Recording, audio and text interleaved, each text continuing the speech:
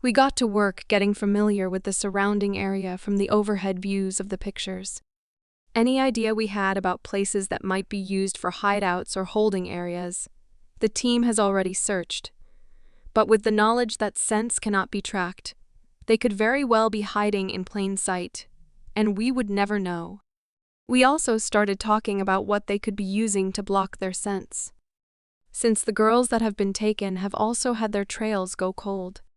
It is more than likely the work of a powerful witch, or, according to George, most likely a coven of witches working together. But no one has heard of a spell like that. That is where the other two in the group come in. Alyssa and William have been contacting and working with covens near us to try and figure out what is working against our sense of smell. They have both been gone for the last month studying and learning. William took the more treacherous route, going northeast nearest to the Canadian border and most likely where the rogues are. Alyssa took the western part of the state where a large coven is. These witches have almost completely immersed themselves into the human cities and towns in the area. They have a really good handle on intermixing and keeping their existence a secret. They also have some of the most powerful leaders and elders that our group has found. Everything I have ever heard about the different species is that none of us get along, so we never work together or socialize in any way. But it seems like at least some of us can intermix without a problem. I'm sure everything I have heard is from idiots, like my dad, who have been taught their species is the best and only species that should be around. Your standard run-of-the-mill racism doing its job to spread hate. My dad also can't stand that I am a female and want to be a warrior, not a breeding machine. So I shouldn't be surprised with other types of discrimination. I have never had any interactions with species other than werewolves, so I can't say whose opinions are right or better or whatever. But I do know that there are several werewolves that I love and many I hate. So I'm sure it would be the same with anyone else. Alyssa and William are currently working to find what type of spell, or more likely potion, is being used to mask not only the rogue's personal scent, but also the scent of their victim. They are both getting help from different coven leaders, but witches keep their information close and don't like to share with outsiders. Getting into their inner circles to even ask about things like that is hard and takes time, which is why everyone here is so agitated. They can't do anything until we have more information and something to work with. Warriors don't do well with downtime of any kind. Now that you have an idea of what we have been working on for the last 8 months, this is where you both come in. George starts. We are going to take you into the cities where the most activity has been, the most kidnappings. Warrior Osistan takes over. Clearly they are looking for a female, but there isn't a pattern of what they are looking for specifically. So we are working under the assumption that they just need women. We have looked into each female that has been reported missing. There is always a possibility that the female is being used to control or blackmail her mate or family if they are high-ranking, but they are of all different ranks and backgrounds. No connections that we can see yet. George jumps in again. The problem is that we don't think all of the women that have gone missing have been reported. Many times high-ranking wolves will work in-house because enemies will use that distraction to attack. Nicholas scoffs. Is it just Alpha King Reggie's kingdom that is being attacked? Are other kings having the same problem? Have all the attacks happened in Royal Pack territory? Mina fires off questions. It's almost like we can read each other's thoughts. Although when I remember that I can actually mind link, maybe I have been feeding my own exact same questions to her through it. That's the thing. We all have attacks and people trying to overthrow their king for whatever reason. But this seems to be directed specifically at us. So we have to assume it is directed towards Alpha King Reggie. George says, looking worried for the first time since we entered the room. For the next couple of weeks, we will get you brought up to speed with all of our intel. As much as it seems like we don't know anything, we have made some progress. It's really the location of the rogues and their captives that we can't seem to get. Any rogues we capture die before we can question them. Another thing, we need to figure out how they are doing because it's not any form of suicide that we can tell. Osiston says, leaning forward in his chair. You will still do your school days as normal. Your training will happen here with us unless you are out on recon missions. We travel at night and you will travel by vehicle to keep your sense hidden as much as possible. Why do we need to keep it hidden that we are here? I ask. As far as I can tell, we aren't off Royal Pack territory, so it shouldn't matter. This location is a black site.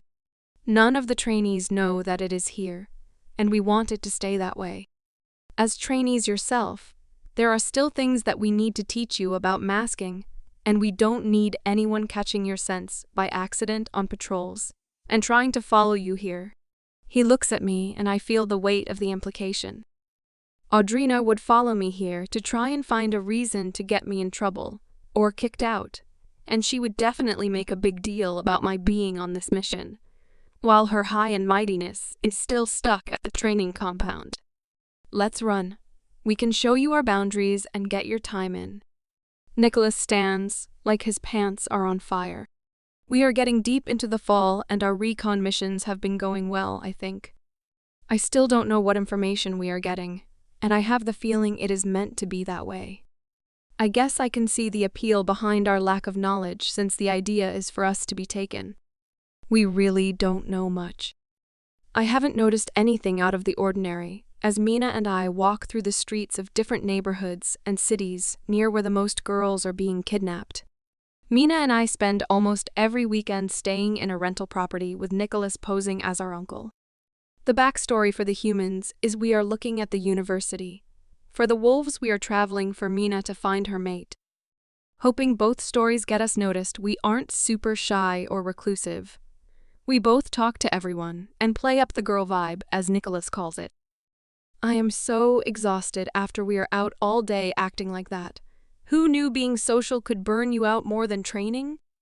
But it is working to get us noticed, and I am being pushed, no thrown, out of my comfort zone acting like this and wearing trendy clothes, going to restaurants, shops, and other heavily attended areas around Orono, which is the closest city to the University of Maine campus.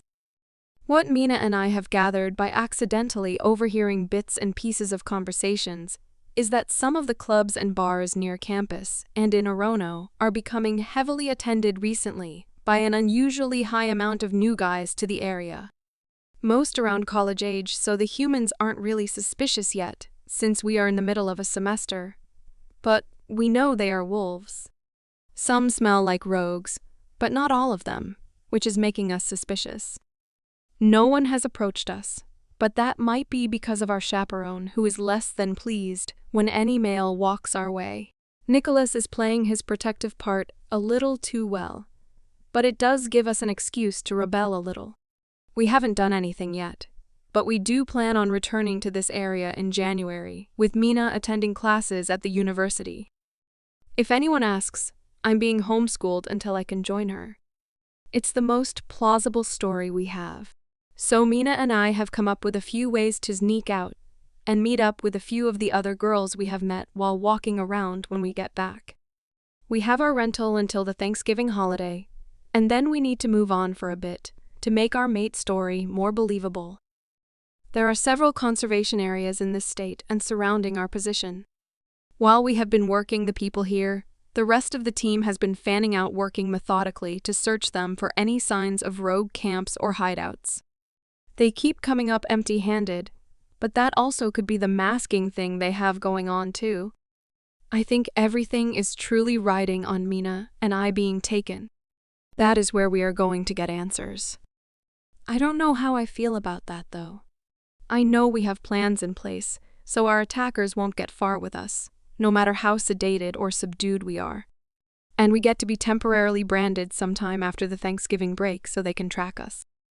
Since Mina will be 18 soon, I think whoever is holding up the branding process was waiting and hoping for her to find her mate, which would effectively put a stop to this part of the operation, since no one in their right mind would let me out alone for this.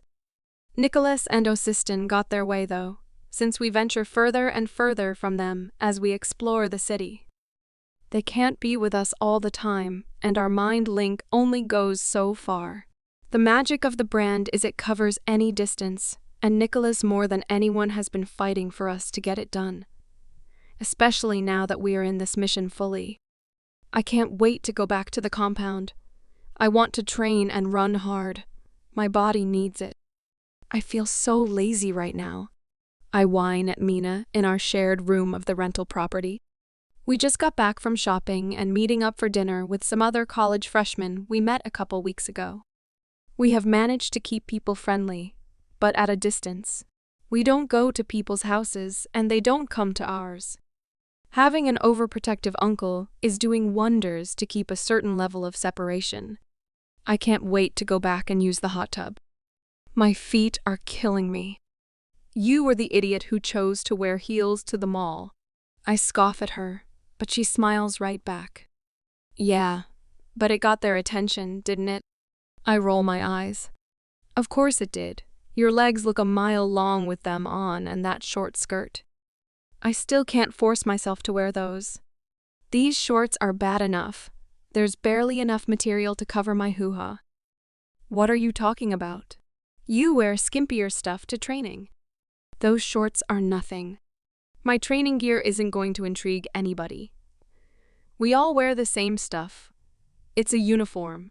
This stuff we wear to the mall and everywhere else is a choice I would not normally make on my own. Yeah, but you have to admit, they look good on you. You have this tiny, totally ripped body that you only show off during training. You really need to show it off more. You work too hard to hide it under the baggy crap you like to lounge in. Have your boys seen you in normal clothes? She air quotes at me. They have seen me in lots of stuff.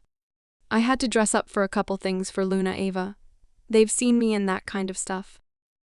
But they haven't seen you recently, have they? I mean, you haven't had the chance to message them while we have been on assignment. And I know you only sent the one letter after they all wrote you separately. You have put on some weight and gotten more definition since I met you. I'm sure you will look completely different to them. She waggles her eyebrows at me.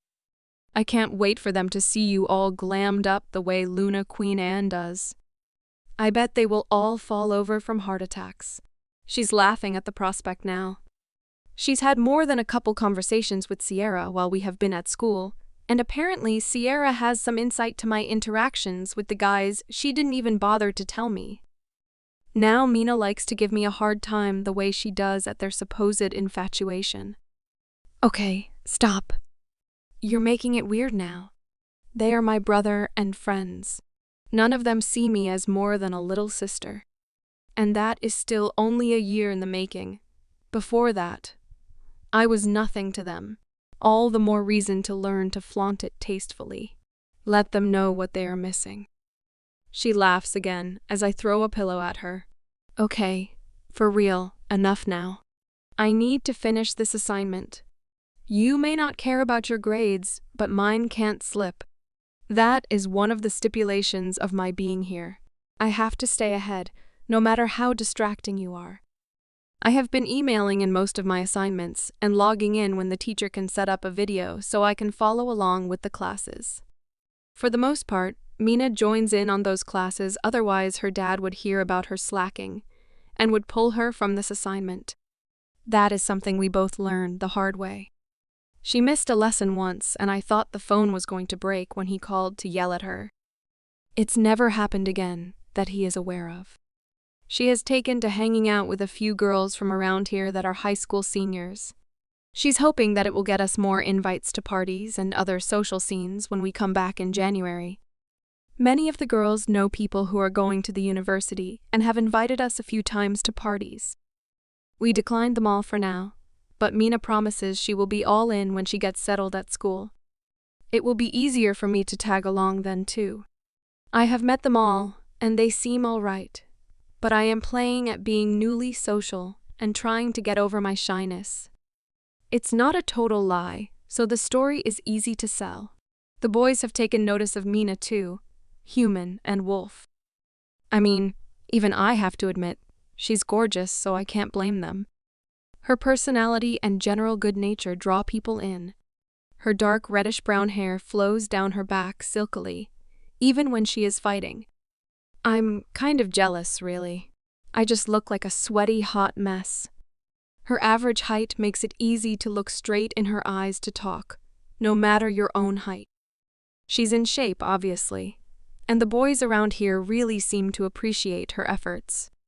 Sky. Mina jumps off her bed. Beth just messaged me and said that her brother told her that his best friend's cousin is on the football team, and they are planning a party after we all get back. They have a bye week and will be free the first weekend after classes start. I understood I week and all of that. Mina's speaking girl is like trying to understand German sometimes. Basically, in your language, there's a football party when they all get back from the winter break. And she told me, so we can plan on being here in time to go. That's all that you need to know. Oh, and plan on wearing a skirt and doing your hair. I wish we could call Sierra in on this. She's so much better at getting you to do the girly stuff than I am. She throws out as an afterthought, probably based on the look on my face. I will wear anything Luna Ann asks me to. She's the queen and image matters with all of the things she does. Sierra has become an extension of Luna Ann's fashion arm, and she has dressed me for the few meetings and tours in the pack that I have done with the Luna Queen. I have just learned not to fight against Sierra. She started recruiting Xander and Oscar to literally hold me down while she dressed me like a child. No matter how much I flailed, she still got it on me. I gave up that fight afterwards and just asked her to make sure I can wear some type of shorts under the dress, and I can be comfortable in the shoes. When are we supposed to leave again? I know Mina knows this. She's been asking every day for a week. Something about going back to the compound has her antsy and itching to make the time go faster. The lease on our rental is up in 2 weeks. We really should start packing the non-essentials, so we are ready when Nicholas is. The weather is starting to turn, and I don't want to be stuck here. I want to get back so the elders can do the branding ceremony the way they want to with all the pomp and circumstance. I swear they just like being the center of attention, and all these stupid ceremonies give each and every on E of them a job that puts them in the spotlight for their 15 seconds. She laughs at me as she settles back on her bed. You're not wrong on all accounts. Do you think that we will get to spend some time with Xander and Oscar when we get back? I feel like it has been forever since we have all hung out. They probably don't trust the 4 of us together anymore after last time. That was all Oscar. He was the one who decided we needed candles for movie night. The rest of us didn't set the movie theater on fire. It was sweet.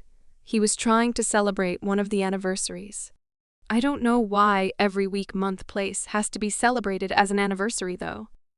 It seems like a lot of headache and makes the long-term ones less exciting when you do hit the big milestones. I have no idea what any of that is like. I never really dated anyone long enough to hit an anniversary worth celebrating. She shrugs. Really? You strike me as the person who had guys following you around like little pups? You are gorgeous and look like a model. I'm sure plenty of guys tried to date you. It wasn't for a lack of trying. My dad is big on mates. And while he didn't stop me from dating, he also made it really clear that my mate is out there, and it won't be fair to someone else if I am monopolizing a person who might not belong with me. So I kept it casual, and I was honest with them all. She shrugs again, lost in thought. I do think we probably have some kind of 6th sense about our mate, though, because I was not interested in any guy for very long romantically. I did learn some fascinating things, though. She waggles her eyebrows, and I can only imagine what types of things she learned. Oh, yeah? Like what? You enjoy being on top? I threw a pillow at her, completely joking. Absolutely. It is the best ride. And they don't have to do a lot of work, so it's hard to screw it up. My jaw drops. She's never been this candid before. I just blush and look at her. I have no response to that at all. Just watching her interact with all of the people we have come into contact with has been educational, But there really isn't a way to tell people I've never even held a boy's hand before that isn't embarrassing. Since we're on the subject, what is your favorite position? She tilts her head and has this mischievous smile on her face, like she was reading my mind and wants me to admit it out loud. I play with my fingers. I don't want to lie to her and end up in a position where I would have to prove anything. But I really don't want to tell her the truth either. Come on. You don't strike me as the sleep-around type. It's okay if your experience is minimal. There's nothing wrong with slowly easing into the SX stuff. She moves to sit by me on the bed. I don't have one. I look anywhere but at her and hope that she just reads between the lines and drops the topic. I can feel my face heating up. There isn't a lot that makes me blush, but this is one of those things that does, I guess. So, you're a virgin. That's fine. I was until last year, but I decided that I wanted to know a few things before I found my mate. You know, just in case he's new at it too, then the SX won't be boring. She shrugs it off, and I guess that does make some sense. Most guys don't see a problem with practicing. My brother and his friends are well versed in entertaining in the bedroom, if the sounds coming from my brother's room and the rumors about the others are to be believed. My brother tried to explain it to me last year that their wolves, especially high-ranking wolves, almost require the release and the need to procreate. His words, not mine, 'cause it sounds like a SX ed lesson. Gets more intense as they get closer to their 18th birthday. I got a full detailed overview of the fact that even though wolves can't get or spread STDs, Alpha Lucas drilled into them to wrap it up every time, because no one wants to be a parent that young, and there are some girls who will try and trap a ranked wolf by getting pregnant. Especially in Alpha and Beta, but all the guys are at risk for gold diggers. I'm not just a virgin. I have no experience when it comes to that stuff, like at all. I told you the guys really didn't pay any attention to me until last year, and before that, having even a female friend was not a thing. No way. I've seen Xander with you. He kisses you on the head all the time and holds your hand. I figured there was something there before he found Oscar, and because you are such an understanding person, you let him be once he found his first mate and is on the lookout for their female. No. We are just friends, and all of that is show for the stupid girls who can't take a hint that he doesn't want them throwing themselves at him. I roll my eyes. The twins have held my hands and they all kiss me on the head, but I'm like everyone's little sister, nothing more. I shrug. Now that she's talking about it, I feel like I should be practicing somehow, so I'm not a disappointment to my mate when I find him. I don't want to be rejected because I can't please him, but I also don't want to be rejected because I didn't save myself for him. I drop my head into my hands. This is so confusing. What am I supposed to do? The thought of being with anyone that's not my mate makes me sick to my stomach. But what if he doesn't want me because I don't have any idea what I'm doing? I let out a little whiny noise. Or what if he doesn't want me because I have done anything that wasn't with him? I don't want to be rejected. I can feel my panic start to rise. My chest is tightening, and my breathing is getting quicker. Sky, relax. First, I can guarantee that no guy in the history of guys has ever had any of those thoughts. They think with their DAK first. Using being a male and needing to release tension or energy or whatever it is as the excuse. If your mate didn't save himself for you, then he can't say anything about you doing the exact same thing. Now breathe. If it feels wrong, then it's wrong. If it feels right, then go for it. She shrugs like it's that easy. So this is what you are going to do. Keep being your own fabulous self and listen to your gut and your wolf. You have great instincts. Now, go finish our homework so we can get packing. I can't wait to get back to the compound and get our brands so we can do more on this mission. I get why George and William are getting antsy. This part is taking forever, and the only thing we know is that there is a large population of wolves here. She hops off my bed and heads for the bathroom, coming out 10 minutes later, ready for bed, but typing furiously on her phone, lost in concentration. "Who are you texting so aggressively with?" I laugh as she startles out of her thoughts. "I'm trying to get the names of those 2 guys that came over to talk to us at dinner tonight." I don't remember since I was paying more attention to Beth's boyfriend talking about the campus. But Ellie said they are students too, and one of them was asking about us, like together. She grimaces, then rolls her eyes. Like, "You are hot, and I can appreciate all that you have going on, but I just don't swing like that." She giggles at me, but I was so focused on the conversation I was having that I didn't catch what else was going on. She smacks herself in the forehead. "This is why we need more training, but I guess mistakes on the fly are what we are going to get." "Max and Eli," I say, not looking up from my computer. "What? Max and Eli are the names you're looking for?"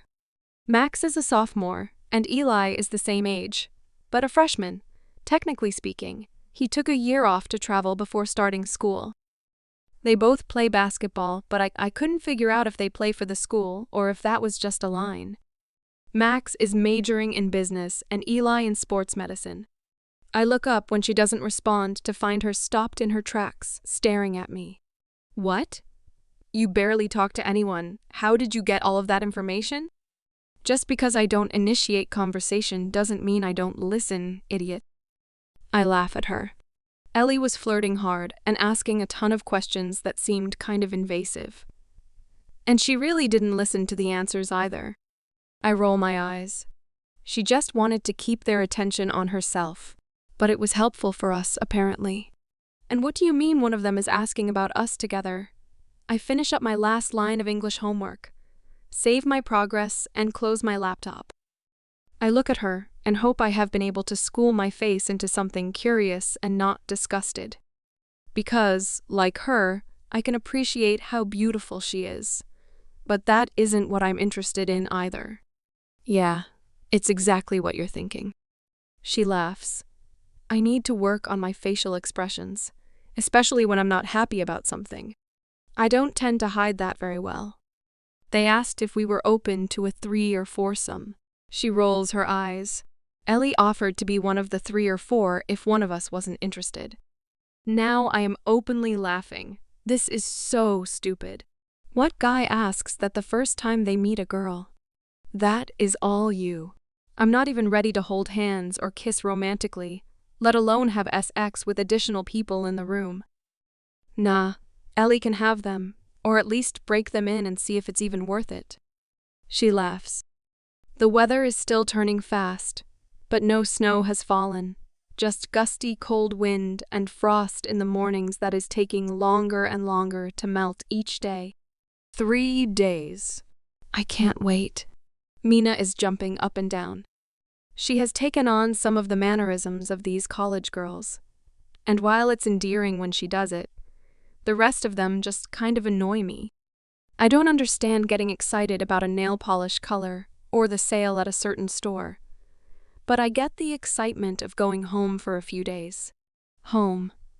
That is such a weird thing to think about because the compound is home to me. The castle is home to me. If I really think about it, the Blue Crescent Packhouse is home, sort of. I don't know if it will feel the same if or when I go back, though. I have changed a lot being with the Warriors, and it hasn't even been a year yet. I miss Lillian, Wyatt, and Nathaniel. They took me in without question, and honestly, very little information. Everyone else seems to be an open book, but they all understand that I have my reasons for keeping details to myself. They all know the condensed story of how I got the scars on my back. Even Mina has asked, since they always seem to be on display whenever Luna Ann and Sierra dress me. And they know I was attacked and drugged before coming here. These friends don't see me as weak, though. They see me as a survivor, and I have started to believe them. It makes me feel lighter, better, bigger, somehow, in my tiny 5-foot-tall self. Just as I finish the thought, the front door to our little rental bursts open with Nicholas covered in snow. "What the hell?" Mina shouts. "Some kind of nor'easter. I've been sensing snow for days. But I didn't expect anything like this, Nicholas says, shaking out his hair and untying his boots. The rest of the team is back at camp getting things settled there, ready if the storm moves that far south. I got supplies, but we need to be ready to be stuck for a bit. WHT.NO.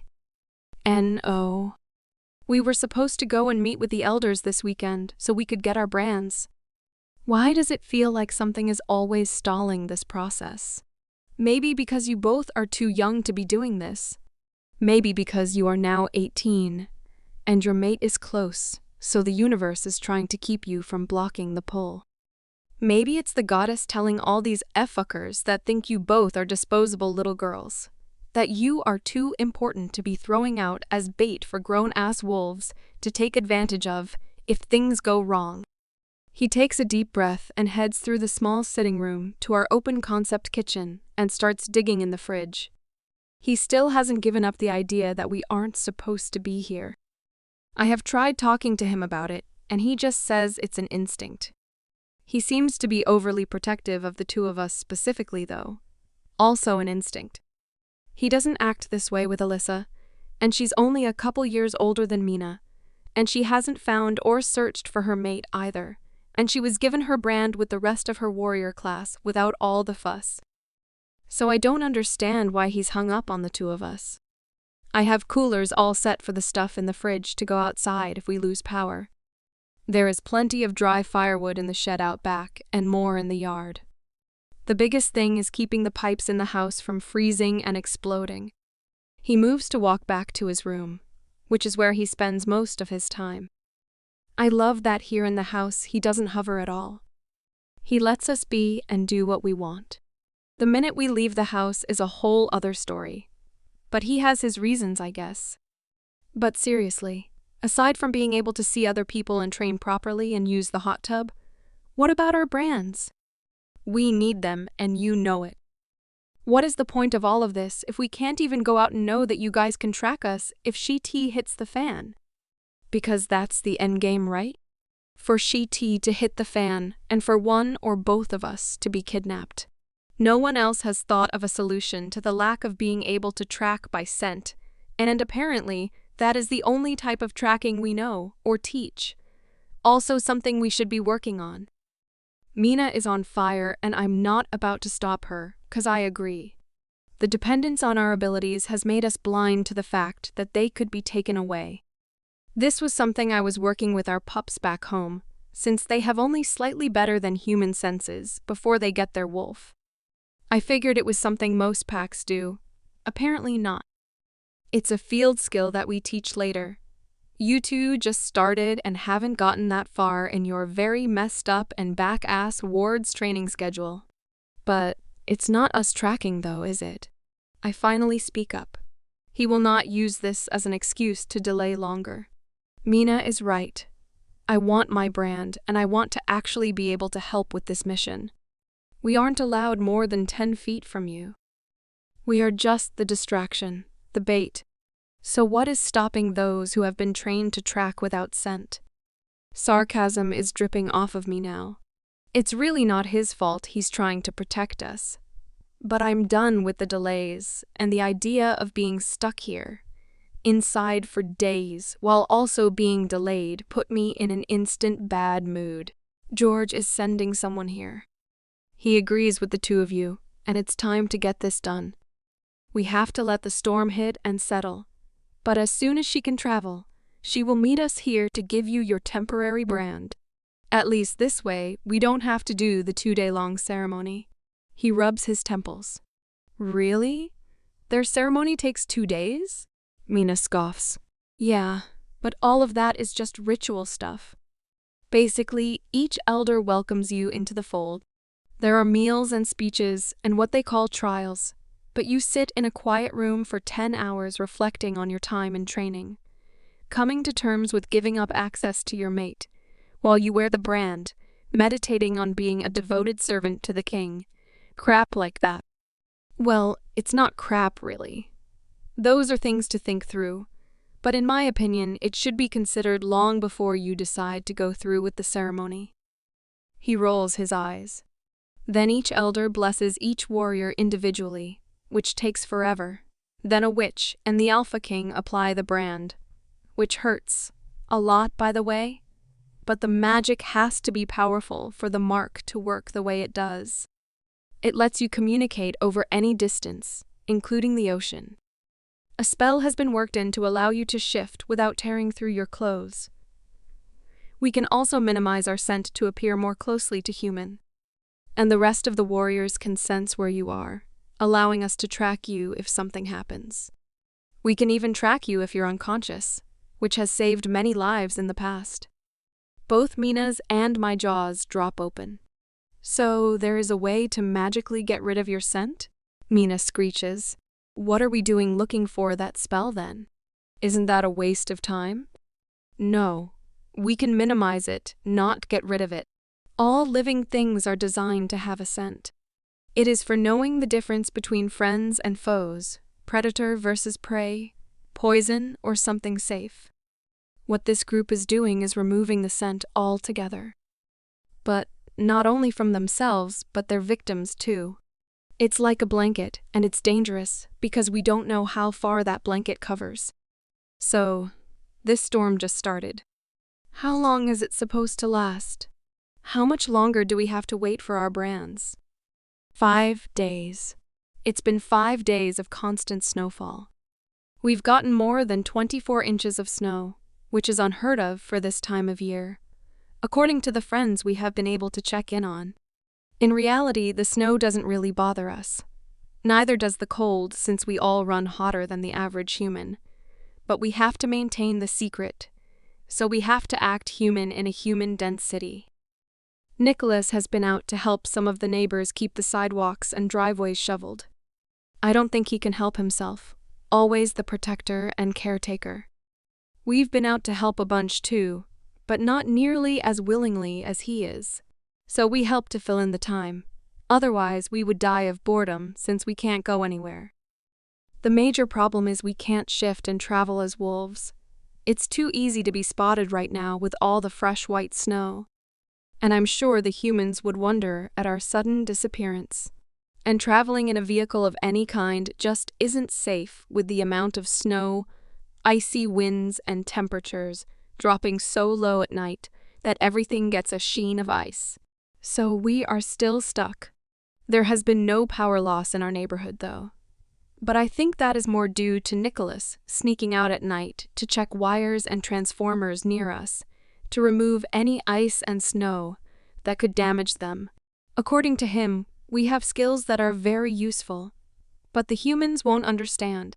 But he is not about to have to rough it for the sake of keeping a secret. We both laughed at his declaration. I guess there had to be something wrong with his perfect persona.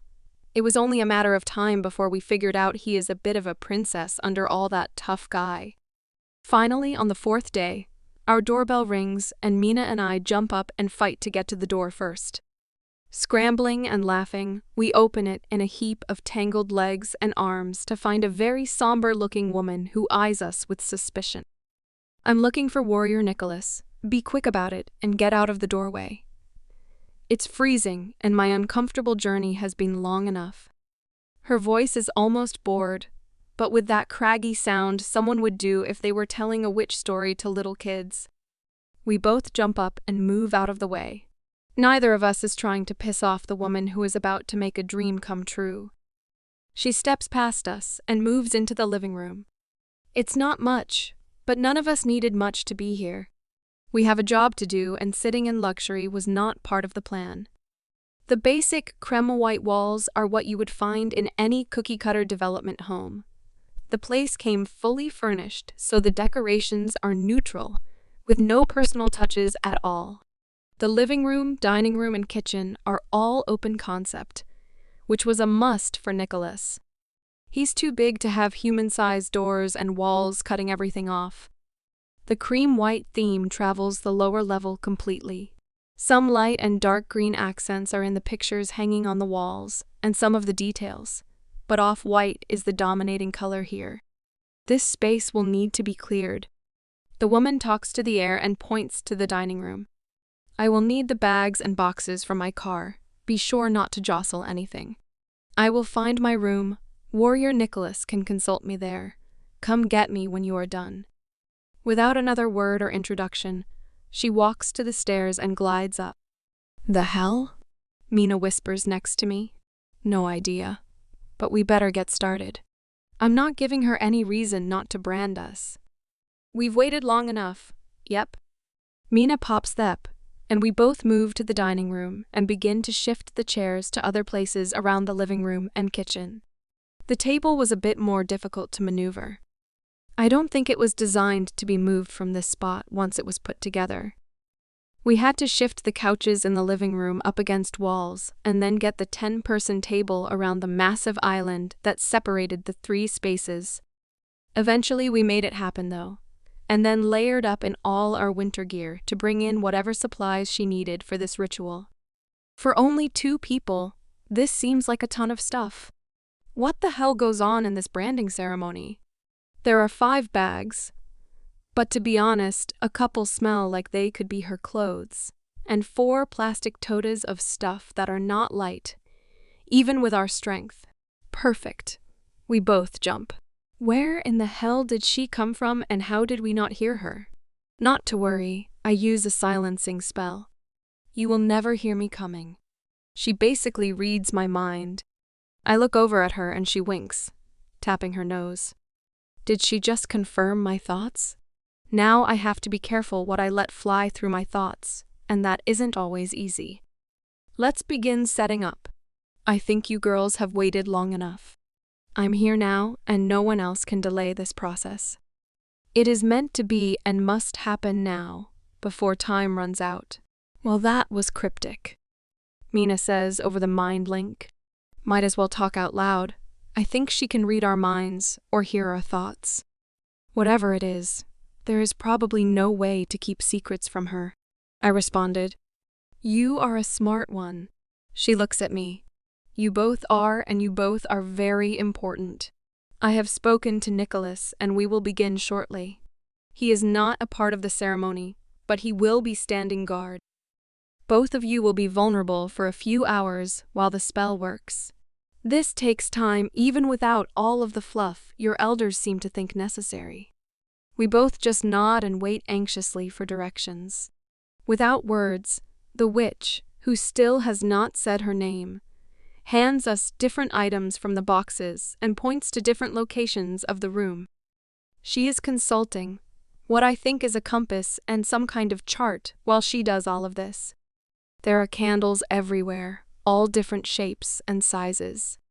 Many of them look handmade and have leaves, flowers, and herbs mixed into the wax. Some look like they have been used many times, others are brand new. We have drawn a large circle onto the wood floor with a white substance that is the consistency of flour or crushed up chalk. I'm not sure. In the center of the circle is a small metal bowl on 3 legs, like a mini fire pit, if the smoke smell coming off of it is an indicator.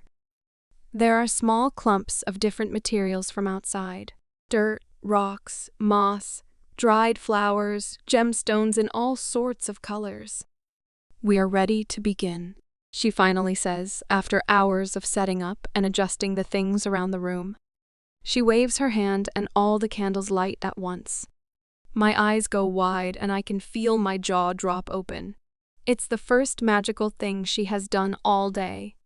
I wonder if she could have set all this up in 10 minutes with magic, instead of the painstaking manual setup we did.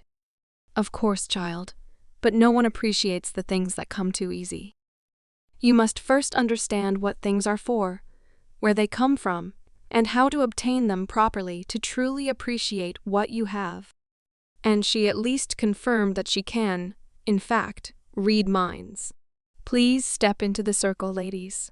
We both step forward, looking at each other, not sure what to expect since this is the most she has said all day.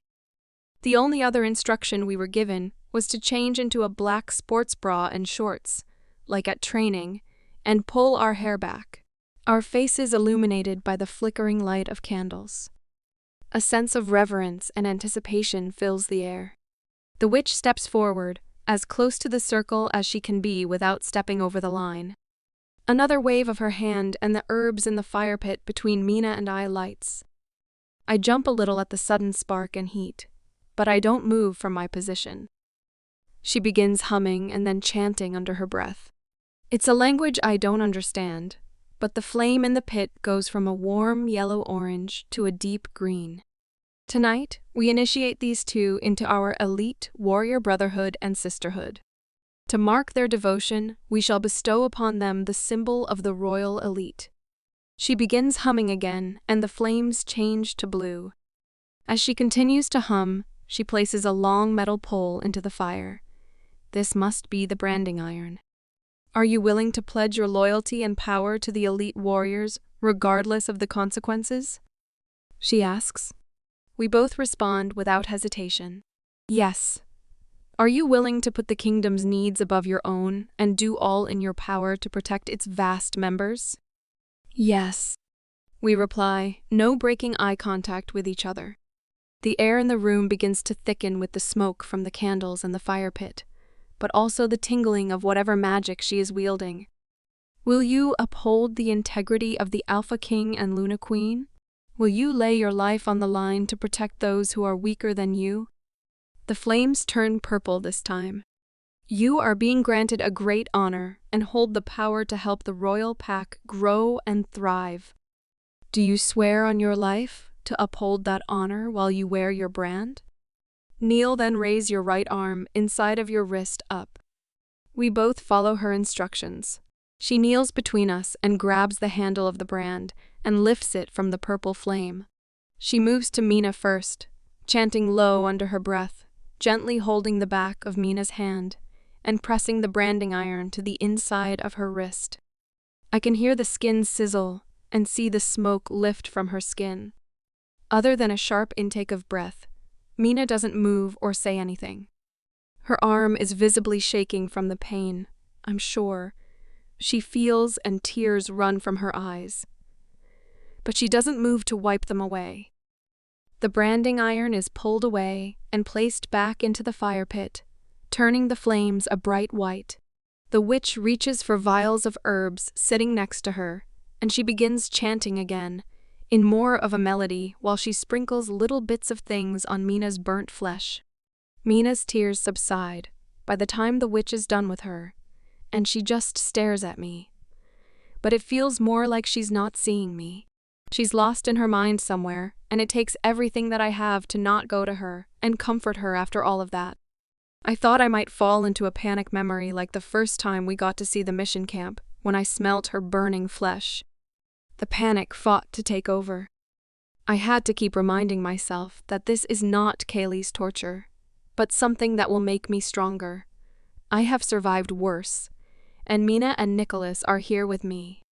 I'm not going through it alone. I take a deep breath and look at the witch, who seems to just be waiting for me to go through my own panic and be ready for her. I blink and nod. She grabs the branding iron from the still white flames and begins chanting and repeating the ceremony she just completed with Mina. This time, the searing pain and the smell of burning flesh pull me into my memory. But I am still conscious enough to keep my body still. But the struggle is real. I hear her soothing voice chanting next to me. But I also hear a voice in my head that isn't my wolf. You are very strong and important. Remember that, little one?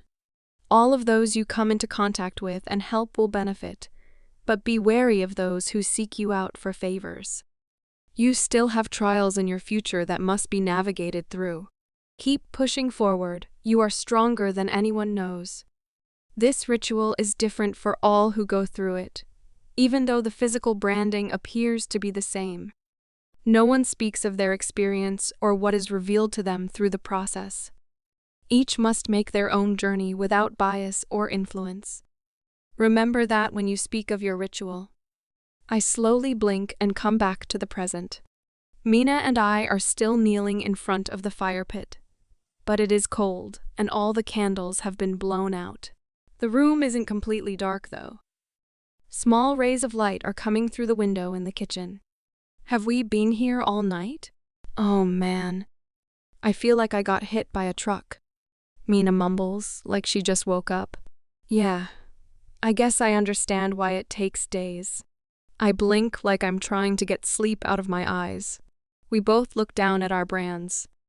It is a simple crescent moon shape with the opening facing towards our elbows.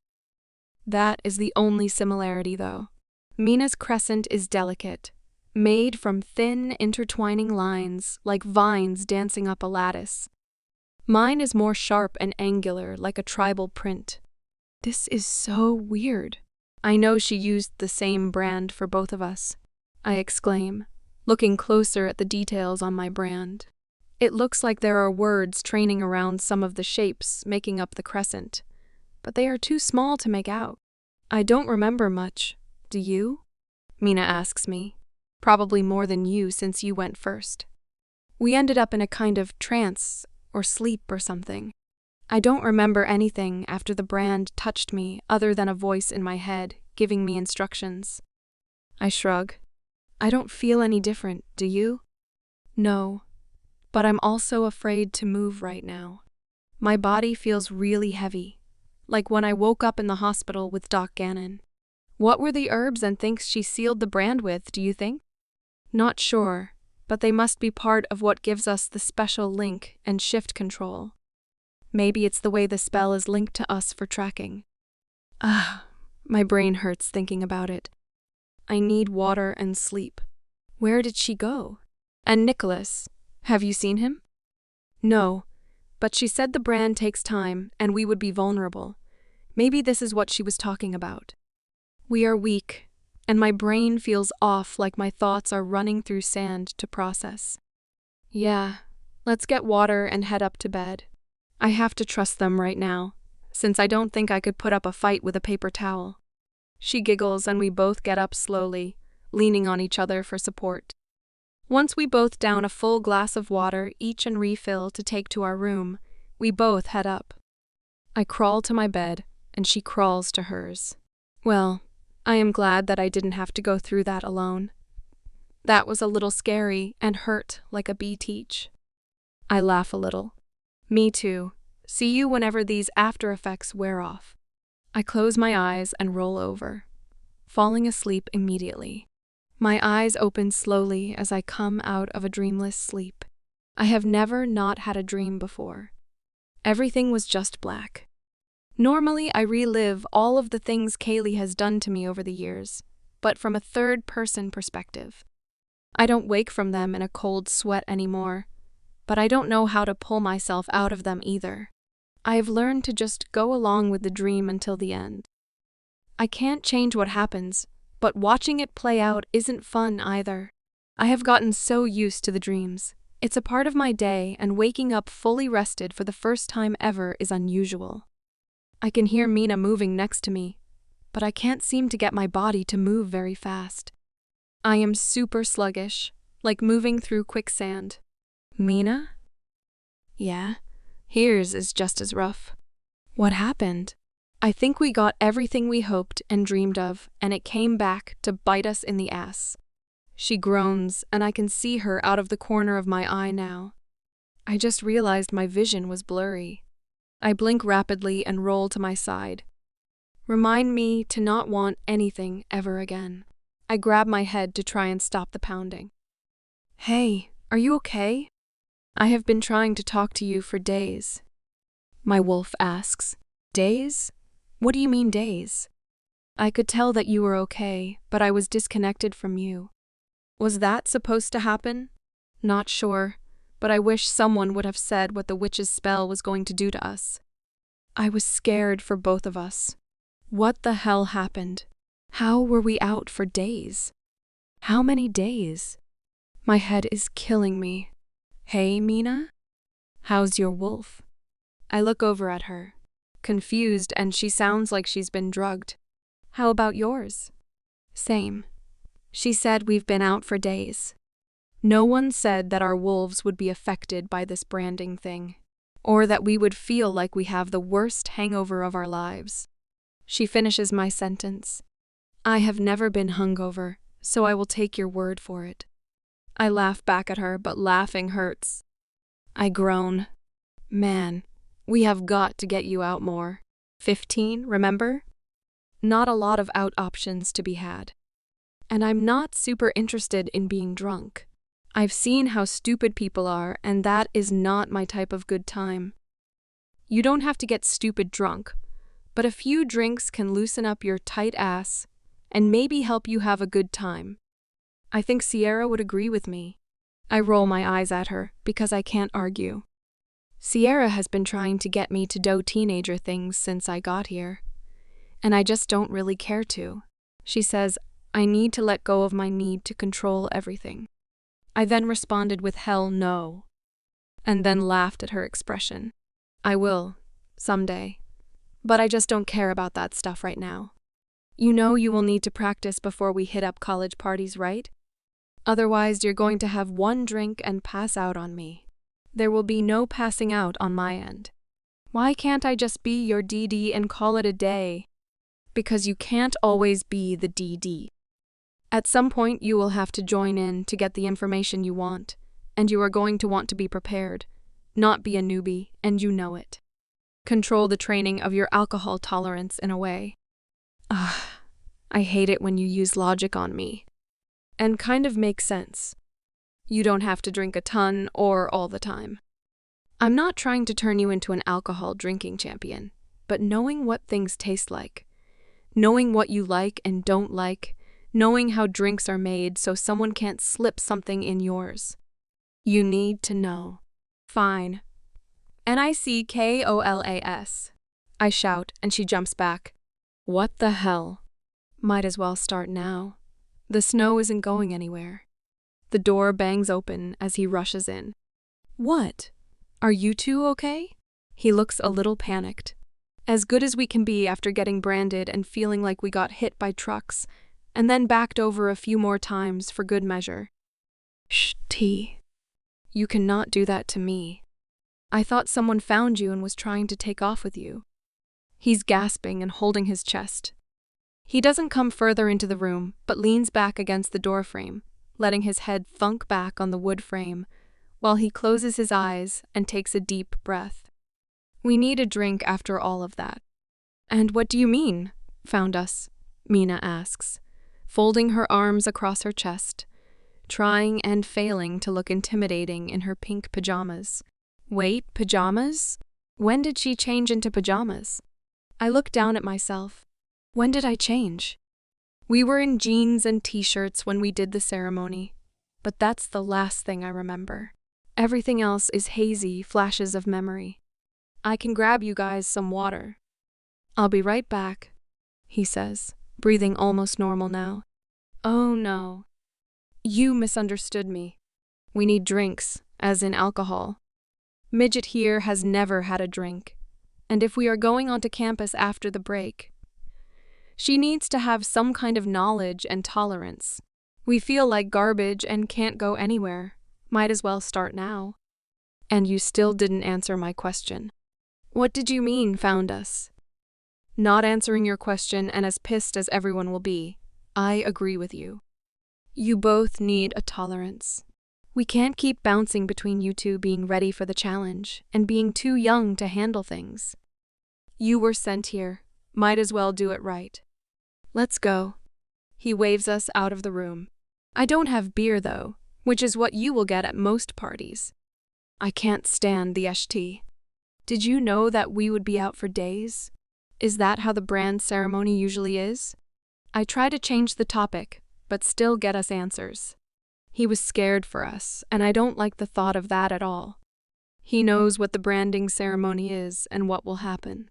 There should have been no reason to worry. Why don't I remember changing my clothes? And how did we get upstairs? That was mostly Gentry. You both managed to get yourselves upstairs, but just enough to fall into bed. She changed you both and tucked you in. That is a little more than my job description calls for. He smiles back at us as we head downstairs. As far as the time, no one is usually out that long. But you both are so young, that might be the reason. I mean, Mina just turned 18, and that's when you're supposed to start the training. And Midge, you're supposed to still be in school, Just figuring out boys and makeup and other girlish tea like that. You were probably a teenager when you were 6. He laughs at his own joke, and I just roll my eyes. He walks to the island and pulls out 2 of the stools. We both take a silent seat and watch as he pulls glasses out of the cabinet, along with an array of other things.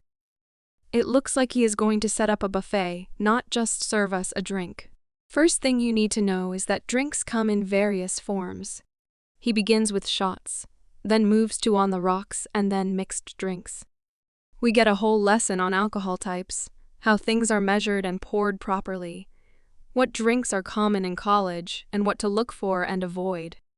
I am completely fascinated by the whole thing. He only has whiskey on hand, but that does the trick, and I can feel the effect of my brain being sluggishly slow and not matching up with what my body is trying to do. He didn't give us more than a small sip of each type of pour. But since I have 0 experience, my body and brain are doing whatever they want. Now, you both need something to eat before you throw up all over the kitchen. He catches me as I start to slide sideways, but can't be bothered to right myself. I don't like this at all. I can't move my body. I just feel floppy. I giggle and can feel my emotions bouncing all over the place. Why would anyone choose this? It's like torture. I feel grumpy again. Mina is next to me, and she has been giggling the whole time. It started with my faces when we first started tasting the whiskey. Then she just never really stopped. For control freaks like you to loosen up a bit. You don't have a choice now. You have to ride the drunk train to get it out of your system. Woo! We need some music. She pops up faster than anyone should be allowed right now and disappears somewhere. Then I hear her pop music blaring from a corner of the living room. Nope, this is stupid and never happening again. I drop my head onto my forearms on the island counter. Just then, my favorite song comes on and I jump out of my seat. Why, yes. My mood is shifting again, and I am vaguely aware that the whiplash will suck later. I run over to Mina and we both start dancing. I have never been much for dancing around. I just don't really know how. But here with Mina and Nicholas, hidden in the house where no one else can see me, I can't bring myself to care at all. I let the music tell my body what to do and could care less about anything around me. I hear a low chuckle from somewhere behind me, and I spin to see who it is. Who else is here watching us? In my haste, I trip over my feet and almost faceplant into the coffee table. Big, strong hands pick me up and help me straighten up. Well, I can see that we are all using our time wisely. I know this voice. Why do I know this voice? It's comforting, like Cameron's, but it doesn't make my tummy tingle the same way. Why does my tummy tingle when Cam talks? I'll have to remember to ask Sierra about that. Or when Dakota held my hand. There are those little pricks of electricity that me and my wolf like. And why do I sleep the best when Oliver is super close? Like my whole body is just safe so I can relax. Sam and my brother give the best hugs, but they don't make the butterflies flap around. But when the twins made me into a sandwich, that was the best sleep. That seems like a silly thing, but a sandwich is not a silly thing. Oh, I gasp, focusing on the guys in front of me. I'm hungry. Nicholas, you said I need to eat. Can you help me make a sandwich? My arms are really heavy and I feel wobbly, but I want to eat. I groan, more laughing. What did you do to her? Nothing, I swear. The branding did not do them any favors. They were out longer than any of us thought. But they are both overtired and bored, and decided that since they are going to embrace the college life when the next semester starts, they need a lesson in alcohol tolerance. We clearly need to practice a bit more, and she's right. She needs to eat. Someone is pushing me back to the island where the little glass I was using still sits. A plate magically appears in front of me. How did he do that? He must know witchcraft too. Witchcraft is so cool. I really should study with Gentry. I wonder where she is. I didn't see when we came down. Why do I feel fuzzy? I say around the most delicious peanut butter and jelly sandwich I have ever had in my life. The alcohol makes your brain work a little slow. And since you've never had any and decided to start on a whim, there really wasn't any way to ease you in. So welcome to being drunk off a couple of whiskey shots. Nicholas laughs at me. You started her on straight whiskey? What were you thinking? The gruff, familiar voice comes from behind me, but it doesn't sound angry. Is he laughing too? Why do you keep laughing? And who else is here? I finish the last of my sandwich, and I feel my body coming back to normal a little bit. I still feel slow, but the minute the food starts to settle in my stomach, the fuzzy, delayed feeling is going away quickly. I don't know how I feel about that. It was like being stuck in my head and having multiple toddlers trying to make decisions for me, but not agreeing on anything. Ooh, I love this song. I turned to see Mina dancing away. Well, I think it's supposed to be dancing. Her limbs are flailing almost to the beat of the music. What's wrong with her? I turned to look at Nicholas and Alpha Reggie. When did he get here? Seriously? That's it? No hangover? No stumbling around? Just hand you some food and you burn the liquor off just like that? I mean, wolves tend to burn through alcohol quickly, but that's nuts for what I gave you. Nicholas looks incredulous. What? What did I do? I look between both of them. I told you she was special. I was curious how this would work for you based on how you metabolize silver. How much did you give her anyway? Alpha Reggie turns from Nicholas to me. A shot on the rocks, and they shared 2 drinks with different kinds of mixers. What do you mean, metabolizes silver? No werewolf metabolizes silver. It hurts like a bee teach, and if we take on too much, we die from it. Nicholas is still baffled and not trying to hide it. The end of November sucks, and the stupid snow doesn't let up at all. And of course, we live near more humans than wolves. So anytime we want to go out, we have to bundle up like our natural body heat is non-existent. And we can't spend more than the necessary amount of time outside. Otherwise, it would look weird to the neighbors. The only light in this tunnel of frost is Nicholas has taken us out every day since the 3 of us spent a lonely, drunken Thanksgiving together. I guess he had several guards surrounding the house that day, so he could take a break, and he indeed took full advantage of the situation. We tried every flavor of vodka he could bring us, and I have decided that whiskey is my sipping slow drink and vodka is the party drink. He did bring us a beer, and I have to agree that Esh tea sucks. The skunky, bitter flavor was awful and made me feel full and bloated. If I can avoid it, I will never drink it again. We have figured out that I metabolize all alcohols the same way. I do get drunk, but the minute I eat something, the sensation is completely gone.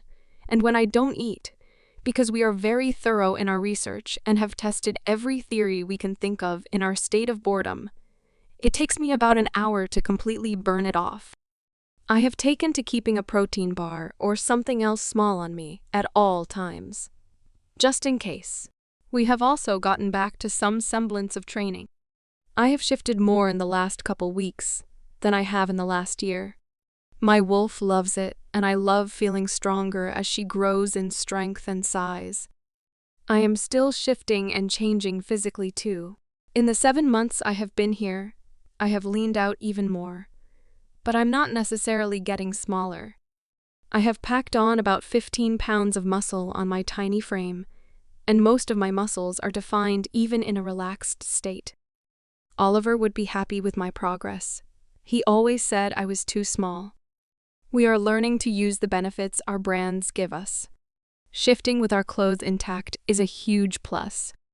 Even though it is part of the magic, we have to concentrate on mentally making the clothes a part of our body. It's basically invoking the spell to work. The first couple of tries were hilarious. One time, Mina ended up with the right half of her clothes hanging from her body, while the left side was in shreds. She was super proud of herself for getting in half, right until she noticed Nicholas' cheeks turn bright red, and he spun away from us so fast, I thought he might fall over. Her bra and underwear were also in the mix of being half there and half not, so her left boob was hanging out for all the world to see. She had to stay in wolf form until Nicholas could get her a change of clothes so she wasn't seen or would freeze her girl bits off. We may run warmer than the average human, but we are still susceptible to the elements. And she does not need to freeze her TTs off. After Mina's debacle, we both carried a couple extra sets of clothes whenever we trained. My efforts were less entertaining, but I still lost more clothes than she did. I seemed to get stuck in the top half or the bottom half of my clothes. I did end up in my underwear and bra once, which led Mina down a whole rabbit hole of me getting new lingerie, because I was not supposed to dress like a grandma when I am a badass warrior. And as soon as we are able, she is taking me shopping with Sierra, and the only thing I'm allowed to buy is undergarments that my mate would appreciate. I had to remind her again that it would be 3 years before I could find my mate, so it shouldn't matter now. Her only response was that I might find a boy here to fool around with and practice on until then. My heart stopped for a second, until she started laughing at me. I'm sure my face was one of total repulsion. Why are you so hung up on saving yourself for your mate? You know none of the guys save themselves for us, right? All the guys we know personally are out frolicking in the sheets with whichever set of legs will spread for them. And you aren't even interested in finding your mate right now anyway. Hence your presence here. She points dramatically at the muddy area surrounding us. I don't know what it is, Mina. Anytime we even talk and joke about me being with just anyone, I physically feel sick. I understand what you're saying, but I just don't think I could really go through with being like that with anyone but my mate. I rub my face with my towel. We are both sparring in a patch of woods behind the new house we found closer to campus. Is that stupid? I look back up at her, really wanting an answer. No. Being with your mate is special. It just seems to really be a sticking point for you.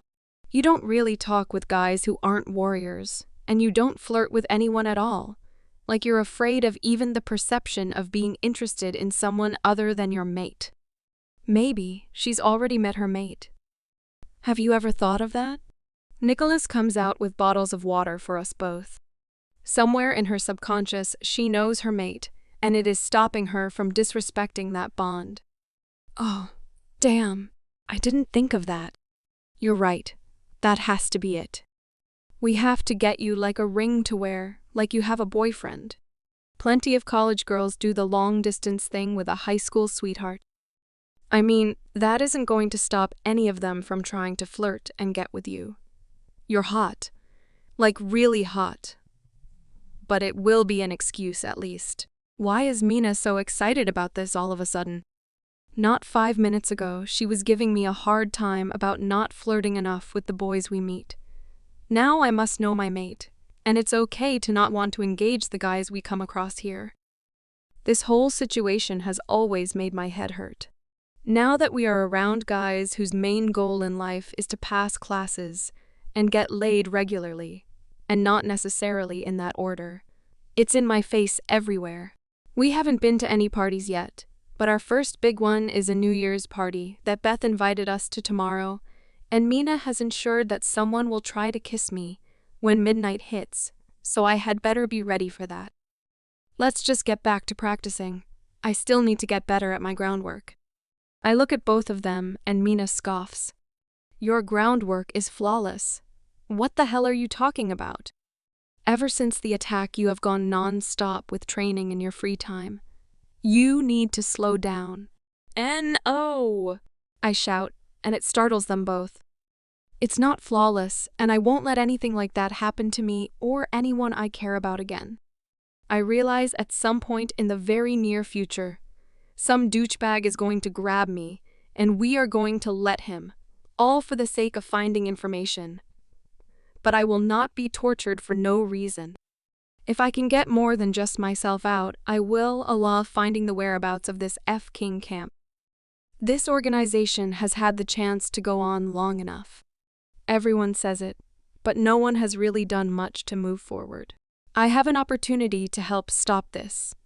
I point to my sports bra-clad back. Or worse, from happening to anyone else. Now are we training, or do I need to go beat on the bag by myself? It's all good, Midge. Take a breath. I can work with you for a little while. Give Mina a break. Nicholas steps towards me, hands raised in a surrendering gesture. He's like Oliver and Sam in so many ways. He knows when I just need to vent physically, and talking about it only makes things worse. He gets that I just need to work through my thoughts with physical motion. Hey, you know we won't let anything happen to you, right? He talks over the mind link, melding his voice with his wolf's. They are both trying to calm us down. You can't guarantee that, and you know it. The point is to get taken, to get inside their compound or camp or whatever it is. We are both still throwing punches, and he is swiping at my legs, trying to knock me down. It doesn't make the sentiment any less. Just like you have a feeling about your mate, I have a feeling about you and Mina. I can't let anything happen to you. We keep grappling, neither of us getting a good move in, but not for lack of trying. I lost track of time, but there is no snow left on the ground surrounding us when Nicholas finally calls us to a stop. We will get these guys, and you both will be a huge part in that. I can feel it. Let's go get some food, and you can finish your high school homework before you get started on helping Mina organize her college classes. The first real party I have ever been to is the most overwhelming, overstimulating, over-sexualized thing I have ever seen. Clearly, the goal is to be the most underdressed in the middle of winter while looking like a porn star, ready to mate with the first jock that comes your way. I know it's more than either of us anticipated when Mina slows her walk up the long, winding sidewalk in front of this stark white mansion that size could rival my pack house. Holy shit, there are a lot of people here. She gasps as she starts walking forward again. The loud music drew us in. How are we supposed to find Beth and all the girls in this chaos? No idea, but I assume everyone is glued to their phones. From what I understand, this is more about being seen and having photos posted of you on social media than anything else. Being here is a privilege. Being able to prove it is harder. She winks at me over her shoulder. It's been a while since she has talked in a strategic tone.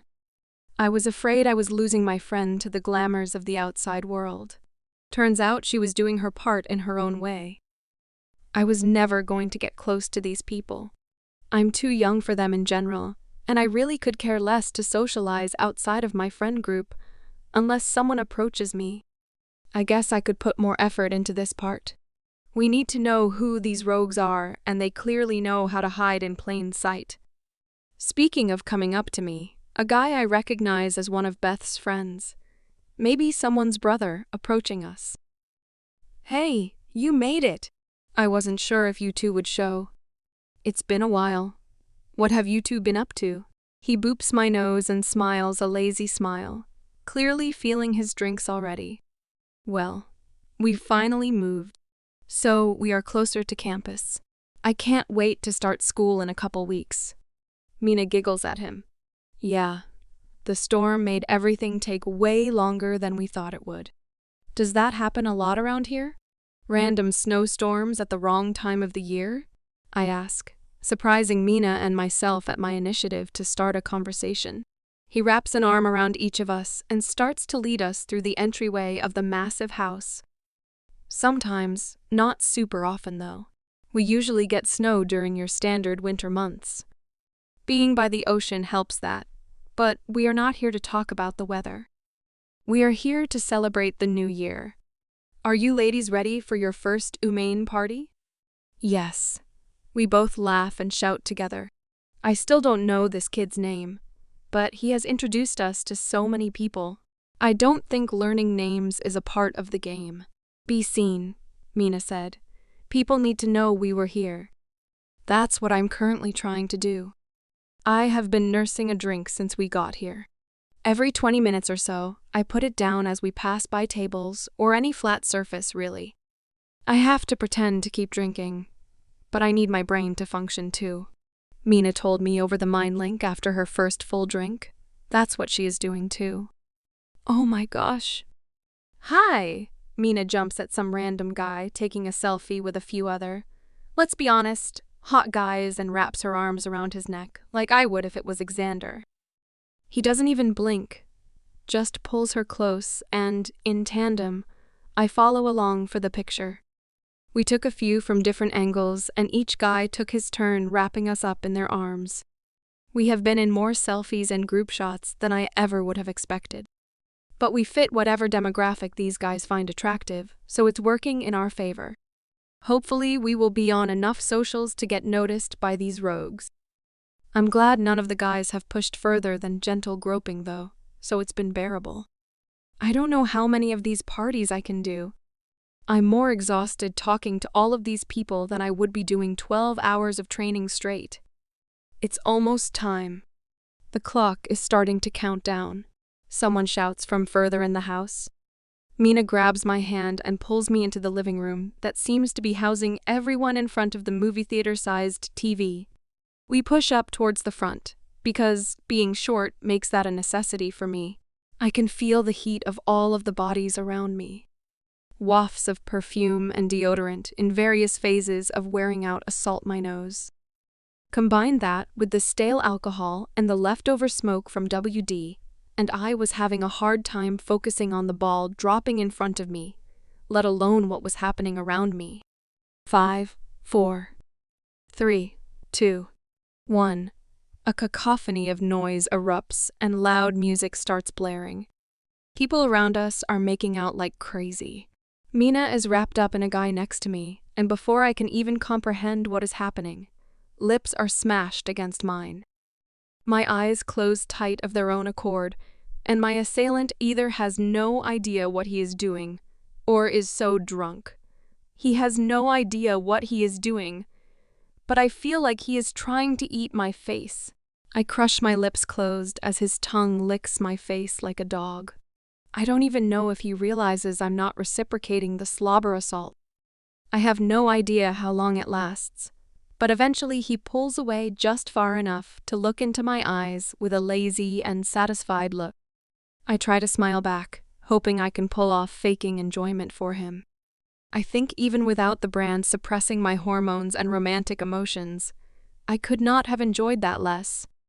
He looks very pleased with himself, so I must have convinced him a little bit. It took me a little bit to untangle myself from him. He even tried to follow me into the bathroom. Apparently whatever I said was code for quickie. And I finally had to reach out to Mina over the mind link to come and rescue me. I thought I was actually going to have to fight him off. Even when I pretended to be more into Mina than him, he thought we should just have a threesome. We finally just turned around and walked away too fast for him to grab my arm and hold me back again. I don't know if any other story will ever top that one. I had to pretend to be a normal human girl with normal human strength, and I found it both funny and annoying. I can't imagine not being able to defend myself when a guy was really trying to harm me. At least this guy seemed nice, just a little overeager, and I didn't want to hurt him. That was a new technique I decided I needed to train. How to put enough force into extracting myself from situations like that, but not do so much damage that anyone would be suspicious of my non-human strength. We didn't get any traction from our New Year's party stunt, but we were noticed on campus. I was able to get a job at the coffee shop on campus, so I had an excuse for being around so often since I was supposed to still be in high school. Mina still hates school, but she is at least exempt from doing double classwork while she is undercover at college. The only thing is I'm helping her do most of her work while still completing my own. A point I being up to Nicholas again this morning? If she is exempt, surely there is a way to do the same for me. Doing both sets of homework is cutting into my training and research time. Gentry gave me several books to look through, so I can help try to find out how the rogues are doing the mass scent masking. I roll my eyes after working through some of Mina's math homework. It's not that she's dumb at all, or can't do the work. But math and science she struggles with, and we can't afford for her to fail classes. All of her other core classes she is flying through. She has also been helping with the masking research. Doc Sylvia sent over all the books she could find about different herbs, salves, plants of any kind that might have been used in history to accomplish the masking that we have found. Unfortunately, it seems like there is some kind of combination of things being used, but every time we present something that theoretically makes sense, Gentry punches holes straight through it. Spells that take days or months to produce, or that would require too much energy from the caster to maintain. Plants and herbs that would need to be grown and brewed, or burned regularly, doesn't seem feasible. There is something we are missing, but we are close. I can feel it. There are more male wolves on campus now, and many smell like rogues. Not all rogues are bad, but most rogues are rogues because they have been cast out of their pack for doing something really bad. Or they are kids of rogues and haven't been accepted into or tried to become a pack member. Some just prefer to be alone, which seems so strange to me. Wolves are pack animals and almost need to be together to survive. But I can't judge anyone. I was a loner inside my pack for most of my life. The problem I have with the situation is that they actually have a scent. I'm not sure if we are being played or if these might not be the guys we are looking for. We continue to go to parties and any big social event on campus. I really enjoy basketball and hockey games. I can at least appreciate the athletes' dedication to their sports. This also makes it easier to socialize at their parties. The guys seem to love a girl who is interested in talking about them and their sports. It makes it way too easy for Mina and I to stroke egos and get information. I've also found the more that I talk, the less I have to actually drink. I can just pretend to take sips and then talk a ton with my hands, effectively sloshing liquid on the floor, like the rest of the girls traipsing through. From talking to people at the coffee shop on campus, I got a job, so I had a reason to hang around so much.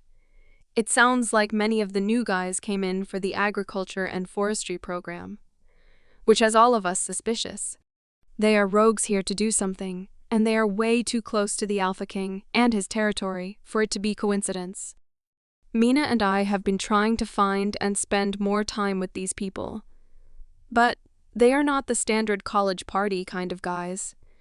So we are having to improvise. I said no. How many other ways do I need to say no before you understand that no actually means no? Nicholas is fuming around the kitchen. It's his turn to cook tonight, and Mina is trying and failing to convince him to let me enroll in the early college program. I can start in late February, and it would be a great cover to get me into the forestry program, and right in with the new rogues. Nicholas, please. This is the only way to start to put the pieces together. I can be right in with them. We are all wolves and will more than likely end up on projects together. It's the perfect reason to hang out since they are not doing the normal college thing. I try to be soft and logical. Don't look at me like that, Skylar. Your cute little pouty face is not going to win this argument. He shuts his eyes and takes in a deep breath. You never call me Skylar. Are you mad that I want to do this? My face falls naturally at the thought that he thinks I might not be able to pull this off. Then I remember he said he has a bad feeling, and his wolf has him convinced Mina and I are important. So I pout a little more to lay it on thick.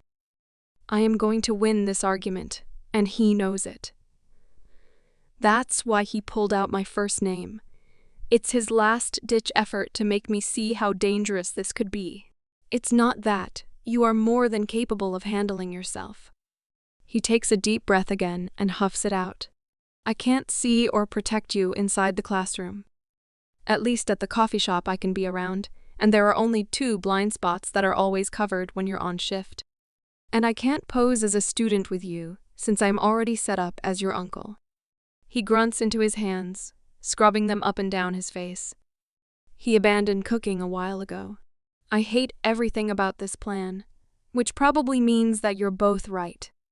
Mina and I both sit in anticipation, hoping he is coming around.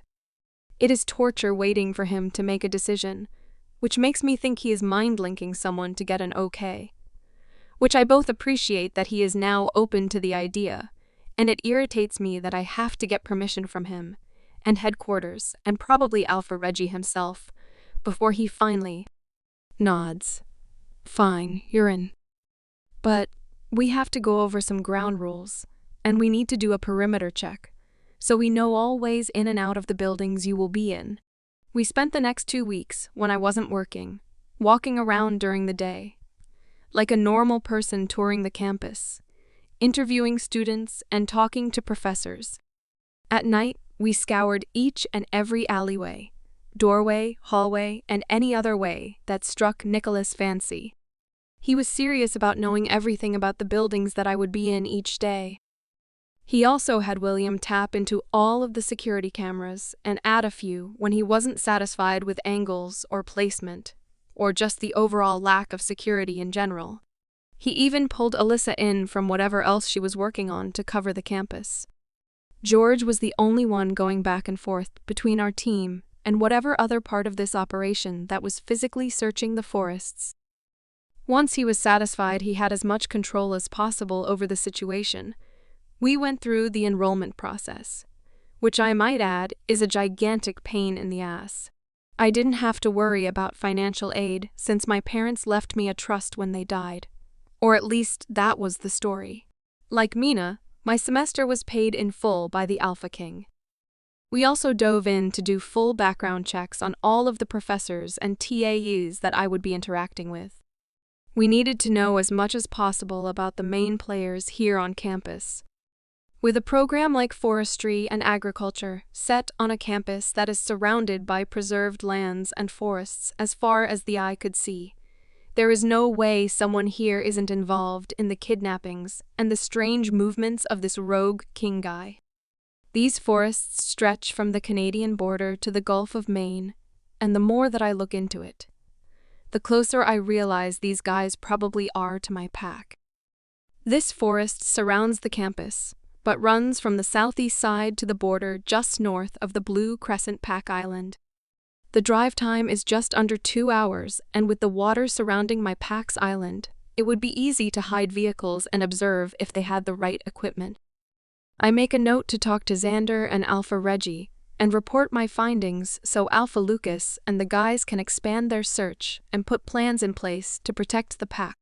There has to be a connection or something we could work with at the very least. I am kind of excited to see how college classes work, since I haven't been on a normal school track in a really long time. When I hit the AT grade, the teachers who weren't under the thumb of Mr. Cunningham, or just smart enough to stay off his radar, made sure I was in the classes that I needed to be in. Well, they actually got me the work and credits for the classes I was meant to be in while appearing to be non-existent and unwanted in the back of the room. By freshman year, as long as I wasn't supposed to be in a class Kaylee was in, I let them move and adjust my schedule as they saw fit. I showed up to all the classes her and I were supposed to be in together to keep her from getting me in more trouble. It did help that I was not the only advanced student, so I had a reason to be in advanced classes, along with several other kids, and more importantly, away from her. I was just able to keep it quiet in which advanced classes I was in, since I didn't talk to anyone ever. I have come to terms with the fact that I am not normal. My history isn't that of a normal teenage girl. My education is definitely not normal. My upbringing was one of neglect and abuse. But here, now I realize that I wouldn't be on this journey and be able to help the way that I have been without all of that. I can't say I'm thankful for the experiences. No one could be thankful for that. I am thankful for the few people who did see me and recognize my struggle, but didn't treat me like a victim that was fragile and broken. I was recognized as someone who needed a little help, and for someone to give AST. All right, there have been movements in the wildlife refuge just northeast of the campus. William has cameras and motion detectors there, and we caught a pattern of movement over the last 3 days. Nicholas starts talking the minute Mina and I walk into the kitchen, wanting to grab a quick bite before heading to a 7 a.m. class. What do you mean, movements?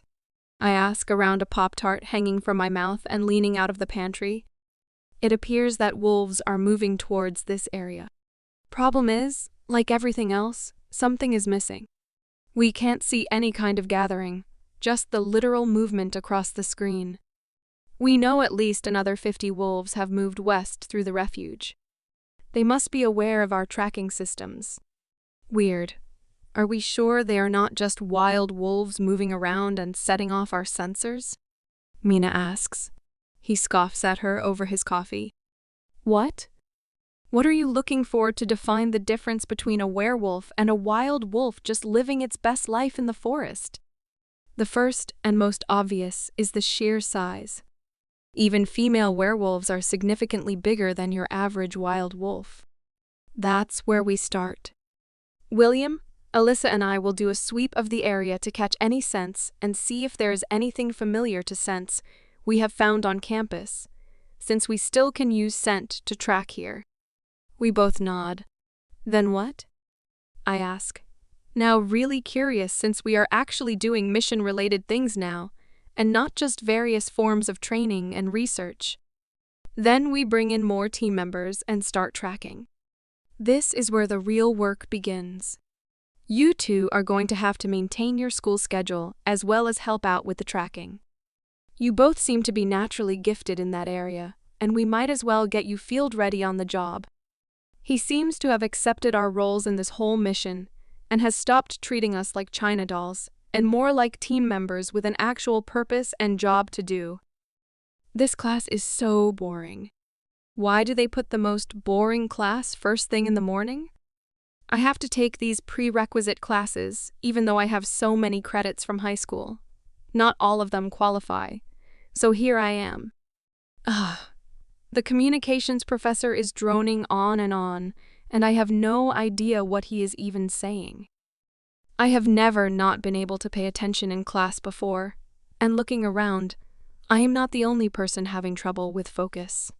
The almost full class is mostly freshmen here for the same reason as me. It's required. I'm jealous of Mina. She already has a few college credits, so she doesn't have to suffer here with me. We decided, since she enrolled in the parks, Reese and tourism program, that I should do the forest ecology track. That way several of our classes will overlap, but we can canvass more people this way. We both lucked out and were able to get into some of our program classes, which puts us in close contact with many of the new wolves that have been coming into the territory recently. And there are a lot of wolves in our classes. I guess it makes sense though. Not all wolves have their jobs decided like the alphas and other leaders, and we always need people in jobs and places that can help protect us from humans and other species. I have noticed that the wolves tend to corral together in my classes and tend to look like your average muscle-bound athlete, even the women. The humans, for the most part, give us a wide berth. It appears like your usual high school separation of groups, but I know it's the human's natural nature to stay as far away from a major predator. Although I have never heard of a pack member harming a human for sport, or more disgustingly, food. I don't know about rogue wolves. It's possible they would do anything to survive, and based on what I've seen from this rogue king, some of them don't have any problem harming what or whoever is in their way. My afternoon ecology class goes straight outside for our first lesson. By the smell and look of my professor, this is where he spends most of his time and would rather be. He handed out the syllabus and basically said if we couldn't figure that out on our own, we should find another program to be a part of, and then brought us for a tour of the area we would be using for our projects and research this year. Nicholas, we're headed outside to tour part of the facility. Is there anything you want to know? I'll try to work it into the conversation. We want to know about the wildlife. Does it come onto the property regularly? How often will you come into contact? Things like that. Let's see if the school has noticed a change in the wolf population. And keep an eye on the rogues while you ask. Find the most fidgety one so we can keep an eye on them. On it. This class was my favorite so far. The professor talks to us like we are peers, not just students, and his no-nonsense approach to teaching is near and dear to my heart. The area we have for research is on about 25 acres. Some of it is forested and some is a prairie that has been allowed to grow wild with tall grasses that are yellow now, but still standing strong after the harsh portion of winter. There are longer stalks that are probably the remnants of wildflowers. I bet this place is beautiful in full bloom. There are trails beaten into the grass where people walk to maintain the integrity of the land. I can feel my whole body relax just being out here. It's amazing. Professor Chance? I call walking up to him as he leads us around a fenced area marked for another class. Does the school restrict the wildlife that comes through here? Or should we be prepared to come into contact with some animals? Are you afraid, miss? He looks over his shoulder at me with the question. Macon. Skylar Macon, sir. And no, I'm not, sir. Just curious. Sir, that makes me sound old? You a military kid or something? He is definitely not old. Maybe Alpha Lucas age. Old enough that he could have teenage or older kids, but aged well and in shape from the outdoor work he does. His sandy blonde hair is short on the top and sides, a simple cut to fit his outdoor lifestyle. He's not quite 6 feet tall, but still significantly taller than me, like everyone else. Something like that. I smile at the idea. Well, Miss McCain, we will more than likely come into contact with our wild friends, but this area is so heavily used that most stay away. Just based on scent. He gives me a serious look, like he is communicating more with his eyes than his words. Out of self-preservation, most animals will stay away from areas that smell like humans or larger predators, unless they are diseased or starving and have no other choice of survival. What types of animals will we see here? Big ones, I mean. I figure we will see little critters all the time. There are moose and black bear, some mountain lions and lynx, but they stay away from the campus for the most part. Our largest population is wolves, and they have been here long enough that some have become curious about the humans on campus. Especially after a winter like the one we just had. Their food supply is low and they are hungry. But we haven't had a recorded attack in years. Yeah. Not having a recorded attack is very different from not having an attack at all. I think to myself and my wolf. And why does he look so pleased with himself? Because he's hiding something. I can feel it. But he's human. Do you think he's one of the ones that knows about shifters? Maybe. I mean, working in this field, he's bound to come across us. I can't put my finger on it. I don't trust him.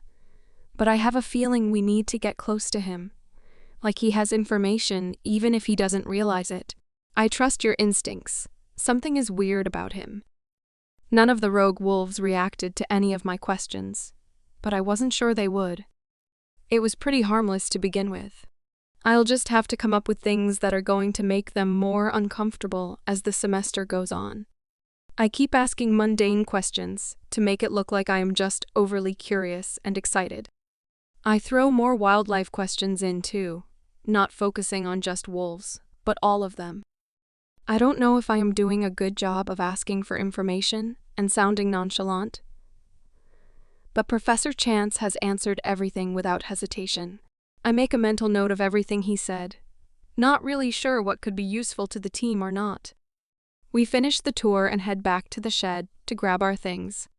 I say, sheathed loosely. That's what Professor Chance called it, and there is a beautifully made sign over the door. But this place is anything but a shed.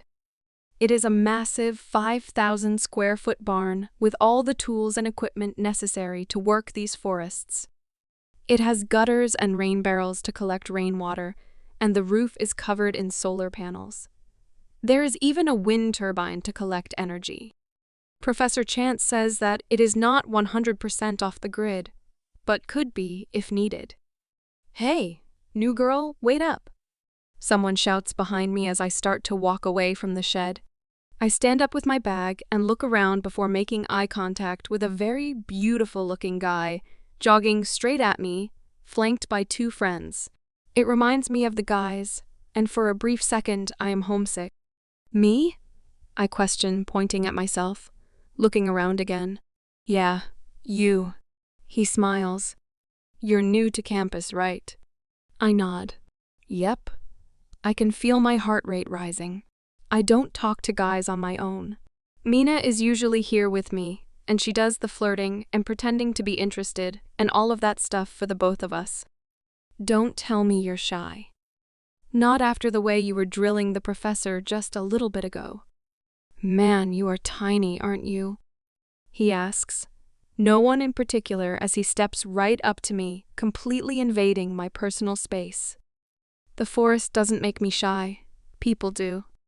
I shrug and move to turn around and find Mina. If they choose to follow, she can at least help steer the conversation. Wait. We won't bite, I promise. He gives me a grin that must work on most people. He sounds like the kind of guy who knows he's handsome and usually gets his way because of his charm. I turn back towards them and cock an eyebrow. I have to meet up with my sister. I point a thumb over my shoulder. We'll walk with you then. It's not often we see pack members here. This is like a neutral territory for several packs, but no one comes here voluntarily. He says as he starts forward like we always walk together. I didn't expect him to just come out and imply he's a rogue. That's new. I just tilt my head and say nothing. Just keep walking. Is your sister in the same pack? Yes, kind of. We come across as pack members because of the warrior brand we both have. Most pack members can tell their own versus a member from another pack. I guess rogues would have the same ability to sense another rogue versus a pack wolf. You are so full of questions, but not really answers, aren't you? He asks playfully, not really sounding offended, more like he is enjoying the challenge. The best way to get answers is to listen, not to talk. I shrug. Okay, so you look 12, are roughly the size of a large toddler, but you sound like a 60-year-old seasoned teacher. Who are you? He sounds amazed and incredulous at the same time.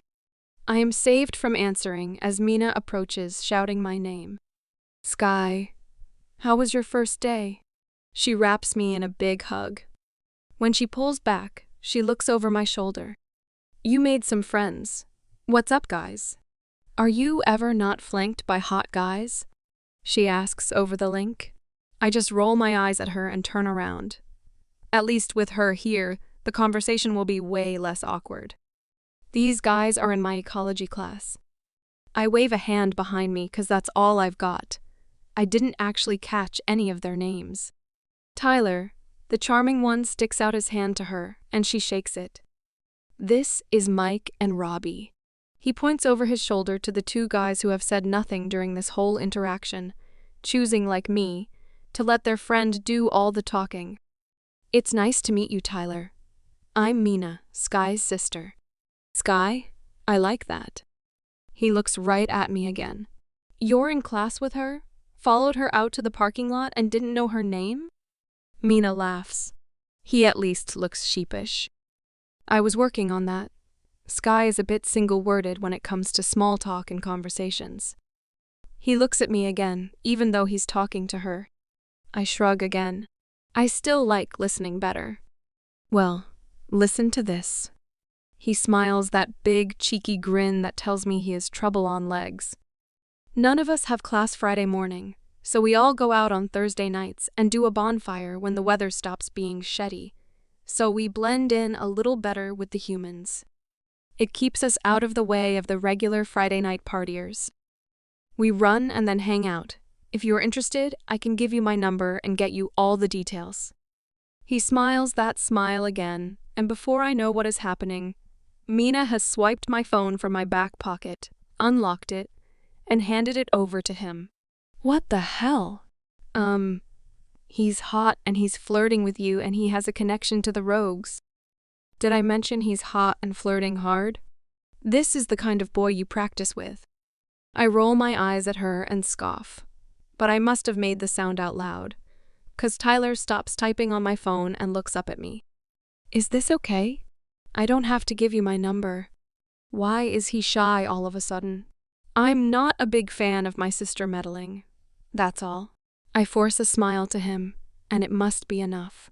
He smiles and winks at Mina and keeps typing. Is your full name a novel? What are you putting in my phone?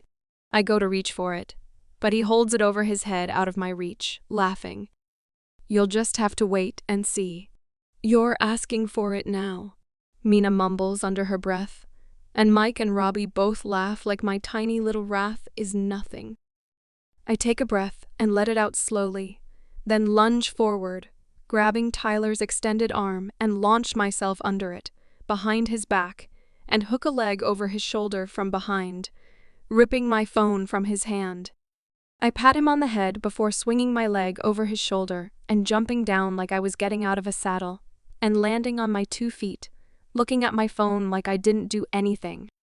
Oh, she-tea, Mike says. You can straddle me anytime.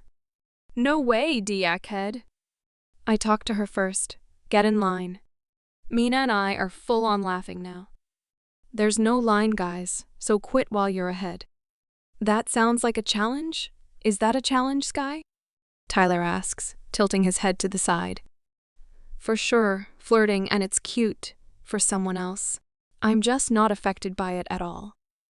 Maybe it's the warrior brand, but somehow I don't think so. No. Just not interested. I'm here with special permission in the early college program for class, and I need to focus.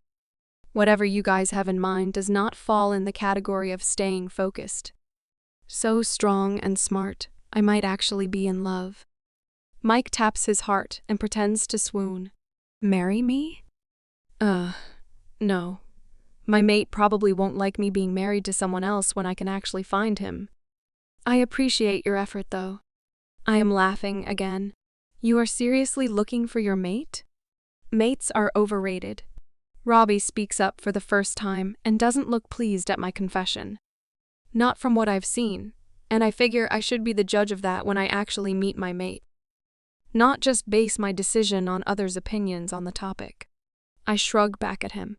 I've seen great mates and terrible ones. What if you fall in love with someone while you are waiting for this so-called mate? What then? I don't know. Love hasn't happened to me, and I have a few years before my mate can even find me, so it's a moot point until then. I shrug. Damn. A few years. How old are you, Sky? Mike asks. Young enough to still be considered a minor. I raise my eyebrows and keep it vague. So, what about Thursday? Tyler brings the conversation back to the main topic. We need to ask. Can I let you know in the next couple days? Sure, text me anytime. That charming smile is back on his face, and I can't help but return it. He winks and then turns to walk away, Mike and Robbie following. Well, that was productive, wasn't it? You're better than I thought at this. I'm going to have to leave you alone more often. What are you talking about? I have been in classes with some of these guys for a little over a month and have just started talking to them. You come in, late might I add, and you have 3 of them falling all over themselves to talk to you. How do you do that? I don't do anything, I swear. I didn't ask for them to talk to me, and I wasn't looking to gain their attention.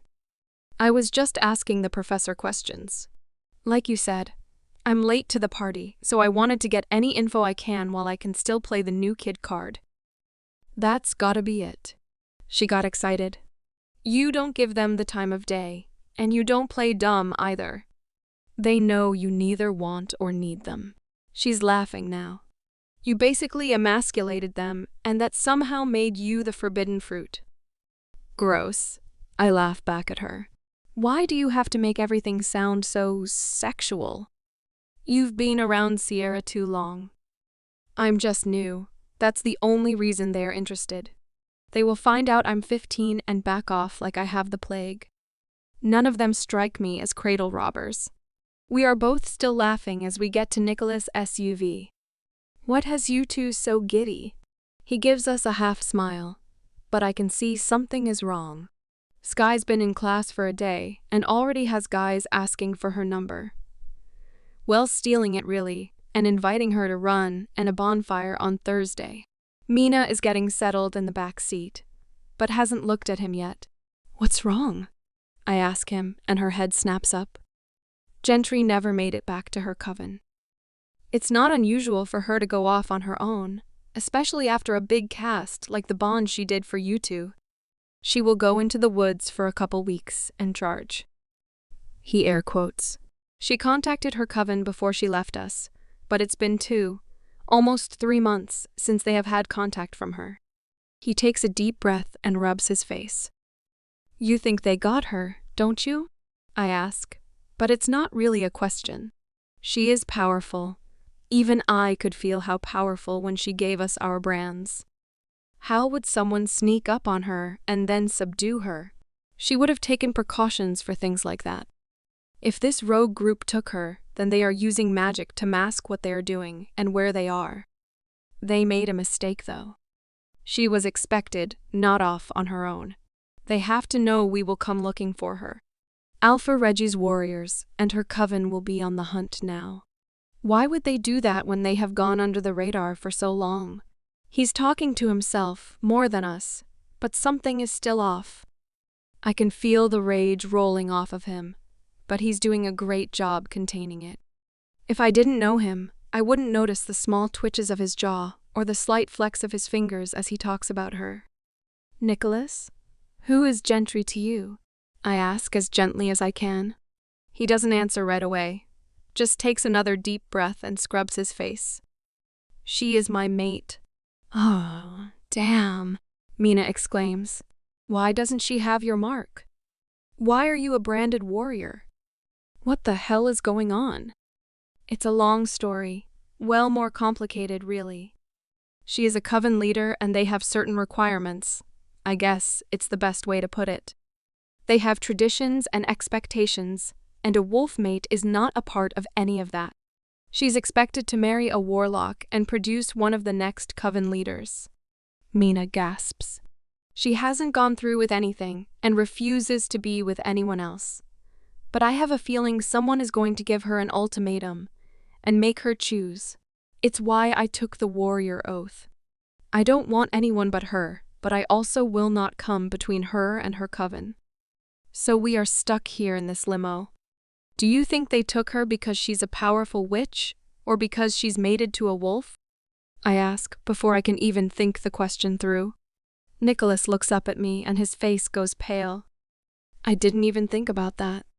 She's a powerful witch, and she's one of their most knowledgeable casters.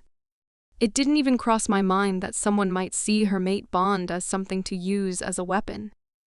He peels out of the parking lot, and I can tell he's mind-linking, aggressively, with someone. We got back to our house in under 10 minutes, and he flew out of the car without even closing the door. Osistin walks out our front door and meets him on the porch. Nicholas snarls and pulls his arm back for a punch. But Osistin is calm and sees the wild fury for the grief that it is, and counters him easily. Osistin leads him down the steps and into the yard where they grapple. Nicholas pouring all his rage into each punch and kick, but not being able to make a good connection while he is letting his emotions rule his movements. Osistin is too far away to take any real hits, but close enough to remain Nicholas' sole target. This goes on for the better part of 20 minutes. Osistin is breathing heavily and finally gets Nicholas into a submissive pose on his knees. And then Nicholas just goes limp and crumples to the ground.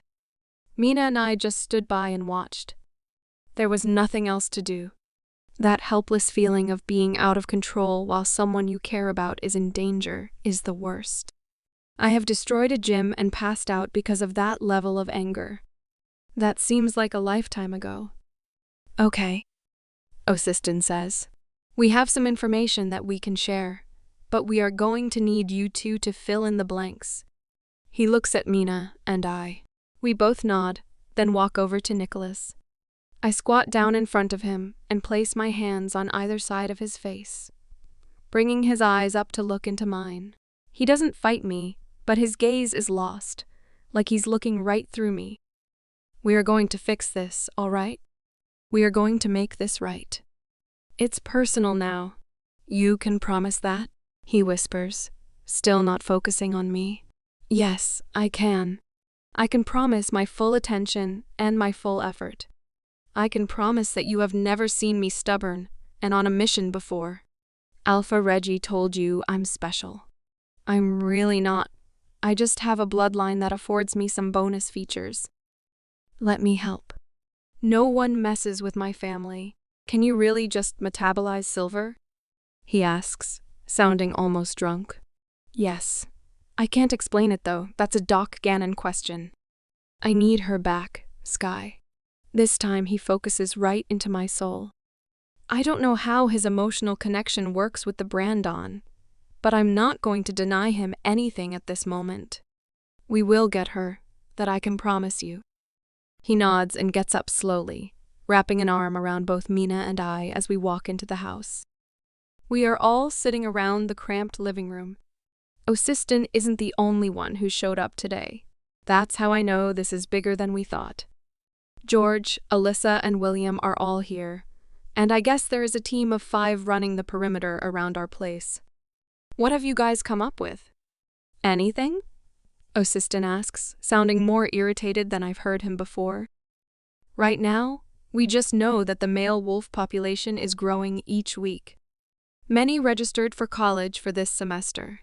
We haven't seen or heard anything more unusual than that. I haven't heard of any girls being taken or reported missing either.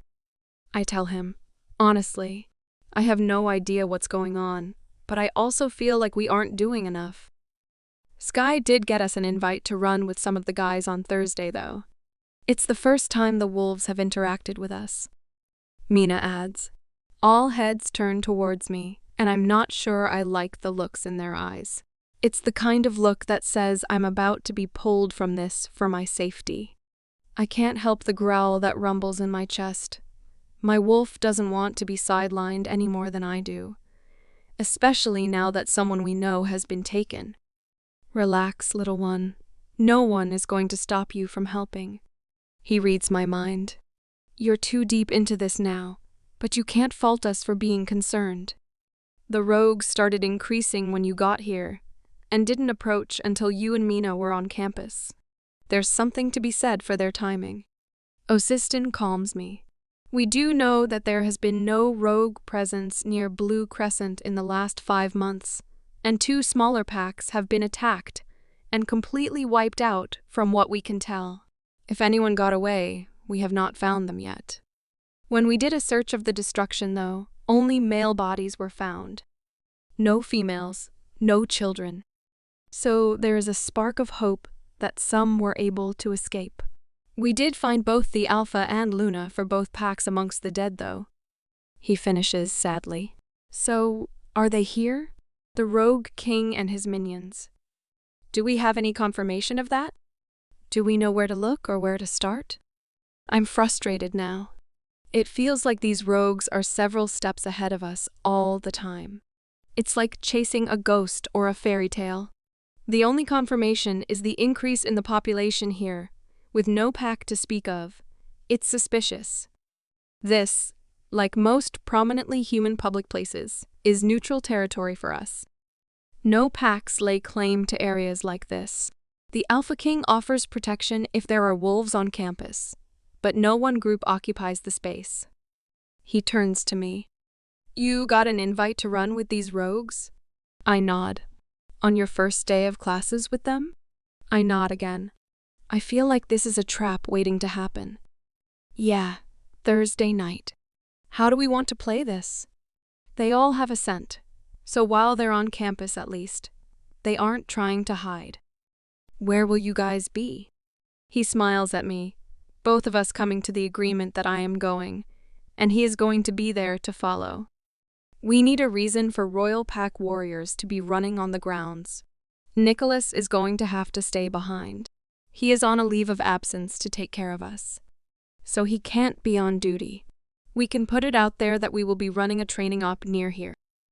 We do things like that all the time when we are forming teams with new recruits. We have a few people placed in leadership on campus. They can do their thing and spread the word. It will give us cover for our scent being all over the woods, and we don't have to explain ourselves any further than that. If we do meet up with you for any reason, you and Mina have to pretend not to know us. Copy reactions from the rogues and blend in. We'll try not to engage unless we have to. George comes up with a plan on the fly. Perfect. Mina smiles. Now let's see what Tyler sent you. She grabs for my phone again. I slap her hand away. Remind me to change my password again, I say as I open my phone to Tyler's message. You know I'm training to hack, right? So technically I should be allowed to break into your phone, for research purposes and practice. She winks at me. You're an idiot. And I am definitely keeping you away from Sierra. She's a bad influence on you. I laugh at her, then look down at my messages. Tyler said to meet up by the student center, and we will run the trails like normal is in quotes. Then we will change and do a real run once we are about 5 miles into the trails. I look up at Osistin, but Mina has to chime in before he can respond. He also said he'll have a bag and would be more than happy to hold your clothes for you while we run. She starts giggling, like a toddler. He wants to make sure he gets to see you naked. I groan. Not a chance. I'm not stripping to shift. I don't have to. Neither do you remember? She stops laughing for a second, then grins again. It's still funny and kind of cute. He's pretending to be chivalrous while being a total guy. We both laugh, and a clearing of the throat catches our attention. If you two are done drooling, Assistant says. But he doesn't look angry, just like he's rolling with the teenager vibe in the room. Although I don't know if you should advertise that you can shift without changing. I'm not getting naked with these guys. I wouldn't have even if I couldn't shift with my clothes. They are unknown, and that makes me vulnerable. Never gonna happen. If one of you were going as part of the group, or if Xander or Oscar were there, maybe. But they can't be here, and you can't be seen, so no go. We can both do it, so we'll just say it's a pack thing if they even ask. I hope that is enough to finish that argument. Robbie is questionable at best, but I don't get totally safe energy from the other two either. My instincts say to keep a healthy distance, and I trust my instincts. Assistant looks at me for a moment, clearly making a decision of some kind. I don't break eye contact, trying to convey my uneasiness at the situation. He must find what he's looking for, because he just nods. Okay, keep this boy close though. Engage with him and try to get him to talk. Any information can be helpful. Where he's from, what he's studying, family. All the mundane stuff can lead us to more answers. I nod. So, what is on the agenda tonight? Homework, Mina and I say together. I have to maintain my teacher's pet status.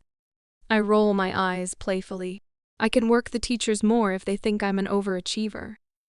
There's also something about my ecology professor. He's not normal, but I don't think he's a bad guy. Based on his appearance and his scent, he spends all his free time outside, and probably in those woods. He might have information too. We have a later start tomorrow, so we could do a run in the morning before we train. He nods and heads towards the door. We are going to go get a patrol schedule going, and then we will bring back dinner and talk about anything new we find. He doesn't wait for a response, just walks out the door with the rest following. I move to sit by Nicholas on the couch and rest my head on his shoulder. He hasn't said much since we came inside. Do you want me to make you some tea or something a little stronger? Mina asks quietly. Stronger would be preferred, but I need my head on straight for this, and if I start down that road, I may not be able to stop. She nods and heads towards the kitchen. I know you just fought it out with Osistin, but do you want to go work out? It always makes me feel better when I'm frustrated. I look up at him from my spot on his shoulder. He huffs a laugh. Yeah, that would probably be the best. It will help me sleep too. or at least settle down enough to rest. I don't think my wolf will let me sleep until we get her back. He rubs his eyes. How long have you known? I ask, and I don't have to elaborate. 8 years. Her coven is near my home. I caught her scent the day she turned 18. She was out in the woods between her home and mine doing some kind of spell. They come of age at 18 too, and get their full strength of magic.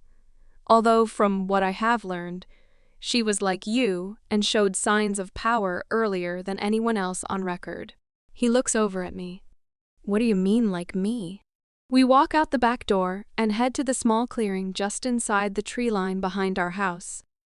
Alpha Reggie and Alpha Lucas have kept a close eye on you your whole life from what I understand. Especially after what happened to your mom during your birth. Once Alpha Reggie put the pieces together and discovered your lineage, they both made a point to keep track of you. I only learned about all of this recently, and clearly I don't know your whole story since I still don't understand your so-called bonus features. Even I noticed your abilities at trials and started asking questions.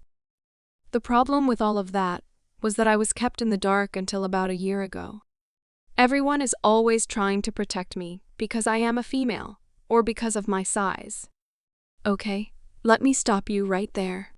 It's a hard instinct to shut down when the initial perception of you is this tiny, quiet girl who apparently lets people beat her up for the fun of it. You have to forgive natural protective instincts. I see red as my temper flares, and I run at him.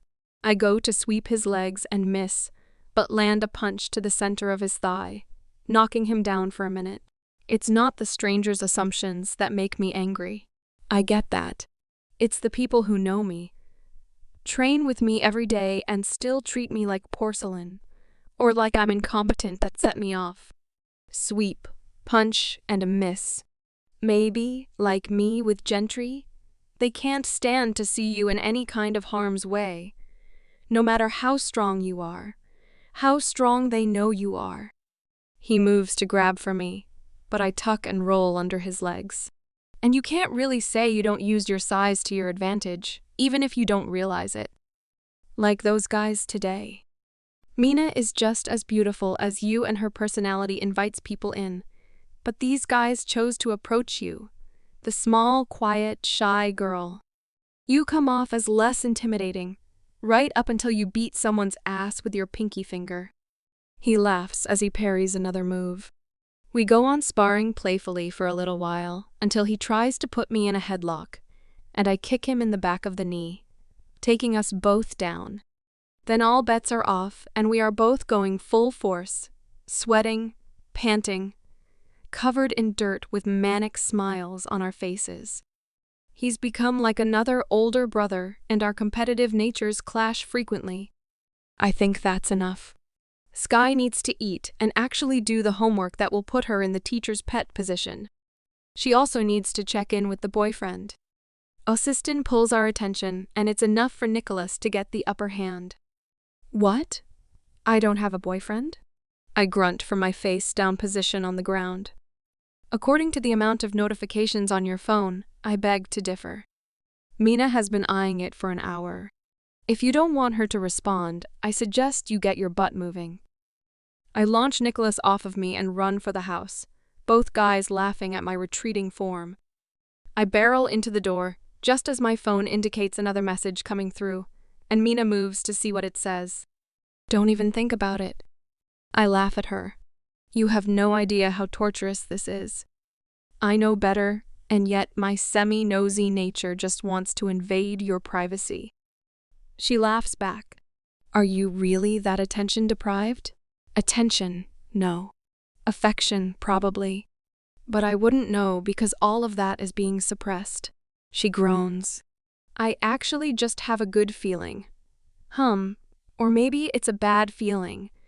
That these guys are involved somehow, and I want to get moving on something other than new versions of schoolwork. She makes a crazy face, and we both start laughing. Well, what does it say? I step away from her so I can read over the messages first. I have no idea what this guy would say, but I don't want something personal or private being seen by anyone but me.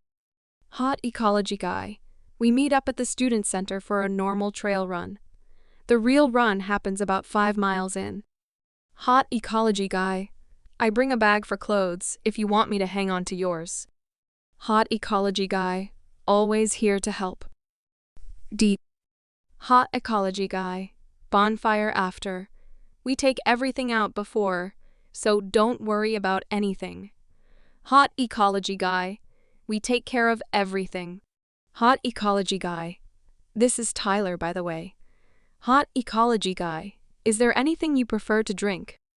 Hot ecology guy. Your sister too. Hot ecology guy. Headed to the gym if you want to join. Seems like your thing. Hot ecology guy. No response and no show. Are you avoiding me? Hot ecology guy. I'll leave you alone for the night. See you in class, Sky. Me, hot ecology guy, presumptuous name, don't you think? Me, not avoiding you. Family stuff came up. Me, Mina, and I will drink almost anything but beer. Hot ecology guy. Well, I'm glad I didn't scare you off. Hot ecology guy. Mike made fun of me for being too eager. Me, if I was in his place, I would have done the same. Hot ecology guy. Am I coming on too strong? Hot ecology guy. I tend to go after what I want. Me, eye roll me, does that line actually work? Hot ecology guy. You tell me. Me, nope. Me, let's start with classmates first. I've known you about 4 hours. Hot ecology guy. How about we start by you coming with me on this run? Me, fine. What time should Mina and I meet you? I wanted to make it clear I was going to be with someone, not alone with him. Hot ecology guy. We meet at 6. Come in workout gear. Hot ecology guy. The smaller and tighter the better. Me, baggy sweats. Got it. Hot ecology guy. Give me something to dream about. Me, I'm sure you have plenty of images to fill your spank bank. Hot ecology guy. Not anymore. You erased them all. Me, that's a good line. You should save that for someone interested in being chased. Hot ecology guy. And waste an opportunity to make you smile? Never. Hot ecology guy. You don't like to be chased? Me. I'm usually the predator, not the prey. Hot ecology guy. That sounds like a challenge. Me. Just stating facts. Ask Mina. Me. I'm changing your contact name to Tyler Eyeroll. Is there a last name? Hot ecology guy. There's only one way I will give you my last name. This boy and his wink emojis are ridiculous. But I know I have been smiling and laughing this whole conversation. He's a shameless flirt, but nothing vulgar or obscene. I think I might actually be enjoying myself. Me? Smooth. Are you just going to keep trying to play me with pickup lines? Hot ecology guy. Depends. Are they working? Me. I am laughing if that was the goal. Hot ecology guy. Ouch. Harsh. Me. I have to run. Some of us have to do homework and care about our grades. Hot ecology guy. I care. This is just more fun and way more appealing. Hot ecology guy. Can I see you tomorrow? Me, maybe. Me. Good night. Dang. He is crushing hard. Mina is sitting on my bed, reading through the messages. Yeah, or he's part of the group that kidnaps girls. Have you thought about that? He's trying to get us out in the middle of the woods alone, and has no real explanation as to where we are going. She looks up at me slowly. But he's so nice. Why would he do that? I don't have any other proof, but that's what I would do if I were in their shoes. Find the most charming of the group to approach people and make it some kind of invite-only thing. It seems legit, and the others talked about it too. But how do we know? There aren't any other wolves we know that run in this circle yet. It just seems too convenient, and I can imagine more desperate girls trying to fit in would jump at the chance to go running with them. They are all hot, and for the most part pleasant to be around. So we are for sure going on this run then. I wonder if they will try and take us Thursday, or if they will bide their time, if you're right about them being a part of the rogue group. No idea, but we should talk to Assistant and Nicholas. It will give Nick something to focus on and hopefully bring us closer to finding Gentry. Then I really do have homework to finish. Were you able to talk them into letting you stop doing the high school work? I can't believe that your teachers back home wouldn't give you a break on that. I don't think it's my teachers. I'm pretty sure it's the principal and one of the board members who just so happened to be the two adults that gave me the worst time while I was in school. You would think that these guys were the teenagers with a grudge to settle. I'm not sure what I did personally to the principal to deserve his hatred. But the board member's daughter hates me with every fiber of her being and has her father on board with matching hatred. It's sad, but I actually understand that motive. She's a good manipulator, and he's a power-hungry Delta that was passed on for his brother, who is far superior as a Delta. I am a Beta's daughter, so I rank higher than both of them, and am friends with all the future leaders and the current Alpha and Luna. Neither of them like that at all. I just roll my eyes. I feel like I have been doing that a lot lately, and I internally cringe at the thought and make a mental note to stop the habit. Damn, no wonder you wanted to get out so badly. She's the reason you have scars, isn't she? It's a question that's not really a question. More of a confirmation. I nod, not explaining further. You do realize that when we go back to your pack, and we will be visiting your pack at some point, I am going to figure out who this girl is and beat her ass, right? I take a deep breath and let it out slowly, fighting the urge to roll my eyes and internally laughing at the stupid struggle. My stomach aches at the thought of going back to my pack, to my friends and my old life. I just don't know if the ache is a good one or a bad one. Why on earth would we go to my pack? Don't you think for a second that you are keeping those fine-as-hell friends of yours away from us, my friend? Sierra needs to see her boy toy. It is all she talks about. And Lillian and I deserve the eye candy experience firsthand. I've seen that picture in your room at the compound. You can't tell me I don't know what I'm talking about. I think a private lesson in the training yard will be needed, even if I can't get excited about a hot boy rolling all over me. My brain can still appreciate the effort. She tries to look serious, but it only lasts a few seconds before she busts up laughing. Also, I want to be there when Miss Wannabe sees you now. If she was intimidated enough by you to harm you multiple times then, I can't wait to see her jaw hit the floor now. She snaps her fingers across herself dramatically, like a drag queen. You are just coming into your hotness. Even Xander and Oscar have made comments. She would never give me the compliment. She's good at hiding emotions when she wants or needs to. And I am not hot. Don't make it weird. I know I don't look terrible. I'm not stupid, and I have filled out a bunch since we started training with the Warriors. But I look no better than you, or Sierra, or any of the other Warriors. And yet, when your boys come crawling on their hands and knees drooling all over you, she is going to lose her shy tea. And I want to be there for that train wreck. She laughs at me again. This time, I don't fight the eye roll as I move to grab my backpack. I am as far ahead in my high school syllabus as I can be, and none of my teachers are going to give me a hard time. Everyone I have right now is actually on my side, and they know what Cunningham has done to me. I am also a sophomore doing senior level and now also doing college level work. But I am not giving anyone a reason to doubt me. Let's go downstairs and let Osistin and Nick know what we think, and I can get started on homework while we talk about what the game plan is for Thursday. Osistin and Nicholas agreed with me that the circumstances were too coincidental to take lightly. More warriors have been posted around campus for our protection. Mina and I even suggested bringing in Wyatt and Nathaniel. They would pass as students and could be in class with us. Osistin tabled that idea for now. He doesn't want to scare the rogues away from us, and if it looks like we have males near us giving off any type of territorial vibes, The rogues might decide we are too much of a hassle to deal with, and we could lose them. The week went by quickly, and I talked to Tyler almost every night through text. Mina said that talking to him on the phone is the next step closer to dating, and I wanted to stay as far away as possible from giving off any of those signals. Text was nice, though, because we could just continue a conversation sporadically throughout the day. If he is just doing a job to get my attention, he is very good at it. They chose wisely in their recruiter. I cannot say the same for Robbie.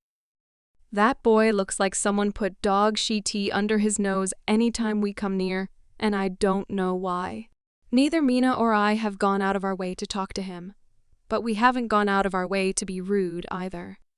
But Tyler and even Mike have been pleasant to talk to, and they have taken to walking with us to classes, making sure we get there safely, when she and I can't walk together. As the run approaches, I feel myself getting nervous. It's not a real date. Logically, I know that. But this is still the first time a guy has asked me to go do something. The guys don't count. They always did things in a pack and Sierra, and I just became a part of the pack. He invited me, and I decided Mina was coming with me because this ST is scary. I know I told Tyler I would wear baggy sweats, but I have found myself wanting to try a little bit to impress him. It's weird because I don't get the tingly butterflies in my stomach at the thought of him. Or anyone for that matter, and I don't have any urge for him to hold my hand, or any of that mushy stuff. But I still enjoy the attention he gives me. It's a very strange, very platonic thing. I opt for a cropped black t-shirt and gray joggers with my usual running shoes.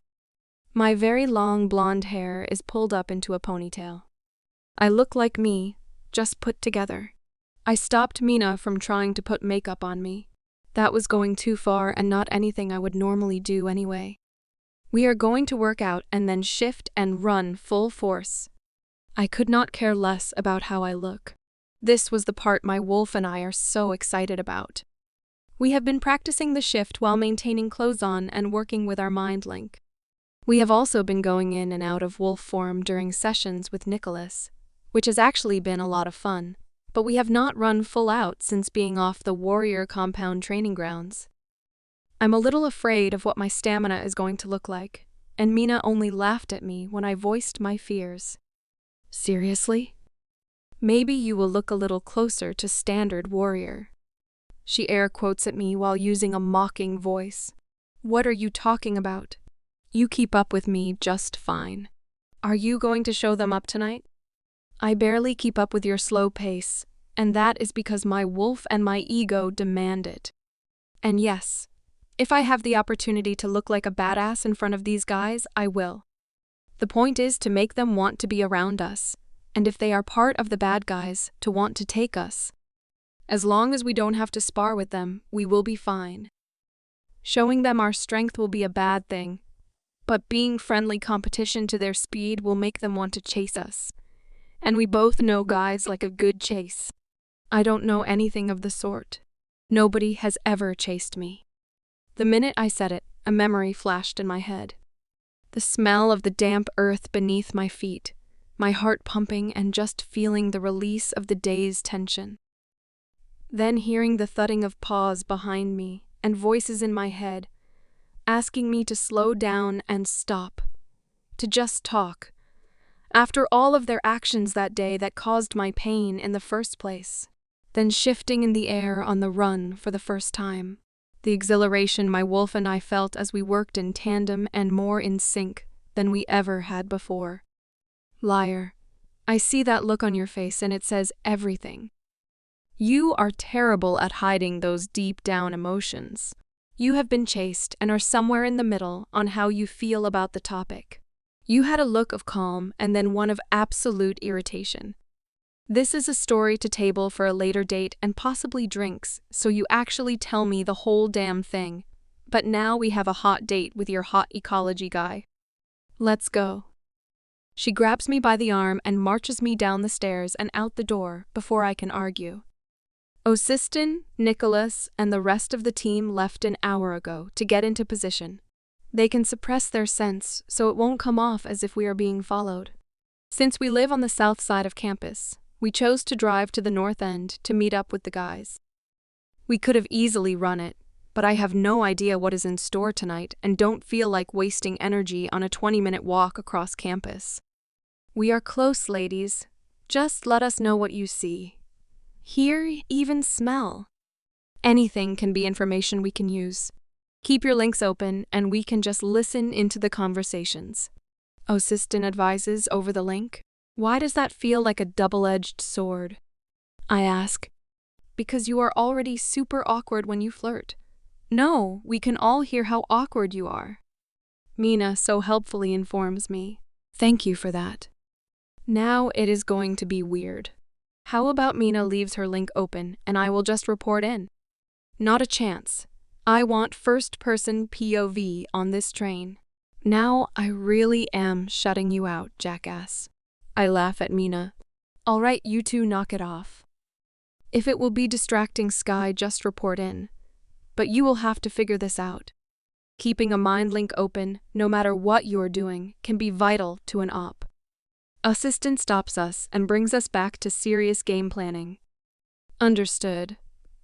But Mina is right, and this whole flirting with a boy thing is hard enough. And I don't want her or anyone else in my ear about it. I say, as we pull close enough to see the fitness center up ahead. We are about 2 minutes out. We are all in place. 2 warriors are currently following you and will monitor the building and your car while you are gone. Alyssa is northeast of you, close to the bonfire site. We followed them in and watched the setup. So far, no signs of anything off. I am to the west of you and will be running parallel the whole time. Nicholas will be doing the same to the east of your position. We won't be more than 5 minutes away from you at any time. Let us know if anything makes you feel uncomfortable. We will get you out no matter what. Got it, Mina and I say together. We pull in next to a big truck. It's not new, but it's well taken care of, and the smell coming from it is from Tyler and Mike. There are days that I do really appreciate my very distinct sense of smell. Tyler and Mike are here for sure. Mike drove them here in his truck. I tell the group, how do you know it's Mike's truck? I just smell them both here. Let's just say I have a unique sense of smell and can pick out different scents, even blended together like this. Mike's scent is stronger on the driver's side. We walk around the truck to the side of the building where more cars are parked, and I can hear a low murmur of voices. Hey, you made it. I was wondering if you were going to stand me up. Tyler comes running over to us. We are right on time, unless you lied to me to try and make us late. Were you trying to avoid introducing us to your friends? I look at him seriously, but smile. Hopefully it came off as teasing. But I'm interested in getting this party started, and I need names for the team to run later. Would you be mad if I said maybe? He bumps me with his elbow as he leads us over to the group, milling about. He hasn't even acknowledged Mina. Something is going on for sure. You brought more girls? There's already too many. A voice whines from the left of the crowd. A platinum blonde bigger than me, but smaller than Mina, steps out of the crowd. Clearly the queen bee here in this group. Janice, this is Skylar and Mina. They are new, and I thought they could use a group to run with, so yes, I invited them. Are you so quick to get bored with the other girls here, Tyler? She's questioning him, but it feels like reprimanding too. Maybe a sly way to let me know he's a player. The problem is, I already know he's a player. She's the idiot, not me. Not bored. Just being friendly. Whatever. Just don't get in our way. We take this run seriously. The last girl he brought couldn't keep up for even a mile. Don't be a little B-teach and stay out of the way, got it? Yep, I responded, popping the pie. Sky, you keep your head on straight. Don't let her bait you into a competition. She's trying to see what you'll do. Nicholas chimes in. Thank you, Captain. I have never been in any form of competition before, where people try to get in your head. I never would have thought of that. This is actually the part I am good at, guys. I appreciate the vote of confidence, really. Maybe, but this is your first op and a little close to home. I just want to make sure you're thinking clearly. Now stop acting like a petulant teenager. You do realize that is exactly what I am, right? Like, literally, a teenager. Shut up, smartass. Go run and show us all how wonderful you are at it. Now who's the smartass? The run was just as expected. We ran on foot as humans for 5 miles, and I discovered I wasn't as out of running shape as I thought. I was able to run with Tyler and keep up a decent conversation as we went. I found out that they do this jog a few times a week, but only shift and do an extra long run on Thursdays. This way, it just looks like they are big on working out and like to party, like the athletes on campus, who are in season and have restrictions on crappy food and alcohol. Actually, some of these guys play football or hockey, which I found interesting since our strength, stamina, and healing is so much different than a human. Mina and I decided to ask about that when we got to the bonfire. It's really pretty here. The trees and the trails haven't started to come alive yet, but the evergreens dispersed within the bare tree trunks give enough color to the drab shades of brown and yellow of last year's vegetation to make the scene pleasant. I also love the smell of the damp leaves and earth as we run. There's just something about the early sunset sending streams of light through the bare branches of the trees that is calming. My wolf purrs in my chest as we go. The darkness that falls pretty quickly doesn't bother even our human eyes. We just keep moving like the light hasn't changed at all. In the 40 minutes it took us to run the 5 miles, the sun is almost completely set, and the twilight gives a consuming vibe. Tyler, Mike, Mina and I were running in the middle of the pack. Mina and I slow as the boys do. At this point, we have no idea what is going to happen, and our latest fan club member looks like someone who would stab you in the throat and then go play dress up. I'm sticking close to the guys for now. I don't need her trouble too. We'll change and shift here. Remember where the new cameras are and stay out of range. Someone is looking for something and I don't want to be on anyone's radar. 'Cause someone here decided to be a dumbass. Got it? She looks around at everyone, but lingers a little longer on Mina and I. Which this time makes sense if she's worried about being seen. I'd look at the new people too, but I would take it a step further and make the new people run with me so I could watch them and guarantee they don't mess up. She clearly doesn't care about us that much or assumes Tyler will take care of us, 'cause she turns her back on us and starts to strip, which is the cue for everyone else to do the same. I can feel my cheeks instantly flame, and I try to look away, but no matter where I look, there are butt-naked people everywhere. Don't be shy, new girls. We don't have all night. Some guy next to Janice sneers at us and then licks his lips. I have to hold back the bile that wants to rise in my stomach. That guy gives me the creeps. Hey, you okay? We do have to move. They'll leave without us. I can block you if that would make you feel better. Tyler's concern is cute, but I can't tell if he's being genuine or not, and that bugs me. I usually have a good read on people, and he just seems to be all gray area for me. Nope, we're good, just waiting on everyone else to be ready to shift, that's all. I give him a small smile. Do you plan on ripping through your clothes? No, Mina laughs, and he just looks at us confused. We don't have to change, you'll see. She winks at him, and he still looks confused, but shrugs. He and Mike strip down to nothing, stowing their clothes in the backpack Tyler brought. I am doing everything possible to not look at either of them. Naked guys are not new to me, but I just can't get past it making me uncomfortable. I hope I'm not this weird about it when I do find my mate. Do I make you nervous? Tyler moves close behind me, and I'm frozen. He is way too close to me for this to be considered anything less than flirting, or maybe even marking territory. Nope. The whole naked guy thing is still just not a norm for me. We don't have to change to shift.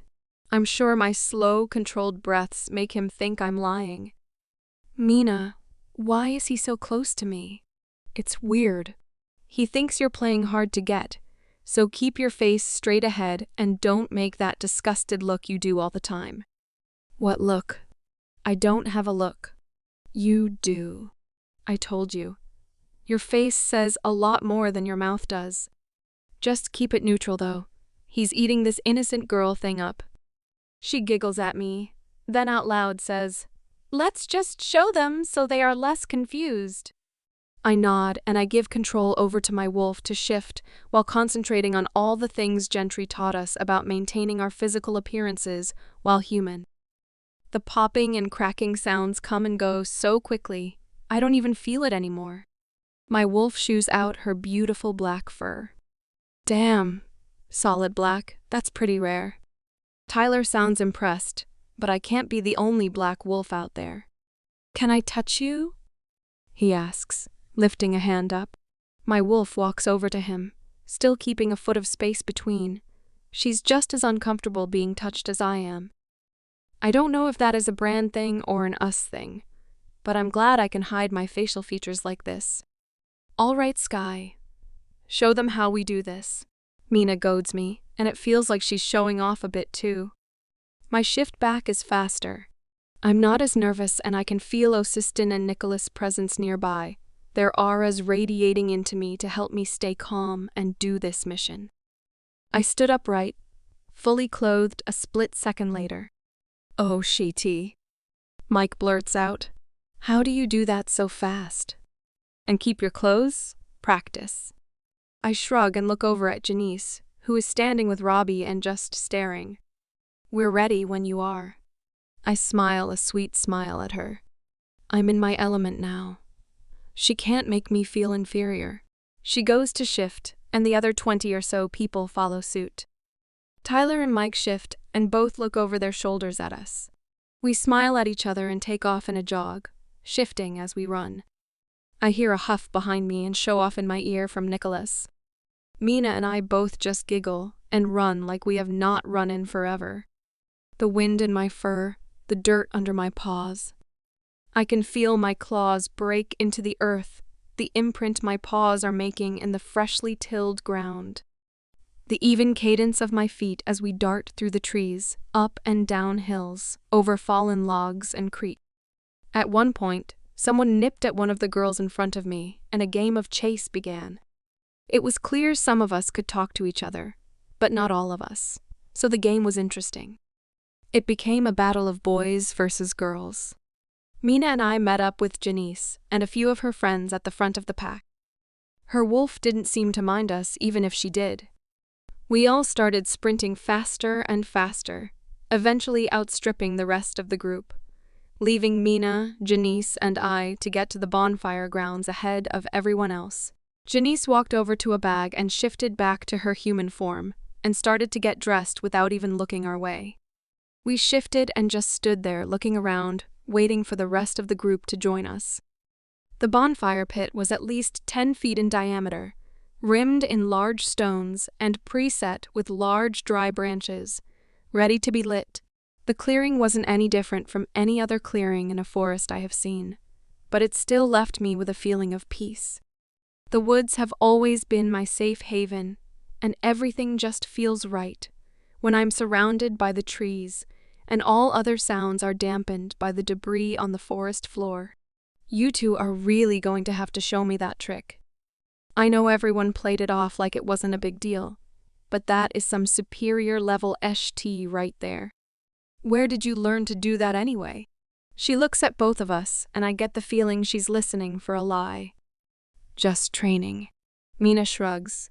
Once we get good at shifting, it's something that those of us who chose to apply ourselves get to learn. Okay, not a complete lie, but not exactly how this works. What about you? Janice looks at me.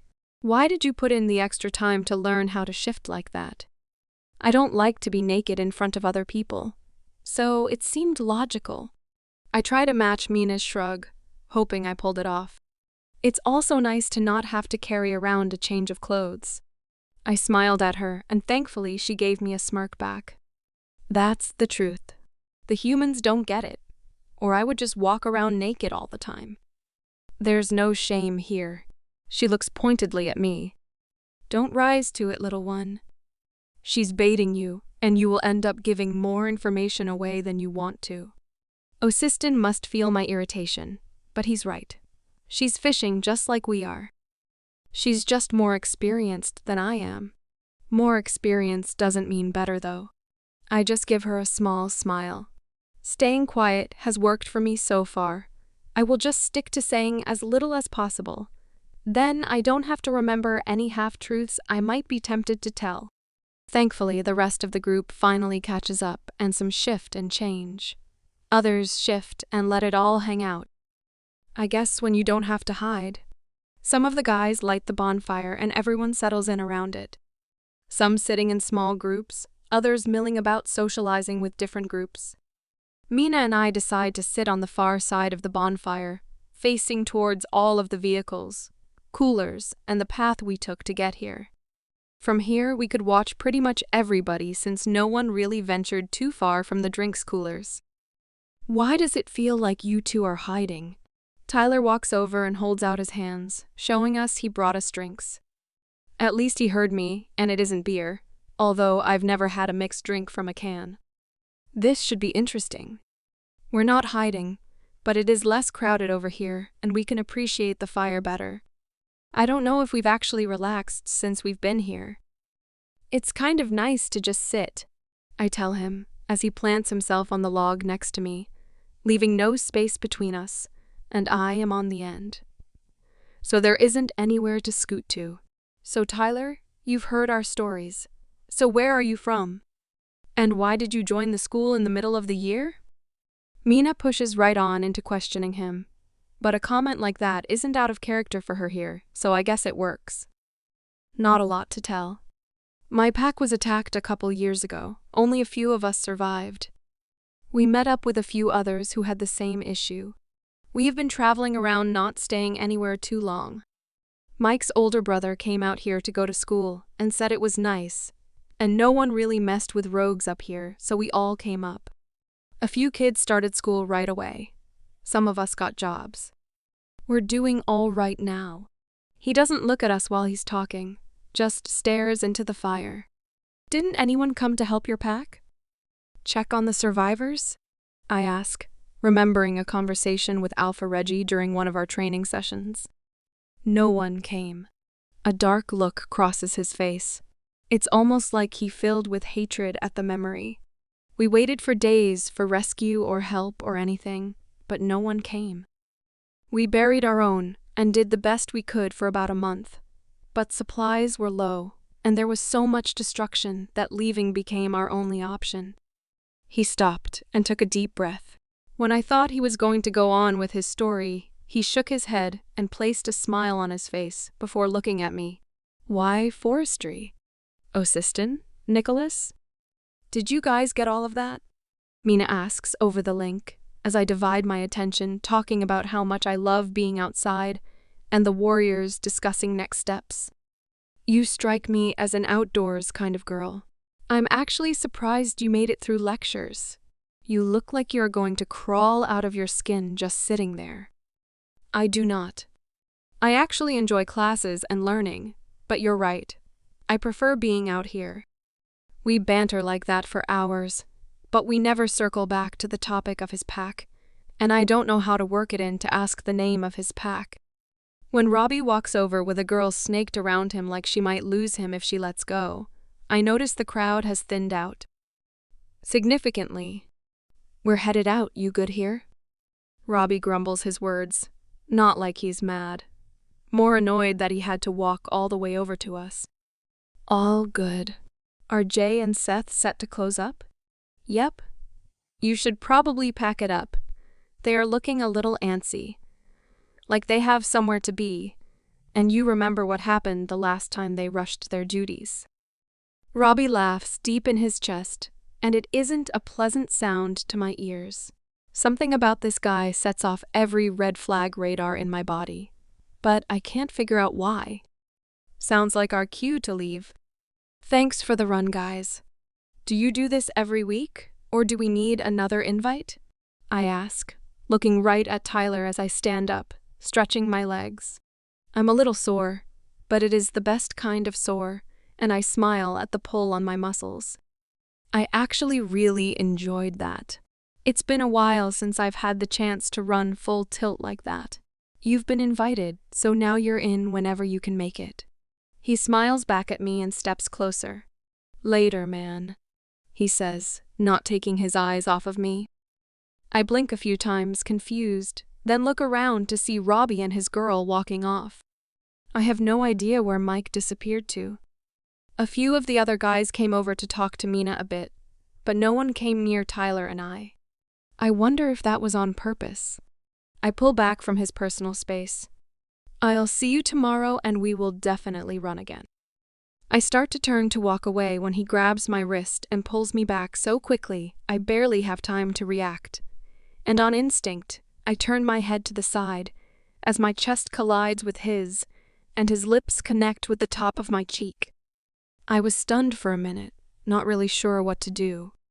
I just kind of clung to his shirt at his sides and waited for him to pull away from me. He finally huffs a laugh, kisses my temple, and then pulls back. I have some work to do, I see. That's okay. I'm patient. He gives me a wink and then turns around to walk away. Damn, that was hot and you two didn't even do anything. Mina laughs at me. Stop. That was weird and I felt nothing. I'm already awkward. Now I'm awkward with no feelings. I slap myself in the forehead while my friend continues to laugh. We walk down a trail and follow the scents back to campus, not moving slowly. But not in any kind of hurry either. Osistin and Nicholas give us a play-by-play of what happened around them while we were hanging out, and we started to analyze and strategize the information that we are finally getting that we can take action on. Many of the guys that were with us came and went from the party, but were never gone for more than 10 minutes, and they all went in different directions. So that is something we would need to look into further to see if they are just taking strategic pee breaks, hooking up, or if they are up to something. None of the girls left ever, which at a party you would think the opposite would be true. We also needed to look into Tyler's PAC's attack. That is a method we believe the rogues were using to recruit members. What if they were attacking PACs and taking prisoners? And why did no one come to their aid? Did Alpha Reggie know about the attack and ignore a need for help? That doesn't sound like him, but I don't understand how they went so much time without help at all.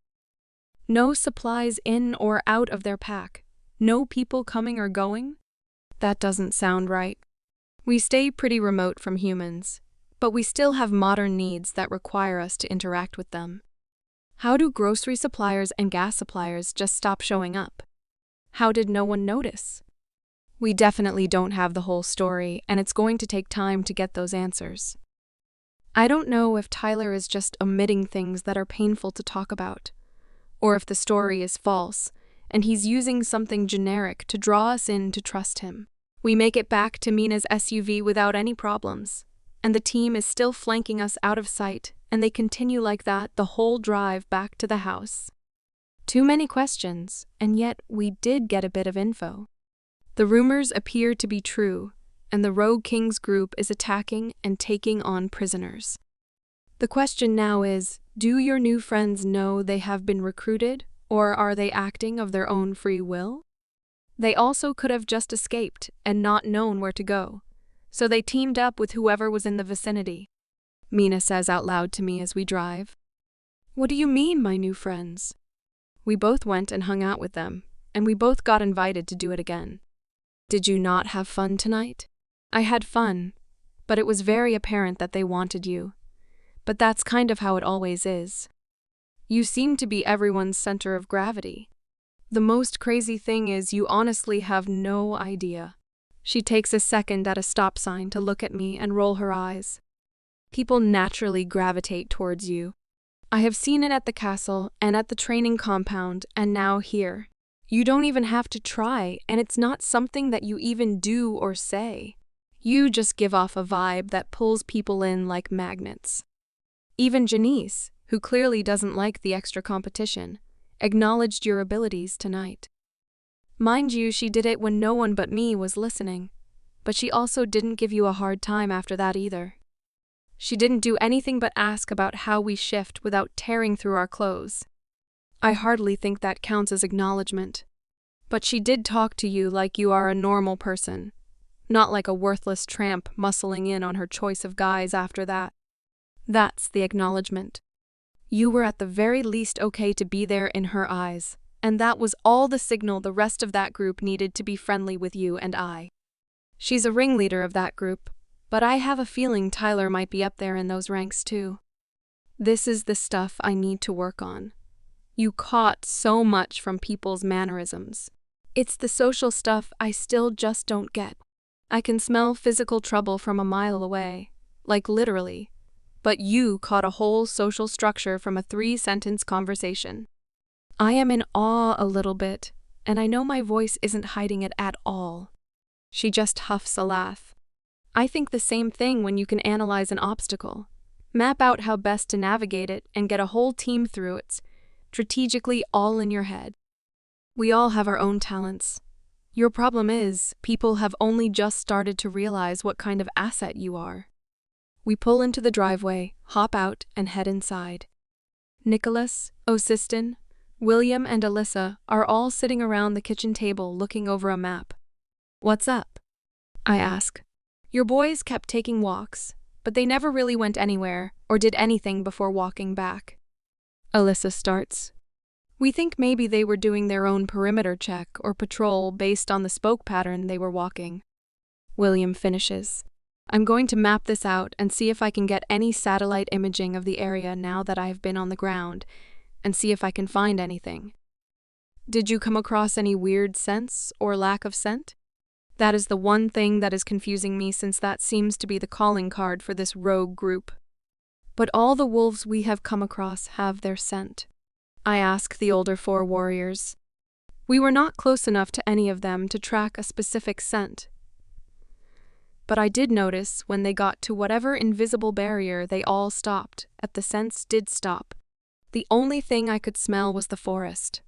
No other living things. Not even small creatures that should be present even with this many wolves around. Alyssa adds. She seems to be a really good tracker. So we know this group is here, or at least a portion of them, and they are in the forest outside campus. We can work with that. We can confirm that they are here. Nicholas sums up. We need to keep tracking that forest. I know we have a team that is following up on Gentry's route. Her coven is also on the search, and they seem to be more willing to help now that one of their own is threatened. So I might be able to get more information about what these guys might be using to mask the scent. Osiston nods. Girls, you keep working these college kids. You seem to be building trust with them quickly. We need more information to work with. Where they have been is a good start, and if they plan on staying long-term or if they are just passing through. Got it, we say in unison. You can both go. It's been a long day. Be ready for a call at any time. Yes, sir. We both answer again, and then turn to head out of the room and upstairs. I just want a shower and to stretch. My legs are sore. We need to run harder more often. Mina half laughs and half whines at me as we both feel the tightness in our legs just from walking up the stairs. Mina goes to grab her towel and head for the shower. I head for my desk and see my phone light up with a notification. Oh, I totally forgot. It's Sierra's birthday. We have to call her when it's not the middle of the night. Is she 17 or 18? Mina asks. 17, one more year before we find out if Sam is her mate. I giggle. I swear their connection is so strong I could feel it click into place when they met. He turned to complete jello. It was really cute. Aren't all your friends having birthdays soon too? Yeah, all the guys are just a few weeks apart. March is basically a party month for all of them. She laughs and then stops, lost in thought. Isn't your birthday like April or May? End of April. Does your pack put something in the water so everyone gets pregnant in the summer and has kids in the late spring? She's laughing, but I'm sure kind of serious too. I never really thought of it like that, but I guess. I laugh at her, grimacing a bit. What about you? When's your birthday? She closes her eyes for a second and smiles, opening only one to look at me. June, huh? You can't say she-tea about it then. I keep laughing as she walks into the bathroom to shower the night off. She's out quickly, and I do the same. Once I'm clean and in comfy clothes, the long day kind of hits me, and I look at the clock. At this point, it is 4 a.m., and I have been up for almost 24 hours straight. I need to get some sleep if I am actually going to make it through classes today. I set an alarm, and so does Mina, just in case, and we both quickly fall asleep. I shoot up as my alarm goes off. Then I groan as Mother Nature calls and decides I don't get to sleep more. When I get done in the bathroom, I'm too wide awake to even think about going back to sleep, even though I've only gotten about 3 hours. This is my normal internal clock, and it is immovable at the best of times. I decide to wake Mina up, and we can call Sierra before we get started with our day. Neither of us bother to get cleaned up before we video call her. She'll appreciate the thought that she is more important than our appearance. The phone dials for longer than it should, and I'm afraid we might be waking her up, or she doesn't have it with her. When she finally answers, it's extremely close to her face, but she looks genuinely excited to see us. Oh my goddess! How are you guys? We're great. Happy birthday. I basically shout at the phone. Aw, thank you.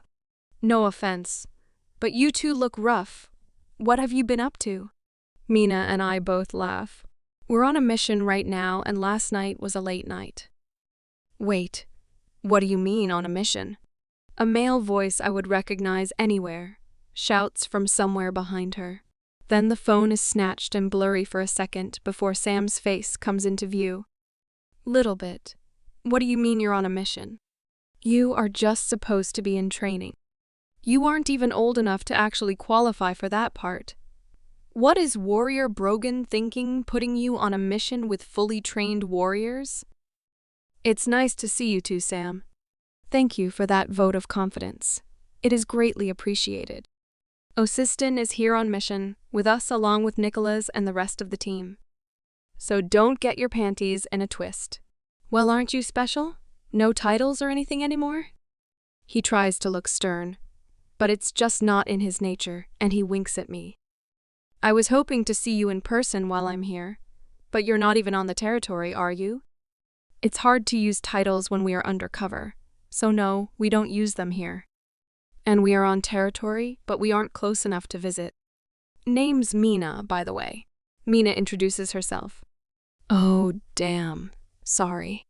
It didn't even cross my mind that you guys haven't met yet. I smack myself in the forehead. Mina, this is Sam, my PAX future Delta and Sierra's current toy. Sam, this is Mina, one of the warriors in the training program with me. Her dad is a warrior for the Alpha King. It's nice to meet you, Mina. And who are you calling a toy? Did we not just interrupt what I think we did? You are her toy. She plays with you however she likes. You just happen to enjoy the playtime. Okay, so you're not wrong. But it sounds so demeaning like that. I'm feeling a bit used and may need some TLC when we are done here. He looks over his shoulder at, I assume, Sierra. We all laugh. All right, I'm decent now. Give me my friends back. I hear Sierra before the phone blurs again, and then before her face comes back into view. So tell me everything that you can. What were you guys doing last night? Sam slides behind her, wrapping his arms around her waist and resting his chin on her shoulder. Goddess, I hope they are mates. They are perfect together. Nothing much, really. We went on a run, getting to know some of the guys on campus. Just making connections. It's all recon at this point. What campus? Where are you, little bit? Sam interrupts again. We are currently college students and trying to get close to a group of guys here. Mina fills in some of the blanks for him. You were around a bunch of college guys last night? Seriously? Did you know any of them before you got there? A couple. The rest we met throughout the night. Why? No wonder Oliver was losing his mind, and Cam and Coda kept calling to ask if I was okay. They said something felt wrong. It wasn't me, it was you. You have always had an extra strong connection with those three.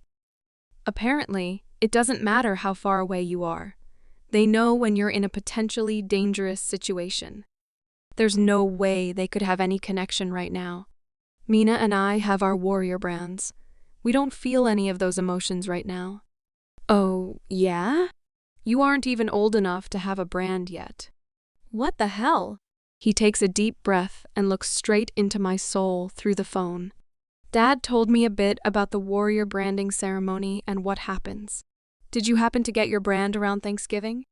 He rubs his face. Yeah, why? There's no way he could know that. He would have no reason to. You say you shouldn't have a connection with them or us or whatever. Well, around that time we were all hanging out and then a searing pain took over all of us.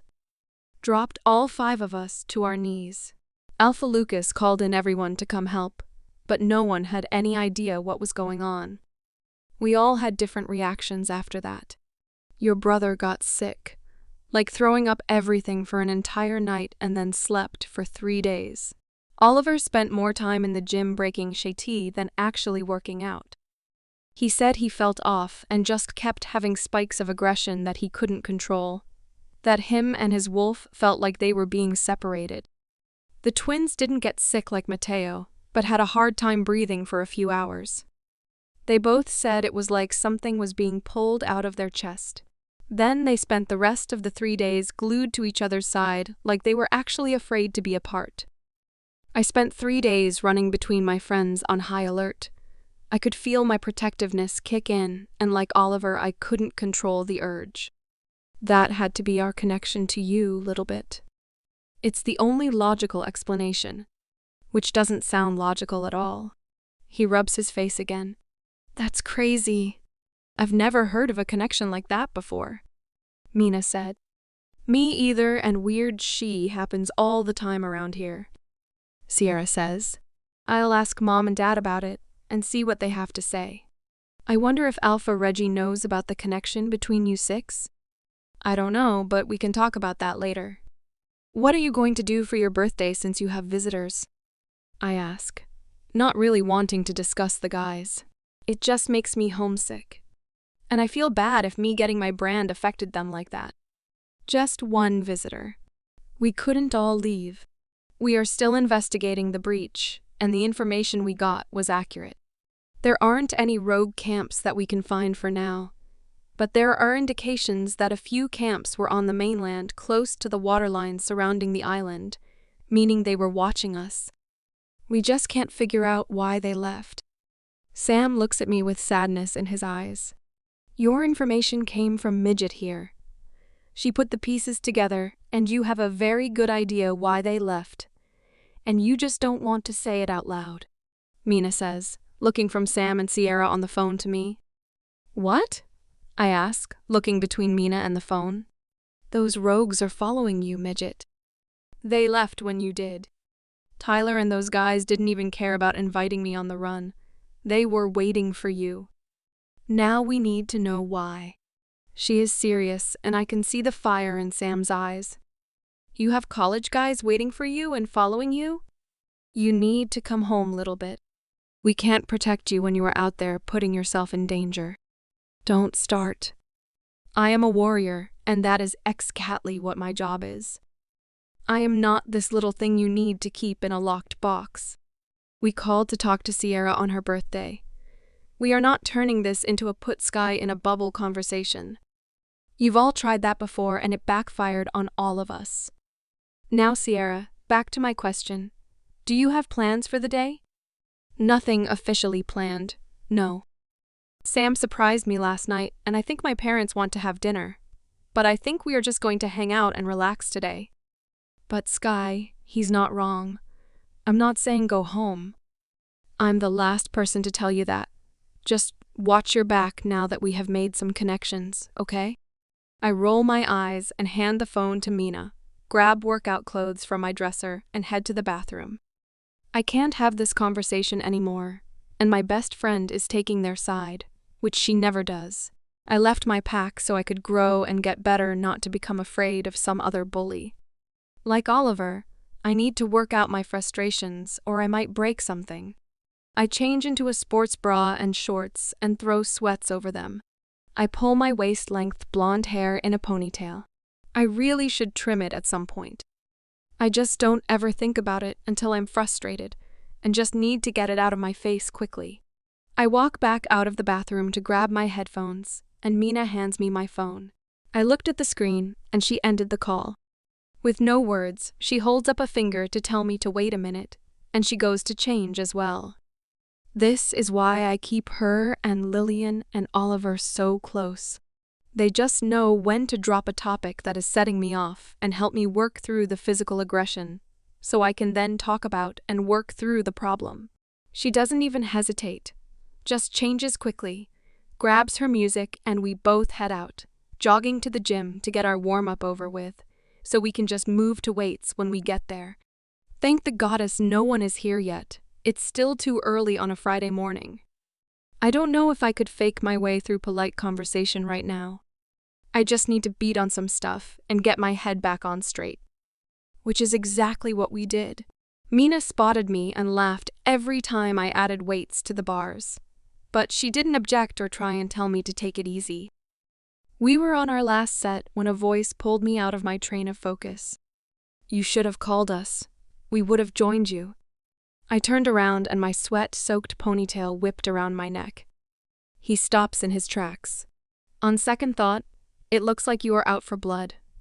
Maybe missing out on this workout was okay." Tyler laughs at us. Mina gives a chuckle, and I manage a smile and an eye roll. I'm not done being mad, but at least I can understand that Mina and Tyler aren't my problem. You might not have survived. I look at him in the mirror as I set up to finish my squats. I mean, your stamina was a little lacking yesterday during the run. I can't imagine your strength is much better. I cock an eyebrow at him. What are you doing? We have to leave to get ready for classes? Mina mind links me. We need answers, and he's here. You said so yourself. Maybe if I can get him moving with me, I'll get some. I respond and then open the link to her. Osistin and Nicholas. Tyler is at the gym with me. I'm going to see if I can get information out of him. Mina has to leave for this to happen. I assume at least one of you is nearby. Can one of you follow her home to get ready for class, and one stay with me as backup?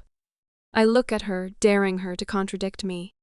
At least you asked for backup, jackass. She rolls her eyes, and I smile at her. I'll see you later. I just need some more time. I say out loud to her. She nods, gives me a hug, and walks by Tyler. Mina, I'm outside in the truck. Osistin has Sky. Nicholas comes through like this is the most natural response to my request. Make sure she doesn't do anything stupid. She's having a moment. And make sure that she eats. Soon. We didn't get a ton of sleep last night and have been here for over an hour with no food. She will train herself into a coma. She pats him on the shoulder and walks away. Tyler just looks at me for a second. Wanna talk about it? Not really. I'm still irritated, and if I start talking, the irritation will just get bigger. I just need to work out the aggression a little longer. Can you spot me on the bench press? Wait, I don't want to interrupt your workout. You did not come here to be my trainer. I'm sorry. I rub my face, hoping I'm getting the emotion right, so he will want to stay and talk to me. Hey, come here. He pulls me into a hug, and I reluctantly put my arms around him. What's up? Talk to me. I let him hold me for a minute. I'm so gross, I'm sorry. I say as I pull away. Actually, kind of feeling bad, but he doesn't let me get more than a step away. You're fine. I kind of prefer this look on you. It seems right somehow. Is that weird? I have no idea. I cringe. This kind of thing is new for me. I point between the two of us. And I really am disgusting, and I smell. I should probably go and shower. Like I said, I prefer this look on you, and you actually don't smell bad. He smiles at me. Do you have stuff to shower and change here, or do you need to go home? I didn't bring anything with me. We came in kind of a rush, but I don't want to go home yet. So far, I haven't had to lie, which is working for me. Tyler seems sweet. Even if he is a part of the rogue group, he doesn't seem like a bad guy. How about this? I haven't worked out, so I don't need to change, and I was smart enough to bring extra stuff with me. Do you want to take my bag and go clean up? Then I can make sure you eat like Mina asked, 'cause I'm sure she can kick my ass too. Really? You would give up your workout time and your stuff for me? I know my guys would do that for me, but Tyler barely knows me outside of class. You really are new at this, aren't you? He laughs, taking a cautious step towards me and placing a hand on my hip. The sound is a deep grumble in his chest and is comforting somehow. Let's put it this way, I sigh. The age gap might be a problem when you find out how big it is. It may also explain a few things. I look away from him, but I don't step out of his grip, no matter how much every fiber of my being wants me to. Skylar, don't you dare tell him your real age. Osiston growls. I'm going to have to give him something that explains my reluctance to do things like hug and kiss him when he keeps trying. Relax, we need his information, and I'm going to have to be vulnerable for him to share it. Fine. Be careful and keep your mind link open now so you can just talk. And don't have to relay anything. Got it. If you really don't mind, I will be quick, I promise. I look back at him, and he has a small smile playing on his lips. Skylar, I don't mind. Come on. He walks us over to where he dropped his stuff. He just hands me the whole bag, like he could care less if I went through his stuff. Then he walks me to the locker room, hand on the small of my back the whole time. I swear, 10 minutes tops. Thank you, Tyler. I give him a small smile as I walk through the locker room door. I hurry through the shower, using his body wash and 2-in-1 shampoo and conditioner. My sweats are fine since I took those off the minute we walked in the door, but my underwear and bra are soaked, so I decide to go without. He thankfully has a brush, so I can attempt to make myself presentable. I walk out in less than 10 minutes, and Tyler is just leaning against the wall, looking at his phone. Hey, thanks for waiting. He looks up at me, looks down at his phone, and then back up at me again. A weird look on his face. You're done already? Yeah. I said 10 minutes tops, but that usually means an hour. He laughs. Not for me. I don't do a lot to get ready. If I am ever dressed up or look like effort was put in, that means I was tied to a chair and my best friends had their way with me. I laugh. That oddly sounds like something I might like to witness. He smiles at me and reaches for his bag, gently taking it out of my hands. Now, can I hold your hand or is that too much? I'm not sure, actually.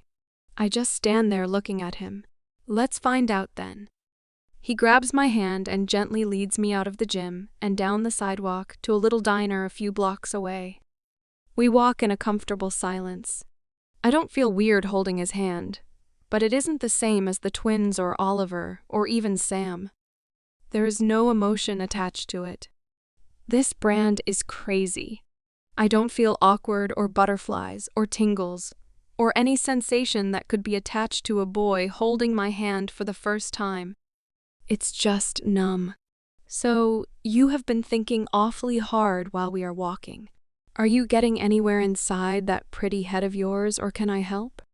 He asks as he holds the door open for me to walk into the diner that has a small crowd doing a late breakfast. I'm sure a lot of kids either try not to have classes on Fridays, or at the very least start late if they can help it. Not really, just boys being frustrating boys. Well, one boy anyway. He lets go of my hand immediately, and I look at him confused. Are you with someone else? Or does someone have a claim on you? Is he angry? Why does he sound angry? Excuse you? I step back as my temper flares for a second. But I close my eyes and take a breath in and rein it in. I need to talk to him. We need answers. No, nothing like let's just sit down and I can explain. We grab a booth in the back, and he sits across from me, looking skeptical. The waitress is quick to get to us, and we both order the same thing. Tyler never takes his eyes off of me. You have someone. Is that why you are reluctant with me? He does not even mince words. No, I don't, but it's complicated. I'm complicated. How so? Still irritated. I am doing everything to not return the sentiment in my tone.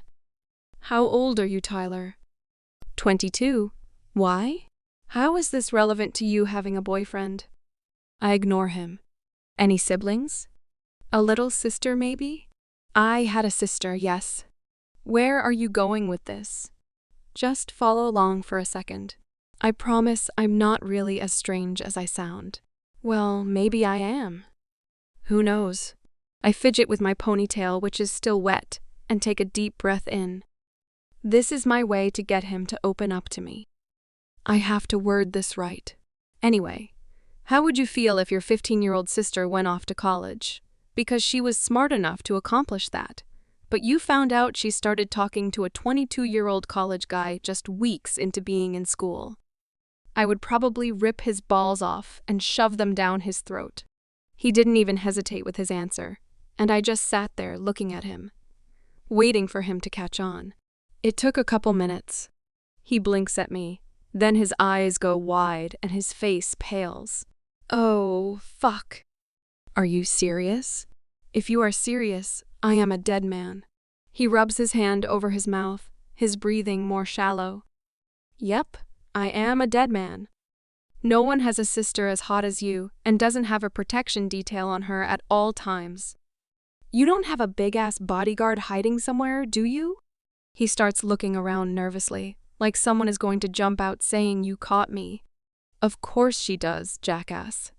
The point of hiding is to not be seen. But he's not as dumb as we thought, is he? Oziston decides to chime in. I ignore it. This time I have to lie. Of course not. But I told you I'm new at all of this and I just came here to go to class. High school was boring and I was done with all the requirements I had there. Mina was already attending, so I asked if I could come along. Nicholas said, "Why not, since we were all moving anyway." And your brother? What about him?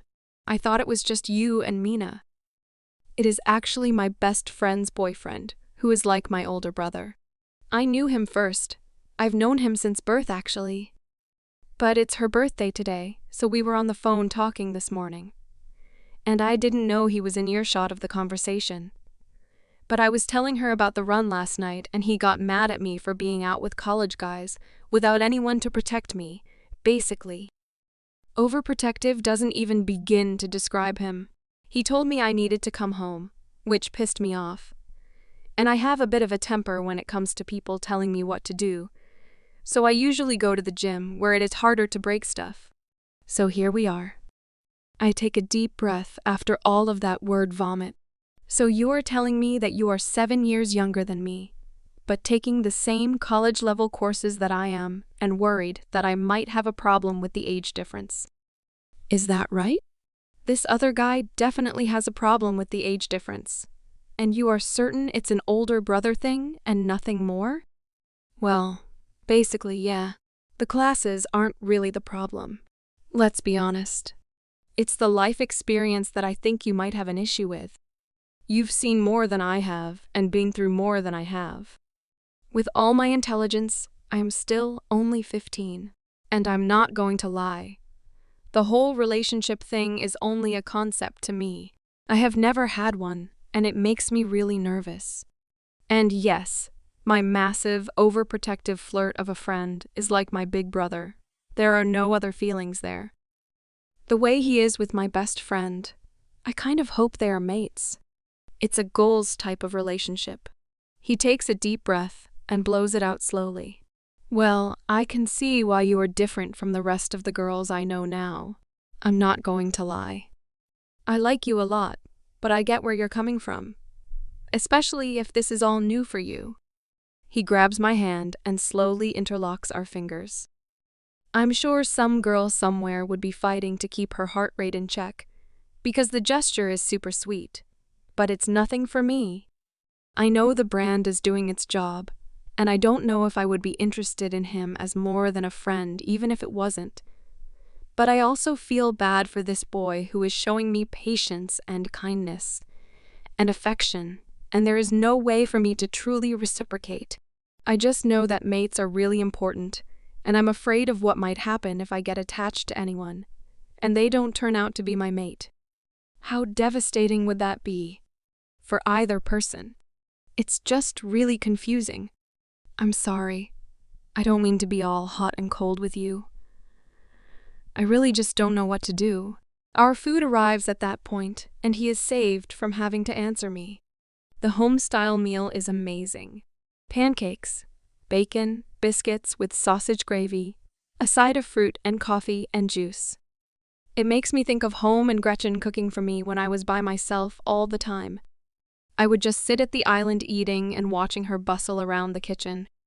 It was always a quiet peace, lonely but peaceful. I close my eyes and savor every bite, lost in the memory for a second. Why is that so hot?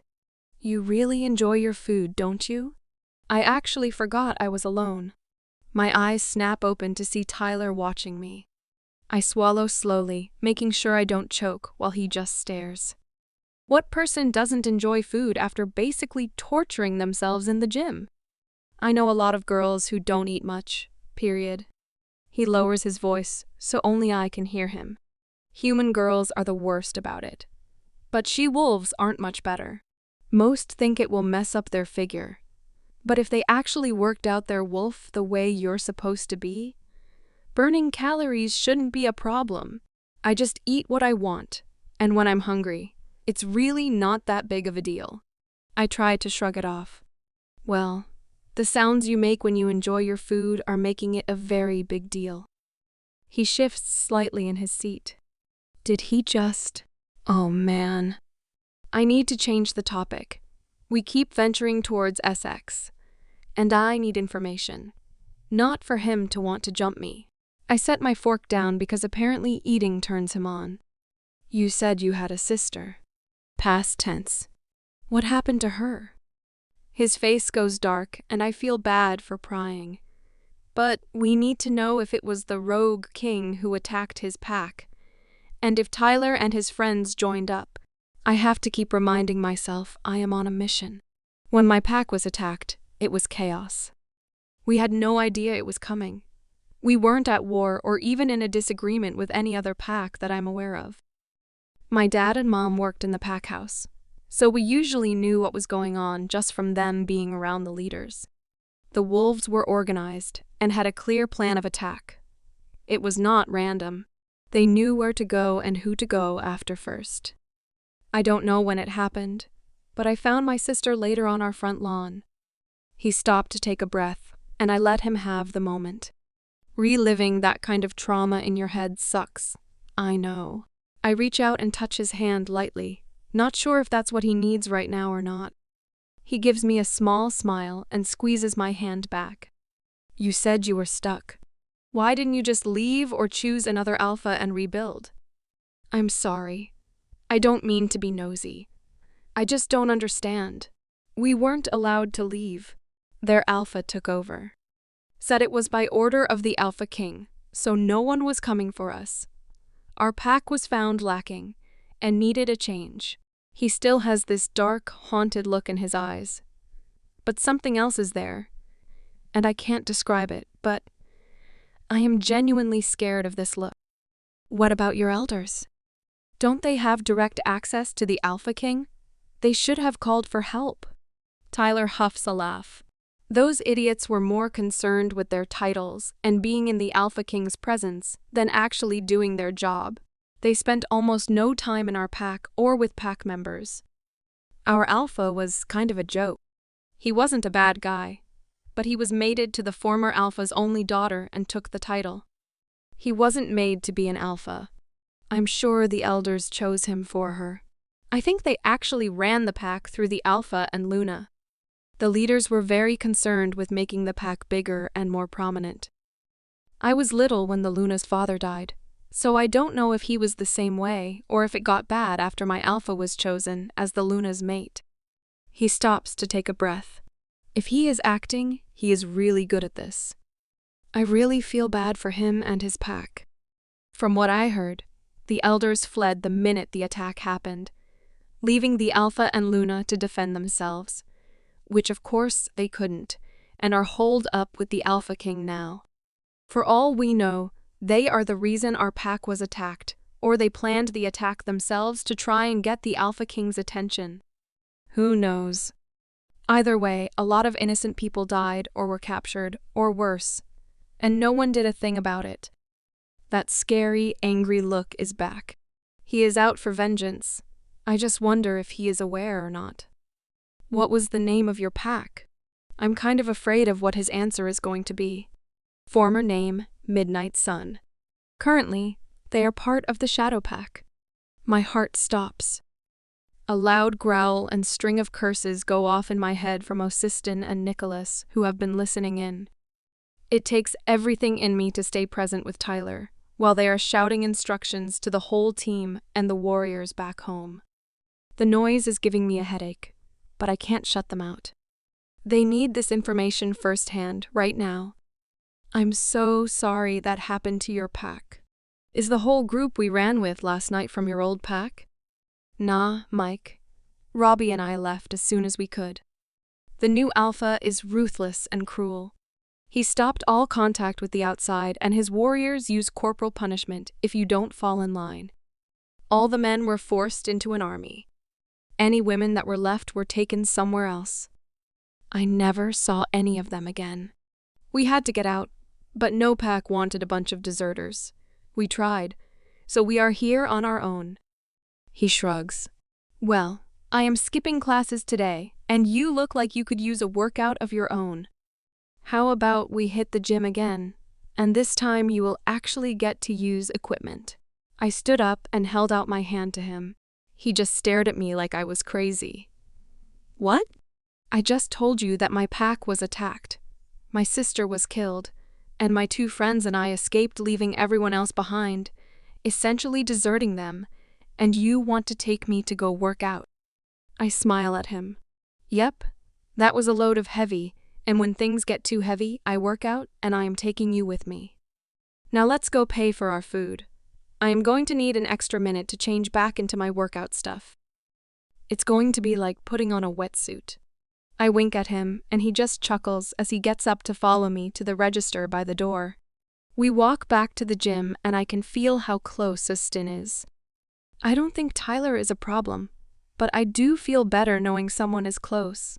I don't trust Tyler, but at the same time, if even half his story is true, I want to help bring whoever is the problem to justice.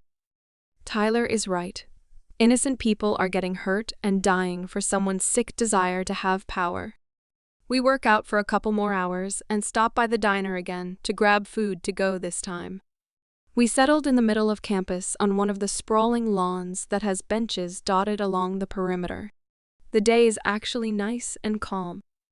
Not warm, but comfortable enough.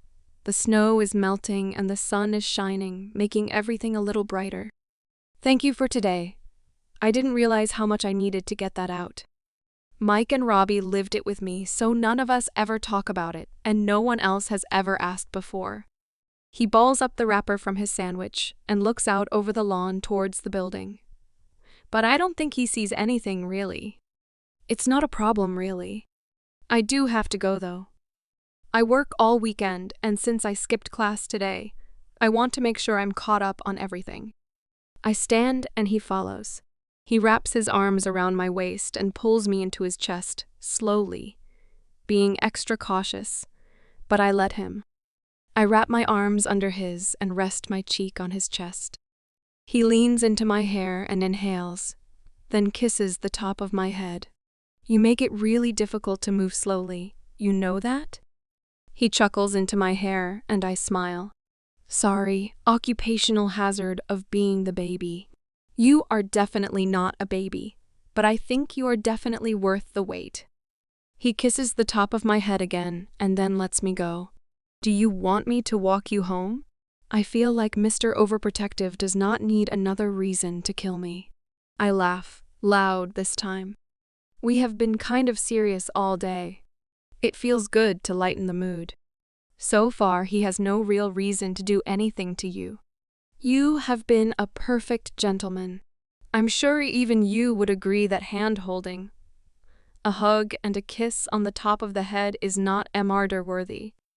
That means nothing. I am in your personal space and talking to you. Trust me, that is reason enough. I'm good. Mina's class is right over there. I point to a building, and she should be getting done soon. I'll catch a ride with her. We have plans with my uncle tonight. Oh, fuck. I forgot about him. He's a big guy, too. I bet he's a warrior, isn't he? Is he going to kill me for talking to you? I don't need some crazy guy coming for me in my sleep. I'm laughing again. I think he might really be afraid of Nicholas. Dramatic much? He knows about you. He also knows I have been with you all day. Tyler's eyes go wide. What?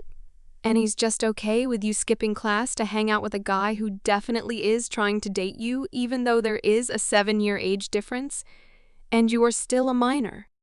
First, he's not the hover type. I hover all right. I'm just not amateur enough to be seen doing it. Nicholas chimes in. Second, he trusts me to make good choices. I'm not one to be pressured into things. I trust you. This clown I don't trust at all. He may be acting like a gentleman now, but I can guarantee with the amount of fidgeting he has done all day. His thoughts are far from respectable. He's just lucky you are a deadly weapon. I can't wait until he finds that out. I want to be there when he sees you beat the shesh tea out of somebody for the first time now. Both Nicholas and Osiston are cackling in my head like two old ladies. Speak of the devil, I need to get going. I tap my head and smile as Tyler looks around nervous. I'll talk to you later, Tyler.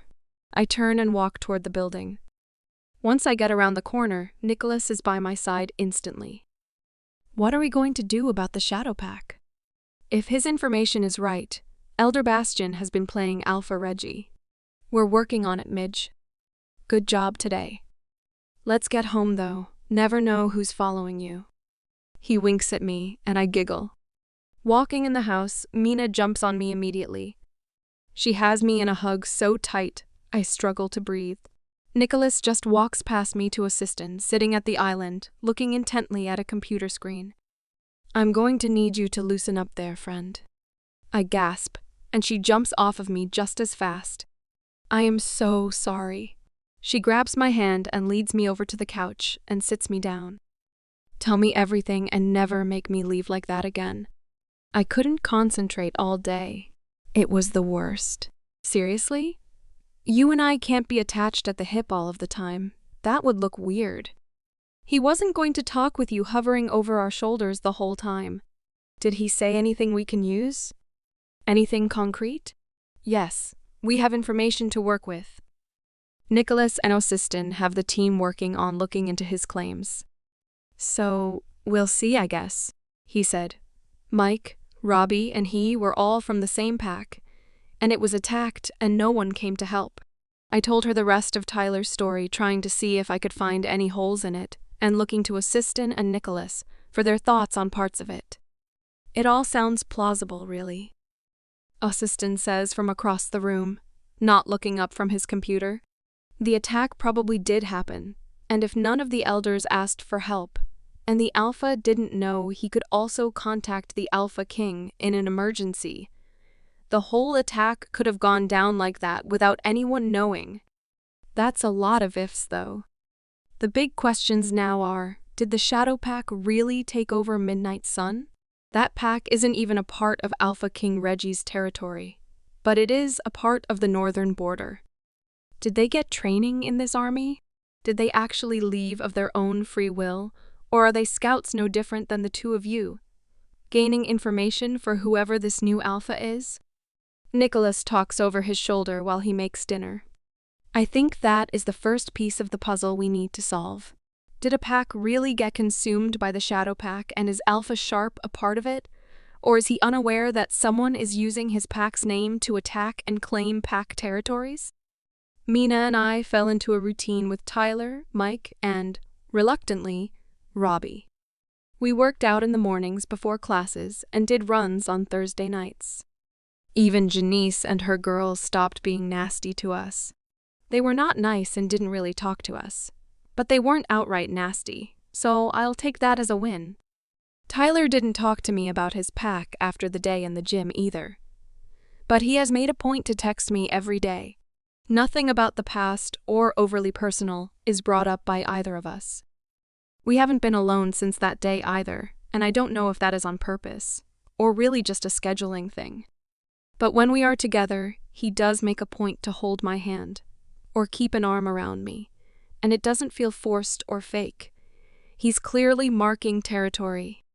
The dynamic is a little strange, but at least I don't have to fend off other guys trying to hit on me. Mina says I'm friend-zoned, but he's trying to not make it obvious. Mina, on the other hand, is fighting the guys off left and right, but she seems to be enjoying the challenge.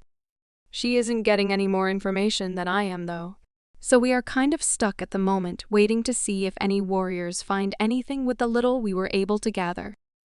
Mina and I made it out to shop a few times with the crazy double life we were leading, and when I saw a kiosk that was similar to the one the guys got my bracelets from, I knew what to get them for their birthdays.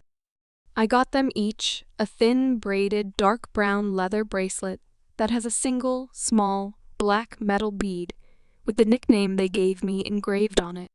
You have to look close to see the name. The design is less conspicuous than the bracelets that they got me. And it would just look like they all have matching bracelets from someone looking quickly at it.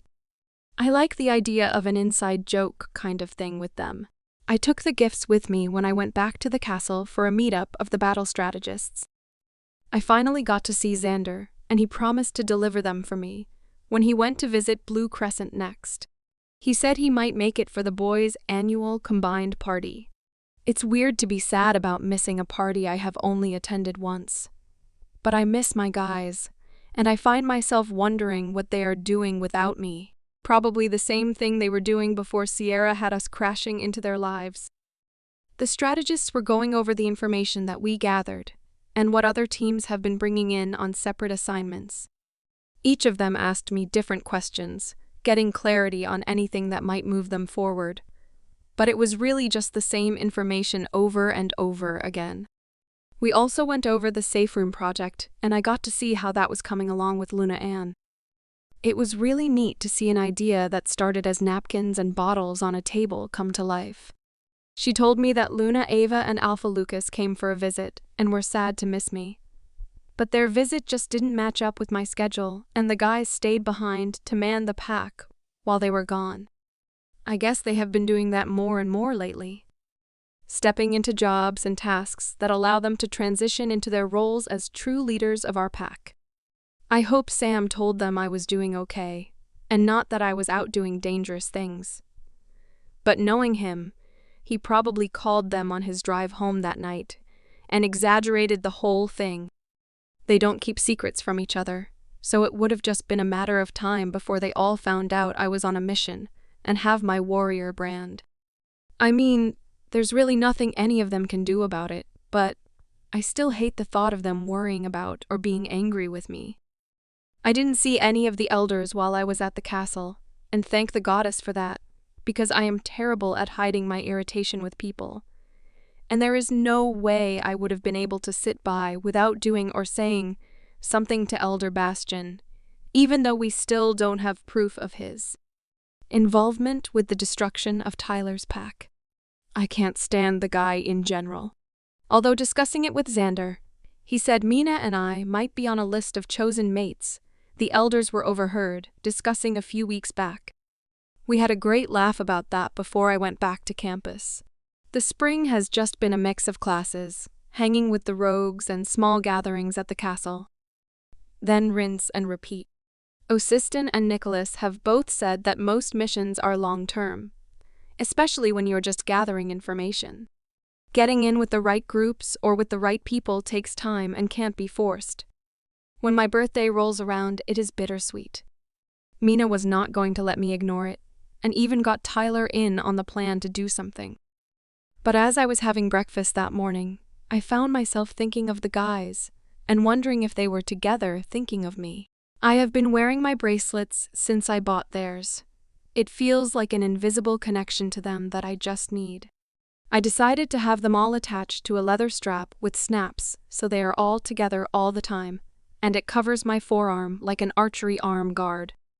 Mina, Tyler, and Mike took me out for dinner, and it was fun. But not the same as being at the pool grilling out. I did laugh and enjoy myself, and even got a burger, which everyone thought was an odd choice. Before we left, Mina pulled a box out of her purse, and I was immediately suspicious. "What's this?" I ask, gingerly taking the blue velvet box from her. It's a decent size, not a ring or bracelet, but definitely jewelry of some kind. Tyler and Mike look confused at my lack of enthusiasm at receiving a gift, but if it's what I think it might be, they might be angry. I was given strict instructions to give it to you after dinner, and while, and I quote, "the stalker is present." She mind links me and my eyes go wide. "Seriously? I'm not opening this now," I say to her, not even bothering with the mind link. "Either you open it or I'm supposed to." She shrugs. "Orders from the top." I narrowed my eyes at her. That means Xander is in on this too. Now I know it's some kind of trap. "What does she mean, orders from the top?" Tyler asks me. "Is that code for something? And why do you look like you are terrified about opening a gift?" My friends are messing with me, and unfortunately, we have a hierarchy, meaning Mina will cause a scene. I look right at him, then take a deep breath and spin the box to face me. The dark blue velvet is soft and expensive, with gold lining the edges of the box and the hinge.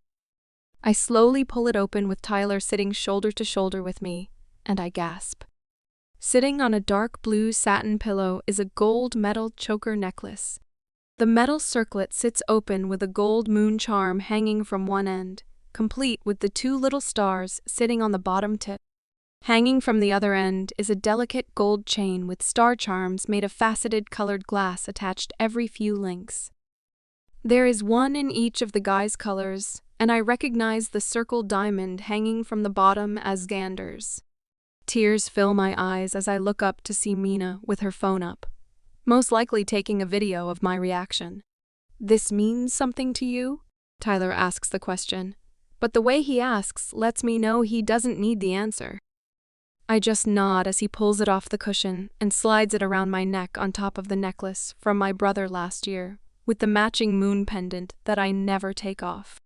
The opening sits just above my collarbone, so the moon dangles on one side of my neck, and the star charms hang on the other. This is not a gift from just a friend, and that is not a reaction from just a friend, he says, looking at me, shoulders slouched. His voice is thick and hurt. "No, Tyler, stop. It's really not like that. This is not what you think, but it is personal, and yes, it means something to me." "No, I'm not going to explain the significance. I can't." I close my eyes and will the tears away. I won't let them fall. This is special and meant to be special. They are thinking of me too. I'm just going to go. He gets up to leave, Mike following. I got to Mike first. "Go sit with Mina. We will be right back." I follow Tyler outside. "So that's it then? You're just going to get up and walk away?" "What do you want me to do, Sky? You clearly are leading someone else on at the same time you are playing with me. I have been as patient as I can, but waiting for you to figure out what you want is painful. And I don't believe for a second that you have no idea what you are doing here. No one sends a gift like that to their girlfriend's best friend." He's getting more and more angry as he talks. "I told you I knew Sam first. I have known him my whole life. I introduced him to Sierra. There has been and never will be anything between us. This necklace is special to me And I shouldn't have to explain that to a guy who has friend-zoned me since he found out I have guys as friends. You don't want to get to know me, and you don't want me to know you. You are the one holding back. You are letting your petty jealousy get in the way. I shove him with each accusation. At least I can still feel anger towards him, because as fake as this is, I do care about him as a person. But I won't take the blame for the distance. Sam has a funny way of showing his friend affection. Does he buy you nice underwear too? That was the last straw. I cocked my fist back and punched him with all of my strength. His head spun around, the rest of his body following with the force, so he was facing away from me. For your information, you son of a teach. He turns slowly back to me, complete anger contorting his usually handsome features, while he holds his cheek. My mother died giving birth to me. I hate my birthday. My friends, all of them, as in plural or more than one, since you seem to be slow on the uptake. Get me something with rainbow colors for my birthday. I hold up my cuff with the rainbow-colored leather. Each color represents a different friend. It's to let me know they are thinking of me. So maybe before you go accusing people of deceit, you should get the whole story. I push him again before walking away. SKYWAIT? IMSORRY. He shouts at my back, but I just keep walking. I'm here, little one. Just keep walking.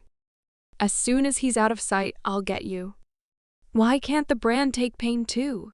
He didn't hurt me really, but I don't like being accused of cheating or leading people on. I would never do that to someone. I can't even feel affection for him, and I still didn't go after any other guys even when he stopped giving me information. Pain lets us know we're still alive. It lets us know that something is wrong. We cannot take pain away, but we can work through it. You're almost to me. Let's go for a run. Okay. I sniffle back my tears and take a deep breath. I will work through this like I work through everything else that has frustrated me over the years. I will let my wolf out, let her take control and protect me until I can get my head on straight again. I don't talk to Osistin, Nicholas, or even Mina about what happened. Someone wanted a result and they got it. I don't know if Sam and the guys were trying to get under my skin, or if they were trying to push Tyler away, or maybe thought he would be jealous and fight for me. But I was used, and I don't appreciate it at all. I leave my phone on airplane mode most days.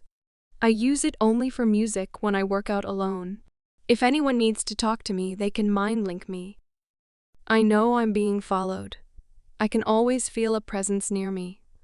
But I don't ask who it is or acknowledge them. I have switched from sharing a room with Mina to staying in one of the other guest rooms with my door locked if I'm home. I still go to classes. I just make sure that I'm surrounded by other people so Tyler, Mike, and Mina can't sit next to me. I shift and run almost every night with Assistant, hot on my tail. He says nothing, just lets me go and keeps me from doing anything to jeopardize our mission. 3 weeks after my disastrous birthday, Mina comes into my room. She picked the lock and tried and failed to make a joke of being proud of herself. I was sitting on my bed doing homework, like the good old days. Hey, I'm sorry. I didn't think it would go down like that. So you were in on the setup? It's good to know my friends have my back. What was the end game there? 'Cause I still haven't figured it out. You weren't getting anywhere with him, so when Xander brought your present, we thought we could use it to make him jealous and spark a reaction. Well, you were right. His reaction was to call me a two-timing Marie, and all of you ruined the memory of a gift that should be special to me. Do the guys know that their gift and I were used to bait Tyler? She looks down at her hands, clasping and unclasping them. That's what I thought. And who's we exactly? Alyssa and I, she whispers. So you didn't get the idea from Xander or Nicholas or Assistant? Did Xander explain the significance of the necklace? No, she's still whispering. Well, let me enlighten you. What I told Tyler was true. I hate my birthday because my dad hates my birthday. My dad hates me because on the day of my birth, I killed his mate. Until last year, my birthday was never celebrated. Ever. It wasn't allowed. You know about the bullying. What you don't know is that until the beginning of my freshman year, my bullies included my father, my brother, and rest of the future leaders of my pack. My basic existence was not even recognized by any of my peers. Not even by my brother. Until my freshman year, I had no real friends, also something that was not allowed. It was safer for people to steer clear of me. The only people who remotely gave a shit about me were Luna Ava, in secret, my nanny, who was beaten in front of me if my father thought she overindulged me by being too kind, and then our housekeeper who took over after my nanny was fired. The only reason I have friends now is because of Sierra. The minute she stepped foot in my pack, Sam was attracted to her and decided being nice to me would get him in her good graces. That's how they figured out I was being harmed by more than just my father, and to what extent my father mistreated me. So for the first time in my life, my birthday was celebrated last year, and it was beautiful. The guys got me these bracelets. I held up my arm and clearly kept the theme of the combined color-coded gift this year with their necklace, and you decided to use it for your own selfish gains. I look from her to my open door. You can come in. Lingering at the door, mouth breathing isn't doing you any favors. Both assistant and Nicholas walk in, looking not too pleased. Is that why Tyler came by asking to see you looking like he was in a cage fight? Nicholas asked. And we are not mouth breathers. I couldn't suppress a small smile at the idea I hit him hard enough to leave a mark. I just nodded. I'm actually sad I missed that. Well, you might need to make up with him. We have been following his crew for the last few weeks. They are up to something, Osiston says. And he has been stalking the house, clearly trying to check in on you. He's not very stealthy. This might work for us. How soon do I need to be friendly again? I'm all business now. Tyler means nothing after that. I have no room for people who will turn on me at the first sign of trouble, and he didn't even listen to my side of the story. I'll have to start letting him talk to me in class and slowly go from there. He's got to work for it or he will get suspicious. I agree, but sooner rather than later, and for sure before the semester ends. I nod again and then look back down at my homework. It's a start that Mina has some history, but I'm still angry, and I can't bring myself to wear the necklace yet, which makes me angry all over again. She shouldn't have needed to get my history like that, and she shouldn't have gone over the heads of our group leaders. This is just another reason for them to not put on a mission until we are old enough. It's too easy to be impulsive and emotional. The thought of being iced out of missions keeps the anger simmering too. The only way to make this look real with Tyler is to make up with Mina. I have to stuff this irritation and save it for another day. I can feel Osiston and Nicholas leave. Mina hangs for a minute longer, but when she realizes I'm done with her, she walks to my door. Sky, I didn't know, and I really am sorry.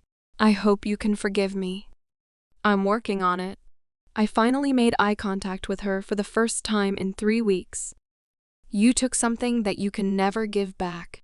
You may not have had all of the information, but I shouldn't be forced into giving my history to people for any reason. We have a job here, and if you want it to go faster or better or whatever, you need to work with the team. Express your concerns or ideas with everyone. We're the green ones here, not the experts, no matter how good we are at a few things. Get your head out of your ass. Act like the leader that I know is in there somewhere. We aren't here to be the guy or the hero or whatever you and Alyssa have in your heads. I'm sure the literal years that some of these guys have spent on this mission have been miserable. Our school year can't compare. I don't know how long Alyssa has been here, but she isn't much older than us, and she was brought in to track, not make decisions and plans. We are better than this.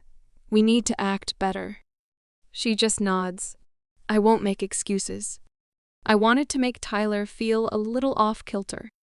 He doesn't drink more than one when we run on Thursdays, and I have never seen him drink other than that. He's always in so much control. We thought that maybe his attraction to you could crack that a little bit. You are everyone's weakness. It's kind of creepy, really. Even Robbie has a hard time staying out of your orbit, and he hates anyone who isn't Mike or Tyler. Well, here's the plan, 'cause I am still angry at you. We can start going to the gym together, but I am back into my morning and evening runs. Jump on the train, or don't, but this is the program now. We have to look like we are in the process of being friends again, otherwise they won't believe me and will never get back in. I have to work in the morning. Come in and sit. See if they notice and follow your lead. You have to be vulnerable, and we need a story about my birth mother because we are supposed to be sisters. The information we give out is supposed to be generic. The setup didn't allow me to have a proper reaction, and I gave out real information unintentionally. We need to talk to Assistant and Nicholas, so what we say matches anything they have put out there already. She nods again. Are you going to move back in? She points over her shoulder to the hallway. Maybe. I don't know yet.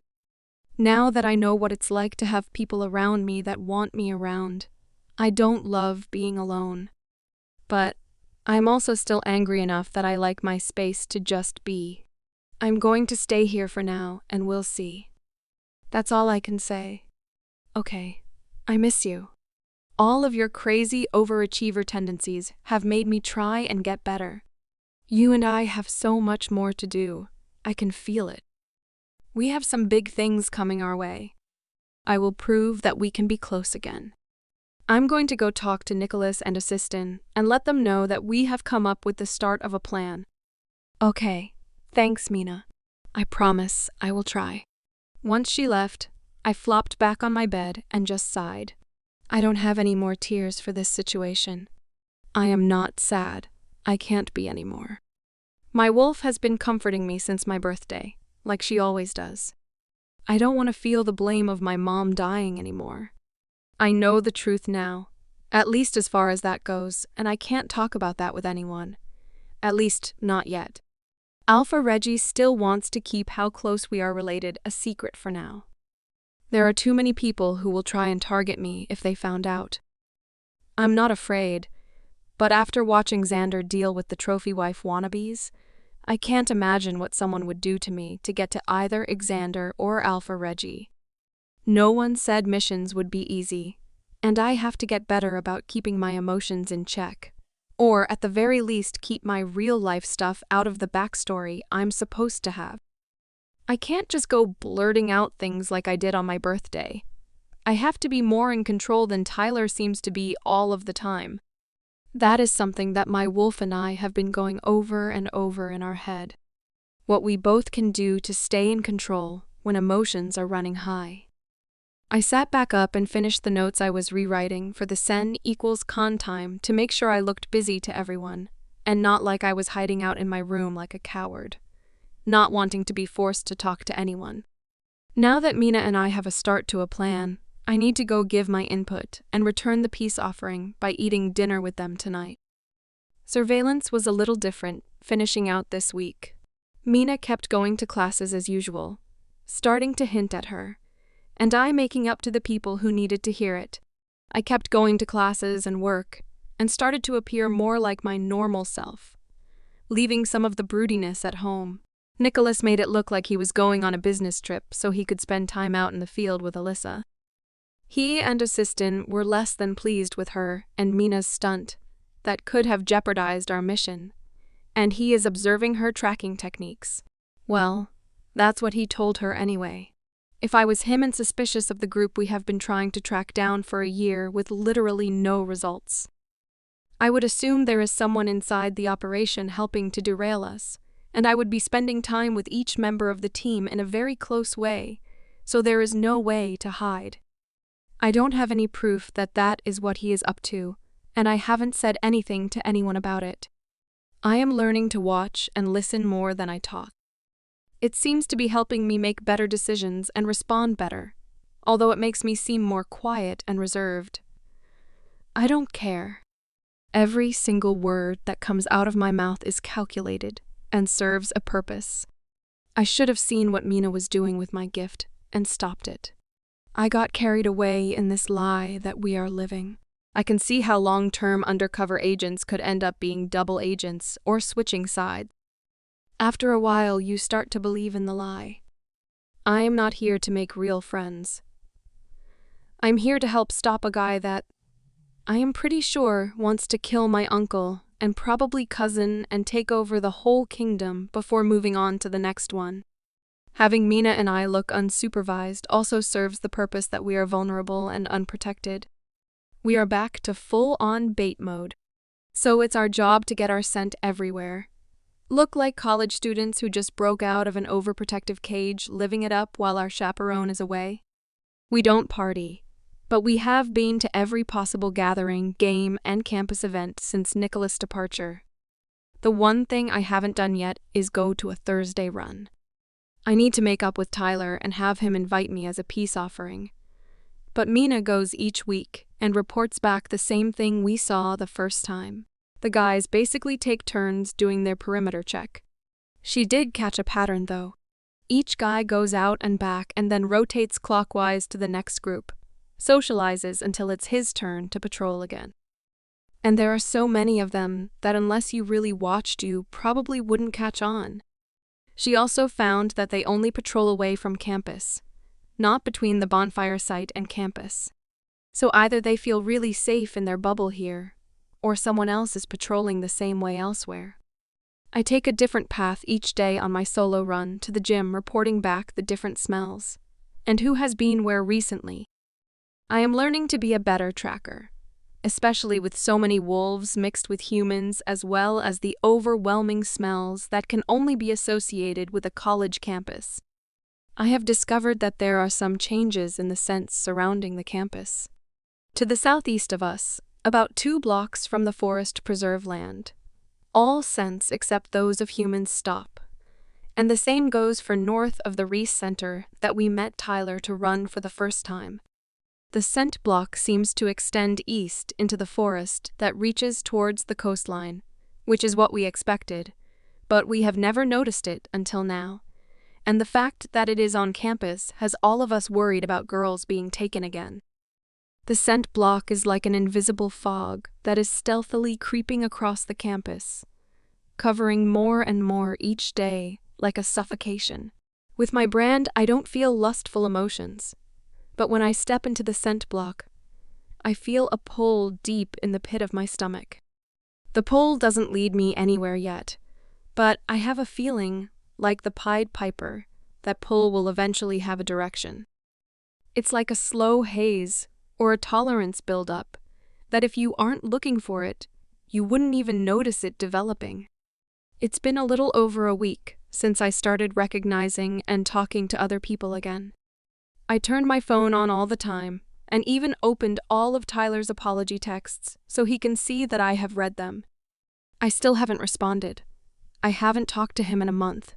This has to be slow. I also started wearing the choker necklace. I figure if Tyler is going to forgive me, he's going to do it while looking at a piece of jewelry around my neck. That means a lot to me, and from another guy. It's really too fancy to wear every day, but I feel better with it on. Almost like my head is clear having something from them so close.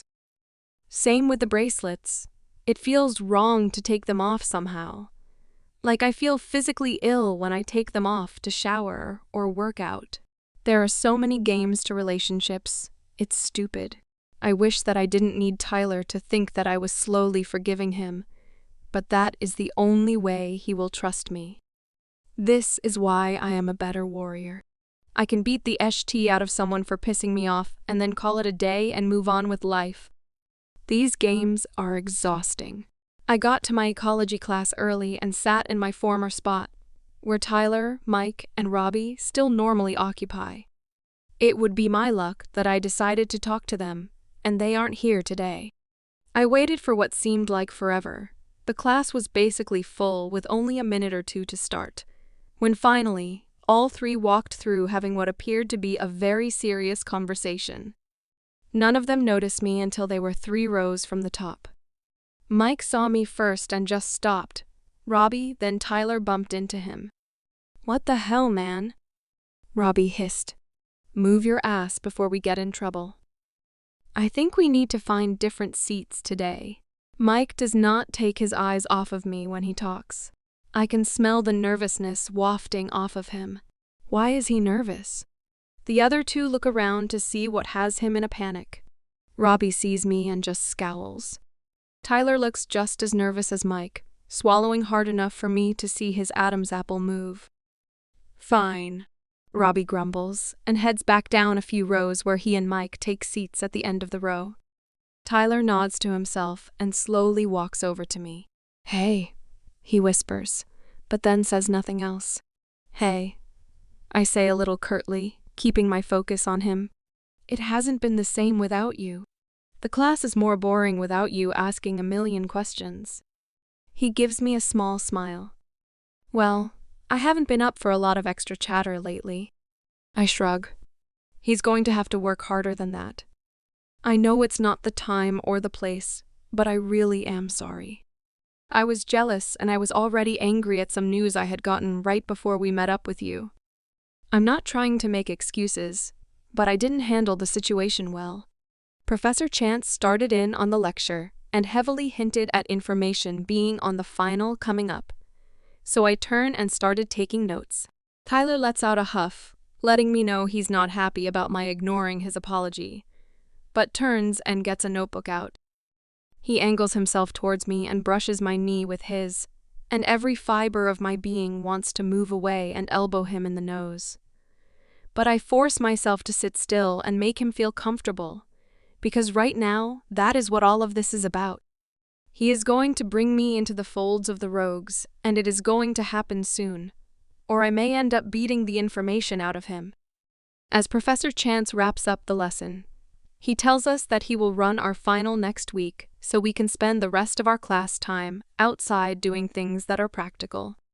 Once he dismisses us, the general rumble of books and supplies being packed fills the room, and the general noise of voices increases in volume as the students leave the lecture hall. I take my time, and so does Tyler. "Can I walk with you?" he asks, shyly. "Sure," I say on a breath out.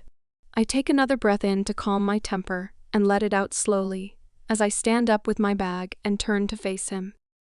"What you said is not something that is easy to forgive. It was purposely hurtful. You don't deserve to find out anything about me after your accusations. But I am going to try. You are not the only person who has suffered through life. Don't ever assume you've had it the worst. There is always somebody suffering more than you. Some of us are just better at moving forward with life. I don't let my past hold me back. It definitely motivates me and my actions, but I would never consider taking it out on someone else." He just nods and starts to shuffle out of the top row, checking every few steps that I'm following him. We make it outside and his friends are nowhere to be seen. He's all mine for the time being. "Mina, I have Tyler with me. Take your time. I'm going to see what he has to say." We walk towards the center of campus again, not really aiming for anywhere in particular that I can tell. "So your mom really died?" he asks the ground in front of him. "Yep." We just keep walking. "Is Mina really your sister?" "Not by blood, but sometimes life brings you people that are closer than that. She and Nicholas are those people for me. It's easier to say we are sisters, 'cause that's what she feels like, and what people understand without a lot of explanation. I don't like my story or retelling it. I don't like the victim pity in people's eyes when they hear it. Mina and Nicholas have never looked at me like that.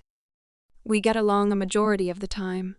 We have similar interests and goals in life, and she has been there for me. This was an opportunity to start new, and I took it. Just like you." He nods his head again. "There's always a cost, though. Every decision has a cost. It's just a matter of if you are willing to pay the price. How are you so young and yet can talk like that?" I've had to suck it up more than a few times. I had to decide to stay stuck and let other people control my life, or move forward, learn from what happened, and be an example for others in a similar situation.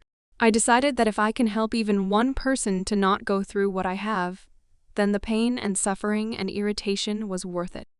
I will not let anyone control me or my life again. He looks at me sharply. But you will let the moon goddess choose your mate for you. You would give up that control?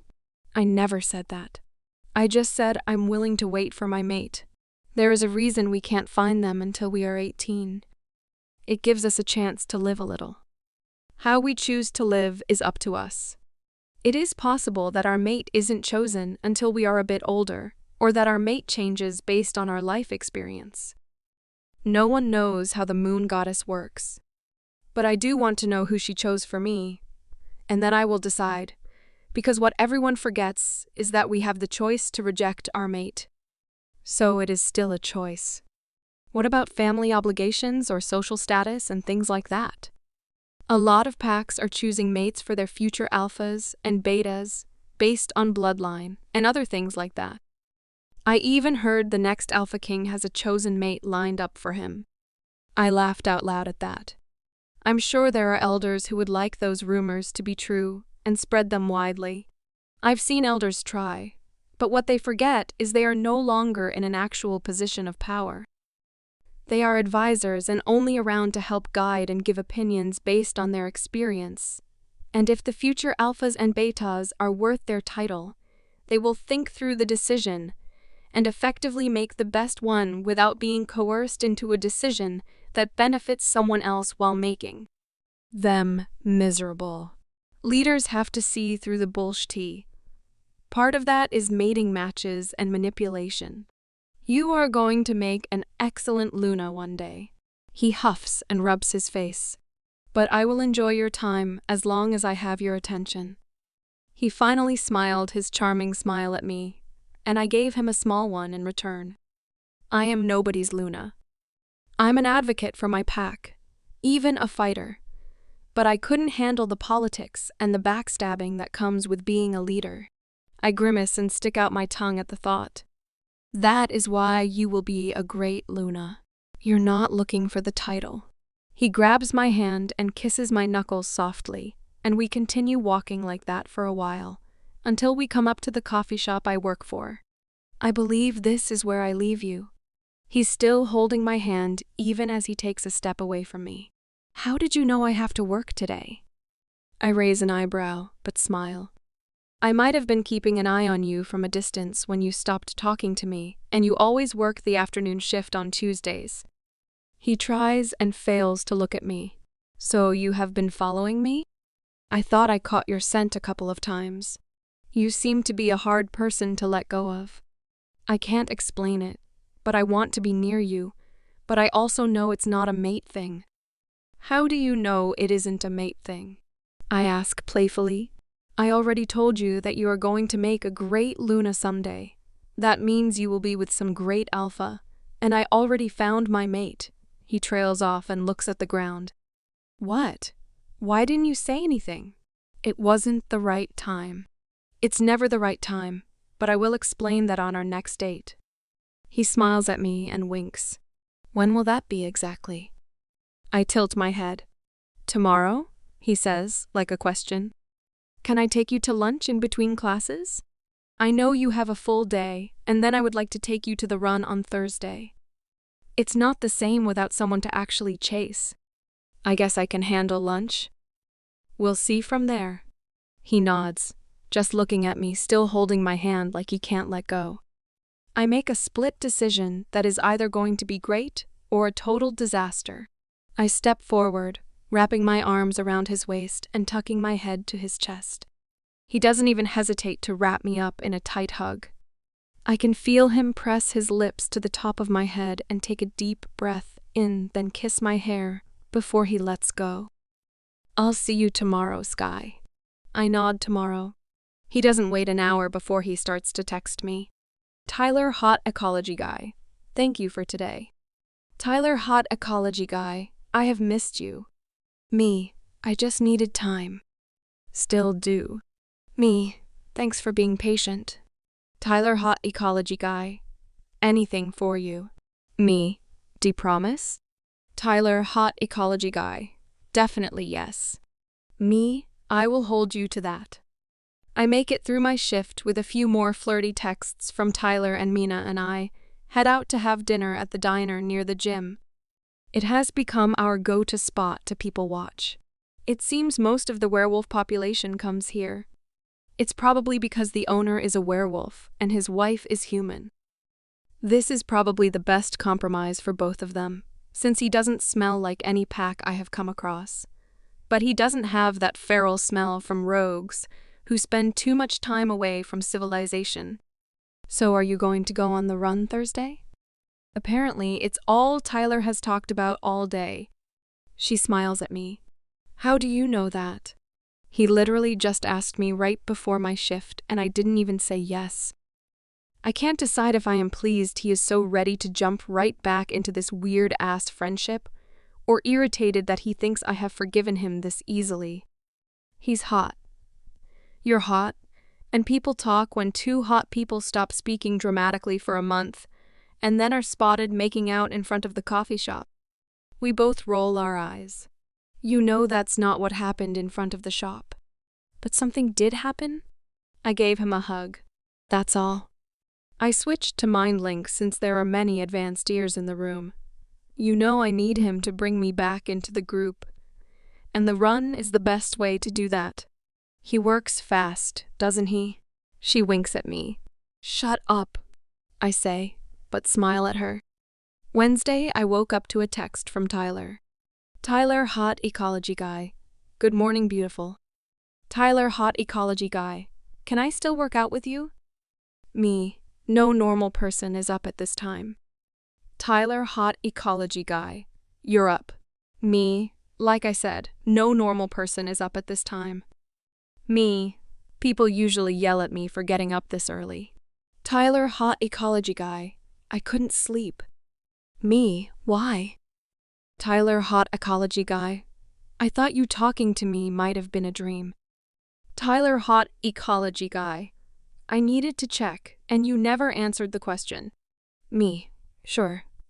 I'll be there in about 10 min. Tyler, hot ecology guy. Can I pick you up? Me? I usually run. I like getting my warm-up in before I get there. Tyler, hot ecology guy. Can I run with you? Me? Sure. How long will it take you to get here? Tyler, hot ecology guy. I'm outside. I hop out of bed and start rushing to get ready. What the hell is he already doing here?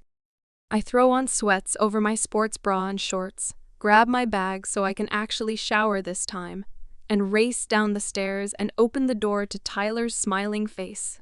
The look is cocky and smug. He could hear me racing around to get ready. Well, at least he thinks I want to see him really badly. What are you doing here? I thought I was picking you up so we could run over to the gym. I thought you said I could join you. Was I mistaken?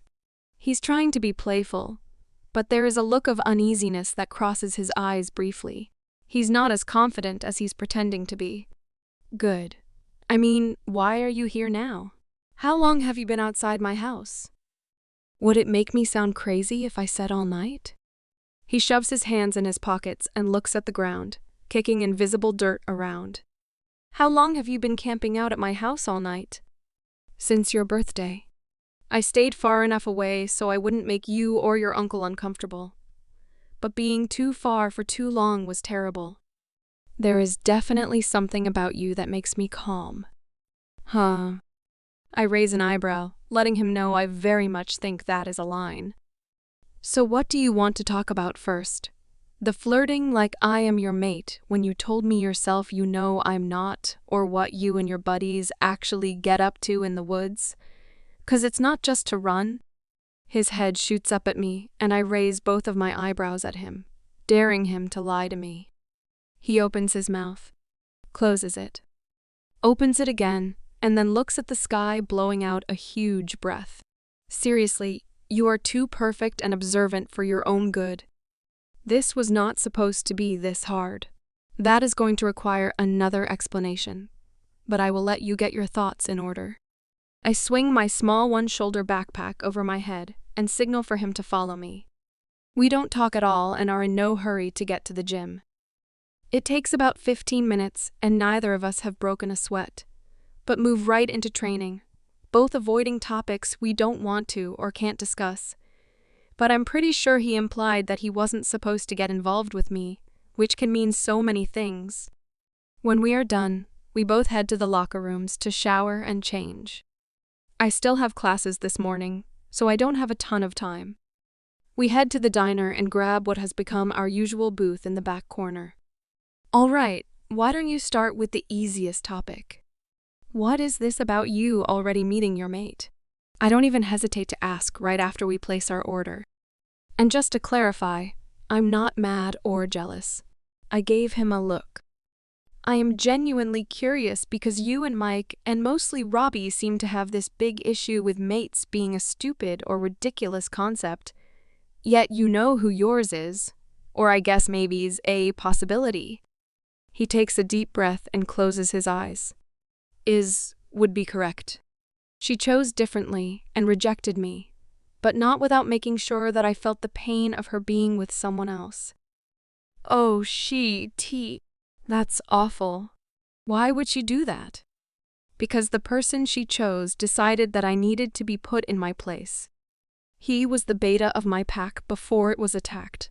I was an omega training to be a warrior, but to him, my rank made me unworthy, and she believed him. He was just as power-hungry as the elders. I wouldn't be surprised if he had something to do with our pack getting attacked. Anyway, she chose him and rejected me, but I wasn't allowed to accept it. I had the pain of the rejection, and then the pain of feeling them being together. Every single time. I can still feel it, so I know she's still alive. So, like you figured out, I do not have a high opinion of fated mates. Neither do Mike or Robbie. Their stories are different from mine, but we aren't fans. I don't have anything against the moon goddess making us stronger through our mates. But I do have a problem with mates still having the choice to reject without any good reason. She wanted to hurt me, and even if you don't love your mate, you shouldn't have the desire to harm them on purpose. Our food comes, which gives us a break from the deep discussion. Neither of us really look up from our food, but don't eat with the same gusto as the first time we were here together. Tyler, I'm sorry she did that to you. I set my fork down and look right at him. She doesn't deserve you if she couldn't see the kind of guy you are and appreciate it. I can at least understand him a bit better. I don't know what I would do if my mate rejected me. Maybe she was right. Maybe she knew me better than I knew myself. She knew what kind of person I would become. Stop. Don't do that. You don't know what was going through her head at the time. Maybe she was being held against her will and forced to reject you. You never know, and you can't ask her about it right now. I really don't enjoy comforting him when I think he is a coward for the way that he treated me over a birthday gift.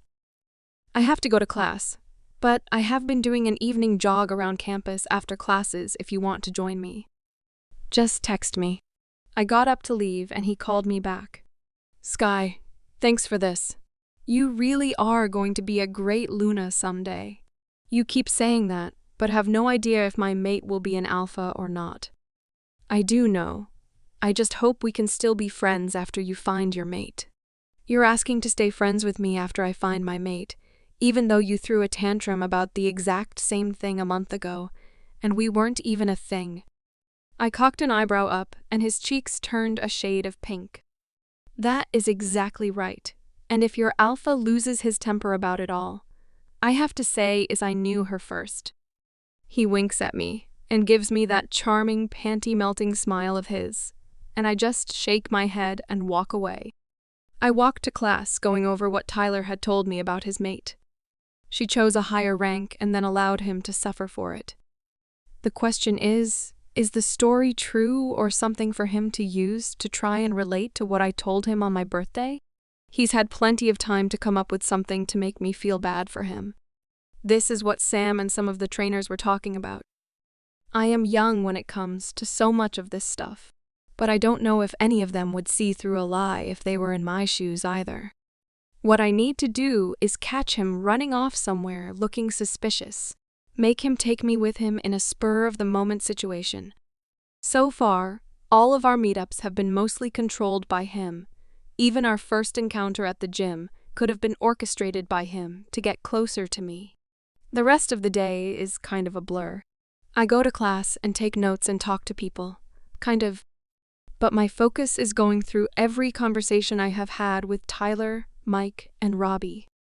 Robbie was easy, he says, about 3 words to me. Not sure why he doesn't like anyone outside his very small circle. And I don't really care. But it makes it hard to know his motivations. Mike is about the same as Tyler, just not as flirty. Sky, someone pulls me out of my round and round thoughts as I'm walking home. Sky, wait up. I turn and see Robbie jogging up to me and he looks mad. Hey, Robbie, what's up? I slow but don't stop walking. I want to have forward momentum to get away if I need to. I thought you weren't talking to Tyler anymore. What's this? I hear you're coming on the run Thursday. He doesn't sound angry, but the look on his face says he wants nothing to do with me being there. Not that it's really any of your business, but I am planning on being at the run. I go to move away from him, but he grabs my arm. Guys, whoever is nearest to me, I might have a situation with Robbie. Stand by. I turn to face him.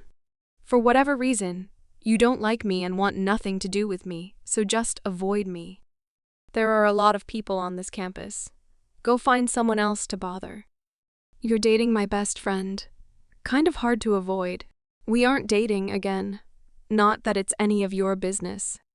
We are just friends, and if I want to run with my friends, I will. If I want to avoid the world for a month, then I will. It's not safe. The run isn't safe. Tyler isn't safe for you. Why can't you see that? If he's so unsafe, why is he your best friend? I'm still walking, but I have slowed down. Now we're getting somewhere. It's not unsafe for me. I have no other choices. This is my life. But you do not belong here. You don't belong with us. I was hoping you figured that out after the way your birthday ended. Just go back to wherever it is you came from. You are a distraction, and you are going to get hurt and get others hurt protecting you.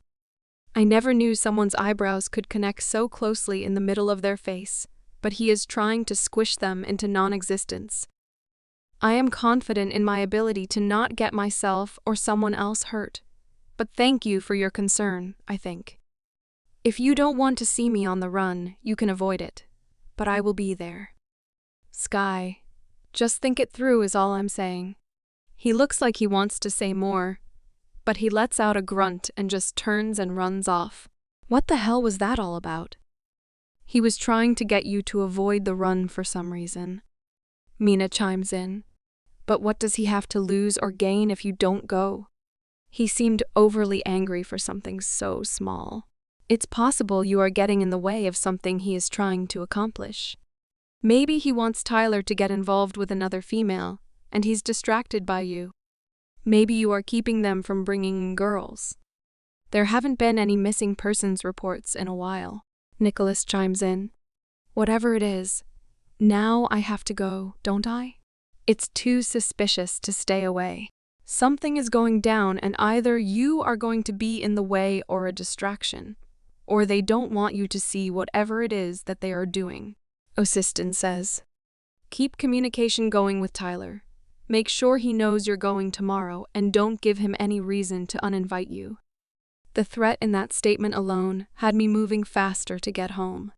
I walk into a fully mobilized kitchen.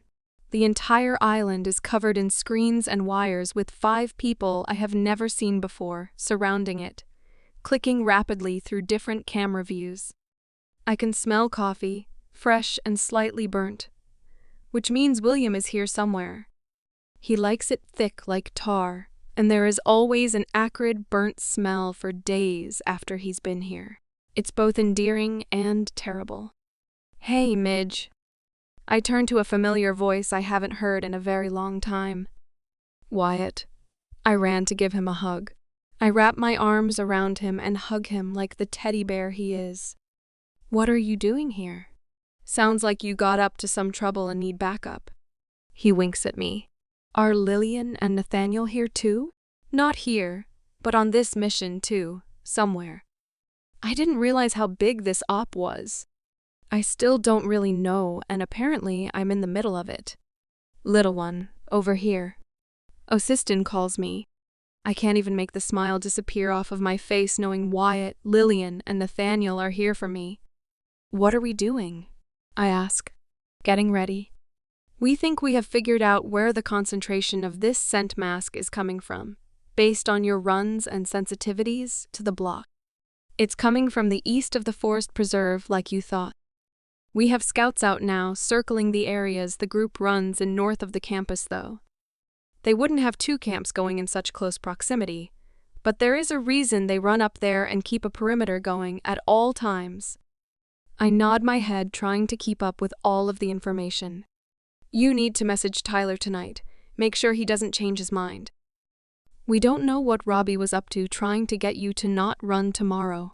He's never been a huge fan of yours, but he also has never been negative or aggressive towards you either. Something is up, and we have to plan for as many possibilities as possible. I nod again. What can I do to help now? You need to stick to your normal. Get ready for your evening run. We already know that Tyler follows you everywhere. I didn't sense him near you when Robbie approached, though. That is something that confuses me. Then you can meet Tyler in the morning to work out and do your regular class routine with him. You are going to go to the run solo, though. My mouth drops open. What? Why? I can't go without her. It will look weird. She's always with me. But they have targeted you, and if my hunch is right, they will make a move if they think that you are completely alone. She has a date tomorrow. She's already been talking about it with girls on campus. So many of them will be able to back up the story. I don't know about this. I have never been with the group alone before. I don't know why it scares me, but I have a really bad feeling about it. But I guess if I have a bad feeling, then maybe it's better that Mina is away from the mess if something happens. It's one less person to keep track of. All of the warriors only have to focus on one target instead of multiple. I nod after a few minutes. I love that Osistin just lets me be in my head and process things the way that I need to. He doesn't rush my thought process at all, even when I'm sure he can guess what I am thinking and knows I am wrong. He lets me learn. So what should I do now? I don't know if I will be able to sleep with all of this going on after my run. We won't be here when you get back. Tyler only watches the house when you're here. He's waiting or watching for something. I just don't know what it is yet. Maybe invite him to run with you tonight. See what he says. I nod. Okay. Then I get up and head to my room. I have butterflies and I can't tell if they're good or bad omens. This is really happening. Something is happening tomorrow, and I hope I get to be on the right outcome of it. I text Tyler. Me? Care for a run? Tyler, hot ecology guy. Sure, you okay? Me? Not sure. Just Ancy and I don't want to run alone. Tyler, hot ecology guy. Where's Mina? Me, too busy with a new boy. Tyler, hot ecology guy, I heard. Tell her to be careful, he's a player. Me, and you aren't. Tyler, hot ecology guy. Ouch. And no, you cured me of that. Me, back to the good lines you need to save for someone who will fall for them. Tyler, hot ecology guy. Still wish it was you. Me?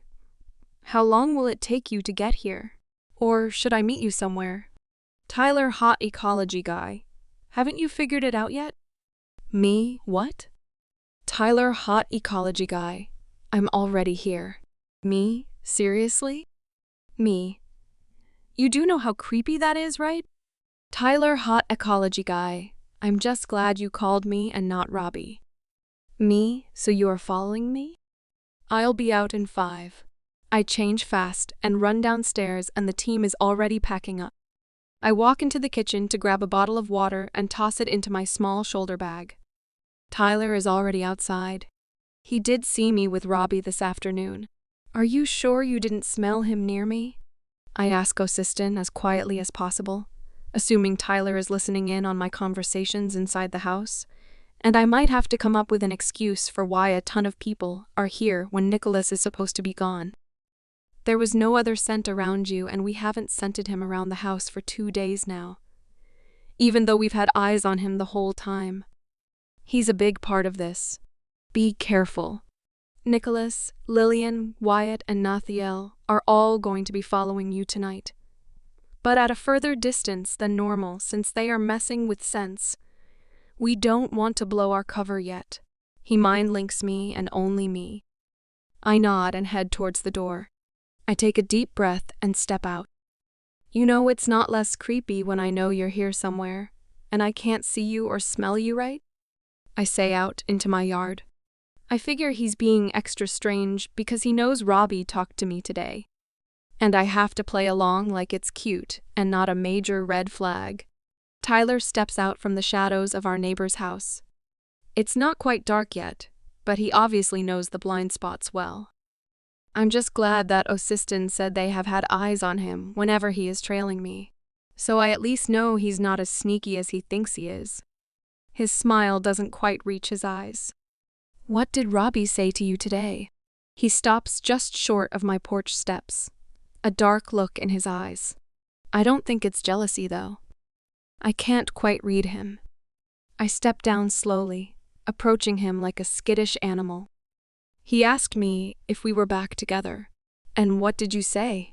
He doesn't make a move towards me. His whole demeanor has changed since earlier today. I told him we were never actually together. There was nothing official, but I was working on being friends again. I take another step towards him. Do you play with all of your guys like that? So, you're back to thinking I'm a e-re. Good to know it doesn't take much to change your mind about people. Just because one girl messed you up doesn't mean we all will. I take a slow breath and try to keep my emotions in check. I have to keep him calm. His temper is what has changed, or maybe it's slipping now that I think about it. You said you were patient. I called you, remember? I reach my hand out to him, waiting to see if he will come back to the Tyler I enjoy hanging out with. He grunts and gives a small shake of his head, like he's physically clearing his thoughts. You did call me, didn't you? I did, and I think you need to run just as much as I do. Come on. He takes my hand and gives it a squeeze. Then we both go at a slow pace.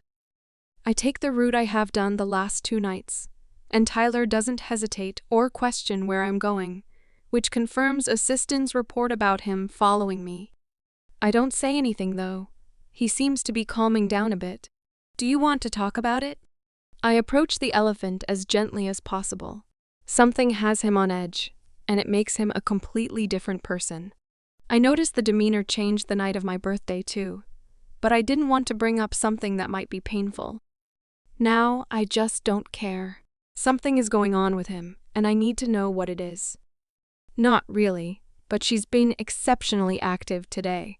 He just looks at me with sad eyes, trying to get me to understand without saying more. Your mate? I'm sorry. I didn't even think about you still going through that pain. Why don't you accept her rejection and get it over with? Maybe the moon goddess would give you a second chance mate, someone who actually deserves you. I can't or won't. It's the same thing, really. He said if I accepted her rejection, he would kill her. I know she doesn't want me, but I can't do that, and my wolf won't allow it either. Can she feel if you are with someone else? I'm sure it hurts her just as bad. I haven't been with anyone else. That's the hardest part.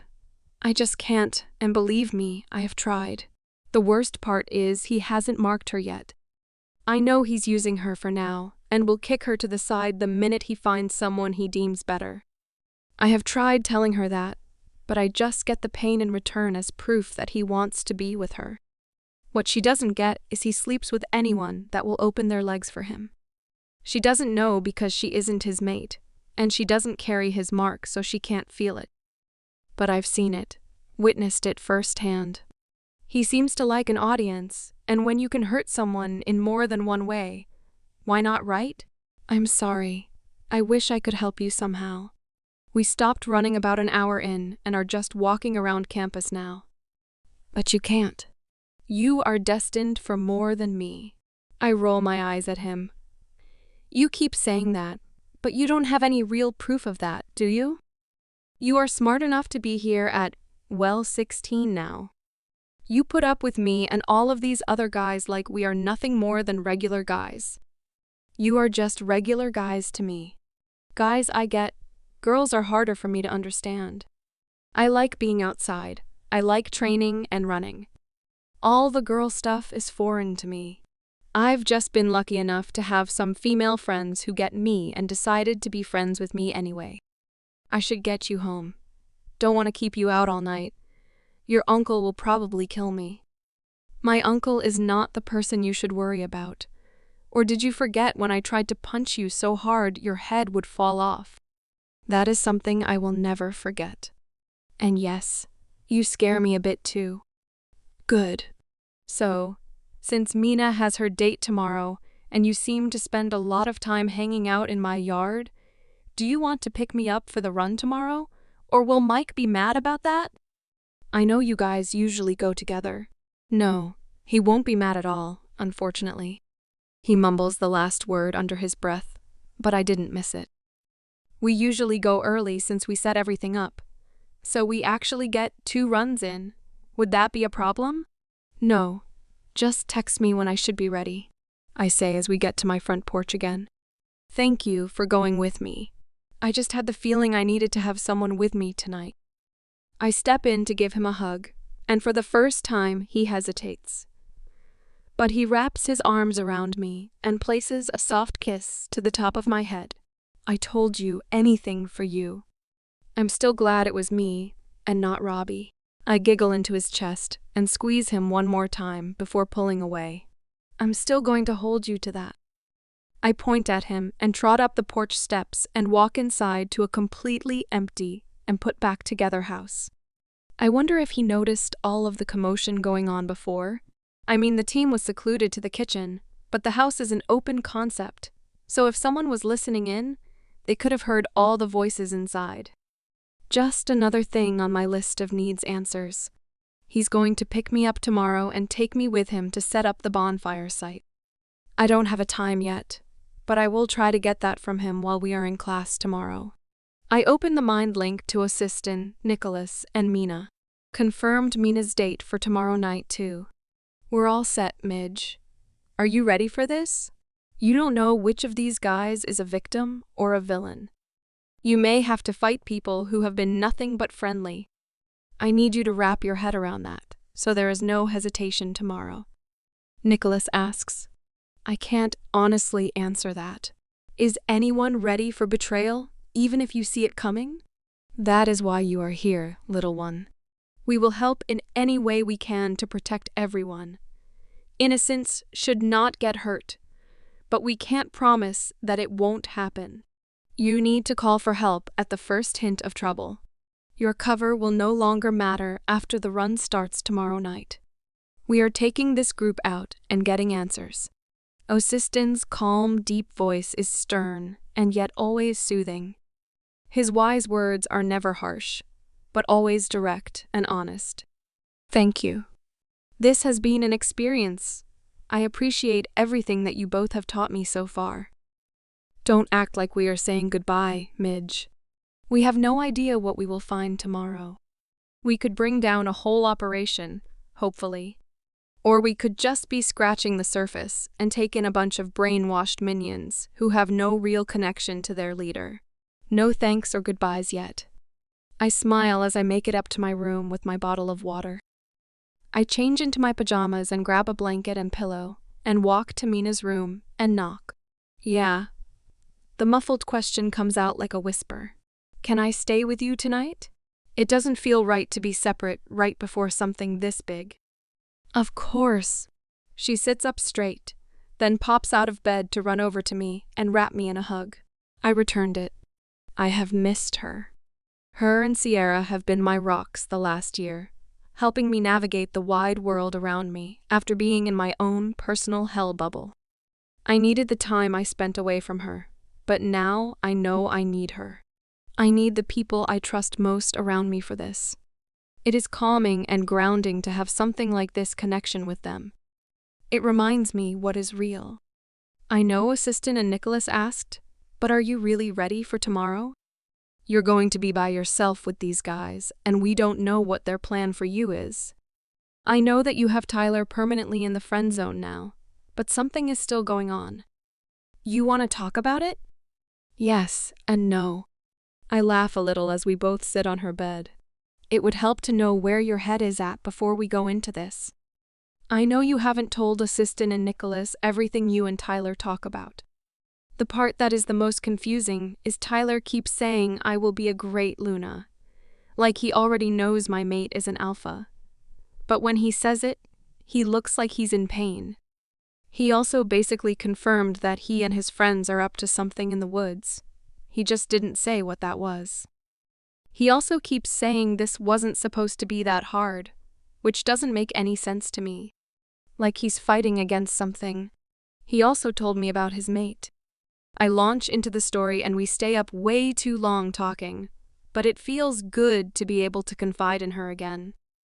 She doesn't have any different thoughts on Tyler's behavior than I have, but she agrees that he's keeping me close for a reason. And something about Robbie approaching me yesterday set him off a bit too. She even asked if I wanted her to join us for training in the morning, which sounded like a perfect idea. But at the same time, he's been opening up more and more the longer I spend alone time with him. In the end, we decide that she should be up when I leave, so he can see she's watching me too. But that I should go alone to see if there is anything else I can get out of him, before ST hits the fan tomorrow night.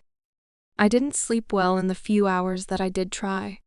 I am restless, and if I am being honest with myself, I am eager.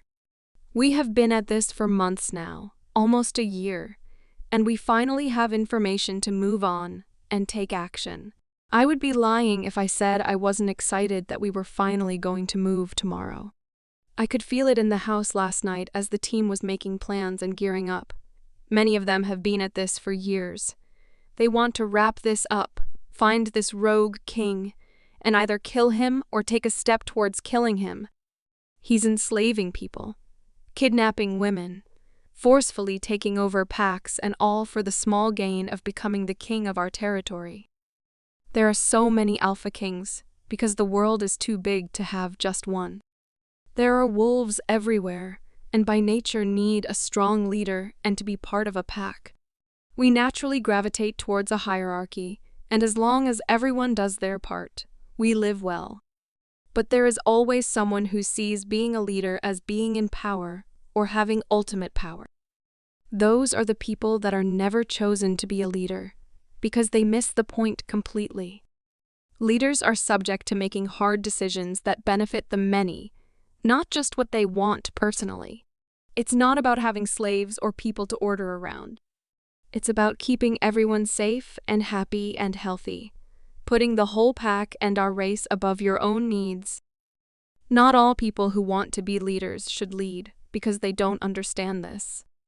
If Alpha Reggie is right, and this rogue king is a descendant of the royal line who has been taught to be bitter about the birth order, and whatever privileges he thinks he's missing out on, he is going to be hard to defeat. His bloodline alone will make it difficult to fight him if we meet up with him. But also a lifetime of hatred and vengeance can make people do crazy things. That's something that warrior training really focused on. Many of the people we will fight believe with every fiber of their being that they are right, and that what they are fighting for is right. And the rest of the world at large is out to get them. It's almost like a disorder, and as much as you can't get sucked into their bullshit, you also have to understand where they are coming from to find a crack in their armor that will bring them down. Mina and I got up slowly. She doesn't seem to have slept any better than me. I still hate your schedule. Do any of your friends enjoy this part? Nope. I laugh at her, getting ready like I do every morning. She's just following me around looking like a zombie. I'm tired, but my adrenaline is already going in anticipation. No one likes it, and everyone complains. Sometimes, I think that's how I know I am doing something right. She shakes her head and laughs with me. I need coffee and carbs. Bring me something back from the diner, she says as I get to the door and open it up. I turn around to give her a hug and then step out onto the porch. Hi, Tyler. You don't have to hide, you know. We don't hate you, you know. She almost shouts into the yard. Well, you don't know me very well then. He steps out from the same spot he did yesterday. That's too bad. I'm kind of over all the guessing games. She replies with a good amount of sass. Is that why you stopped hanging out with Mike? He moves closer, hands in his pockets, like he's trying to keep them to himself. Yes and no, but more no. He just seemed distracted and like something else had his full attention. Someone and something both have his full attention. So you aren't wrong.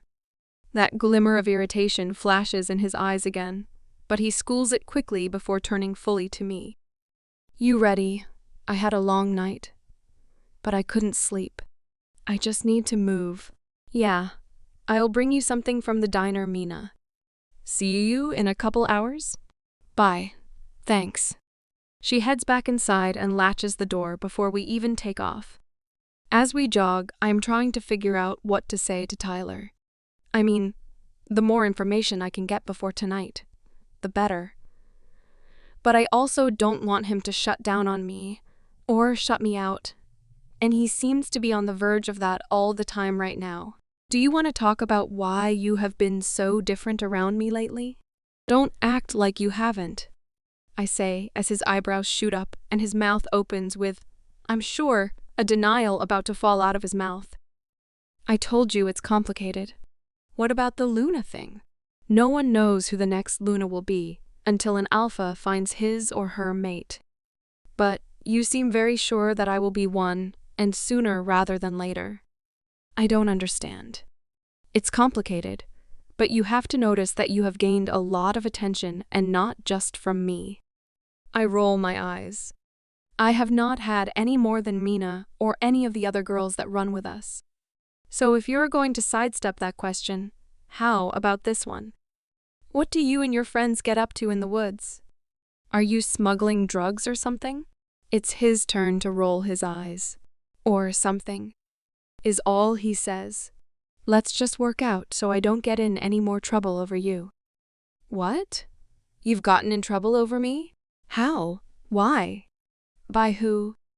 Let's just say that I'm not the only one who noticed you. I was just the first and you happened to decide to give me a chance. That was not taken well by others, and I have been punished accordingly. Tyler, why didn't you say something?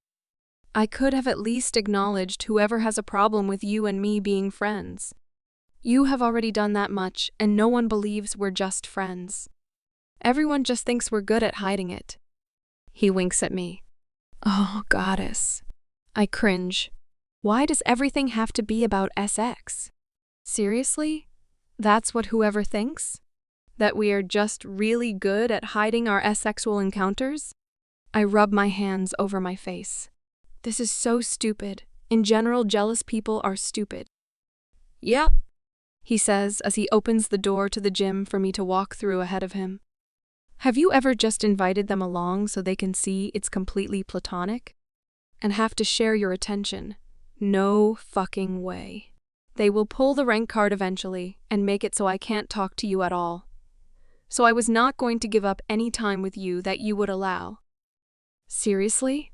I feel like a broken record, even in my own head. But that's the only thing I can think of. Someone thinks they have some kind of claim on me and is just biding time and waiting it out. Like they have all the leisure time in the world to mess with me. Yeah, so on that note, let's go for some heavyweights today. I think we both need it. He chuckles a bit, trying to lighten the mood, but the smile he gives is forced and doesn't quite reach his eyes. We do a full body workout, torturing every single muscle, so I know I am going to be sore later on our run. But I couldn't help it. I'm back at being controlled, being someone else's property to do with as they please. My father all but said he only thought of me as a baby machine to produce another strong beta line, and he didn't care about my mate either. If he thought he could match me with someone better, he would sell me like a piece of furniture in a heartbeat. We made it to the diner, and at this point, the waitress knows our orders and just comes by with drinks and to tell us our food will be out in a bit. There aren't as many people here today as usual on a Thursday morning. I made a mental note to tell Assistant and Nicholas about it. Tyler and I were back to small talk about classes and our summer plans. I honestly didn't know what I was doing for the summer. I thought about sticking around to take a few classes so I could graduate early, and he laughed at me. "You don't know how to relax, do you?" He is openly and loudly laughing at me now. What do you mean? I relax all the time. I try to sound annoyed at him, but it doesn't quite hit the way I intended. Studying and working out aren't relaxing. He's still laughing. Maybe not for you, but it makes me feel good to have something to work towards. I shrug. And then once I decide to do something, I see no reason to take forever to achieve my goal. Why take 4 years to accomplish something when I could easily do it in 2.5 or 3? Because sometimes not doing anything is just as relaxing as doing everything quickly. Take the time to be with people you care about and just be. I'm here with you, aren't I? With the exception of the month that I was pissed and doing everything to not punch you in the face. We have done this. I gesture to the diner around us. Almost every day since we met. This is me relaxing and taking time out to hang out and just be. Our biggest problem is that both of us don't like talking about personal stuff, so we don't. That limits conversational topics. Don't push for things unless you are looking at the whole picture. Some of us are worse off sitting still, not better. Well, that shut him up. He just sat there looking at me like it's the first time he's seen me. Yep, definitely going to be harder than I thought. What does that even mean? I groan. I already told you.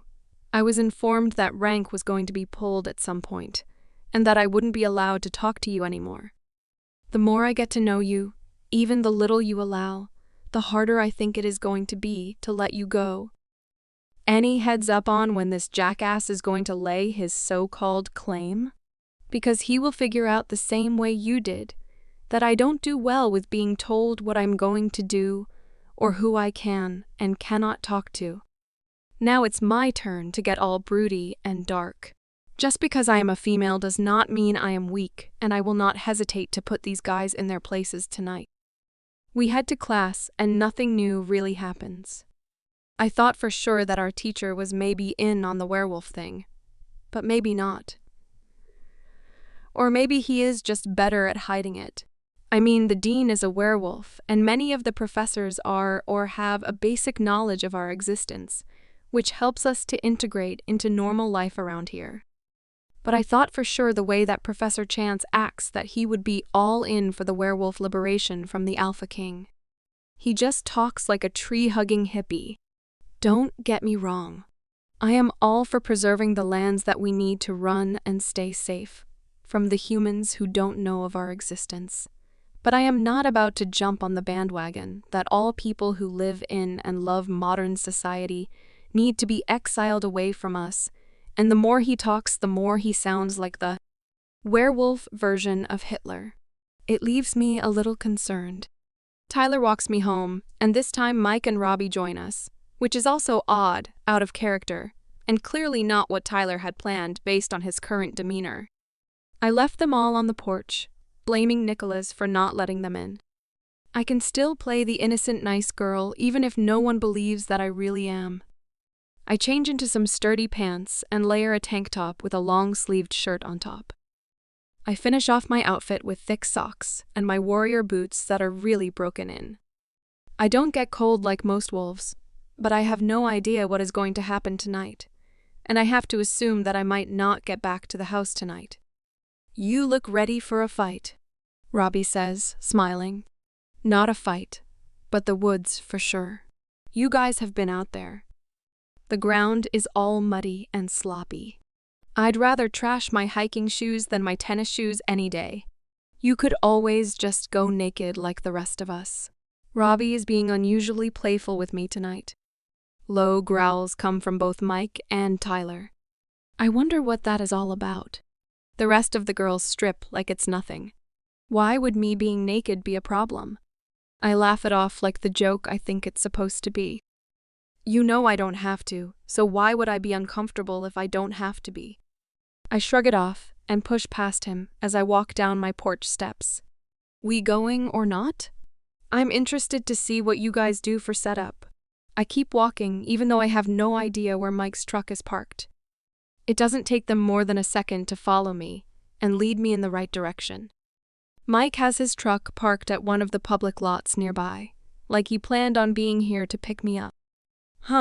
Mike climbs into the driver's seat, Robbie climbs into the center, and Tyler follows, just like I smelled their scents the first time we ran with them.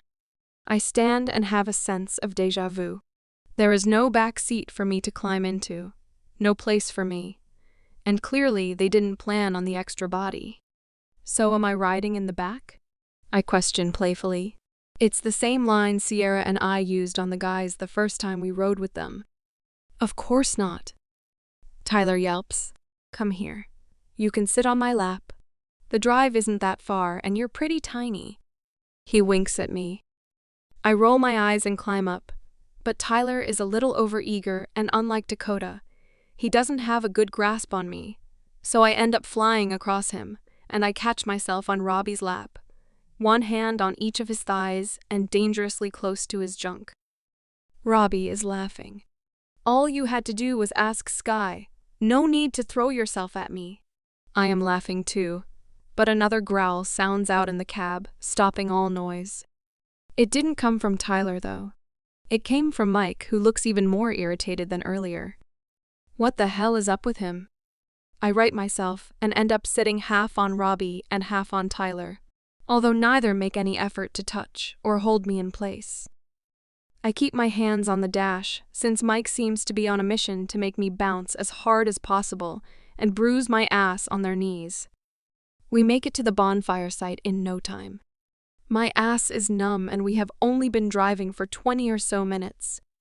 Well, that was eventful. You okay, Mike? I ask sarcastically, but I'm not about to let whatever bad mood he's in affect me. Fine. It's clipped, but he doesn't look at me. Let's just get this done so we can get back and start the run. Janice will be pissed if we make her late. This is what confuses me most. What does Janice have to do with anything? I never know who is in charge of this group, but clearly all of them have some type of control. They are just good at keeping the actual leader hidden. We unload all of the coolers from the back of the truck and set up the firewood. Robbie, for whatever reason, has decided that I am okay to talk to all of a sudden. But that also seems to piss off both Tyler and Mike. But if Tyler is right and someone has laid claim to me, maybe that's why they are mad. But that doesn't explain Robbie. Maybe he's the leader that has laid claim, so he's just gloating. But his actions don't feel like gloating, just like he's trying to be friendly. Who knows? This is the part I truly suck at. Emotions are complicated and kind of ridiculous. There's way too much to keep track of. We finish the setup and move to get into the truck to leave, but Mike has other ideas. I'm going to run back. You guys take the truck. I'll meet you at the Reese Center at 6. Then he just turns around and takes off. But not in the direction of the campus. In fact, he's running away from it. Where's he going? I ask, staring at the place where Mike just was. He's irritated, has been for a few days. He'll get over it soon enough, Robbie says. Easy for you to say. You're not usually on the receiving end of him being pissed off. Tyler looks like he might be sick. You okay? I whisper to him. He leans into my ear. Yeah, I will be. The last couple of days have been exhausting. He lowers his voice to barely above a whisper. She's been extra busy. He looks me dead in the eyes and it clicks. He's in pain from his mate. My breath catches.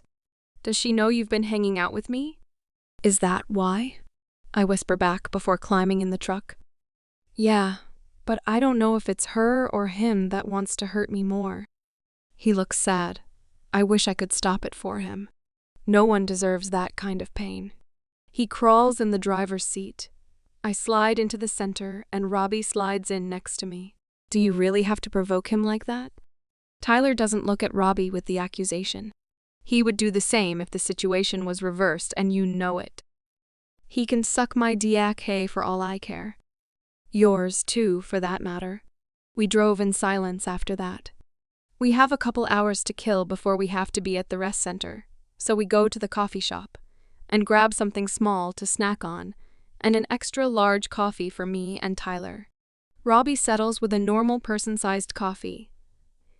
You know, for people who get regular amounts of sleep, and we all avoid the situation that we left at the bonfire site. The weather has turned for the better pretty consistently the last couple of days. The rain has been crazy though, so like many students, we have taken the opportunity to walk around and enjoy the sun while it is out. Are you really going to stick around and take classes over the summer? Robbie asks out of the blue. Not you too. Listen, Tyler already made fun of me for considering it. But what else would I do? I have to work, and we don't have any big travel plans. We might visit some of the cities we hit up on our way here. We made a few friends, and Mina wants to check in with them before we continue here or move on to somewhere else. There are no definite plans. Are you guys planning on coming back here, though? Robbie sounds concerned. I don't know. It's not really up to me. I can realistically go to school anywhere. Mina is on a tour to try and find her mate. That's why we came here in the first place. So I am at the mercy of what she and Nicholas want to do. I shrug. You two and your mate fixation. Robbie grumbles. Why are you so stuck on finding them? Why are you so against the idea? I turned his question on him. I understand Tyler's issue. He still deals with it on a daily basis. And apparently I am a reason for his current suffering. Even though there are zero romantic feelings towards him, I kind of wish I knew who she was, so I could punch her in the face. With that thought, Tyler grunts next to me, and I turn quickly. He tries to play it off, but I heard him, and he knows I heard him. Hey, would it be better if you sat down or to keep moving? I don't even try to keep my voice down. I don't care who can hear me. This B-teach is F-ecking this alpha wannabe to make him hurt on purpose.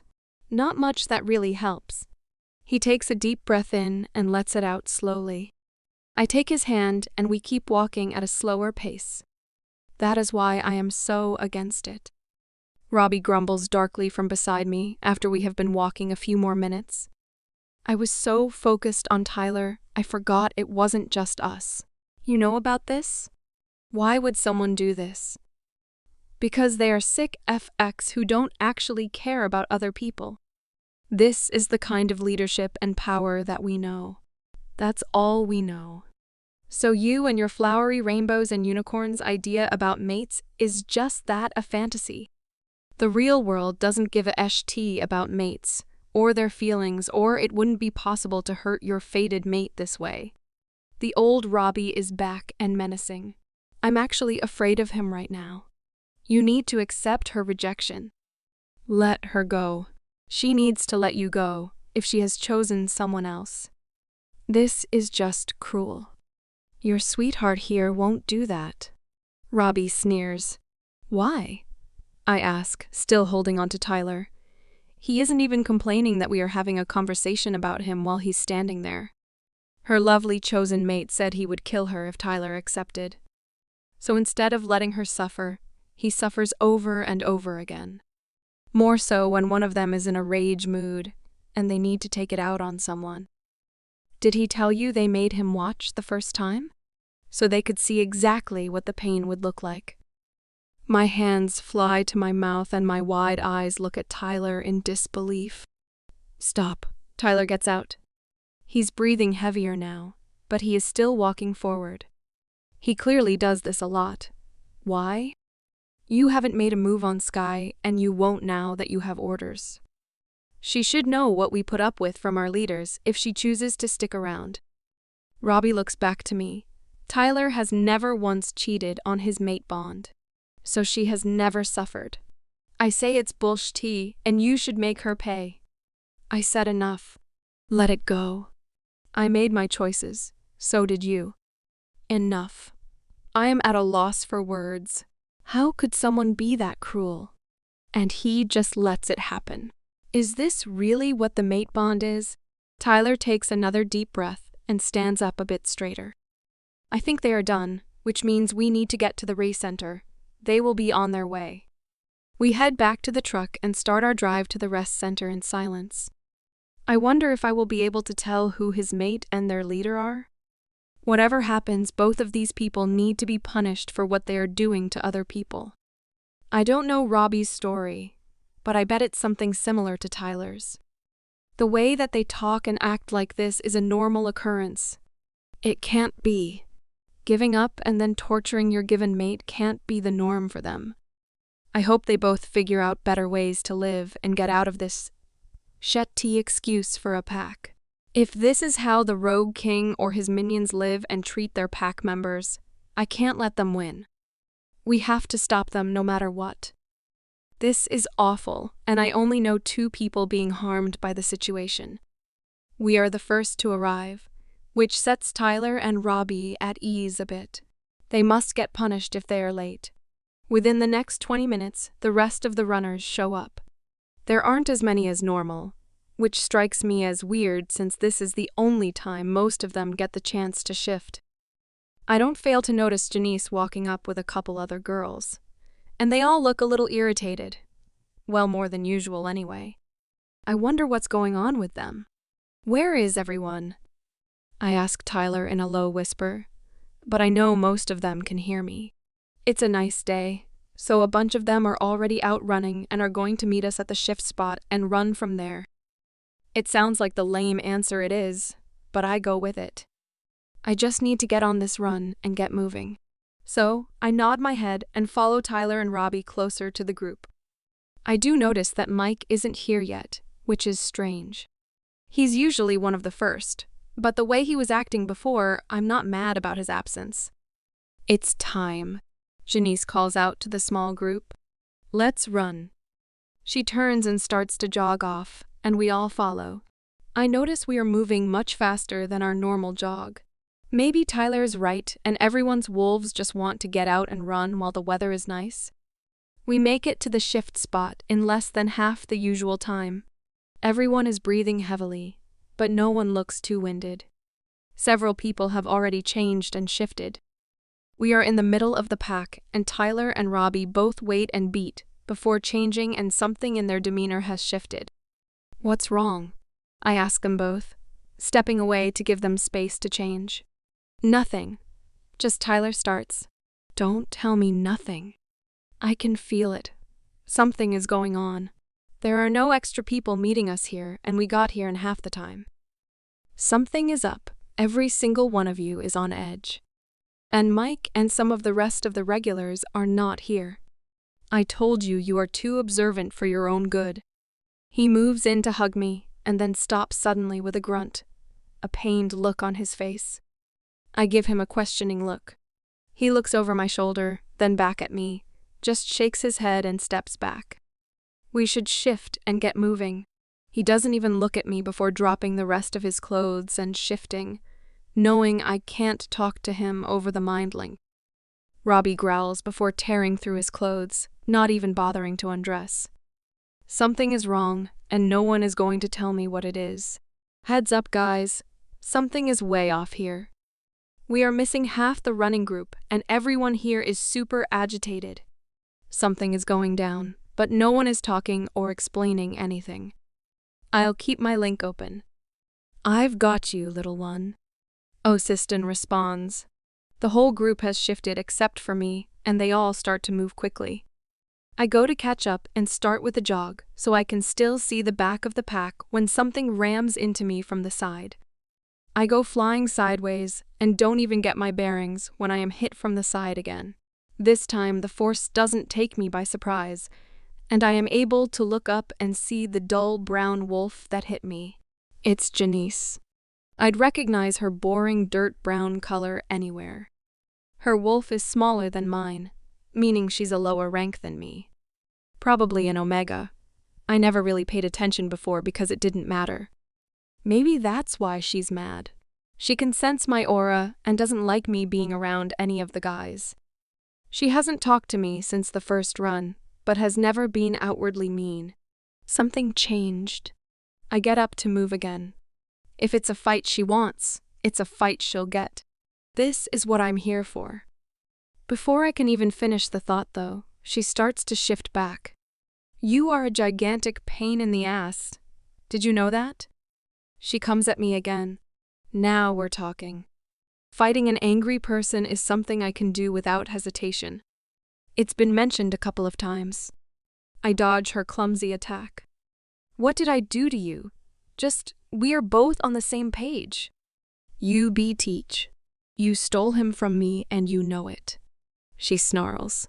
Have you been working behind my back the whole time? She swings at me again. Another miss and I push her shoulder and knock her to the ground. What the hell are you talking about? We don't even talk to the same people. I move towards her, but she rolls away and I let her. I am so confused. He fucked right before we came here today and then told me I was done. I would never live up to you. The standard that you set. She's full on sobbing now, but determined to fight me. She comes at me again. Her rage-filled eyes let me know she's out for blood. Her hands are half shifted into her claws, and she is swiping frantically at my face. I am blocking each arm, but my own are getting destroyed in the process. Who are you talking about? I grunt in between blows. The alpha you teach. I had him all to myself. He was happy with me, and then you came along with your abilities and your strength, and he decided I wasn't good enough. Then it clicks. She's Tyler's mate, the one he can't reject. She left him for an asshole who would take someone's mate, knowing who they were, and that it was hurting them, and on top of that, enjoying the pain it caused. I still don't know who you are talking about. I didn't steal anyone. I don't talk to anyone, but Tyler and you have made it clear you don't want him. I think you are the teach. No one should treat their mate like that. I huff out, trying to pin her down. We are grappling on the ground now. I still have a firm grip on her wrists, but she is flexible and keeps trying to flip me over onto my back. There are chunks of mud and forest floor flying around us. I keep blinking to keep it out of my eyes, but I can taste it on my tongue. He head whipping back and forth and her legs kicking at my back as I sit across her stomach. You don't know what you're talking about. No one denies an alpha when they choose you. He chose me, wanted me to be his mate. She spits at me. Then why did he never mark you? I honestly wasn't trying to be mean, but that makes no sense. No chosen mate would wait to be marked. She's delusional if she thinks it is going to happen now. How long was he promising to do it and didn't? Your alpha played you, not me. I huff against her as she pulls her wrists free and pushes me off of her. I hit my side, but scramble up quickly. 2 years of work. 2 years of commitment.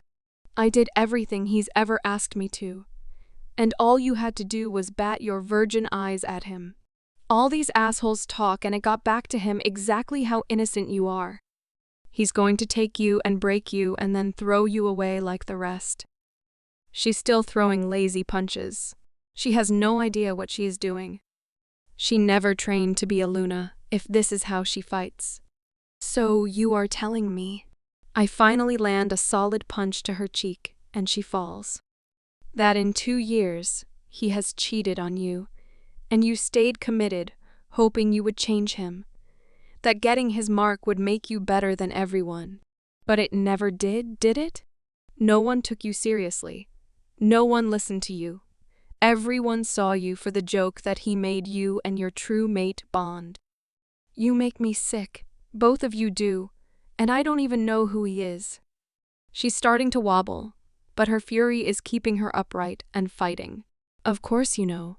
You've been planning this from the moment you got here.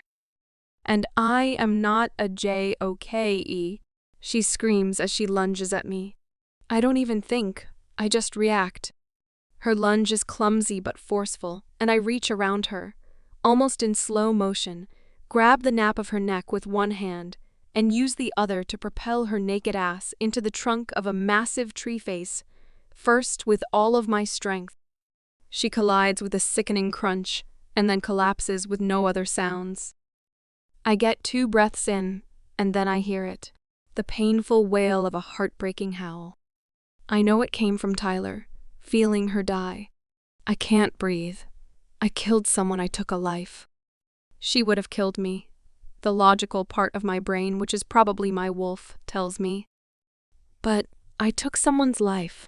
That isn't my decision to make. My shallow breathing is making my vision go blurry at the edges. I need to get control, now. I close my eyes and breath deep into my lungs, then let it out slowly.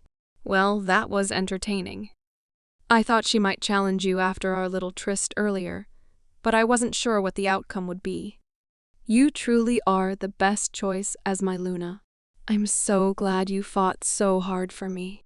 A very familiar, silky, deep voice sounds behind me. It has never been this confident before, though.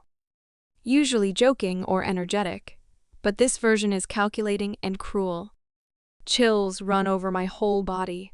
I turn slowly, and so many things click into place, and so many questions rush through my brain all at the same time. Mike is the alpha of this rogue pack. Does that mean he is this rogue king that everyone is talking about? The happy-go-lucky goofball that just follows his friends around. This is their leader? I never saw that coming. There are even a few guys I'm not super familiar with that I would have pegged as the leader over him. He's not a small guy, but he doesn't come across as a fighter. Maybe like people do to me, I underestimated his abilities. I know that you want me. I see the way you look at me. You can't help it or deny it, he says in a smooth voice. What are you talking about? I whisper, so confused about who is standing in front of me right now. So shy and innocent. I knew there was a fighter in there somewhere. It just needed the right motivation to come out. I'm glad to know I am that reason for you. That you will defend your connection to me to the last. This boy has lost his ever-loving mind. Is he really this self-absorbed that he can turn Janice's jealousy into me fighting her for him? No one is that crazy, right? You were not a reason for anything that I did here. I didn't even know it was you she was talking about. Don't play coy with me. You already have my attention. You don't need to play hard to get. I know you could sense my power and you were drawn to me. No, I can't honestly say that is true in any way. I'm not drawn to anyone, least of all you. I should really stop talking, but I can't seem to help myself. Maybe the shock is getting to me, but he might kill me just for insulting him, based on the look that briefly flashed across his face. Before I can get too far into that thought process, though a loud growl and snarl come from my left, and a large gray and white patched wolf comes barreling towards us. I jump out of the way, ready to shift, my brain fog gone in a flash, ready to fight my next attacker if needed. But the wolf heads straight for Mike and stops right in front of him. The loud sounds of popping and snapping draw my attention, but I keep Mike in my line of sight, not trusting him in any way, stepping away from both of them slowly. Why? Why did you do it? Tyler roared at Mike. You killed her? It was both an accusation and a question. You chose her, took her from me. Why would you kill her? You could have just given her back to me. I didn't kill her, friend. I never actually would have killed her. She was easy and fun to have around, always willing to show me how devoted and dedicated she was to me. Mike closed his eyes and licked his lips. Gross. Even after I chose my Luna, I would have kept her around for variety. And she would have stayed too. She never would have gone back to you. She always had the choice. His eyes were now challenging and calculating. But I don't know if it was directed at Tyler or me. He's a snake and knows how to use his words. That is how he's gotten this far. Your new little toy here was jealous and wanted me all to herself. Apparently, she doesn't like to share. She's the one who killed your mate. Tyler turned to me menacingly. The man I knew was gone. His wolf is feral with grief, and Tyler no longer has control. He starts to stalk towards me, slowly, hesitating, like he's having a fight with himself. Maybe he is. His human side who knows me and knows I wouldn't just kill his mate for no reason versus the wolf part that can't live without his mate. What the F, cuck? You are crazy. She attacked me and you know it. I point at Mike, but don't take my eyes off Tyler. Tyler, you know I wouldn't kill someone out of spite. I didn't even know she was your mate, or the crazy B-teach that left you for this tool. I'm pissed because I see what Mike is doing now. He is tying up loose ends, and Tyler is a loose end now that he is mateless and out of control. He's no longer a good soldier. I have to divide my attention between the two of them. One is taunting to see who will come out the victor, and one is so out of control that he will kill me or I will kill him, and either way it will break one of us in the end. Where is everyone? Osiston and Nicholas and the rest of the team shouldn't have been that far from me. The thought flits through my mind as Tyler growls again and takes more controlled, faster steps towards me. His wolf is winning. You know Tyler isn't there anymore. Losing a mate is hard enough, but most males lose their humanity without their other half. He will destroy you, and I would hate to see that. You really should defend yourself, love. I would really hate to have to start my search over. It took me a long time to find you, and you are the strongest I have seen, the first to beat Janice, and she took on many worthy candidates. You used her to vet potential Lunas? You are crazy. I keep moving back, keeping distance between Tyler and I. I am trying to mind-link my team, but my head hurts. And it feels like there is a weight on my brain.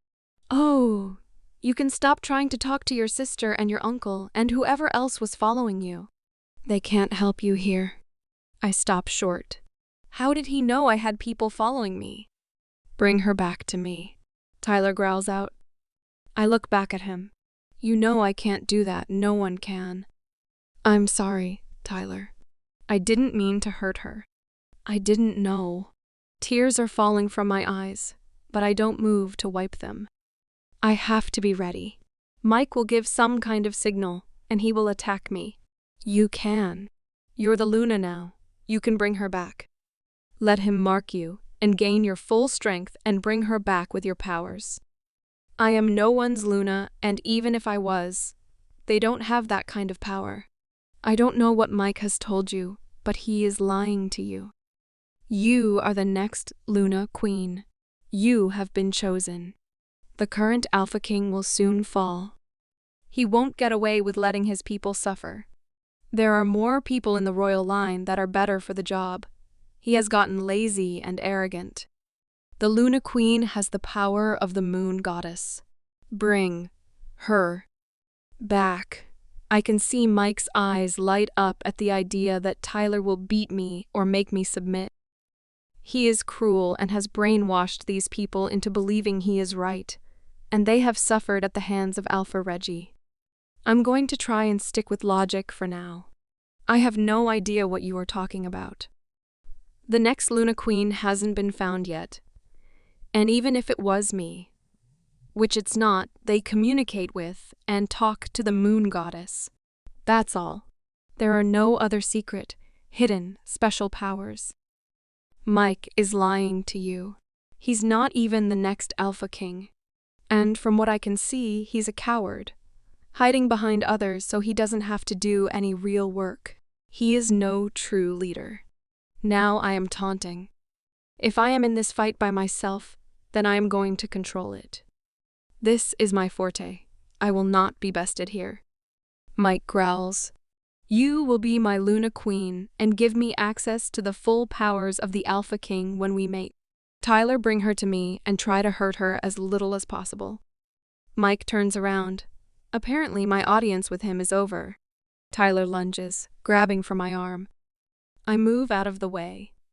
Don't make this harder than it already is. He grumbles at me and reaches for me again. I'm not going anywhere with you or him. I won't be his mate. I keep dodging, trying to take in my surroundings as I spin us in a circle. Janice stopped me in a clearing of sorts. It's not as big as the bonfire area, but could easily hold 30 or 40 people. In wolf form, they would be cramped. I can see some kind of shimmer along the ground, weaving in and out of the trees surrounding us. It looks like a haze of frost on a really cold night, flashes of light reflecting off the facets of ice crystals. Some kind of spell is AT work here.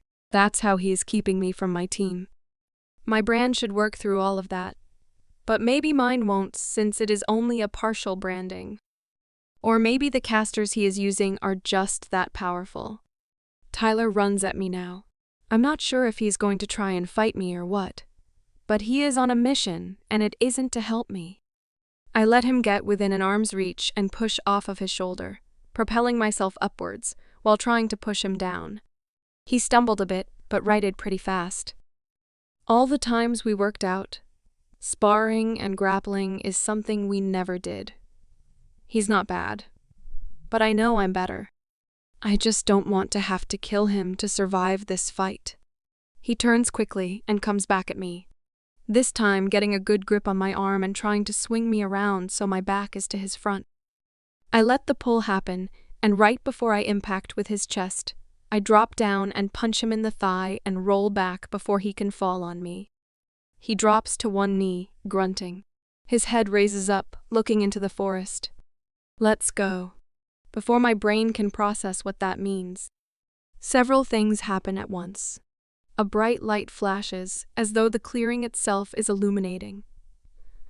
A battle cry waves up and washes over me as at least 20 bodies charge towards us. I'm on my feet in an instant.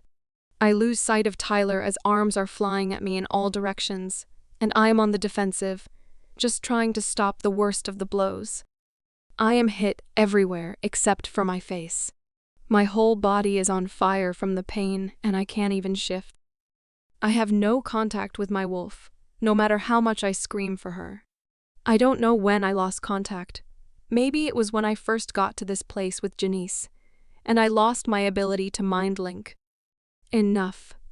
She needs to be able to bear my children. The crowd stops and parts for Mike to enter, looking flawless. He was not a part of this fight either.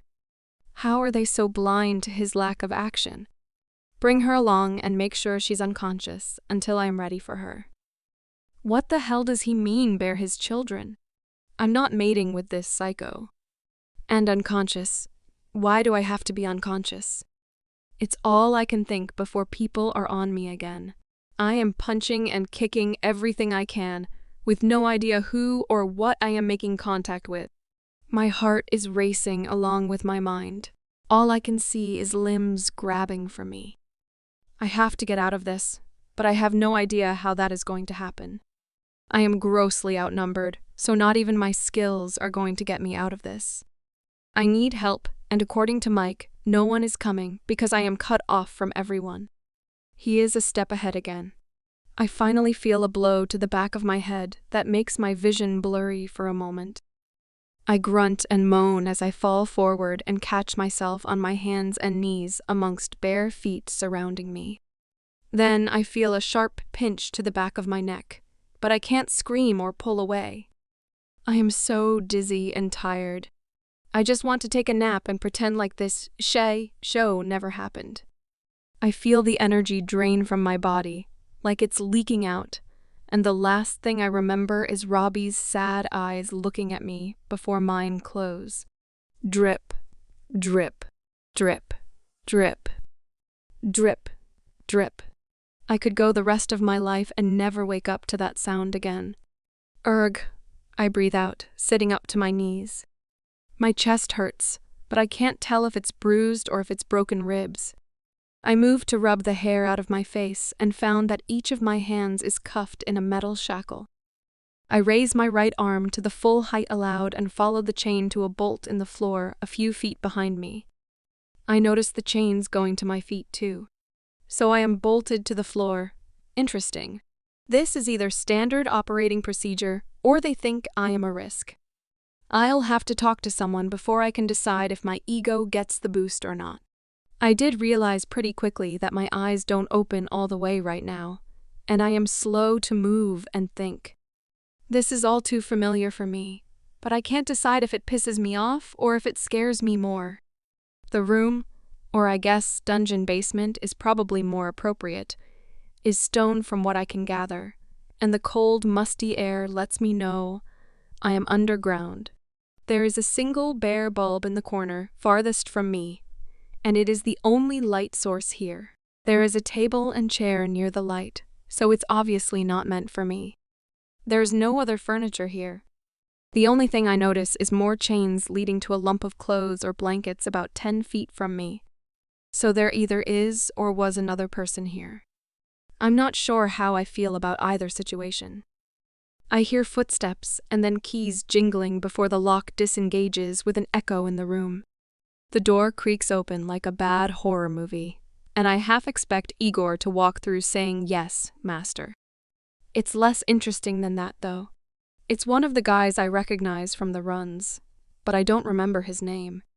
He never really talked to me, so it didn't matter. Good. You're finally up. I was getting tired of having to feed you through an IV and getting beat for taking so long. Michal is not a patient alpha. I'm not sure if he's talking to me or at me.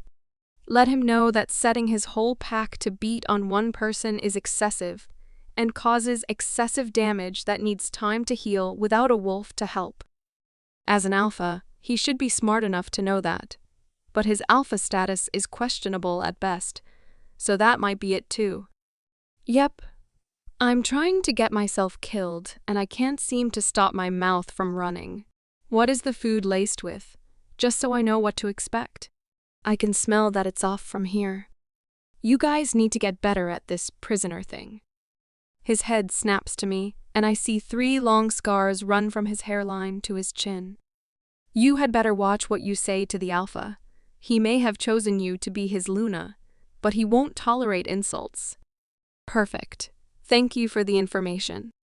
Any idea when his wannabe alphaness is going to grace me with his presence? I'd rather get this rejection over quickly.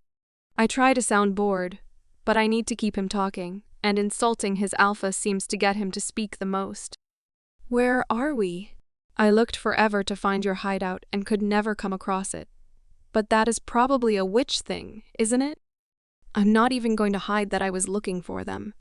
They knew I had people with me and guarding me, so I have to assume they knew why I was in the area. You're not as dumb and innocent as people think, are you? I wouldn't say I've given any reason for people to think I am dumb. A 16-year-old qualifying and going to college does not scream stupid to me.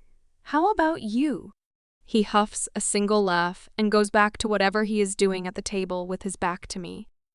Where are Robbie and Tyler? I ask, just to keep the conversation going. Robbie is probably still on assignment at the college. Tyler is dealing with his loss. He looks back over his shoulder at me. You managed to make a lot of waves in a very short amount of time. I have that effect on people. I tend to be annoyingly in the way. I still think Tyler should have rejected Janice. It would have saved him the trouble he's going through now. She was selfish and allowed herself to be manipulated and used, apparently. No one deserves a mate like that. The alpha gets what he wants, so unless you want to die, you let him have it. He shrugs like that is a reasonable explanation going back to his task. That is stupid. Why am I here and when can I leave? You were told. The alpha has chosen you as his Luna. He's been watching you for months and has decided that you have whatever he is looking for. Another shrug. Yeah, I am going to pass on that. I am not his Luna or his mate, and he certainly is no true alpha the way he acts. I'm not interested. You don't seem to understand, it's not a choice. He will keep you here until you voluntarily become his Luna, or he will keep you here and forcefully mark and mate with you as his Luna. Either way, he chose you and he's not one to be denied. Why does he want to mate with me? He can mate with anyone and produce an heir. That is not my job to know, but my guess is you're strong and intelligent. You can fight from what I was able to see, and he wants all of those qualities in his offspring. I decided to change the topic for now. I don't want to mate with Mike, and just the thought makes my empty stomach curdle with disgust. So, who's my roommate? I nod towards the pile of torn and dirty material. Now that I am waking up and whatever they gave me is wearing off, I can smell a living being over there. Still not sure if it's a good thing or bad thing that the person is alive, though. She was the daughter of an alpha whose pack we took over. She was the Luna of choice until we found you. With her alpha blood, she would produce strong heirs as well, but she is taking too long to produce a child. The alpha wants an heir soon. So, I'm here because Wannabe can't get her pregnant? That doesn't bode well for his reputation. It is, of course, something to do with her, not our alpha. She has been difficult, and I believe she's not getting pregnant on purpose. Really? These guys are stupid if they really believe that, but I will keep that to myself. I just hope they haven't done too much damage to her. How long has she been here? A little over a year. He brings me a bowl that has some kind of stew-like substance in it. After he places it in front of me, he walks over and kicks at her with his foot. He's been forcing himself on her for a year? I can't help the disgust and shock in my voice. He ignores me and kicks at her again. Get up. You need to eat before he gets here. He's expecting to see you both up and well today. I'll bring in stuff for you both to clean up with soon. He places a bowl near her, and then he leaves. Just like that. Doesn't even look to see if she is awake or if I can reach my food, which is barely the way that I am chained up. I lean forward, sniffing the contents of the bowl. It definitely has something in it that smells wrong, but I can't place what it might be. It's wolfsbane and belladonna mixed together. She sits up like Scarface, wasn't just kicking her like a dog. It's also less exhausting if you pretend to be asleep. Talking to them is like talking to brainless zombies. Everyone who works for the jackass believes what he is doing is right. He's good with his words, and to the right people his actions are admirable, but they don't see what is going on behind the scenes. She leans forward and pulls her bowl towards herself and starts poking around with her finger. No utensils? Does he think we'll use them as weapons? I half joke since that was my first thought when I saw the food in the first place. She just looks at me, a knowing, slightly demented look on her face. Well, at least tell me you took someone out with your skills. I say in response. At least she's a fighter and not some damsel in distress. Of course I did. I also gave Josh his new look. She tilts her head towards the door. Well, I get why Scarface doesn't like you now. Is there anything edible in the bowl? I tilt my head towards hers. She is clearly still alive, so she must be getting nutrients somehow. The wolfsbane is dark blue and looks black when they mix it in with the food, almost like large pepper flakes. Belladonna is green or gray and resembles sage. So if you brush off the seasoning, it tends to affect you less. But always look doped up when they come in so they don't give us more. Got it? She is whispering rapidly. You know about herbs and plants? That's kind of cool, actually. I wouldn't have even thought to separate the food. I just would have avoided eating. I whisper back, assuming someone is listening outside the large door. I tried that at first, but then they just give me an IV, and I have no idea what's in that. So I figured this is better. Who taught you about belladonna and wolfsbane? My aunt was a witch, so I dabbled a bit with her. I figure a witch must be helping in the kitchen, because the herbs are sprinkled on top instead of being cooked in. Cooked in would be harder to separate, and the effects would be in the food itself. but I have been able to have almost no real reaction in months. I began to mimic what she was doing and pick off any flakes that looked like seasoning. It wasn't foolproof, but maybe I could build a tolerance like I have with silver. Trigger warning. So someone seems to be trying to help you a little? The question gives me a little hope that not everyone here is happy and willing to be here. I guess, but it's hard to say. I haven't left this place in a while. Did he says I've been here a year? Yep. I popped that before putting a piece of carrot in my mouth. I can feel my tongue tingle at the effects of the wolfsbane, but it isn't unbearable. This girl might be on to something. Then I realized I don't know her name. My name is Skylar, and you are? She looks up at me, surprised for a second, and then says, Gina, Alpha's daughter, Black Diamond Pack. Black Diamond? Where's that? I have never heard of her pack, but I didn't know many outside a couple 100-mile radius of Alpha Reggie's territory. So it isn't hard to believe I haven't heard the name. We're up in Canada, closer to Alaska, if that helps. You're a long way from home then, assuming we are still in the vicinity of where they took me. We've been in this location for a little while. At least I haven't been moved, and I usually go where their Alpha goes. He likes to keep his toys close, she says darkly. Before I can reply, Scarface comes back with a bucket of water and 2 small cloths. He drops them all in front of us, sloshing water out of the bucket. Get clean. He wants you presentable in an hour. You do realize that my current situation will not allow for that, right? I look at the chains on my wrist and back to him, and then to make sure he really understood, I make an attempt at reaching forward to show the extent of movement I have with the chains, which keeps me a good 4 feet from the bucket in question. Figure it out, it's not my problem. Then he turns around and stalks out. I let out a laugh. I couldn't keep it in. Gina looks at me like I have lost my mind. Sorry, I can't help it. I'm trying to stifle the amusement, but it's hard.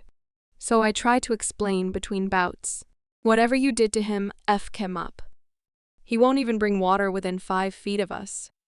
He may act all tough, but that one is a chicken sh*t who will wet his pants when he has to stand in front of you without the chains. She just looks dumbfounded for a second and then also laughs. We are trapped and chained up and laughing about our captors. What does that say about us? Her laughter subsides a bit. I don't know about you, but there were at least 20 people set on me, and I'm pretty sure I was drugged. I know I'm a good fighter. It's the one thing I am confident in. They wouldn't have caught me in a fair fight. But really, until we know what is going on, we should try and clean up. It keeps the hitting to a minimum, and Michelle likes to hit. He's kind of a sadist. I nod. She's right. Going along with this is the best way to figure out what is going on in general and figuring out exactly what Mike's endgame is. We were able to work together once Gina showed me that our foot chains were a continuous chain looped through an anchor in the floor. We each stretched out a leg and awkwardly pulled the bucket towards us. Gina showed me how Misha likes us to be prepared. I still wasn't sure what we were preparing for, though. I washed my face, hands, and arms and went to throw the cloth in the bucket when Gina stopped me. Wait, you have to clean everything. What do you mean everything? My feet don't matter, 'cause they are just going to be on the gross floor the whole time. What else is there? If he's coming to see us, he plans on taking us. She looks at me like I should know this. He doesn't come to chat. He's obsessed with producing an heir. That's why we're here. The dark look that crosses her face is scary. What?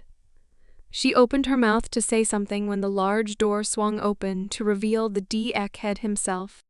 Hello, my little ladies. How are you both today? He sounds so pleasant and nice, but the cold look in his eyes shows how dangerous his crazy is. My lovely Gina, it's really too bad that you haven't been able to give me what I want. You are so delicious, though, so I think I will keep you around for now. Should we show Skylar what she has to look forward to? I look at Gina and her jaw is set eyes forward, but they are blank. She doesn't move a muscle, just slow, controlled breathing. "What are you going to do to us?" I ask as calmly as I can, because what is running through my mind can't be possible, can it? I already told you I want and need an heir to my empire, and I will have one. I thought my lovely Gina would be the one to provide for me, but she has proven to not be able to do that. Let's see if you are more capable, Skylar. Open that sweet mouth, Gina. I want to make sure Skylar knows all my favorite things. He stalks towards her, undoing his pants. My eyes go wide, but Gina hasn't moved. I am frozen in place. This is really happening right in front of me. He pulls the front of his pants and underwear down just enough to reveal himself, while he continues to stalk forward. He stops inches from Gina's face, stroking himself right in front of her nose. I can feel my heart stutter knowing what is about to happen to her, and possibly to me. But Gina hasn't moved a muscle. Still stroking himself, Mike caresses her cheek like a lover would before he grips her jaw tight enough to cause her to whimper the smallest amount. I said, "Open up." He growls through his teeth at her. Show Skylar what happens to good little girls when they listen. And mind those teeth, it took far too long for your jaw to heal last time. I can see his fingers flex and force her mouth open before he rams his dick in, forcing her to gag. But she doesn't double over or show any other signs of distress. I close my eyes and start to turn my head away. I don't want to watch this. No one wants to watch this. But my head is stopped by two hands and I am forced to turn in Gina's direction again. I struggled, but with my hands and feet bound, there isn't much of a fight to be had. Mike looks over at me. "Isn't she beautiful like this, Skylar? Keep those eyes open. I want you to see the wonderful way she takes care of her alpha." His voice is sickly sweet. I keep my eyes closed even with the force of the hands holding my head in place.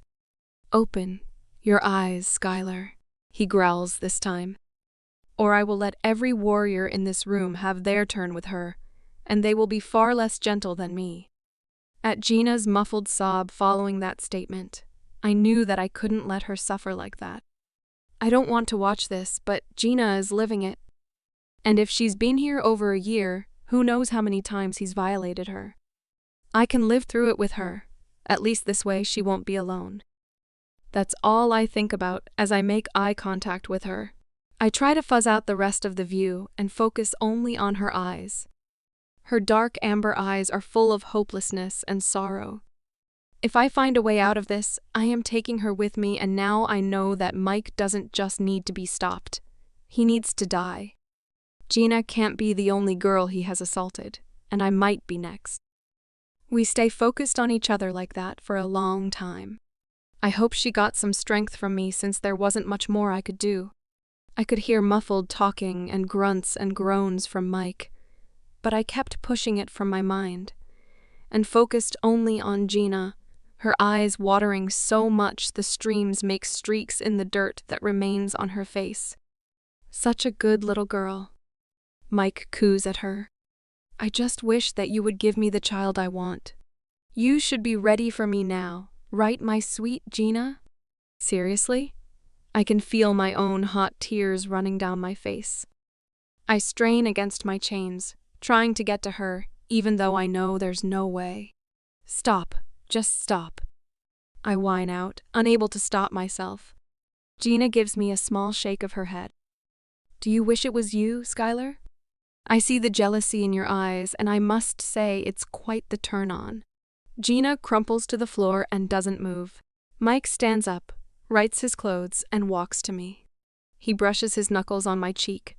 "Soon, my Luna, you can have that pleasure too. My warriors were a little too rough with you, and I need you to heal a bit more before I can have you. Your bruising does not excite me at all. But I did enjoy the way you were both eyeing each other. I might have to work that into our time together." Then he turns and walks out, 3 warriors following him. I didn't even notice they were here. At least one was holding my head still. I can still feel the points where his fingers dug in. I might actually have bruises without my wolf. But the other two were just there to watch, I guess. As soon as the door was closed, I scooted as close to Gina as I could. "Hey," I yelled. "Are you okay? What can I do?" That scene is going to give me nightmares for the rest of my life. But she needs me to stuff it and be strong right now. She turns her head so I can see her face. She is still crying, but silently. I would be ugly sobbing. It looked and sounded painful. I don't think I can ever have sex after this. There was nothing about that whole thing that looked pleasurable. Trigger warning.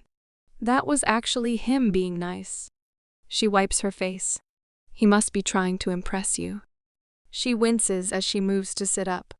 Normally, he likes to use whips and ropes. He likes to be rough. So this, she waves a dismissive hand, was nothing. What? I couldn't keep the horror out of my voice. I've been beaten before, but never assaulted. I've never been with anyone like that ever. My panic starts to rise. Of all the things I have been through, I don't know if I will survive this. The sadness and fear turns to anger. Anger at the idea that he is going to take something that is supposed to be special from me. He's already made me afraid of it. Gina fell into a fitful sleep, and it wasn't long before one of the warriors was back, and I immediately retreated back to the wall and made myself as small as possible, afraid I was next on the list of sex slaves. Don't worry, I can't have you yet, but I do need to get a few things done, so hold still. I did the exact opposite and started flailing and kicking as soon as he got too close. I had no idea what he was here to do, but I decided that no one was going to touch me the way Mike touched Gina. I got him in the groin and in the jaw before he could move away and run from the room. The scuffle didn't disturb Gina's sleep at all. My new punching bag came in, bleeding from the lip, with the other two warriors that were here earlier. And they held me down while he stuck a needle in my arm and took a vial of blood. Then, just to prove a point, they each took a strong swing at my face and kicked me in the sides. I think I passed out from the pain. I woke up later to someone else sticking a needle in my arm. I don't know what they need the blood for, and I don't know how much or how often they were taking it. But it felt like I was getting weaker and I just fell in and out of sleep. I did wake up to Mike hitting Gina with a loud smack of skin-on-skin contact, and he was violating her again. She wasn't so quiet this time, her cries stinging my ears, but I couldn't keep my eyes open long enough to do or say anything. I do remember the wild anger in Mike's eyes, though. That look is burned into my memory for good. This went on for days, or maybe weeks. I have no sense of time here. My mind feels as numb as my body, like something inside is broken. I don't remember dreaming either, just waking up with a start, panicking and breathing heavily. Sometimes there were people in the cell, sometimes it was just Gina and I. I did wake up to a soft cloth being wiped over my forehead and a small voice saying, "Shut." "Who are you?" I whisper through dry, cracked lips as I blink and try to sit up, but I'm too weak to even move. "It doesn't matter, but the moon goddess told me I need to help you. I don't have long, so listen. Tonight when dinner comes, eat everything. But it's poisoned." I start to protest, but she shakes her head. "Not tonight. Eat everything. It will help you get rid of the poisons in your body, and by morning you should be able to connect with your wolf. That is all I can do. You have to get out. We are out of time. I'm not leaving Gina here. He'll kill her if I leave. I have to find Gentry too." I groan, my stubbornness not letting me lay down while I'm arguing. I don't know why I am so adamant about this, but I am not just going to leave them here if this is how he treats females. "Gentry is taking care of your food. Don't worry about her. She is safe for now. You are the most important thing right now. We aren't too far from your friends. How will I know where to go? I don't even know where we are. The moon goddess will guide you. You know that isn't helpful. I hiss at her. My head is throbbing from my latest beating. I just want a straight answer for once. That's all I can tell you. Gina should go with you. Trust your instincts. Get out. How is he hiding all of you? I need to know how to stop him. Defeat as many warriors as you can. They cannot be reasoned with or turned back to good. They have given their souls over to the dark magic. The weaker you make his army, the weaker he is. You know this. You've seen this. That doesn't tell me how to stop him. Once you are free, he will come for you. He knows who you are now, and he will come for you. A sound outside the door stops her explanation. I have to go. Remember to eat. She rushes out the door, and I hear muffled voices. I can't tell if they are angry or not, though. Hopefully, she was able to explain why she was in here. I hope she doesn't get hurt for coming in here with us. I scoot over to Gina and reach my toes out to touch hers. Gina, I whisper into the silence. She groans. Gina, wake up. She rolls over. What do you want? I need to sleep. He was irritated that you weren't awake to watch this last time, and my whole body hurts. Her gravelly voice sounds worse than the first time. A girl's just came in here and said to eat all the food we are brought tonight, and that it's supposed to help us get strong, so we can get out of here. Are you a fucking crazy? Of course they want us to eat all the food. It's how they control everyone. She starts to roll over. Wait. She knew about a witch that is a friend of mine and was also captured. She said the moon goddess sent her and told her to help us. So you just believe every positive thing you are told?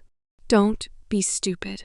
This is our life, and this is what you have to look forward to. Get used to it. N-O, I shout, and then remember that I don't know if they can hear me outside the door or not. She said, get out and take out as many guys as possible. It's the only way to draw Mike out. We have to escape. I cannot stay here and neither can you. Whatever. Just don't get caught, 'cause Misha will kill you when he catches you. I don't care how golden he thinks your PSE is.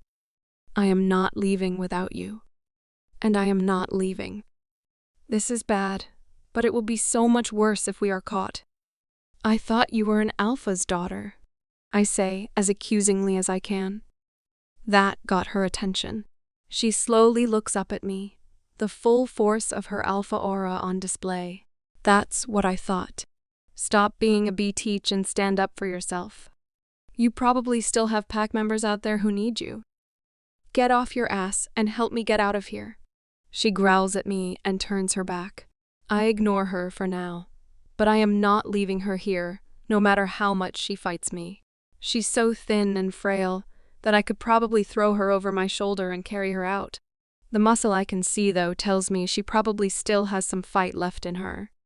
I get to work trying to figure out how to get these shackles off of me. My feet are out of the question. Even though I am little, they are on pretty tight, and I can't afford to break my foot to slip one off. I start to work on my hands, trying to figure out the best way to fold my hand to slip one off. I start with my left hand, since I am right dominant.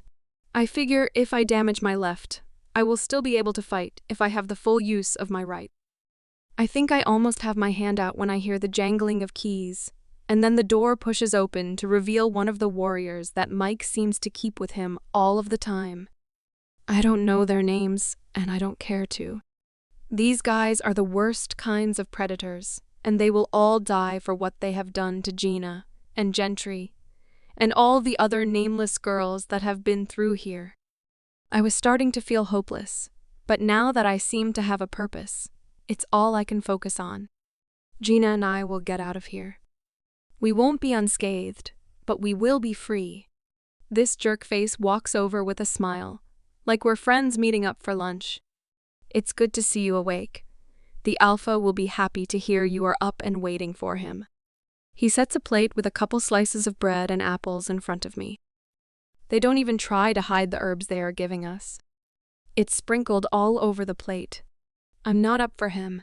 There's really only so much sleeping anyone can do, even with the amount of sedatives you give us." I pushed the plate back at him with my foot. I heard a small, choking sound from Gina's side of the cell. Jerkface must not have heard her, though. He doesn't take his eyes off of me. "It will be so much fun to watch the alpha break you. You will be screaming soon enough." "Is that all the action you're allowed?" I don't know where this is coming from, but I like the confused look that crosses his face, so I keep going. "Watching your small D-act alpha is what does it for you, huh? Must be a sad life you lead here." His entire face contorts in anger, and he raises his hand to backhand me. "You better not. You know he wants her soon, and he said not to lay another hand on her, so she is healthy enough to conceive." I know that voice. Anger boils in me. He let this happen, let them take me, and just stood by watching. My focus doesn't shift from Jerkface as Robbie strolls into the room. "Feed her and get out. You have your orders." "Don't tell me what my orders are." "Last I heard, you were stripped of your status after your failure to bring her in on your own." "She's here, isn't she?" Robbie gestures towards me. "The King asshole." "No thanks to you. It took the whole crew to get her here." "I'm aware. I am not dumb enough to pick a fight with her on my own.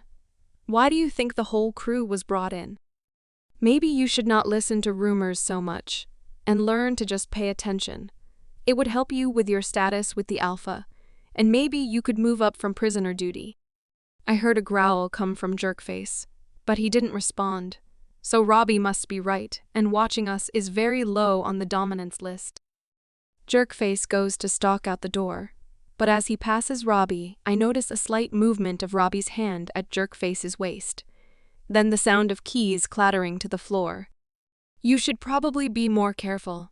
It looks like you aren't maintaining your gear very well." Robbie smirks at him, then looks back at me, but only for a brief second, like he's trying to communicate something. But it is so quick I might have imagined it. Jerkface swipes his keys up off the floor and hooks them back on his belt. And that's when I see it. The clasp is loose. For whatever reason, Robbie is trying to help me. I look down at the measly food I was given, knowing I won't eat it, but my stomach protesting all the same. The door closes, and I hear the familiar sound of the lock engaging. I lean back against the wall, tilting my head and closing my eyes, but still concentrating on trying to get my hand out of this cuff. All I need is one free hand to take out Jerkface. "We are leaving today." That was interesting to listen to. My eyes snap open to Gina. "You were awake this whole time?" I have been here a long time and learned a couple of things. For one, even though these guys seem to think everyone should be into BDSM, they don't touch me when I appear to be sleeping. It also strokes the alpha's ego to think it takes me hours or even days to recover from his, as you put it, small dick. When dinner gets here, we'll know if the girls cleaning me up was telling the truth. Even without my wolf, I can smell the herbs in the food. You were right. They really aren't good at this part. If you twist your thumb, you can dislocate it just enough, without doing too much damage. She looks at me with a bored expression. "Oh, so you're helping me now?" I ask sarcastically. "After that conversation, I guess." "You have had 2, maybe 3 people helping out. No one has ever reached out to me in all the time I have been here. Maybe your little witch friend is right, and you're special or something. But you're the best chance of being free. And besides, if you leave and I am still here, Michal will find a way to blame me for it, and probably torture me to death. If I'm going to die, I might as well die fighting." The dark look in her eyes tells me there's more going on here, but I don't push. I'll take all the help I can get. Like the girl said, our stew was brought to us and the herbs were different. I didn't smell the belladonna or wolfsbane. What I did smell opened up my senses, like just the fragrance was giving me energy. "Do you smell that?" I asked Gina. She said, "Eat it all. I guess this is the moment of truth." Gina just sits there and watches me waiting to see what happens, I guess. She must still not believe that we are being helped by someone in this group. I won't even call them a pack, because I bet most of them are here by force, and being kept under duress or manipulation like Tyler. I take and bite, and I can feel an explosion of electricity jolt through my body. I look right at Gina. I can only imagine what my face looks like, but whatever it is, it's enough to motivate her to start eating. We both devour our food like we haven't eaten in years. Maybe for Gina, that is the case. I can feel my muscles buzz, and I feel a pressure in my head, but it isn't painful like a headache. When I finish my whole bowl, I look up at Gina and can see color returning to her face, and her hair is no longer dull and flat. Whatever is in here, I need to make sure I have on every mission, just in case. Ah, damn. I haven't felt this good in a really long time. You know some witches in high places. This couldn't have been easy to sneak into us if you could smell the difference. I don't know why, but I don't tell her about my extra strength sense of smell. I still haven't had the chance to talk to Alpha Reggie about all of my so-called abilities, and I don't know what I'm allowed to say. I don't know if you caught on, but most of the guys here watching us are not that bright. We both giggle. So, did your little helper tell you when we were supposed to bust out of here? Gina asks. She just said to eat everything and we should be able to make contact with our wolves by morning. I shrug, still working on my left cuff. With my newfound strength, I am hoping to get a hand out before someone comes in to check on us. I think if you twist it just a bit more, you'll be able to get it out, Gina says helpfully. You know, you could be doing the same thing, right? Why on earth would I do that? If you get free and get the keys away from the goons watching us, you can just let me out. There's no sense in both of us being injured. I roll my eyes at her, but she kind of has a point. Kind of. Just as I start to feel the widest part of my hand slip through the large cuff, the sound of jangling keys and footsteps can be heard outside the door. I grunt as I try to pull my hand completely free. My heart is pounding with adrenaline. It's now or never. I have to get free before the door is opened. I am sweating with the effort and the panic as I tug my hand relentlessly, not caring about how much damage I am doing now. Just as the door swings open, my hand slips through and the shackle clatters to the floor. Thank the goddess for the loud laughter that booms through the opening at the same time. I quickly tuck my free hand behind my back, as our usual 3 idiot keepers walk in. Well, it looks like it's going to be your turn tonight, sweetheart. I hope you can handle the alpha. He's had his whole brood of girls warming him up all night getting ready just for you. Jerkface sneers at me. Was that supposed to scare me? If Mike has been wasting all of his swimmers on other girls, he's dumber than I thought. Yeah, I can't wait to see what you're hiding. I'm going to have sweet dreams tonight. Jerkface number 2 says. Okay, I hope you enjoy your hand. I raise my eyebrow at him. Since your alpha doesn't share any women with you, apparently, I need to make them all approach me. And I figure the best way is to make them want to hit me. Jerkface has the keys, though. So no matter what I do, I can't let him leave the room. He shares plenty with us, number 3 says lamely. I highly doubt that. He doesn't want anyone to be able to compare all the pencil DX running around here. Gina stifles a laugh. I'll show you there's no pencil DX around here. Number 2 steps closer, starting to unbutton his pants. Leave her for the alpha. You heard the orders. No one touches her before him. Jerkface stops too from stepping forward. That's because he doesn't want us to make fun of him for being the smallest. Gina chimes in, adding to their irritation. He's not actually an alpha, and none of you are actually warriors.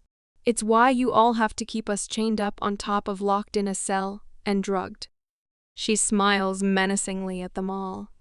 You dumb B-teach. Number 3 shouts. You're locked up here. Who's the weak one? Not really sure, I would have to fight each of you to tell you who is the weakest. They all growl at her. She's better at taunting than I could have imagined. This is great. Only a weak wolf would put this much effort into arguing about how strong they are. Any ranked wolf would have ended the conversation by now. I think jerkface number 3 is the weakest. I look over at her and then back to them. That's why he always enters last and doesn't get to carry the keys. She nods in agreement. I see what you mean. We keep talking like we are discussing a piece of abstract art. Number 2 is always schlepping something, so he's a bit low on the totem pole. But not as low as the one with no job at all. They're all growling now. They said the alpha is coming for me. I need those keys. I'm racking my brain for what will send them over the edge to attack me. Then my wolf blasts into my head and gives them a challenging growl. Only another wolf would understand. All 3 lunge at me. I'm quick to kick number 3 over to Gina's corner of the tiny cell. She wraps her arms around his neck, using her chains like a noose, and ridding the world of one sadistic idiot quickly. I swing my free hand wildly and don't hit anything. Number 2 is quick to laugh at me until he hears the jangle of keys as I toss them to Gina, then punch him in the face, while I kick my legs out to trip Jerkface as he turns to try and intercept the keys. Gina gets her feet unlocked before Jerkface can scramble over to her, and number 2 is righting himself in front of me.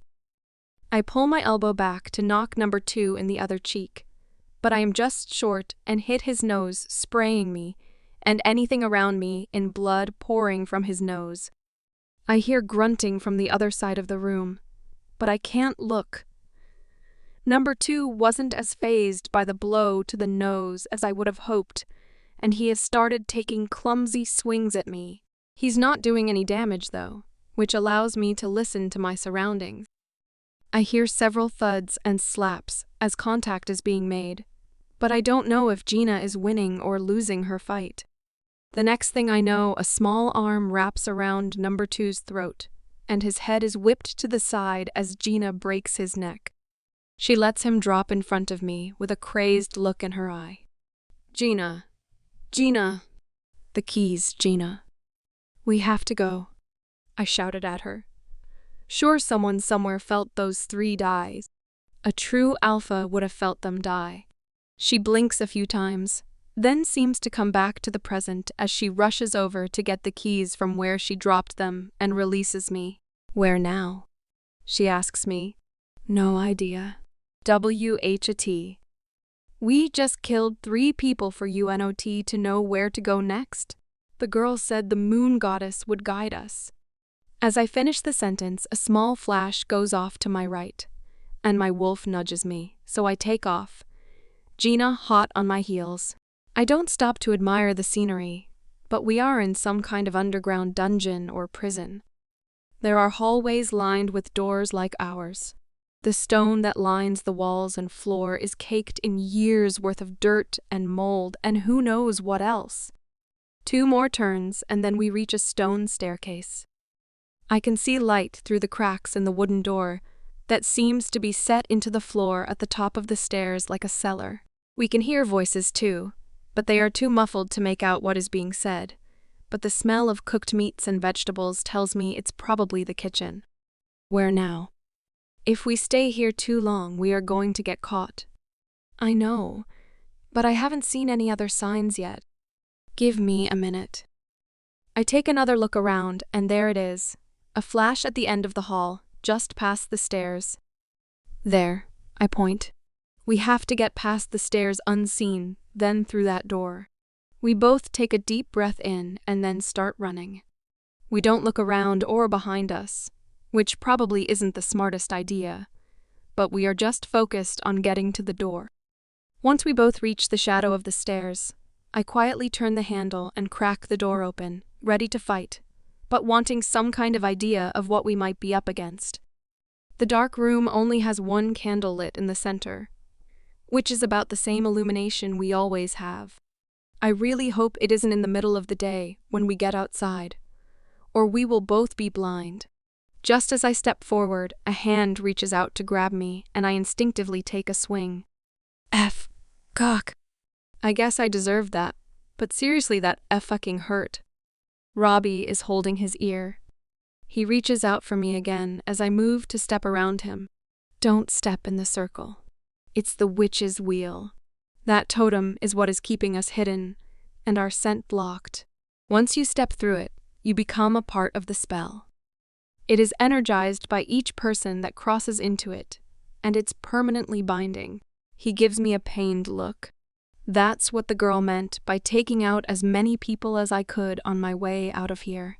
It weakens the spell Mike has going. I just nod. Let's get you out of here. Robbie turns and Gina grabs my arm.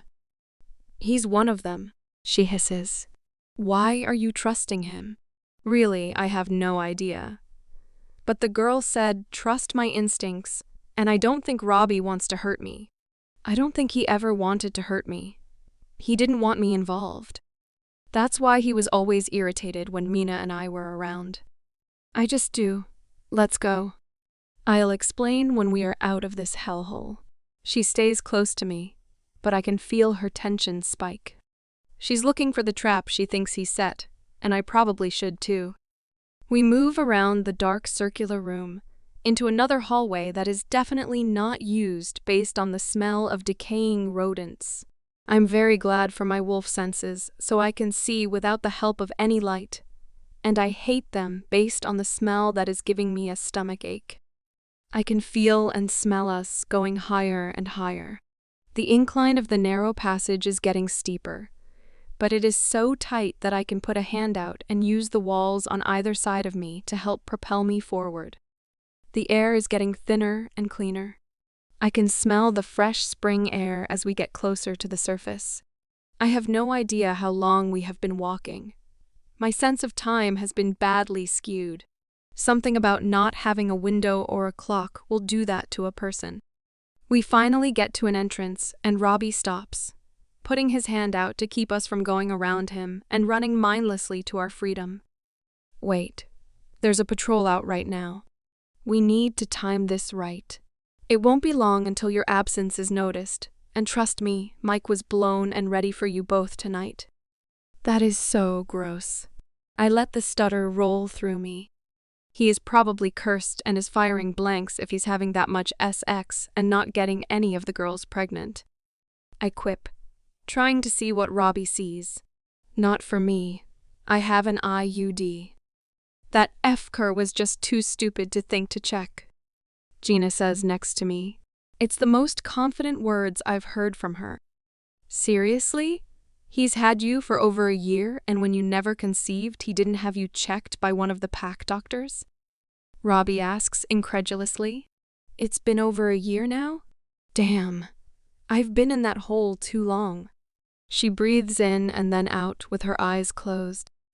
If he was too stupid to think of something that simple, while blaming you for not getting pregnant on purpose, then he doesn't deserve to procreate, Robbie says.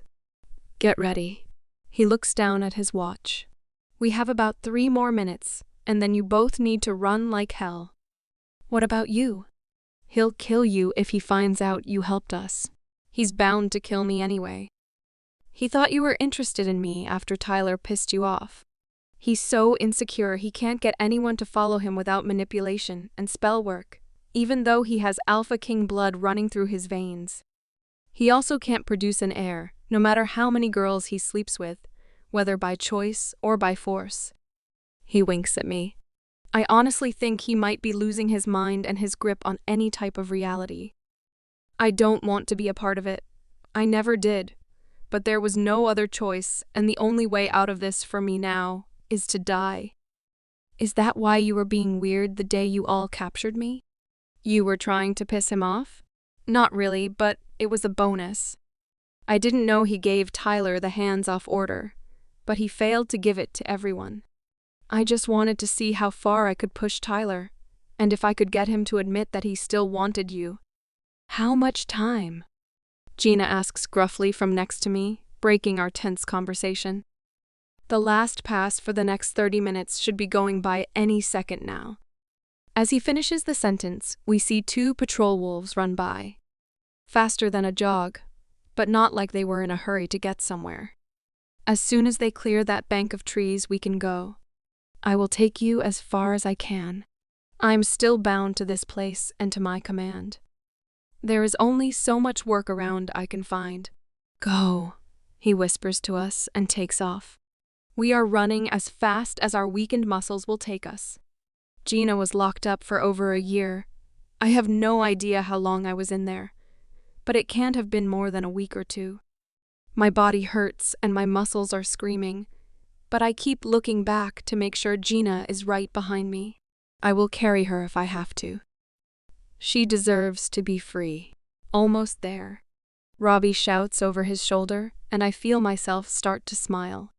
But it was too soon to celebrate. A gray and white patched wolf barrels into Robbie, and Gina and I both scream. Keep running. You're almost there, he yells at us while trying to hold the wolf off. Slow down. I can't just let him die for us. Not like this. I have to help, but I don't know if I'm strong enough to do any good, or if it will just make everything worse and get us caught again. I can't do that to Gina either. I am torn between saving these two people. Gina gets past me and yells, "Let him go. He chose his fate," as she continues to run aimlessly away from the underground prison that has been her home for so long. I can't just let him die. He helped us out. He needs at least a fair fight. There is nothing fair about any of this. Let's go. She keeps running, leaving me behind, but I know I will easily be able to catch up. I look around and see no one else near us.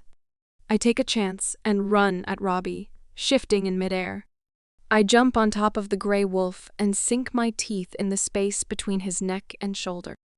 I taste the blood filling my mouth, and I open to take another bite out of the howling monster's shoulder. I make eye contact with Robbie, hopefully letting him know I want him to fight his way out of this, before I jump off and turn back to Gina. I stay in my wolf form, feeling stronger like this. When I reach her, I kneel down next to her so she can climb on. We will be faster this way. She doesn't hesitate and jumps up to my wolf's shoulders. Before I can run, I am hit from the back and Gina goes flying off. It's Tyler's dark gray wolf and he looks possessed, ready to kill me for his alpha. I am not going down without a fight. He sold me out even when his mate was cheating on him and then died for her crimes. He still gave me to his sick and twisted alpha. This will end with his death. I let my anger surge and fuel my actions. He tries to circle me, but I won't let him get between me and Gina. I snap at him every time he gets too close. He growls and lunges, but he is no match for my skill, I quickly find out. For all the appearance of training that they do, they are no stronger than humans. I injure him over and over again. Every time he lunges at me, he's slower than the last, bleeding from the many wounds and scratches I have inflicted. And then I see it. His eyes looking straight into my soul. He wants to die. He wants to finally be with his mate the way she never would in life. He wants out of this hell as much as Gina and I. He's not trying to fight me. He's trying to goad me. I quickly change back so I can tell him off once and for all. You don't deserve an easy death or my sympathy. You're just as bad as Mike for trapping me, and who knows how many other people here. F off. Find another person to take you out of this world, you coward. I turn and run towards where I saw Gina fall. I see her brown hair in the grass. She isn't moving, so I race to her faster and flip her over. Gina, talk to me. She groans and then coughs. I haven't been thrown around in a while. This sucks. She tries for a joke. I shift again and nuzzle her onto my back. I won't be able to run as fast if she doesn't hang on, so I hope she figures that out quickly. More growling sounds behind me as more wolves join the fight. So much for having a 30-minute head start. I take off. I can't look back anymore. Gina is right. Tyler and Robbie chose their fates, and they need to live or die with those choices. I just hope Robbie finds a way out for his redemption. My wolf runs and runs. We just keep following the flashes of light we've been seeing since we got out of our cell. I hope it really is the moon goddess guiding me, and not my imagination looking for things in the middle of nowhere. I feel a whoosh of hot air blow past me as we pass from an open prairie to a grove of trees, and then my brain explodes with the sounds of voices. Voices I have missed yelling and screaming my name. Skylar. Midge, little one. Thank the goddess. We're on our way. Hold tight. Can you talk to me? Hi, Alpha Reggie. Hey, guys. It's all I can sob over the mind link. I can feel the tears streaming from my wolf's eyes and onto her fur. They can hear us. I think to my wolf, are we really finally out of that? We are for now, sweet girl. I don't think they are following us anymore. Even at her words, I don't slow down. I want as much distance as possible between us and that horrible place. Alpha Reggie, I have someone with me, and she's going to need some medical attention. They've had her for a year. Get Doc Sylvia, no one else. On it, little one. Nicholas, Gentry is still alive, but she isn't with me. I'm sorry I couldn't get to her, but she helped us escape. It's okay, Midge. She knows what she's doing. I can still feel her. I know she's okay. I'm glad she was able to help you. We're almost there. I keep running and running, feeling the pull my brand now has towards my team and my family. I just want to go home. After what I saw, I don't know if I'm cut out to do these kinds of missions. Not for the first time since I was captured. I think about how adamant everyone was that I am too young to be here, and I was too stubborn to listen.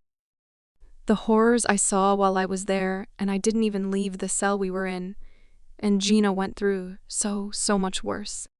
I hope we are both okay after this. I know I won't be the same. I can't imagine how Gina feels.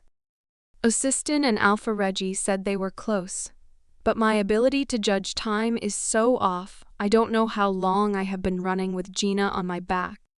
I just know that my whole body is throbbing and my muscles burn from the exertion. The question is, am I out of shape because of how long we were captured and malnourished? Or have I been running for days? Where are they? My wolf starts to slow down. We haven't heard the sounds of paws behind us since I heard the voices of my team, but I wasn't taking any chances. I just can't push her anymore. She slows to a walk. We need food and water or we are never going to make it to them. Hey, guys? Are you still there? We're coming, little one. You're farther than we thought. Keep following your pull. Alpha Reggie detoured to get Doc Sylvia like you asked. That's the problem. I don't know how much farther I can go with no food or water. We aren't exactly battle-ready here. I huff at them. I can't be angry at them. They don't know and they don't understand. I'm so sorry, Midge. Have your wolf take you to water. You need that first. Slow down and use your survival skills. We're coming. I can hear his breathing increase, letting me know he increased his speed. Nicholas has always treated me more like a little sister, like Mateo and Sam. His protective instinct kicks into high gear at the first sign of trouble for me. Keep talking to us. Tell me what you see. Are you serious right now? Of course, it will help us find you and help you focus your brain on what is real. Nicholas, I'm running in the forest and the sun is going down. So what I see are trees and vegetation that grows around trees.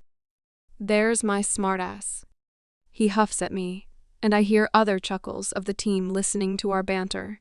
I think everyone is probably wound up and needs to let out some tension. Look around, tell me which direction the mountains are. Give me something to look for to make this faster.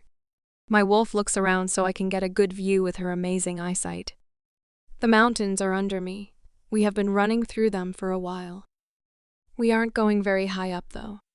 I can smell water to the southeast of us. I'm going to head that way. I don't know how far it is, though, and it's not exactly in the direction my brand is pulling towards you guys. Who am I even tracking right now? It can't be the whole team. No one answers for a moment, and it makes me worried even though I can still feel my pull to them. The silence is suffocating. Osiston is who you are tracking. We were trying to find the fastest way to you without shifting. You both need medical supplies and can't risk not having everything with us. William just got us an overview of the area. We think you're in the middle of the Baxter State Park Mountains. Try to find a cave to hold up in near the water. I nod and then realize they can't see me. Okay. Can you keep talking, please? I can't hide the desperation in my voice. I need this to be real, even if I have lost my mind. It can be real in my head for as long as possible. It's the only thing that keeps me moving forward. They each take turns telling me stories. Some are stupid and completely made up, and others are just what happened at the training compound recently. I tell them about what I see, and when I come across a human scent. It lets me know when I am getting too close to a hiking trail or campground. And as much as I would love to see real people, it's the last thing I need when I'm in my wolf form and have a half-unconscious person riding on my back. I finally get to a large body of water that has cut a deep ravine through this section of mountain. I stop and sit, letting Gina slide off with a thud. Ow, rude. A little warning next time. I focus on shifting back, then look at her. She is still really pale. How are you? I ask tentatively, moving towards the water to get a drink. I cup my hands intending to take a small sip, but once the cool liquid passes my lips, a frenzy takes over and I keep scooping up handfuls until my stomach hurts. When I look back, Gina still hasn't moved. She is just staring out at the water. You need to drink. It will make you feel better to have clean water for the first time in probably a year. She still doesn't move.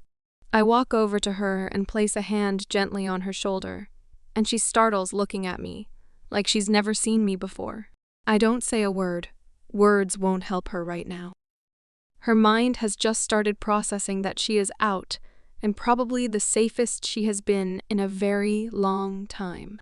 The shock is starting to set in. I reach my hand down to her and smile, and just wait for her to decide to take it. I won't make any decisions for her. She has to choose to heal and get better, which means she has to choose to trust me out here, like I trusted her in our prison. She slowly lifts her hand to mine and lets me pull her up. We walk hand in hand like that to the edge of the water and kneel together. I take my hands and scoop some water and take a small drink. Then she mimics me like a pup trying to do it for the first time. She does the same thing I did at first, and just keeps taking in the delicious liquid like a child eating ice cream for the first time. She sits back and lets the cool water lap at her feet. I do the same. It is nothing a human would be fit to swim in, but the temperature feels great to us. I start to wash at my dirt-caked feet, and then the exposed portions of my arms, and finally my face. Gina does the same. The clean, cool water is invigorating in more than one way. I just need to find a cave big enough for the two of us, up high enough that most humans won't come near it, and be able to start a fire to keep us comfortable as the night inevitably cools down. It took us a little bit of time to find something suitable, but this seemed to be something that Gina was able to help me with, so she's at least trying and not lost in her head over the memories of the last year. We get a little fire going just outside the entrance, and I let the team know what to look for and to approach with caution if they come in the night. I don't know how Gina is going to react to strangers rushing at us, even if they are here to help. Have you talked to your wolf? How is she? I ask as we warm ourselves by the fire. I haven't talked to her yet. She's there. I can feel her, but she's still locked away somewhere. How did yours come back so quickly? It didn't even cross my mind that it was a fast return for my wolf, and the only thing she suggested was that Gina had more time with the poisons and other sedatives in her system than I did. which I told Gina, but I have a feeling that it has something to do with my weird abilities. The same way my body encapsulated the silver in my scars. I don't mention that part though, because I can't explain it. Through the night, Gina tries to sleep, and I think she gets small pockets of real sleep right before she is torn from her dreams, or based on the screaming, her nightmares. But she always manages to scream for me and reach out for me, which means in her subconscious she trusts me even though we haven't been around each other for that long. I take a small comfort in that, but I can't bring myself to sleep. She needs me, and I won't feel safe until I see my team here. Then I can rest. The darkness settles around our cave, and the cool night air chills me to the bone. Gina is curled up next to me, sharing body heat. I managed to get a small fire going, but the area is still so wet, it was hard to find things that would burn properly without causing a ton of smoke first. The noises of the spring night are loud and boisterous. Everything sounds alive and happy, coming out for the summer weather that should be visiting us soon. This is a sound that I will forever associate with freedom. I take a deep breath in, filling my lungs with the fresh scent of the growing forest around me. The water streaming below, and a calmness washes over me. We are safe. Silence. That's all I hear in a split second between breaths. All the buzzing, chirping, rustling just stops. There's a predator near. The hair on the back of my neck and arms rise, my wolf on full alert. To my left, I hear a footstep press into the soft earth. It's coming from the path we walked up here. Someone is following our scent, but they are downwind, so I can't tell if it's my team or one of Mike's minions. I move into a crouched position just in front of Gina, ready to strike my would-be attacker. Another step. I work to control my breathing and my heart rate. I can't let whoever it is hear the fluctuation that will give me away. Another step. They are right outside the entrance, about 3 feet from me. The final step. I lunge out and grab the person by the hair and twist them to their knees, facing away from me, my claws extended into his throat. What do you want? I snarl. Midge, it's me. Relax. His hands fly up in a sign of surrender, and I take a deep breath in, smelling. Wyatt? What the hell? Why would you sneak up here like that? You know what we just went through. You're lucky I didn't kill first and ask questions later. And that, my friend, is why you went first. Lillian steps around the cave's edge. Oh, goddess. It is so good to see you guys.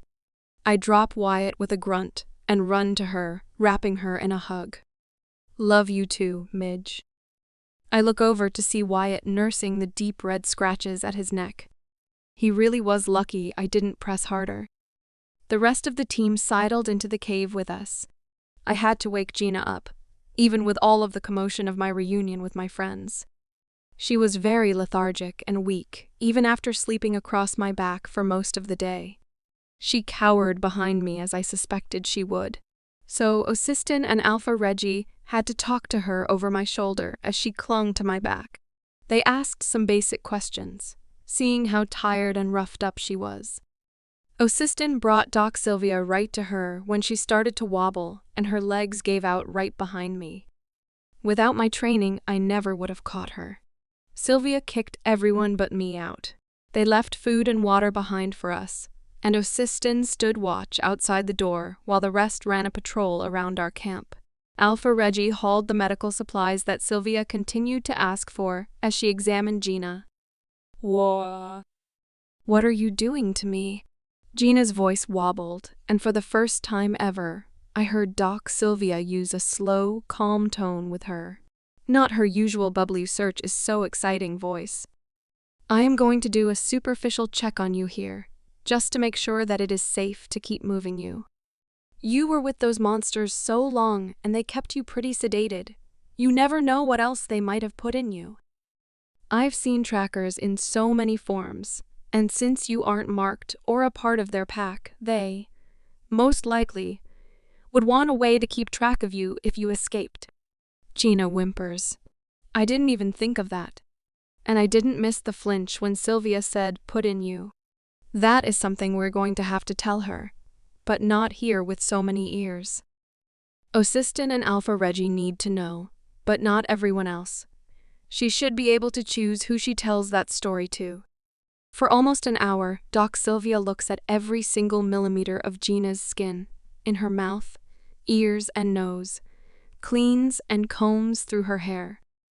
Then she yelps. Got it. I knew those F-cars weren't smarter than me. Then she slaps a hand over her mouth, eyes wide in shock.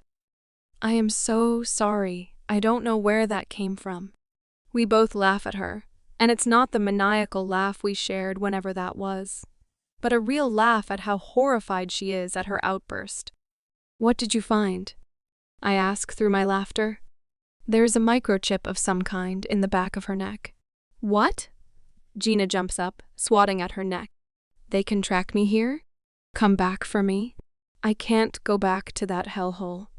It will be so much worse, and you know he won't kill me. But he will take it just far enough that I will want to die. Skylar, I can't. He can't. It's... No. Just no. She's not even making sense now, pacing in a small circle in front of me. Doc Sylvia just looks at me, not knowing what she's talking about. But I do, and I'm sure I have one of those trackers too. Gina, stop. Now. We won't let anything happen to you. You are safe. We will figure this out. Sit. I'm sure I have one too. There's no way he doesn't have us both tracked.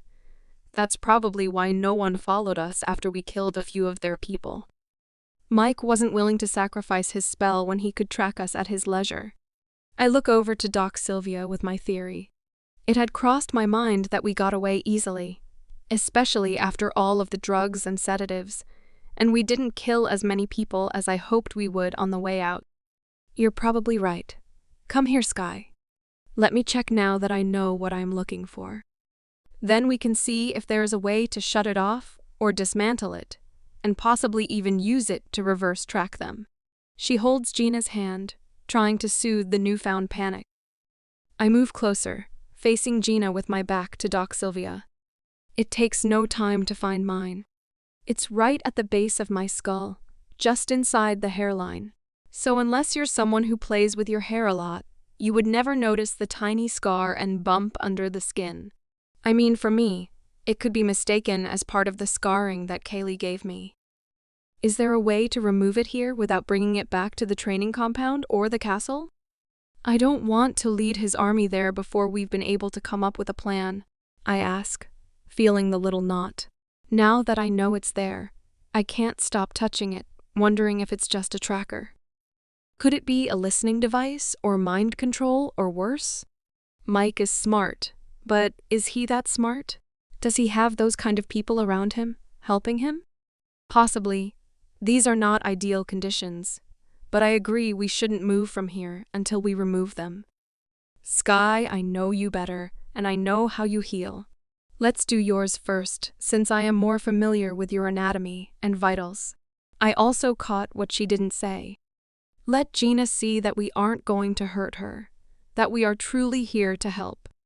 She has Alpha Reggie and Assistant help her set up a makeshift operation room, while Gina and I sit near the fire. She is crying again, leaning into my shoulder. I just hold her tight to my side. She is so brave and has suffered so much. We aren't that different, and I hope that is something that she will see and learn to trust me and the team fully. When will this ever stop? I just want to live my life free. I don't even care if I have to go to another pack as an Omega cleaning toilets. Anything would be better than this right now. We'll figure this out, and as for where you'll go, you could probably join Mina and I at warrior training. Or you could join Alpha Reggie's pack, or even my pack. You're not alone anymore, okay? She just nods into my shoulder, staring into the fire. All right, Sky, let's see what we can do about that unwanted addition, Doc Sylvia says behind me. Come on. I stand and reach my hand down to Gina, and she just looks confused. I know this sounds crazy, but I want you to see that Doc Sylvia is safe. All of these people are. They are my team, my makeshift family. They aren't going to hurt you or I, but I think you need to see for yourself. She tentatively takes my hand. I don't know if I want to watch this. I've seen enough and felt enough torture for my whole life. She shudders. That's what I mean. This isn't torture. It's helpful. It's necessary for us to be free from Mike and all of those bastards. She looks worried but follows anyway, holding tight to my hand. Doc Sylvia stacked several supply bins end to end to make a rough table and layered several blankets so I could lay, not quite comfortably. Let's have you on your side, Sky. That way we can monitor your breathing too.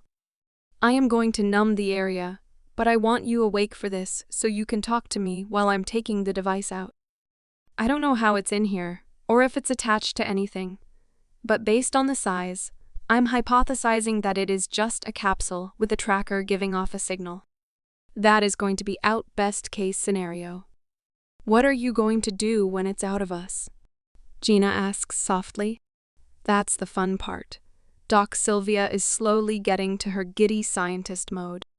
If it's just a tracker, then one of our tech guys is going to take the signals and send these idiots on a wild goose chase.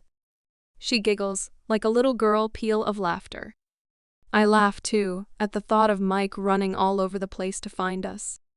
What if there is more to it than that? Then we work one problem at a time with our team.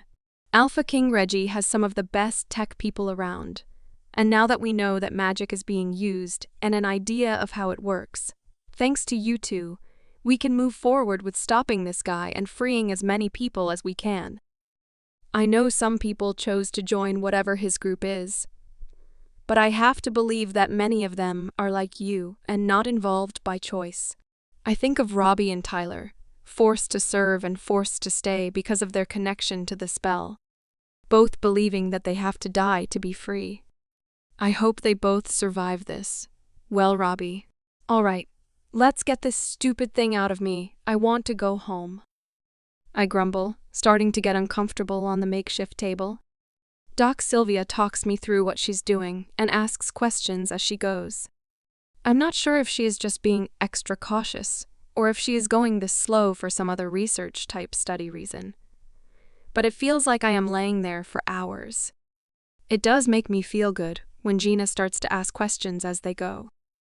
She has a real curiosity for how all of this works, and she sounds super smart, asking questions I never would have thought of. I have to remind myself that this scared girl is the daughter of an alpha. She has it in her to lead and protect. She was probably a force before she was captured, like Sierra and Mina. I can't wait to see if that side of her comes back out. All right, it's out. And there doesn't seem to be any ominous connections or wires, just a simple transmitter. With how small it is, though, I'm not sure of the range. Whoever is tracking you might be closer than we think. Let's get Gina's out and let William start on this guy. I hear a small click like glass tapping glass, and then I see Osistin walk away from me with something in his massive hand. I can't move yet. Doc Sylvia is still tugging lightly on the back of my head. I assume she's closing the wound up. The numbing stuff worked, though. I only felt pressure, no pain at all. Then she pats me on the shoulder and helps me to sit up. I turn and smile at Gina. Your turn. I want to see what this thing looks like. Yep, Doc Sylvia is wearing off on me. I'm far too excited to see what's inside our heads. She sits and takes a deep breath before laying down, like she's steeling herself to do this. There is going to be a small prick from the needle that has the numbing solution. I'll do about 5 points to make sure there is no pain around the whole area. Okay? Gina just whimpers in agreement, and Doc Sylvia looks at me with pity and sympathy in her eyes. I look at her, but don't return the sentiment. I don't pity Gina. She wouldn't want it any more than I would. I do feel awful for what happened to her, but I won't be one of the people that will treat her like cracked glass either. She will get enough of that when we get back to the compound. Nicholas said we have to do psych evaluations and other tests and debriefings when we get back from missions. I can only assume they will do the same for Gina, considering how long she was a captive. Doc Sylvia tears open a small white packet that has several medical instruments in it. She set the items down on a metal tray propped on 2 more stacked storage bins. She already has her gloves in Gina's hair, pulling the majority of it up into a clip. The small section that remains surrounds the spot where I assume the tracker is. She pulls individual hairs out of the way to make the spot as available as possible. Watching her work this meticulously is fascinating. I can imagine her dissecting small plants and animals to gather cells for testing. She is so laser-focused on what she is doing. I bet an explosion could go off outside and she wouldn't hear it. Once the hair has been expertly placed, she picks up a small knife, maybe a scalpel, but I don't know medical equipment very well. She pokes the sharp tip a couple of times, like she is feeling around for the best place to cut, and I can see the little node under the skin move with each prod. Then she glides the blade gently across Gina's skin for about 2 inches. It doesn't even look like she put pressure on it until it started to bleed. With quick and precise movements, Doc Sylvia contains the blood flow with one hand, switches the knife for tweezers, and starts to work under the cut, angling towards the top of Gina's head to find the little device. She does some quick, tiny brushing movements, and a metallic tube, about a 1/2 inch long, slips out onto the gauze that she's holding to catch the dripping blood. It's so weird to think that little thing could cause us so many problems. I didn't mean to say it out loud, but tech like that impresses me. I don't know the first thing about the tech side of things, but it's still impressive. You're right, and like I said, it's not very big, so I don't think the signal is that strong. But let's let William and his crew figure that part out. She drops the metal pill into a glass container on the workstation and moves to close up Gina's wound. Once Gina is cleaned and stitched up, Doc Sylvia puts a lid on the container with her tracker, then moves to clean up her workstation. Her movements are methodical and kind of hypnotizing. I did notice that not everything went into a trash bag, though. Anything that had blood on it was bagged and labeled. I wonder if she is going to use it to test something. What am I thinking? Of course she is. Before we move back over to the fire, I quickly look from Gina to the doc a couple times, trying to make the best choice for everyone, even if it makes Gina angry with me for a bit. Doc, I start. Taking a deep breath, Gina deserves this. She hums over her shoulder while writing something on a clipboard. I don't know if this is something to handle here, but I think you need to know. And I'm not sure how time-sensitive any of this is, but I look at Gina and nod while she is shaking her head no. Gina was RPD repeatedly by Mike. I stop to take another breath, and Gina sags against me, crying into my shoulder, but she doesn't argue to stop me. She says she has an IUD in, but I just want you to make sure she is okay. Completely okay. And I didn't want to say anything in front of the rest of the team, but you need to know so we can take care of her. Oh, Goddess, help me, she exclaims, resting her hand on her heart. Yes, of course I will help, and you're right. I can only do so much here, but that is something we need to handle first thing when we get back. Do you have any pain right now, sweetheart? No. A muffled cry falls out of Gina, and my heart breaks for her all over again. When was the most recent occurrence? I can see she is choosing her words wisely, and we caught her off guard. That's the hard part. We were in a room with no windows or any way to tell day or time. But maybe yesterday. I think the plan was to come around the time we broke out. One of the guards was running his mouth. I roll my eyes. I will have to ask you some hard questions, and Skylar can stay with you if you want. But we will wait until we are back at the castle and have the privacy of a room. Sky, what about you? Did they touch you too? I can see the concern in her eyes and the tension in her muscles. She sounds calmer than she is, and it's taking a lot of effort for her to keep it in for Gina's sake. No, No. I mean, I got my standard beating treatment. He likes the brutality. But he seemed to like the audience, so I had to watch. I shudder with Gina in my arms, and Doc Sylvia just nods. She takes a deep breath and lets it out slowly. Let's get you both back by the fire. Get some food in you and clean, warm clothes. She walks out with the container and mutters something angry under her breath. Lillian comes back in with a cooler full of food and drinks, followed by Wyatt, who has a duffel bag that must have clothes for us. He doesn't stay, but gives me a small smile before heading back out again. I have never loved the sight of sandwiches and chips as much as right now. She also brought water and Gatorade for both of us. I opened one of the sugary, salty electrolyte drinks and almost gagged at the amount of flavor in it. I had to mix it with water to get it down, but my body needed it. She also brought several sleeping bag rolls, and Gina and I both curled into the soft warmth. It has been a while since it felt something so soft and comfortable. We both tried to get back to sleep, but that seemed to be asking too much from our frazzled brains. I laid on my side, staring into the fire. Gina's head was next to mine, and I can't tell if she is sleeping or just letting her body come down from the high of our escape like me. I want to sleep. I can feel the fatigue rack every muscle in my body. But every time I close my eyes, I just see the dark, dank, musty cell we were kept in. The sounds of the whips and paddles used on us. Our dirty and stained clothes being ripped every time one of the guards reached out to restrain us for our daily beating. Every time my dream would move to focus on Mike, like a camera in a movie, forcing me to focus on something I never want to see again. He was always in profile or looking away from me, but the moment he turned his head, his eyes were blazing red and his mouth was turned into a wicked, menacing grin.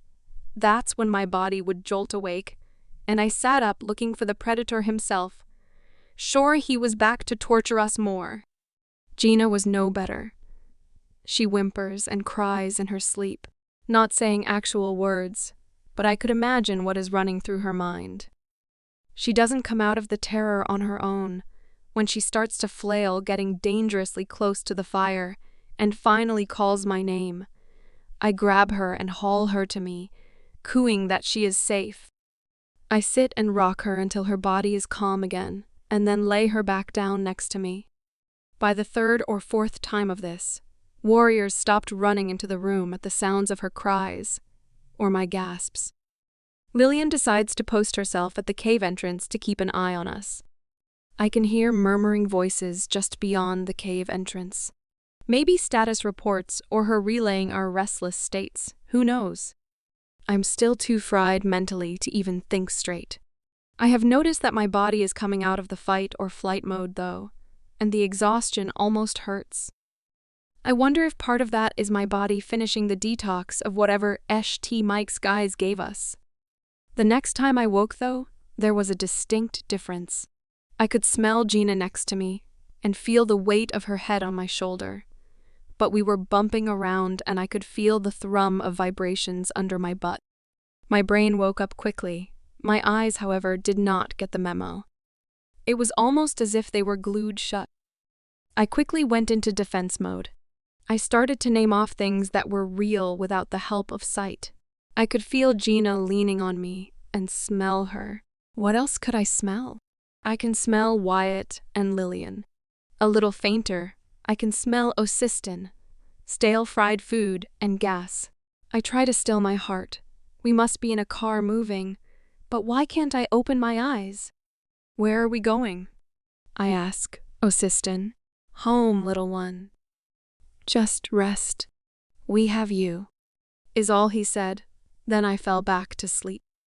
Warmth, softness, safety. That's what I feel right now. I recognize the smells here, even before my brain and body fully wake up. I'm home. I can feel it in every fiber of my being. A smile creeps across my face as I start to blink my eyes open and take in my surroundings. Skylar. A scream from somewhere in the room brings me out of my safe bubble, and I'm plunged back into that dark, dank cell.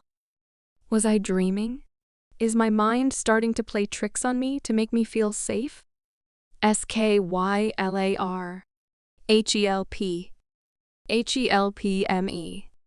I shot up from where I was laying, looking to my left for Gina.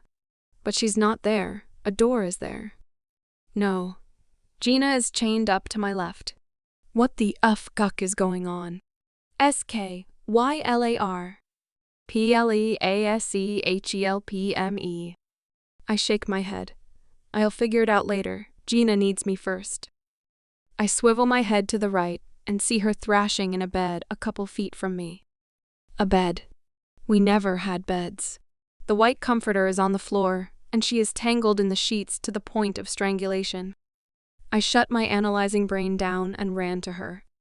I grab her by the shoulders so she doesn't hit me in her quest to get free of her nightmare. Gina, I'm here. Gina, you're safe. Open your eyes. More thrashing and whimpering. Jenaw, I shout at her. She finally opens her eyes and recoils from me a bit. I keep my hands up in surrender until she is able to focus on me. Just then, the door bursts open, and Doc, Sylvia, Osiston, and Lillian are there. Gina jumps back more, receding into the spot where her headboard meets with the wall, and she makes herself as small as possible. Gina, look at me. Just me, Gina, look. Finally, her eyes turn towards me, wide and unfocused. She's awake, kind of, but still locked in her dream. We are safe. Do you hear me? We are safe. You're here with me. I reach my hand out to take hers, but she just recoils more into her corner. What can I do? This is getting worse the longer we are out of that prison. I don't look behind me, but the question is aimed at the people standing, waiting behind me. Try to get her to tell you what is real. It will help her brain to start to accept that she is free. I don't even know if she can hear me right now. Doc, Sylvia says from the door. 5 things that she can see. 4 things she can feel. 3 things she can hear. 2 things she can smell. And 1 thing she can taste. It's a grounding technique for panic attacks. I just nod, never taking my focus off of Gina.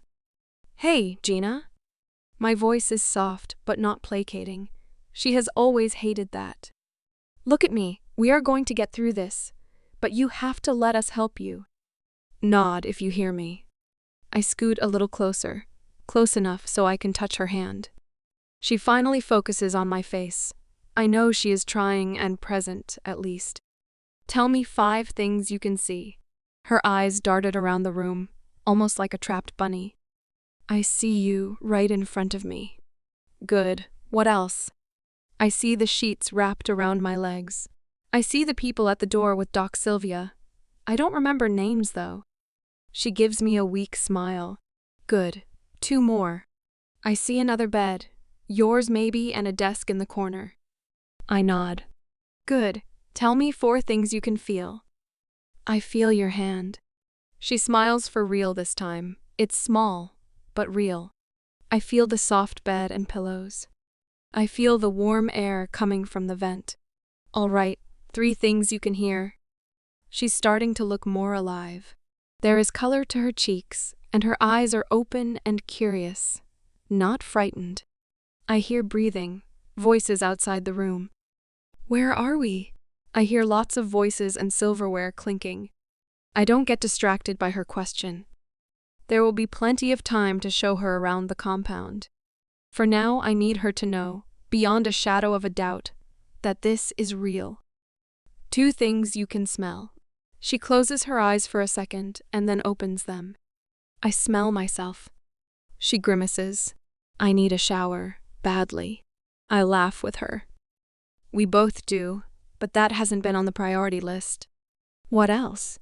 Bacon. I smell food, real food. Right on cue, both of our stomachs rumble and we both laugh, as do the people behind me. Gina takes notice for the first time and grasps the sheet, pulling it tight around her. Hey, right here. I pull her focus back to me. What can you taste? She just sits there looking startled again. Gina, we are safe. Tell me what you can taste right now. I hand her a bottle of water, trying to prompt her to drink and answer my question. She was doing so well, but she won't be able to cower forever. We need to push her to break out of this, or she will never stop being the victim. She takes the bottle from me. What do you taste? I ask again. She gulps one big mouthful. I taste clean water. There's nothing in it but water. She looks at the bottle like it's trying to trick her, then back to me. We are safe. Now, let's get clean and downstairs before all of the bacon is gone. She slowly gets up and follows me to the bathroom. I help her get the hot water turned on and tell her I'm going to leave the door cracked so Doc Sylvia and I can hear if she needs help. While I wait, I cross the room to Lillian and give her another big hug. Thank you for coming for us. I let her go and walk into Assistant's arms. He wraps me up in his massive embrace. My arms almost don't reach all the way around him, my fingers barely touching. We will always come for you, not just because you are a warrior, but because you are family, little one. I hug him a little tighter at that, and fight to keep the tears at bay. I can't cry here. I'm not sad, not really. I just didn't know how much words like that would mean to me. Gina comes out complete with the black warrior training uniform I put in there for her, and I head in for my turn. I keep it quick, not wanting Gina to be alone with anyone yet. I don't know how she feels about this place, or my team and friends, and I don't want her to have to go down to the chaos of the cantina alone. I clean as quickly as I can, while still trying to get however many days of grime off of me. I have to remember to ask how long I've been gone. I still don't know. Once I feel like I got as much filth off, I step out and dry off with a fluffy white towel. I never knew I would appreciate such simple things like showers and warm towels. But here I am, and it's glorious. I put on another warrior training outfit, and it's another thing I will never take for granted. I walk out with my blonde hair stringy and wet, hanging to just below my shoulders. It's finally starting to really grow out since Callie cut it off. Man, how long ago was that? I really need to get better at keeping track of time. I walk out of the bathroom to Lillian and Doc Sylvia talking to Gina. She looks like she's trying to keep up, but maybe a little uncomfortable. Hey, I'm hungry. Are you ready for this, Gina? It's going to be a lot of people and a little crazy. We can just eat up here until you're comfortable. No, I'm okay. She takes a deep breath, like she's getting ready for a battle, and stands up. I'm going to have to do it sooner or later. I can't hide out forever. Just maybe don't leave me, okay? She asks, looking up at me through her eyelashes, her face still tilted toward the ground, like she is ashamed of the question. I won't leave you. I smile at her and link our arms as I lead her towards the door, with Lillian and Doc Sylvia following. I have to get back to the hospital for a while and gather things for the both of you. I will be back in about an hour. Sierra has been rattling my head, waiting to hear about you. She pokes me in the shoulder and I giggle. Can you bring her back with you? I don't know when Osistin will let me get back up to the school. I plead. I'll ask. Let's get you both some food. You've been out for a little while. That reminds me. How long was I gone? How long were we out? I don't have any idea about time right now. The Alpha King wants to talk to you about your time away, but you both slept for 2 days after we found you and brought you back here. Just so you both know, she stops us just outside the door in the empty hallway. I did a full exam on you both. She pauses to let that sink in. We didn't find any permanent damage in either of you, but I did take samples for research. Gina, we also had to remove your IUD. It was damaged and causing some damage to your uterine walls. What does that mean? Gina gasps, tears forming in her eyes. Only time will tell, but we will check on your healing regularly. For now, everything appears normal, but I believe you should know what is going on, even if it might be a little scary. I believe you have been kept in the dark for too long. She pats Gina on the shoulder. Even the stuff that's hard to talk about. Knowing what you face will only make you stronger. And voicing what is going on with you will also help. Come to me for anything, all right? She sniffles and nods. I wrap my arm around her and start to move forward again. We head down the main staircase and through the white foyer to the large common room. All conversation just stops. There are a lot of people here. Gina whispers to me. I didn't even think about how many warriors there actually are. I reach behind me and give her hand a squeeze. These are trainees. We are all in various stages of training, but it's easier for us to be here when we aren't on a mission. Sometimes people are gone for months or years, and it would suck to have to keep track of someone's separate house and belongings. So living here is the best situation. The shock of our arrival dies pretty fast, and we walk in towards the dining area. Lillian in the lead with Jean in between us. We each grab a plate, and Gina's face keeps darting around at all the people not really hiding their staring. A few have come up to say hi, but they must have been given orders to leave us alone. Once we have full plates, we head over to the table. Lillian and I normally share with Nathaniel and Wyatt. They are strangely absent, though. Where is Wyatt? I thought he came back with us.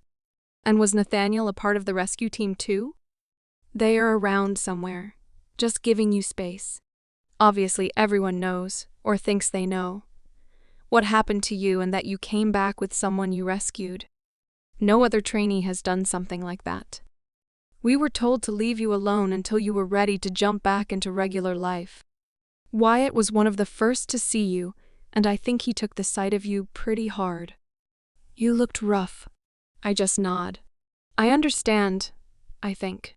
Wyatt, Nathaniel. You guys can join us. We aren't broken, and it would be helpful for Gina to meet people. You sure, Midge? We can give you space as long as you need it. Nathaniel adds. I don't need space from my friends, idiot.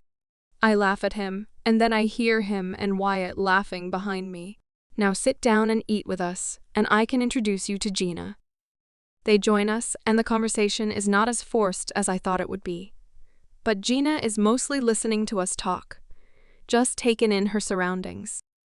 Lillian, Wyatt, and Nathaniel try to engage her at first, but then just let her be when they realize it's making her more uncomfortable to be in the hot seat. I let them know all about my adventures at UMaine, the classes I took, and the people I met. I also gave them a very abridged version of what happened when I was captured. I still haven't talked to Assistant and Alpha Reggie yet, so I don't know what I'm allowed to say and what I need to keep quiet. I also don't want to draw more attention to Gina, whose time was longer and far more painful than mine. The bell sounds for training to start not long after we sat down. I get up, and Gina follows, not really sure where we are supposed to be, but I don't think they want us training until they have talked to us about the mission. As if I conjured her, Mina walks up behind me and wraps me in a hug from the back. I have missed you. It's good to see you up and around. Warrior Brogan and Alpha King Reggie want to see you both in the war room. Come on. I wave my friends off, promising to eat lunch with them if we are out in time. Then Gina and I turn to follow Mina.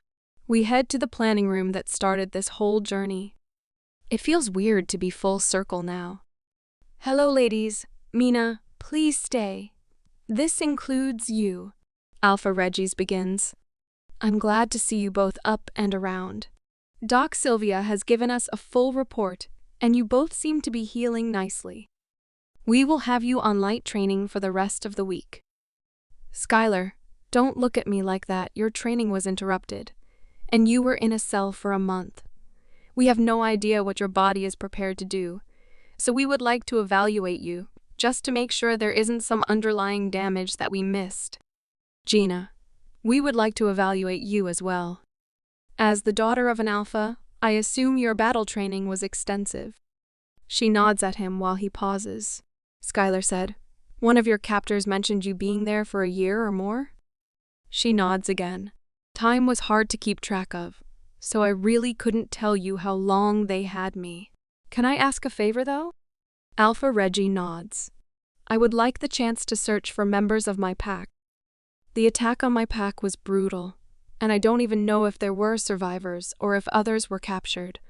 But I would like to search and give them a place to call home if there is anyone out there, living like a rogue.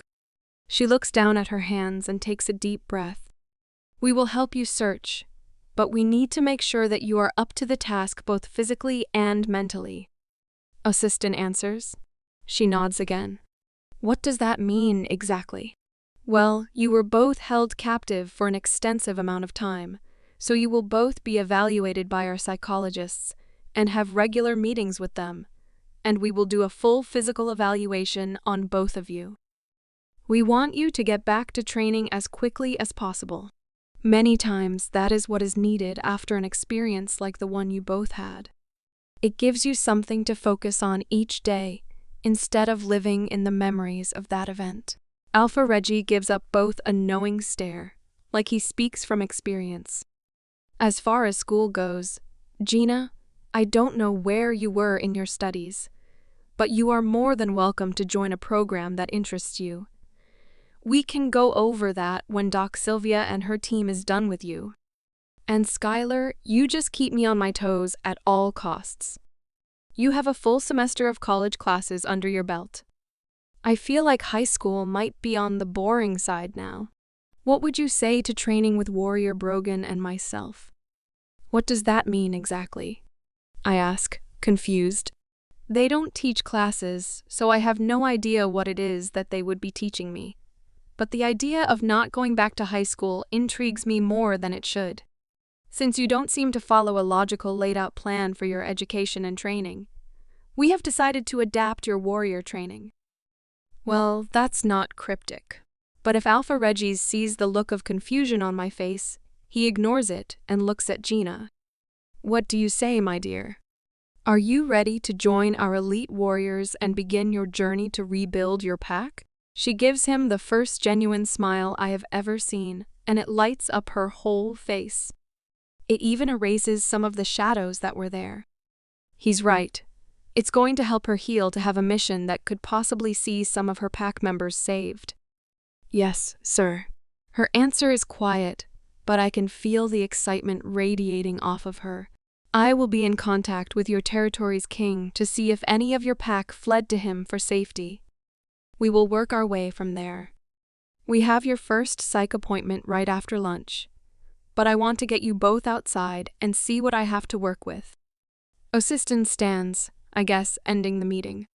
We both stand and follow him out the door. I'm excited to get back to my normal.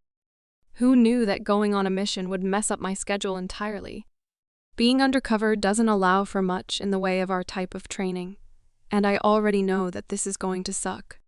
I was lucky to get a short run in every morning and some weight training in every day. But my sparring and battle training were done whenever we found a moment. I am both excited and afraid to see how out of shape I am. And of course, Osiston is going to make sure I feel it. My wolf, however, is purring at the thought of being let out again, and not just to save my ass, which makes me laugh. We make it out back and along the edge of the warm-up area. All of the rest of the warriors are gone, so they are either on the obstacle course or the long run already. Osiston leads us to the open area between the warm-up area and the obstacle course area. It's really just a pass-through for us to get from one training area to another. I never really thought about it before.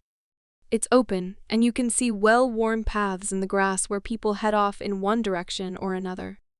All right, Gina, I would like you to watch first. Then we will see where your fight training is at. This is just a spar for reflexes and movement quality.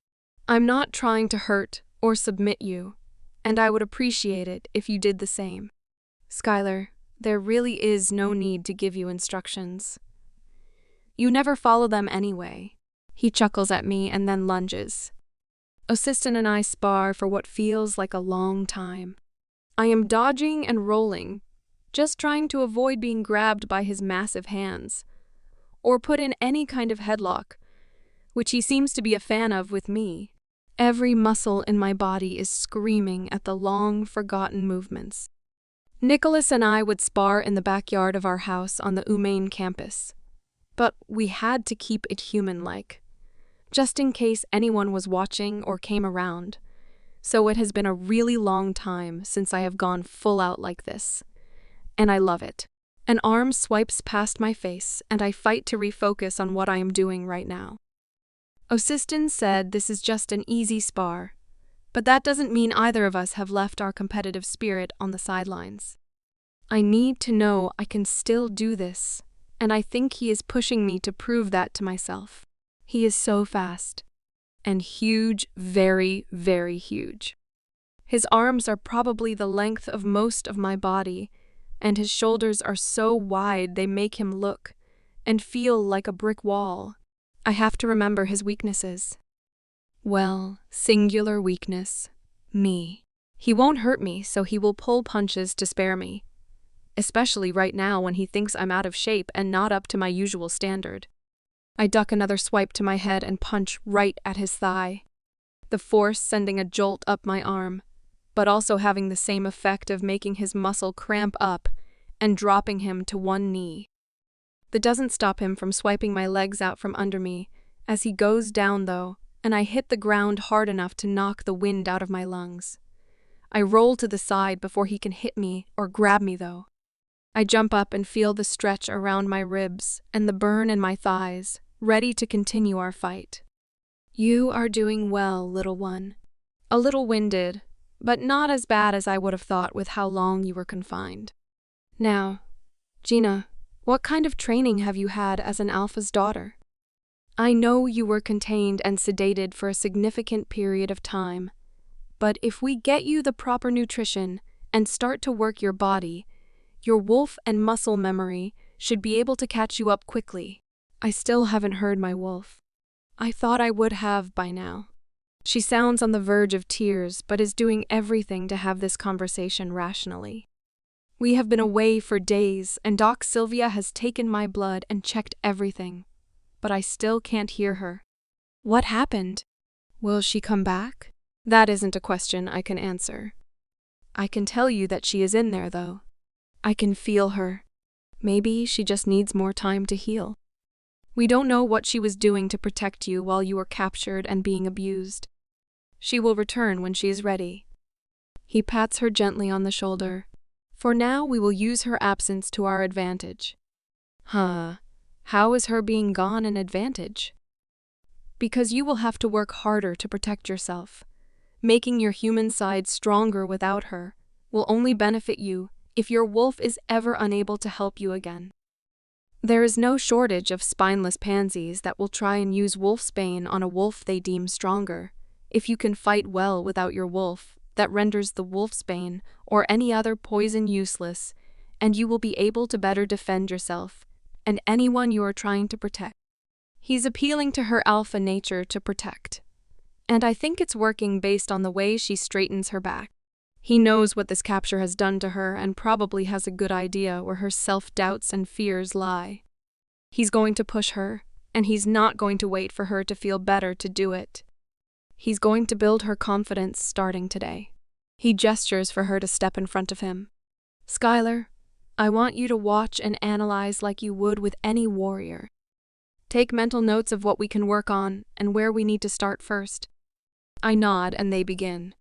Gina is more agile than I would have expected, and she does seem to have a good knowledge of fighting, but being locked up for a year and barely fed on top of the abuse she took will weaken any amount of muscle. Osistin is using basic moves that we use on our elementary pups, gauging her reaction time and defensive instincts.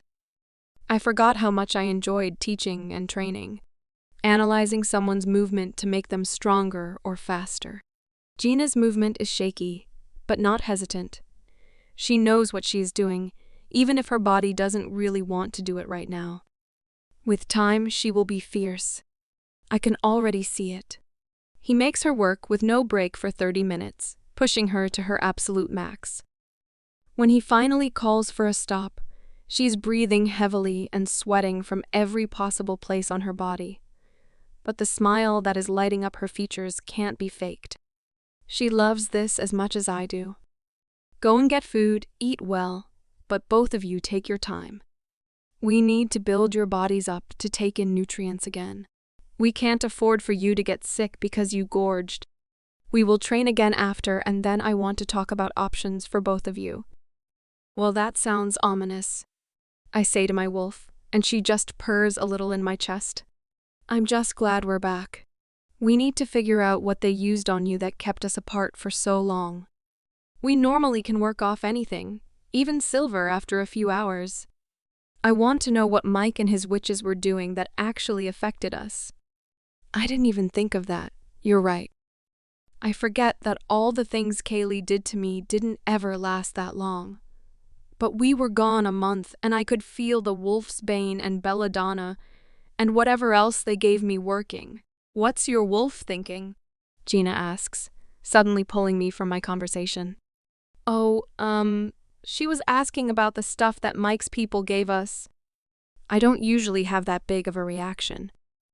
My body kind of just gets rid of stuff like wolfsbane with minor effects. But whatever Mike gave us was enough to mess me up and separate me from my wolf the whole time we were there. Really? How did you learn to not be affected? I didn't learn. Just born like that. And unfortunately, I have had some experiences that let me find out the hard way what my body and my wolf can do. I say, vaguely. I know at some point I will have to explain to her that she isn't alone when it comes to STT experiences. She just happens to have the worst between the two of us. Well, that sounds like a story that needs drinks to get through. Yep, I say, popping the... Now let's eat before everyone else gets back. Lunch is worse than breakfast, and I have a feeling people left us alone on orders. But I don't know how long that will last. Warriors are worse than a group of middle school girls when it comes to gossip. And I just got back from a mission I should have been too young to go on and came back with a hot alpha female. She giggles. Well, I'm glad you were on it, because no one else would have been able to get me out of the hellhole. I wonder how long I'm going to have nightmares about it.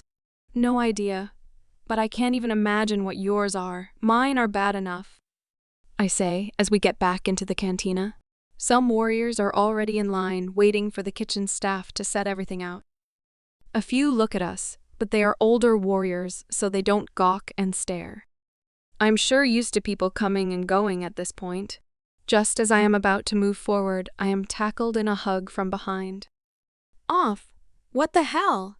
Oh my goddess. I am so glad to see you. Mina's smell wafts around me before I even recognize her voice. Hey, I turn around to return the hug. I'm glad you're here. I wasn't sure what they had everyone doing after we got back. I've seen Wyatt, Lillian, and Nathaniel, but just real quick at breakfast. Where have you been? I've been over at the castle. Since you have been gone, I guess the little vipers have been trying even harder to get to Xander and Luna. Queen Anne had me there yesterday, and today for some small meetings as Xander's +1.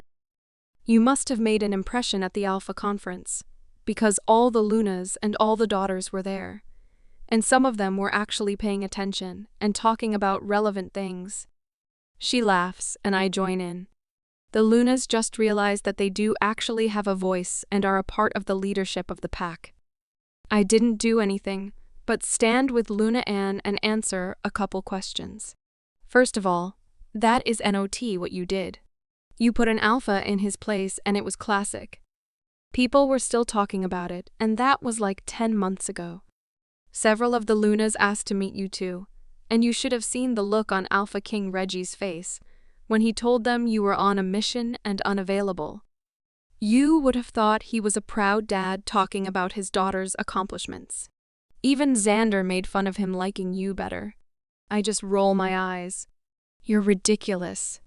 Anyway, Mina, this is Gina. She was my cellmate and managed to make it out with me. She's the female alpha of the Black Diamond Pack. I wouldn't go that far. I don't even know if I have a pack left to be an alpha for. You know we'll search, right? That's part of the reason why you're here and not somewhere else looking for them. We want to help, and we have the best resources here. I'm sure you really don't want to talk about your pack being attacked. But was anyone else captured with you? Mina asks as we fill out plates and head to our usual table. I don't know. Everything happened really fast. I'm sure Alpha Reggie will ask you too. So if you want to wait and not have to tell the story twice, we understand. I shared a quick look with Mina. You know she's more likely to tell you than anyone else. We need to push her to talk or we can't help. And the sooner the better. It's already been a year. Ugh, I know. I link back while leading us over to our usual table again, hoping the rest of my friends make it in before we are done. I just feel bad and she has been through a lot. No one wants to relive stuff like that. Except, she's going to have to if we want to help her search for survivors. We sit down and dig in. I try really hard to listen to assistant's advice and eat slow, but the food is so much better than I remember. You are going to throw up, you know that? Slow down. Assistant said something like that before we came in. But I am so hungry and the food is so amazing. I close my eyes, practically drooling. Well, Warrior Brogan is right. Stop gorging. Otherwise you're going to have to taste it twice, and I can guarantee the second time will not be as good as the first. We all laugh. Why do you call him by his title and Sky calls him by his first name? I noticed that with the Alpha King too. I shrug, not really thinking about it in a long time. The guys and Xander made fun of me once for it too. I just call them what they told me to call them. It's going to be weird adding the title back onto Nicholas' name here though. He's been my uncle. I air quote. For so long that I'm worried I'm going to forget and get some kind of punishment. I cringe and they laugh at me. We eat and talk, eventually joined by the rest of my friends, and they all ask the same questions of Gina. I think they are all looking forward to helping her find her pack. In some way they all experienced this with her, like me, and we all feel responsible for helping her. This is why the Warriors are here to help and protect in a major crisis. Gina and I get to join the group for the obstacle course after our run with Osistin. The run has been by far the worst part. Why did I ever run so much before? Because it kept you from beating Kaylee and her friends every time they did something to you. My wolf snarks. You aren't looking over your shoulder all the time, or angry and scared here. There isn't any frustration to burn. Well, what is going to motivate me now? The fact that you know the guys are training to be better than you as we speak, and neither of us can have that? No, can we? You make a solid point. Motivation reinstated. What are you smiling at? There is no way you enjoyed that run, and now we have to go do more training. You and your Warriors are crazy. Gina puffs next to me. Enjoyed it? No, not a chance. But my wolf reminded me why I train so hard. Why is that? My brother and some of my friends from back home are extra competitive, and when I get back, I can't be weaker than when I left them. I left with some standards to achieve, and I have no idea what they have been up to for the last year.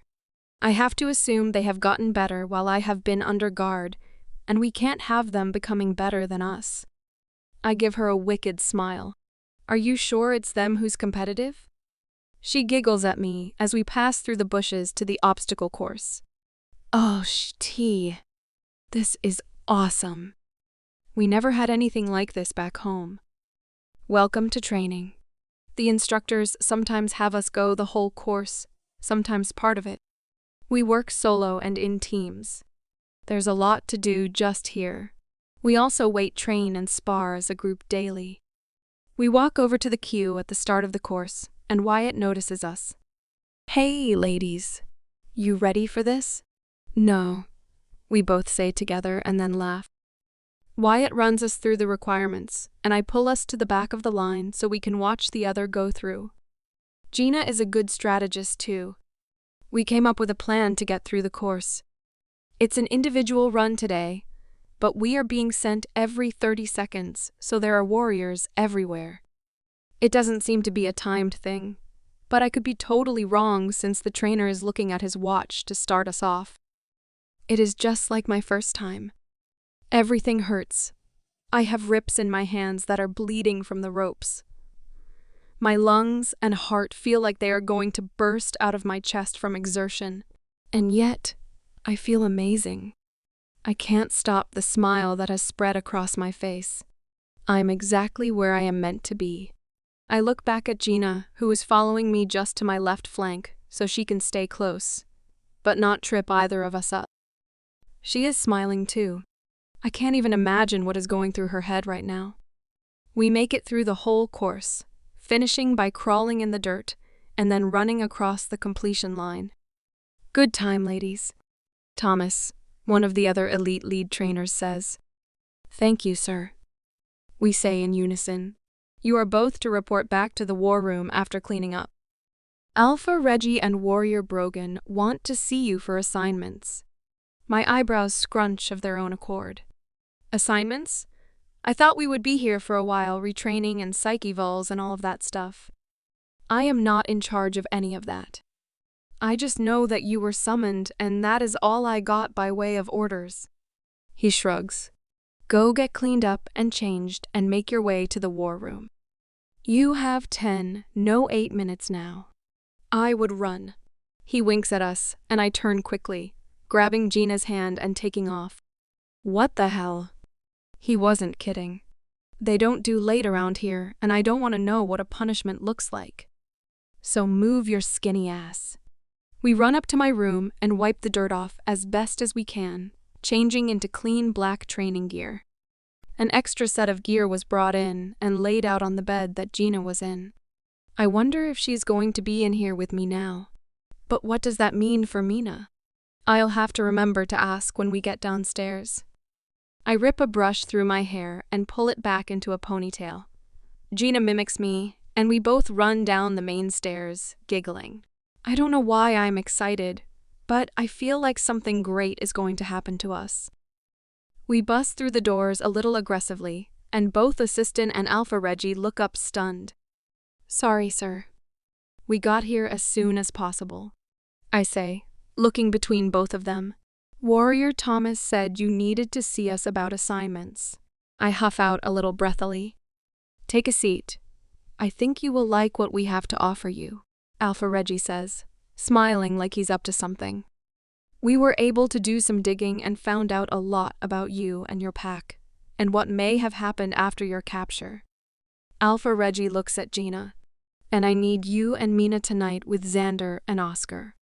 Claws have come back out since your presence hasn't been seen for a while, and we need to remind a few people that being mated to Xander is not the spectacle it is becoming. He swings his gaze to me. What do you mean you know a lot about me? That doesn't sound like a good thing. And do I even have a pack anymore? Gina grabs my hand under the table and squeezes. You do have a few pack members that made it down to the States, and I am sure there are more scattered around. I have been in touch with the Alpha King of that territory, and he was very familiar with your pack's story, and was glad to hear that you did, in fact, survive. That is a story for drinks when we are done here, though. What we found out about you, though, is that you are pretty savvy with all things computer, and I have a job for you while you are here. Are you interested? Without any idea what you want me to do? That sounds a bit sketchy, and at the same time, a lot of fun. What exactly is the job? We have many people who are top-notch with finding people using security cameras and tech in the slow and legal way. What I think you bring to the table is the more black hat side of things, if reports are correct. He tilts an eyebrow up at her, and to Gina's credit, her face doesn't change. Just looks politely interested in the conversation.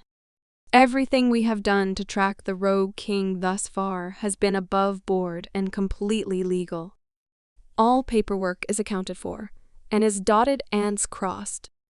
After what we found in the trackers that were implanted in you both, and the way you were both held captive and treated, I am done playing by certain rules. If you are anything like my Sky here, you are already planning revenge and retribution for everything that has happened to you and your pack. We would like to help you and help keep your head level in the situation, since it is close to home. But we are pulling out the stops and want to give you the tools and access you need to nail these fuckers to the wall. What do you think? Why didn't you start with that proposal? Hell, yes. When can I start? Gina sits up straight in her seat, close to bouncing out and gripping the armrests hard enough to leave permanent finger indentations. Soon. There are a couple more evaluations we want you to do first, but everything looks good so far. Alpha Reggie laughs at her excitement. I would be excited too if I found out that there might be a silver lining to this whole situation. It's exciting to know that there are some of her pack members out there, meaning some were able to get away, and she has a family of sorts to go back to when all of this is over. That thought makes me a little sad all of a sudden. I don't want her to leave. We haven't known each other very long, but our time together has done something to bond us, and I feel just as close to her as I do Sierra. Little one, your job is twofold tonight. Obviously, stick close to Xander and Oscar. The four of you should not be alone, ever. Do you hear me? The threat from your last attack has not been neutralized yet, and we still don't know if it's connected to your situation at Humane or not. We have also not been able to flush out your friend's story about the attack from the Shadow Pack. Keep an ear on all conversations. I want to know anything that might sound suspicious. Excuse me, sir, Gina asks. Would it be possible for me to mic up Sky and the others, and if you have the equipment, I can set her up with a micro camera and try to get some background going with facial recognition. That might help whatever search you are trying to do. Both Osistin and Alpha Reggie tried to hide their surprise at how fast she is willing to work, but if it helps her get closer to bringing justice for her pack, then she is willing to do it. And she is just as smart as they implied, since she is offering to set me up with equipment. Let us know what you need, and we will get it to you, but you will only have about an hour to assemble. Do you need to be on site to use your tech? Osistin asks. The closer the better, and maybe have a warrior with me, so I have MindLink access with everyone. Maybe Nathaniel. She looks at me. He the friend I met today that does some of your tech stuff, right?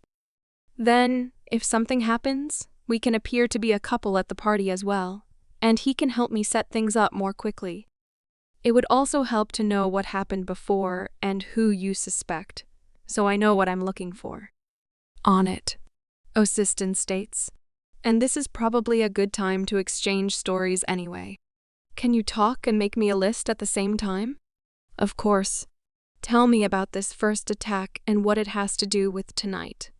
I start with the story of Oscar, Mina and I getting attacked by the lake, and then move into the story that Tyler told me about his pack being attacked and being taken over by the Shadow Pack, which happens to be the pack we get the most trouble from their elder here at the castle during negotiations and other territory meetings.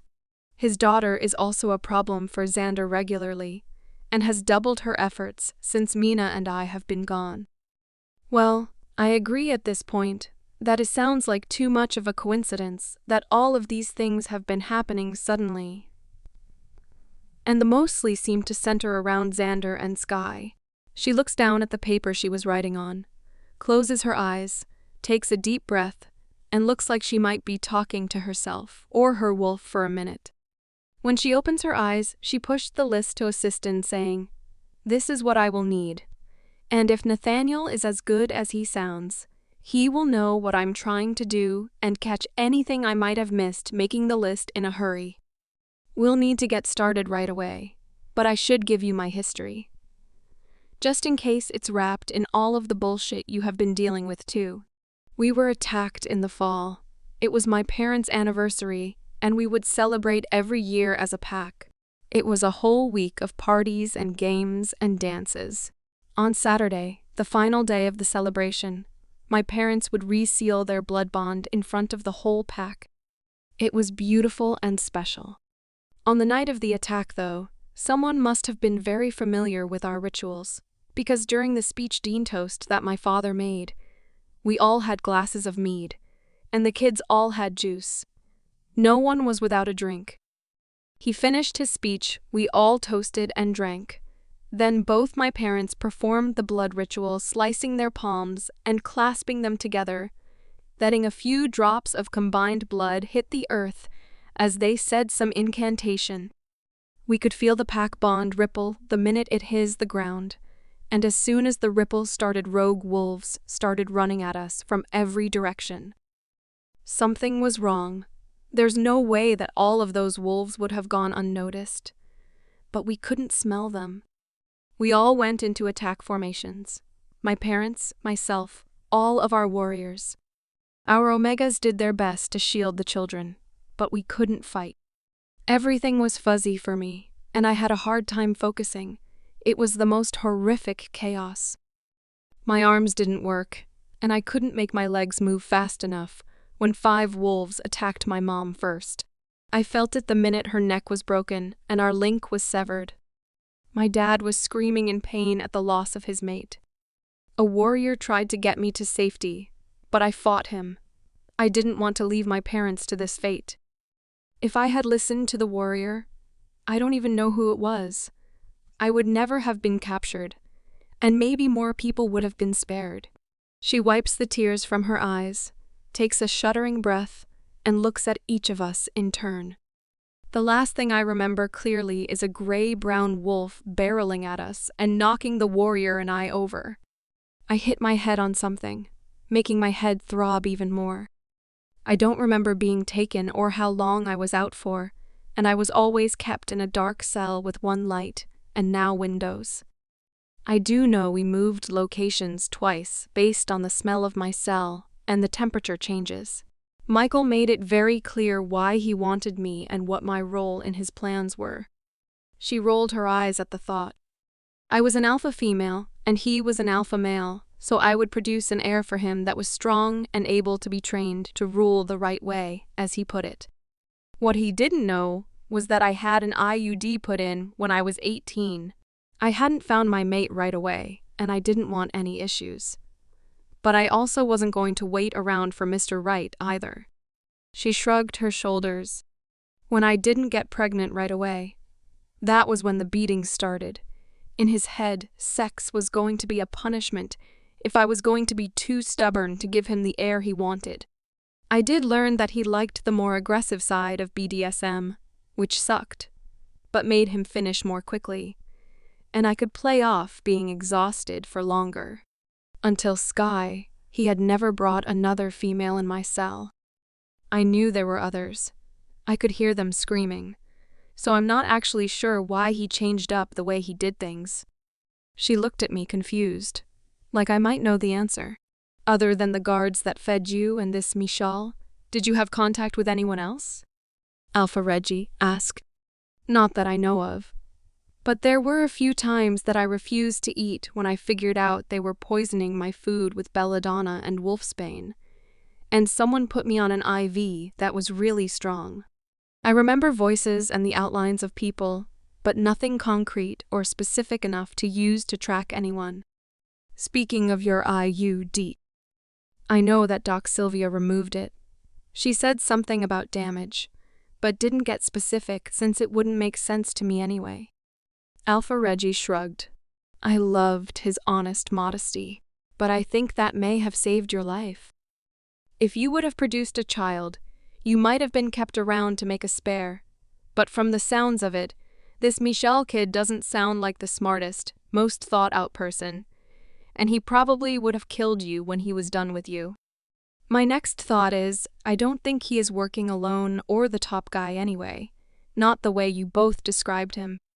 He sounds more like the spoiled son who was along for the ride. That's frightening, Gina says dryly. I agree he isn't the smartest, or I guess it would be the most thought-out person. But I did hear him talk to the guards a lot, and he for sure knows how to use his words to his advantage. I noticed that too when I was taken. He didn't enter the fight at all, but was close enough to egg people on, and that didn't take a lot of effort. Tyler was the same when the guards were giving him a hard time about taking a long time to bring me in. Well, ladies, I think we have enough for now. We need to leave in about 30 minutes for the castle so you all can get ready with Anne. Don't worry about dinner, she will make sure you are all well fed. He winks at us. Plan on staying at the castle tonight. No need to bring anything.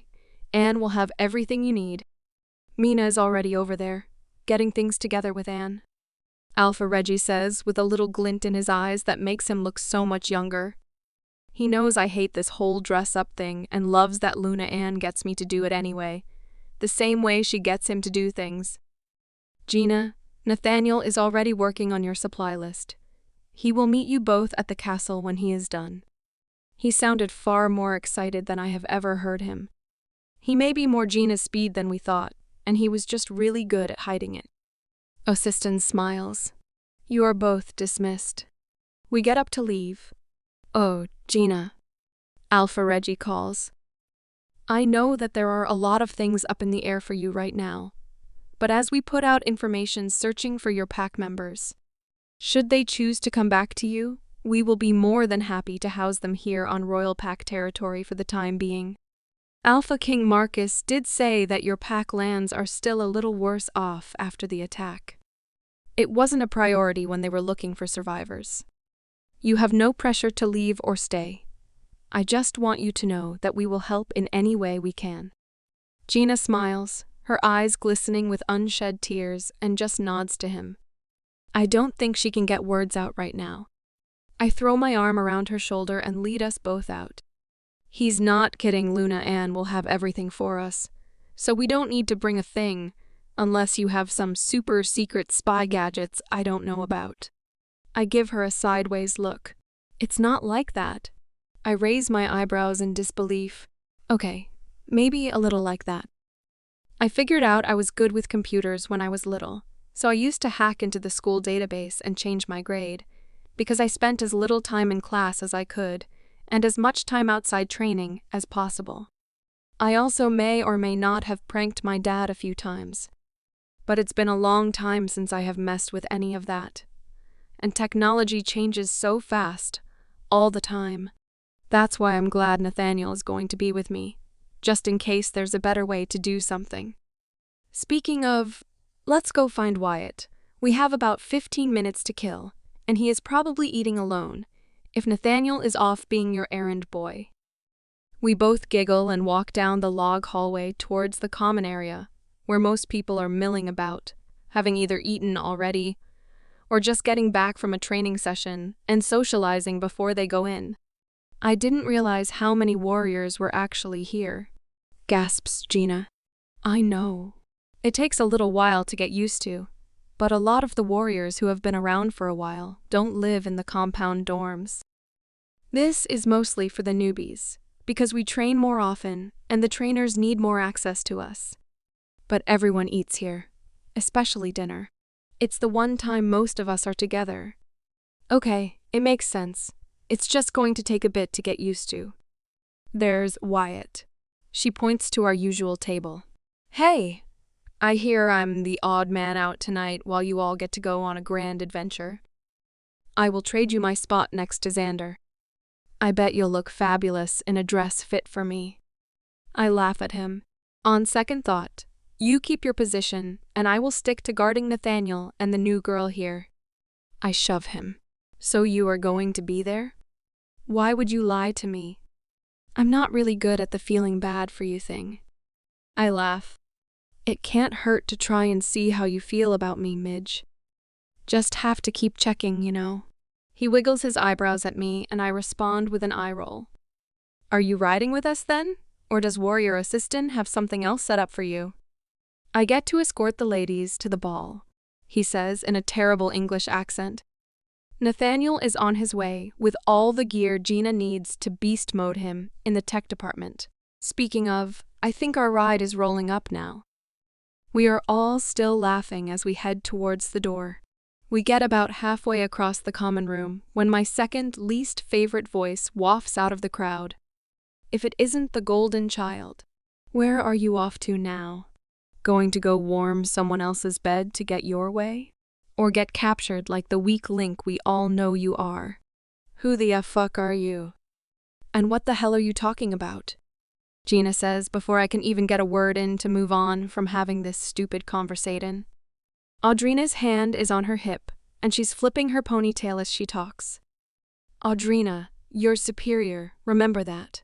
And everyone here knows that Sky has just slept with whoever she needed to get her position here. She hasn't even been on the compound long enough to earn any kind of title other than L. Don't even finish that sentence. Midge earned her spot. Stop trying to spread gossip. You're not the favorite, and let me tell you a little secret. You never were. Her eyes go wide at that. Once you figure out that actually showing up, working hard and being easy to work with will get you sent on missions, Midge is all of those things and you are none of them. That's why she just got back from a mission where she resuscitated an alpha female. You don't compare. Stop trying. Wyatt turns around, wraps an arm around each of us, and leads us out to the front of the compound, where a car is waiting for us. No one says a thing as Gina and I climb in the back seat, and Wyatt takes the front passenger. Is she that awful all the time? Gina breaks the silence. Only when it comes to Midge here. She's always had a better-than-thou attitude, but she is a decent warrior. I think being made a floor leader went to her head, though. Then our Midge came in, 3 years too young to even do trials for the program, and blew everyone out of the water, even giving Warrior Brogan and Alpha Prince Xander a run for their money. She also has a special relationship with Alpha King Reggie and Luna Queen Anne, as you will see in a minute. Midge was also special requested for the mission that ultimately ended with us finding you. So it was clearly the right choice. Wait. 3 years too young for the program. How old are you? I figured you were just tiny. Maybe an Omega who could really fight. I know you're not now, 'cause I can feel your aura almost as strong as mine. Wait. All the time you guys have been together, her age never came up? We had other pressing matters to deal with. She was capable and smart. Her age didn't matter at that point. Staying alive did. She looks right at me expectantly. I turned 16 just before I was taken. I am pointedly staring out the window, not wanting to make eye contact as that information sets in. Holy sh*t.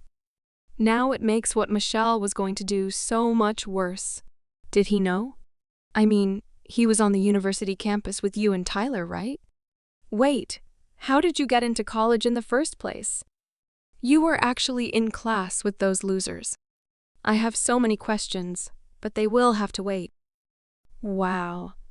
Her attention is all over the place as we pull up to the castle and towards the hidden entrance. We pull in and all jump out as soon as our driver puts it in park. I drag Gina out the door and to the elevators. Mina should be here already with Luna Ann, and I can't wait to see Xander and Oscar. I know they were both there when we found, but I don't remember much of the interactions now. Wyatt is just behind us laughing. Are you in a hurry, Midge? You don't have anyone you want to see, do you? Shut up, Wyatt. I stick my tongue out to him. I haven't seen them in almost a year. Can this elevator go any faster? Relax, Midge. Your boys are just as excited to see you. It's not just them. I haven't really seen Mina in over a month and Luna Ann. I wasn't able to have contact with anyone not on the mission. The elevator doors ding, and I pam out before the crack is big enough for anyone else. I ran straight to Luna Ann's room and practically barge in the door. The minute I make eye contact with Luna Ann, my eyes well up, and I run into her waiting arms. I missed you, sweet girl, she says into my hair. I missed you too. I didn't know how much until right now, though. How are you, really? We have to sit down and really talk about your ordeal. And you came back with someone just as impressive, I hear. She looks up over my shoulder, and I turn around to see Gina standing in the door looking unsure of where to be. Hey, come here. I want to introduce you. I wave Gina over. Sorry, Wyatt sent me in, but didn't follow. That's because he's a good warrior and he's standing guard outside. Luna Ann laughs. He also know he will be subjected to all things girl in here, and he knows better now. Gina, this is Luna Queen Anne. Luna Anne, this is Gina, the alpha female from the Black Diamond Pack. Gina looks down at her feet, like she does every time I introduce her as the alpha female of her pack.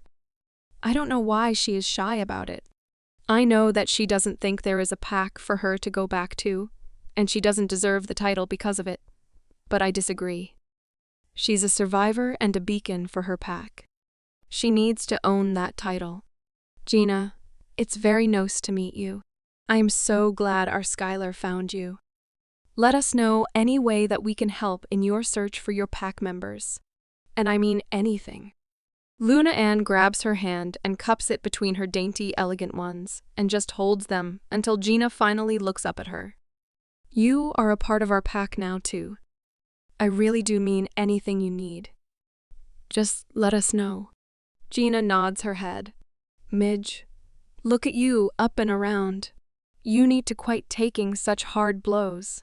Your time with Doc Sylvia and in the hospital is starting to rival our craziest warriors. Mina steps out of the bathroom and laughs, pulling me into a hug. OMG. OMG. OMG. OMG. I can't believe you're here. Sierra tackles me and we both hit the floor in a pile of legs and arms. I thought the guys were going to go apeshit when they heard that you were sent on a mission to collect info about the Rogue King. They don't know that you were captured, though. I am not going to be the one to drop that bomb on them. I think they would have burnt the pack house to the ground. Sierra, I missed you too. But can you get off me? I laugh. This is both weird and uncomfortable. She stands and pulls me up from the ground, wrapping me in a side hug as she leads me to the racks of clothes we get to choose from tonight. So, this is what I am thinking. I know Gina is going to be in the background with Nathaniel, but I think you should both be dressed so that if you need to, you can blend in with the crowd. She looks at all of us. Gina, just let me know if you are uncomfortable with anything. Sky doesn't enjoy any of this at all, and we force her into every fancy outfit we can. Luna Anne winks at me. It should be fine, Gina mumbles out. No, really. If there is something you don't like, they won't be offended. But if you don't say anything, you may end up in some hideous hot pink leather suit. Gina's nose scrunches at the thought. Really. I don't have any hot pink right now, but it can be arranged. Luna Anne laughs as Gina's face falls more. That's what I thought. Just be honest. We have tone to choose from, and just because we are making you dress up, doesn't mean that you have to be uncomfortable the whole time. Gina nods, and we are both dragged forward to start the very long process of hair, makeup, and clothing options. I think the more that I go through this, the easier it gets. It wasn't formal wear tonight, not long gowns and tons of hairpins, but it wasn't a power suit kind of night either. I still didn't even know what we were doing here, other than playing barrier for Xander and Oscar, who I guess has been targeted by a few of the ladies who have intelligently taken their sights off of the future alpha, but decided the perks might be just as good going after his personal warrior. Mina and I had a great laugh when Luna Anne told us that. I guess it was quite comical to watch him flounder, as several girls tried to distract him at a dinner about 6 months ago, and the attention has not wavered since. You should have seen his eyes as they walked right past Xander and straight to him, pawing all over him while he was trying to do his job and stay near the prince. You would have thought they had 3 heads the way he was scrambling all night to avoid them. And of course, Xander did nothing to help him, poor guy. I had to finally step in and remind them that he was in fact working, and had a very important job to do, something his mate would understand and not get in the way of. She smiled as she mentioned that conspiratorially. Is that why they both need dates tonight? I ask. Because they're both being targeted by social climbers. Yes, and tonight Reggie is going to talk to all the alphas in our territory about the impending situation with the Rogue King. We are still trying to flesh out if the information you were given about that guy Tyler's pack is accurate. We still believe you were right and something is going on inside our ranks. There's no way that he could maneuver outside of our notice this well for this long without the help. And while Alpha Sharp is the natural go-to for blame, since he seems to always be at odds with someone, I don't think he is smart enough to be a worthwhile asset for the Rogue King. He would more than likely want someone who flies under the radar a bit more. It would be easier to get things done if no one is looking your way all the time. But Alpha Sharp could be part of the problem as a distraction. That is where you will come in, Gina. I am not going to give you any information on the Alphas present tonight. I want you to flush out whatever you can from everyone you can, without any bias from us here. I think we are too close to the situation, and that might be part of the problem. So when Alpha Reggie asks, you were briefed and are ready to go, but I want your opinion as an outsider on everyone you witnessed tonight. Gina nods her head. That actually sounds like a reasonable plan, and I have Nathaniel who can help me identify people quickly, if and when I do find anything. That's my girl. Luna Ann smiles. Now for you two. She looks pointedly at Mina. And you both are about to have an irritating amount of resistance from the ladies who have gotten comfortable in your absence. And they seem to be playing dirty, and not very subtly. Just be on your guard and don't let them goad you into anything. If you don't know how to respond, just smile and stay quiet. The less words from you they have to repeat, the better. And they will definitely call you unapproachable or cold and BTC. But that is better than words that can be taken out of context. But you won't be able to avoid socializing tonight. Listen for anything out of the ordinary as well and report back to Nathaniel so he and Gina can compare notes with everyone later. We all nod, understanding our jobs tonight. We all do a last-minute check in the mirror before we go, and I forgot how good Luna Ann was at this. We look amazing. We are all in cocktail dresses that hit mid-thigh, but that is where the similarities stop.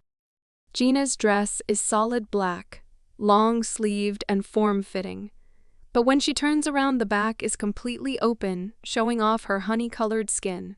Her brunette hair is in soft waves hitting just at her shoulder blades. Her amber eyes almost glow under the soft, smoky makeup. She looks whole and healthy and completely fierce. Mina is decked in a white, strapless dress that has a small line of black metallic stones across the hem of her cleavage. The bottom hem has a soft ruffle that accentuates her toned thighs and a short slit up one side. Her dark brown hair has been pulled back into a half-up style leading into soft curls that dance when she moves. You can see the faint hint of the red tint the summer sun brings out. I'm in my signature blue that Luna Ann seems to like best on me. My dress is a simple halter in the front, with a very tiny peak, a bow worked in just above my almost non-existent cleavage. The choker-style neckline wraps just at the base of my throat to clasp behind my neck, and the back is the softest lack I have ever felt in my life. The attached skirt is more flouncy than my friend's, in 3 layers of stacked material, with a soft wave like a skater skirt. A metallic belt around my waist completes the look, and my blonde hair has been pulled up into a messy bun that somehow looks well put together. We all walk out of the room to find the guys waiting for us. Seriously? The blue dress was enough. Now more skin is showing. I think you are trying to get me killed, Mother. Sky, you look beautiful. And that is not okay with anyone, just so you know. I laugh at Xander. Just like the first time he saw me in a dress, he's overreacting. But just so I can say I did my job, come here so we can get a picture, and I can get this round of abuse over with. What are you talking about? I laughed at him. Well, after your last Cinderella makeover, someone, he looked at his mother, leaked a picture to Luna Ava, and the guys happened to see it. He air quotes, then rubs his face. So now I am under strict orders to give them a first-hand account of when you look this good, so they don't have to be blindsided by it. He finishes with a roll of his eyes, and Gina, Mina, and I are all laughing. I think Luna Ann might be as well behind a well-placed cough. Would it be helpful if we all posed for a picture with you? Mina asked. Maybe they will feel less threatened by your proximity to her if you are outnumbered. Oh, that is a great idea, and scares me all at the same time. Xander grimaces. I roll my eyes and step next to him for the picture. Gina stands next to me, and Mina plants herself on the other side of Xander. Oscar, you might as well join in and we can give them a full picture of Skylar's entourage tonight. Alpha Reggie is openly laughing. It's been a while since I have seen a full-blown smile from him. It just hits the point home about how hard he is working on this whole Rogue King situation. We snap a few photos and Xander sends one off in a group chat to the guys. If I was a little tall, I would be able to read over his shoulder, but by the looks of it, he has kept pretty regular contact with them. Do you guys talk a lot? I ask, trying to not sound too hopeful. Do you keep up with all the future leaders like that? I talk to everyone, since they are all going to be a part of my reign at some point. But I like the guys from your pack. They don't treat me like the future Alpha King. They treat me like one of the guys. I'm not a meal ticket to them. They don't aspire to be more than the leaders of their own pack and helpful to the kingdom as a whole. And they have something no one else does. What's that? My cousin's attention. He winks and then turns away towards the elevators. Xander never did explain his comment about the guys having my attention, even though I threw it in as often as possible throughout the night. The night was way less entertaining than I thought it would be. I don't know what I expected, but I was actually kind of bored with all the people. There was really no confrontation or dirty looks at all. Even Charlene and Olympia left us alone after a polite hello when we walked by them on our way in. Most of the elders came to say a polite hello and tell me they were glad to see me back from my mission safely. I'm not sure how much they know of the situation, so I kept it to polite thank yous, and it's nice to see you again too. Elder Bastian and Elder Vincent did not even look in my direction. So much so it was painfully obvious that I was being slighted or ignored. That made me smile. I think everyone is up to something or just in shock that you're here. Mina mind-linked me when I mentioned my thoughts to her. What do you mean? I mean, I agree that something is up. But what do you mean they are in shock about me being here? Think from their perspective. If you thought that your biggest threat was sent off on a mission where anything could happen, and it would be ruled an accident or a risk of the job, you were told they were being dealt with hours away from here, and then they suddenly showed up out of the blue, looking like nothing happened. What would you do? I would wait to see if I could figure out what happened, because something clearly went sideways or someone lied to me about the situation being handled. Right. They aren't going to go out of their way to be any kind of way to you, nice or mean. They are going to keep their distance and see how this plays out. I wonder if this is why Alpha Reggie wanted me here, to see what they would do now that I'm back. Didn't someone say that the elders were pushing really hard for a chosen mate for Xander in the last couple weeks? I mean, more than the last time I was here. Even going as far as presenting a couple of girls for him to pick from. Something like that, from what I have heard. And with all of that in mind, and everything that went on with your capture, and what we know of the Rogue King using witches, there is now someone checking all the food and drinks for magic in case someone is using a spell, instead of just the old-fashioned poisons and potions. Oh, damn. You know it's not fair to mind link and not share, right? Xander says into my ear as we walk around the perimeter of the party. The meeting went smoothly, and it was mostly just an information exchange and check-in from each pack. Alpha Reggie did make a point to ask about the developments from Iron Tooth and the Shadow Pack as soon as we started. I think that was for my benefit, and to remind those alphas that I was here, and the promised look into their safety measures has not been forgotten.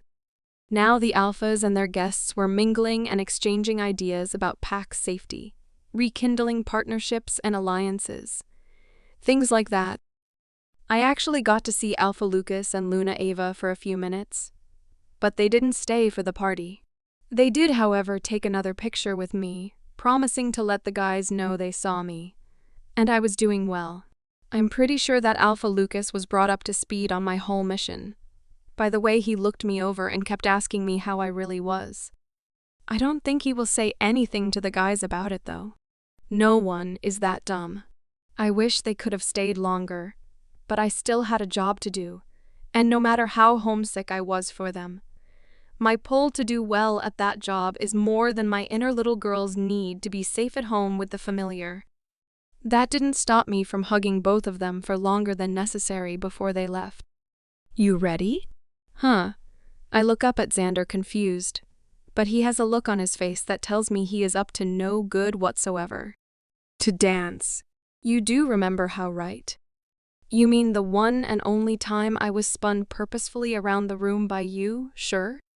I still cannot do it on my own, though, so I'm not sure what your expectations are exactly. I need to hit the dance floor, out of obligation, of course. Of course. I raise my eyebrow at him. And we may have to have a few pictures taken, up close and personal. You know, to make a point that I could possibly be involved with you somehow. Considering I have never been to a party with a date, let alone the same person twice. And Alpha Lucas may have asked me to share some of those photos to motivate a few certain people to get their asses in gear. His words, not mine. He at least looked sheepish, and I am glad he is warning me in his own demented boy way. Remember, this is for Alpha Lucas and the guys. I am just going along with one of our most prominent Alpha's reasonable requests. I roll my eyes and grab his hand. You're an idiot. You lead, buddy, and I can handle this embarrassment. Xander and I carry on like this for a while, keeping up mundane conversation, but we are both reporting what we see from the center of the dance floor. As boring as the meetings and updates were, this seems to be when things happen. There is so much going on that it seems like it might be easier to have secret meetings. I notice one in particular that intrigues me, but I don't know if it is my general irritation of Elder Bastion or my distrust of Alpha Sharp that has me watching the two from the shadow pack as they make their way around the room. Xander and I pose for many selfies, managing to get several of the groupings of people in the background, by accident, of course. But we might as well let Gina use them to identify people later. I don't really know what she needs to do her job, so I want to be as thorough as possible. It seems random, but they have talked to and avoided the exact same people, and have only approached someone for conversation after their target has talked to 3 people in between their interactions. I let Gina and Nathaniel know, and they are making passes around the room, getting Gina familiar with people, and allowing her outside opinion to lead the observations. Prince Xander on your 6. A blonde looking very displeased with the back of your head. Nathaniel links the both of us as he and Gina stop to my right, about 10 feet away, as backup. I lean around Xander, wanting to know which girl it is this time, and I am not disappointed. Olivia. I basically shout the wrong name at her and cause Xander to spin around. She schools the murderous look on her face quickly, though. I have to hand it to her. It's Olympia, warrior. Touch. She places her hands on her hips and lets her perfected smile slip a bit. Xander, you promised me a dance. It doesn't look very good for a royal to go back on their word. People might start talking about indecisiveness and indecision and think you aren't fit to rule. That escalated quickly. Xander scoffs. I'm not sure how many times I need to remind you, though, that to you and the rest of the world my name and title is Prince Alexander. And I believe that you are insinuating that being with Skylar is a negative because she happens to be a trained warrior. What you have yet to mention is what about being with you would be better. My rank is higher for one. Both Xander and I don't hide our eye roll. We have already discussed this with her. Second, your heirs need to have the distinction that I would bring to the royal family. She flips a blonde strand hanging from her updo back over her shoulder. Not sure what the point is, but it does give her a minute to come up with something else equally stupid to say. She will never be as good as me, and you both know it. I don't know why you keep playing these games with me, Xander, but I won't have it. She needs to leave. She looks right at me and stop being a little homewrecker. Are those fake tears? She can cry on command? Damn, she is impressive, but before I can laugh in her face, Xander lets out a low, menacing growl. That is twice you have failed to use my title, and twice you have insulted Skylar in front of me. You have crossed the line, he starts to say, but I put my hand on his arm and he lets me pull him back toward me. Hey, I say, not trying to whisper, but not shouting either. We have enough attention from her outburst. I put my hands on each of his cheeks to make sure he focuses on me and only me, his breathing heavy, trying to keep his wolf in check. You know what she is trying to do, right? He blinks and nods his head, but doesn't pull away from my hold on his face. Don't let her control you. I know I'm not wrecking a home. So do you. F everyone else's thoughts about the situation. As for her insults to my rank and status, I could give two STs. She basically said she's a good breeder. She works best lying on her back. Everyone has their purpose, I guess. That gets a small smile out of him. I am a beta's daughter, a lead warrior and trainer in my pack. A branded elite warrior in the Alpha King's ranks, and you are one of my best friends. I appreciate you trying to defend my honor, but she has done nothing but show her desperation and lack of knowledge of how a true mate bond works. Let her do her walk of shame out of the room with everyone present watching, because she wanted an audience and it backfired. I nodded and smiled at him until he returned it, and then gave me a big hug. Man, you are special, Midge. No one is going to be good enough for you, he says into my hair. I just laugh. You need to stuff your caveman. I need an ally, not an addition to the 5 cavemen I have back home. He just laughs. I will do my best. No promises, though. That was amazing. I couldn't shake her the last time I was here. Mina walks up next to me and pulls me into a side hug. I think her tears were real when she walked out, though. She needs to not be invited to the next function. That will hopefully improve her behavior a bit, no matter what her dad's agenda is for her being here. This is all she knows, and she's afraid of losing the privilege of being here.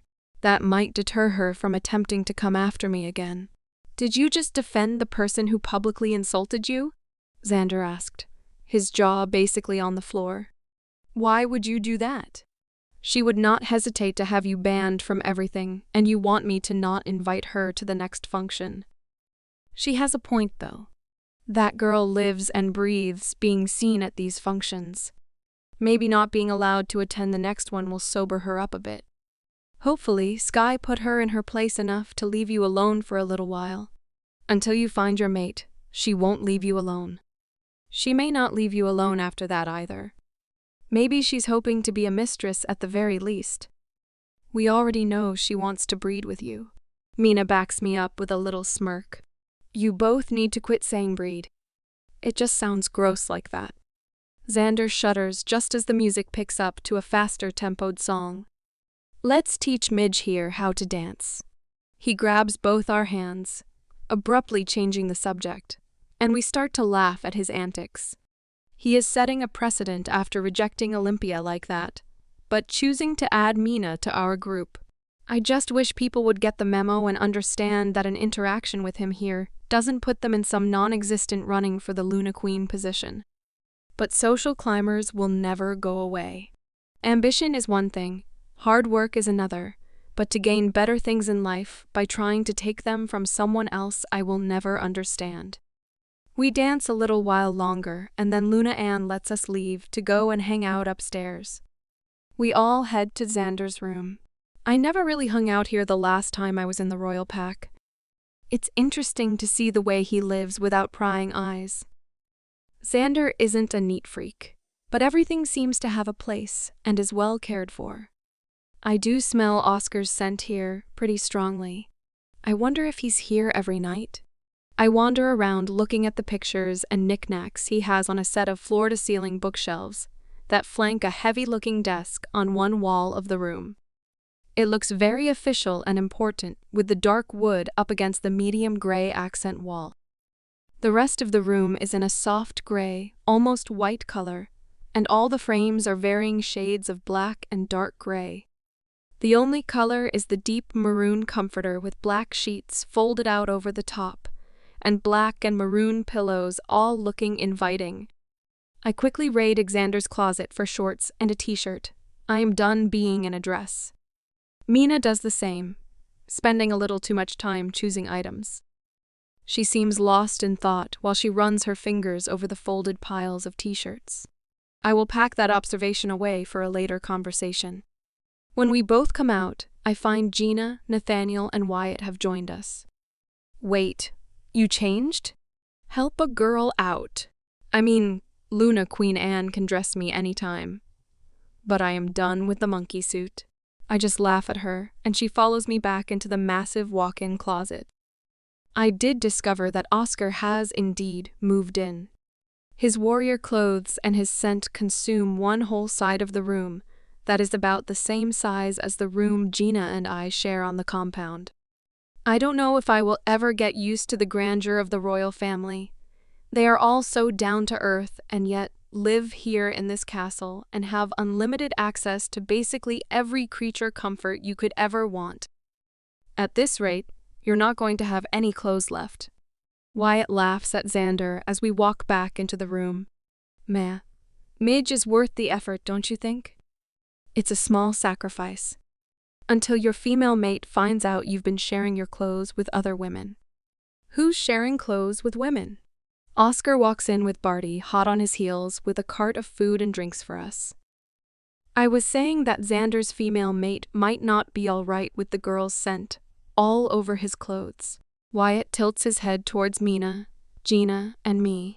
Oscar looks at us, gets a strange look on his face, shakes his head just a fraction, like he's trying to get his thoughts straight, all in the span of a second. He coughs and shrugs his shoulders.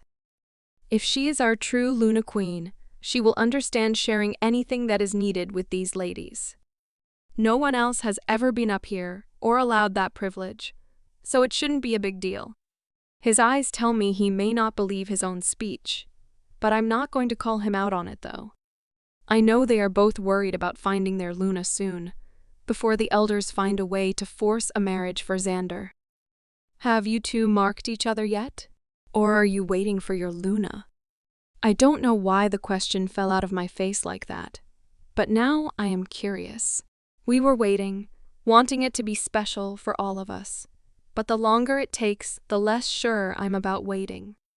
Xander says, keeping his focus on his plate. At least if we are marked, they can't try to make me give Oscar up. The best argument they will have is adding a female, which is what we are waiting on anyway. My parents want to wait until they force our hand, or we find our Luna to tell anyone though, because everything is still so volatile and people like Bastion and Chandler will try to spin the narrative to electing the next Alpha King, since I won't produce an heir with my male mate. He finally looks at me and rolls his eyes. We talk into the night, just getting to know each other.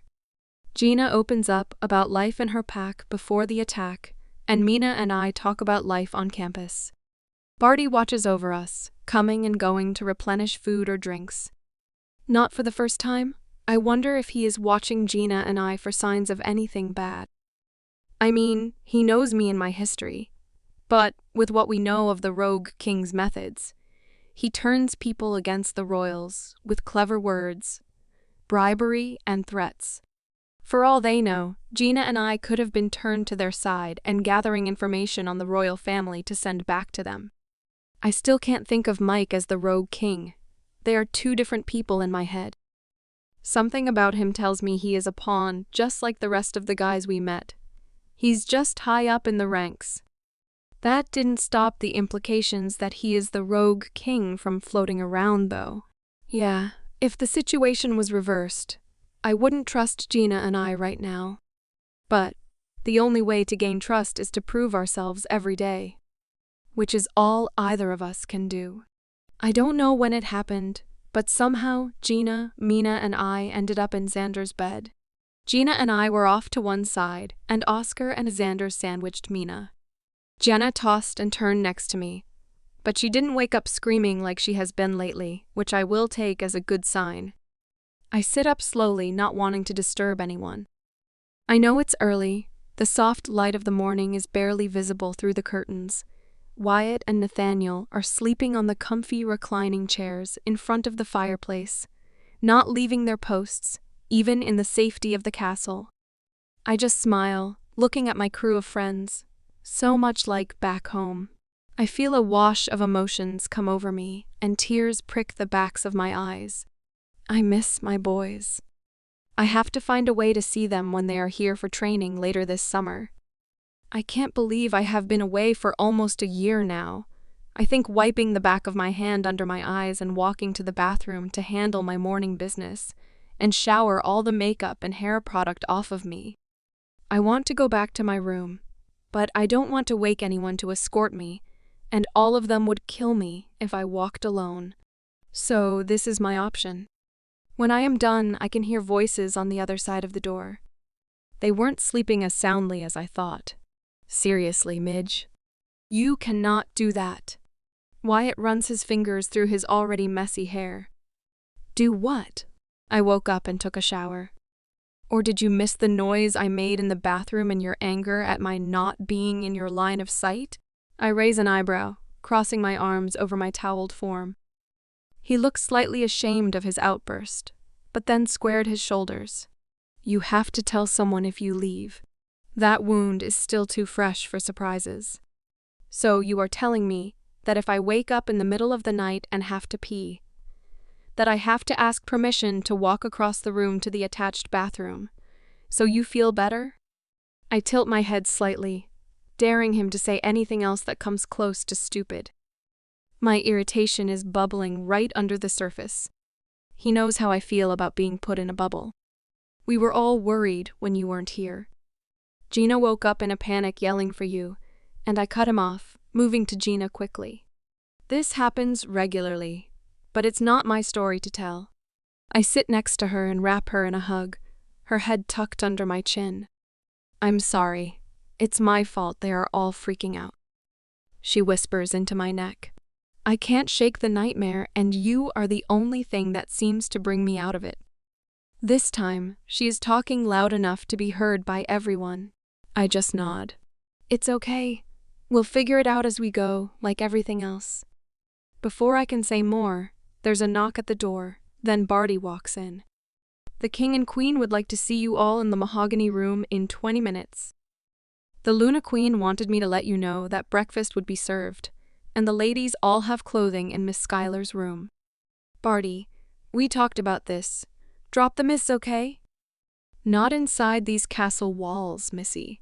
You are an honored guest, as are Miss Mina and Miss Gina. The title stays while you stay. On the warrior compound, I will concede to your request. He winks at me before closing the door. The girls and I laugh at the theatrics. Well, let's head over and get dressed. Boys, sit right back down. There are 3 of us, and I can guarantee a minimum of 5 warriors in the hallway. We will survive the 10 feet to my room. It will go faster this way. I stand up, securing my towel, and head to the door with the girls following me. We were actually ready before the boys, waiting in the hallway for them to come out. All of us, except Xander, are decked out in warrior gear. If you didn't know who we were to Xander, it would look like we were his 6-person protection detail. The guys have black, almost too small, t-shirts showing off every muscle they have in their upper body. The tactical cargo pants hide more, but still look rugged and intimidating all at the same time. The girls and I were given the same black form-fitting t-shirts. It's not cotton, but a matte water-wicking material that feels like butter on my skin. We all have black leggings, black socks, and black boots that match the guys. Our only difference is the tactical belt. It's thick and sturdy, designed not to move too much over the slippery material of the leggings. There is a cargo pocket at the belt, with 2 thick straps hanging down attaching to another cargo pocket, which has a thigh belt to attach to our leg. I feel a bit like Laura Croft right now, and it's hard to hide my giddiness at the thought. This must be what Sierra feels like when she sees a dress she really likes. We made our way to the mahogany room, which is the meeting room where I told off Alpha Breck. It shouldn't surprise me that the meeting rooms in the castle have names, but my inner little girl thinks it's so neat. There's the team. Alpha Reggie looks far too excited right now. That means he is up to something. Xander stops next to me, mirroring my look. Dad, what are you up to? And do I need coffee to keep up with whatever you are about to throw at us? Ignoring Xander's sarcasm, Alpha Reggie goes on. Sit. We have plans to make. Here we go. Xander laughs under his breath, but doesn't look frustrated or annoyed. So I'm hoping plans is a good thing. The 7 of us sit side by side across the round table from Alpha Reggie and Luna Ann. All right, let's jump right in. You all did amazing last night. We gathered a ton of information, and Gina, you are just as amazing as we were told with the computers. Thank you for setting all of that up. My guys have lots to work with right now, meaning you all have jobs to do. Gina, I am going to have you work with our cyber team alongside Nathaniel. The 2 of you made more progress last night than my team has in the last year. Nathaniel, I want you to start working with our weapons specialists. Many of the rogue teams have been using weapons over their wolves, and we need to know why and how they are getting their hands on them. I also want to know how they are moving the ingredients they are using for poisons, mind control, and spells. It can't be a small or easy operation. Nathaniel nods. Mina, you and Sky will alternate your time here with Xander. The summer brings all the meetings and celebrations, and after Olympia's display, people seem to be getting desperate, and I don't want him alone. Oscar, you will remain as his guard. There's no other place you should be. Gina, we need to get you a warrior brand. I have been talking to Nicholas about the temporary brand that we did for Mina and Skylar, but I want to guarantee that you will be able to communicate with your pack members. If you are in a close enough range, you should, theoretically, be able to mind link them since you are now the alpha of your pack. Skylar, your journey and education has been sporadic at best, but I feel like after your time in college, going back to high school probably is a waste of time. I would prefer to teach you here at the castle. We can go over the family history and see what we can make of the Rogue King's plans for our family. I nod, and I can feel rather than see. Heads turn towards me. Alpha Reggie smiles and gives a little sigh before continuing. For all intents and purposes, Skylar is my niece and Xander's cousin. There are some greats and grands and probably twice removed in there somewhere. But it doesn't matter, she is a blood member of my family. Just so you are all aware.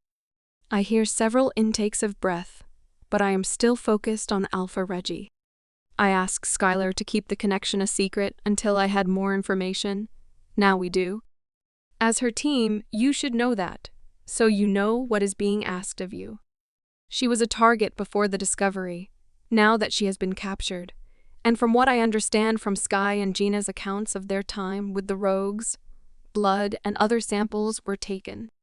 This time, my friends didn't hold back their surprise. What samples? Why didn't you say anything? What does that mean? You're royal? Wait, did you know she was royal before you sent us on that mission? Mina asks, kind of aggressively considering she is addressing the king. I did. Is there a problem with that? Alpha Reggie keeps his calm, but his posture and aura change like he is readying for a fight. A little bit, yes. Sir, she adds, not backing down. Why would you send a royal on a mission with the intention to get captured? You meant for her to get taken, Nathaniel almost shouts. I don't know if I have ever heard him actually shout before. He's loud when he has to be, but he mostly observes and keeps quiet. I place my hand on his shoulder next to me. I was in on that part of the plan. Take a breath and calm down. We are getting off track. I look back to Alpha Reggie. My friends won't let that go, so I will have to tell that story later. I don't know if Gina even knew that part. So many secrets from people I trust and care about. That is something to unpack later. Alpha Reggie nods and goes on like there was no interruption. I am positive that the Rogue King knows of Sky's lineage now, or we should at least work with that assumption. She will be an even bigger target. He holds up a hand as Wyatt and Nathaniel both look like they are going to interrupt again. Before you say anything, I have no intention of locking her away. She is not a damsel in distress.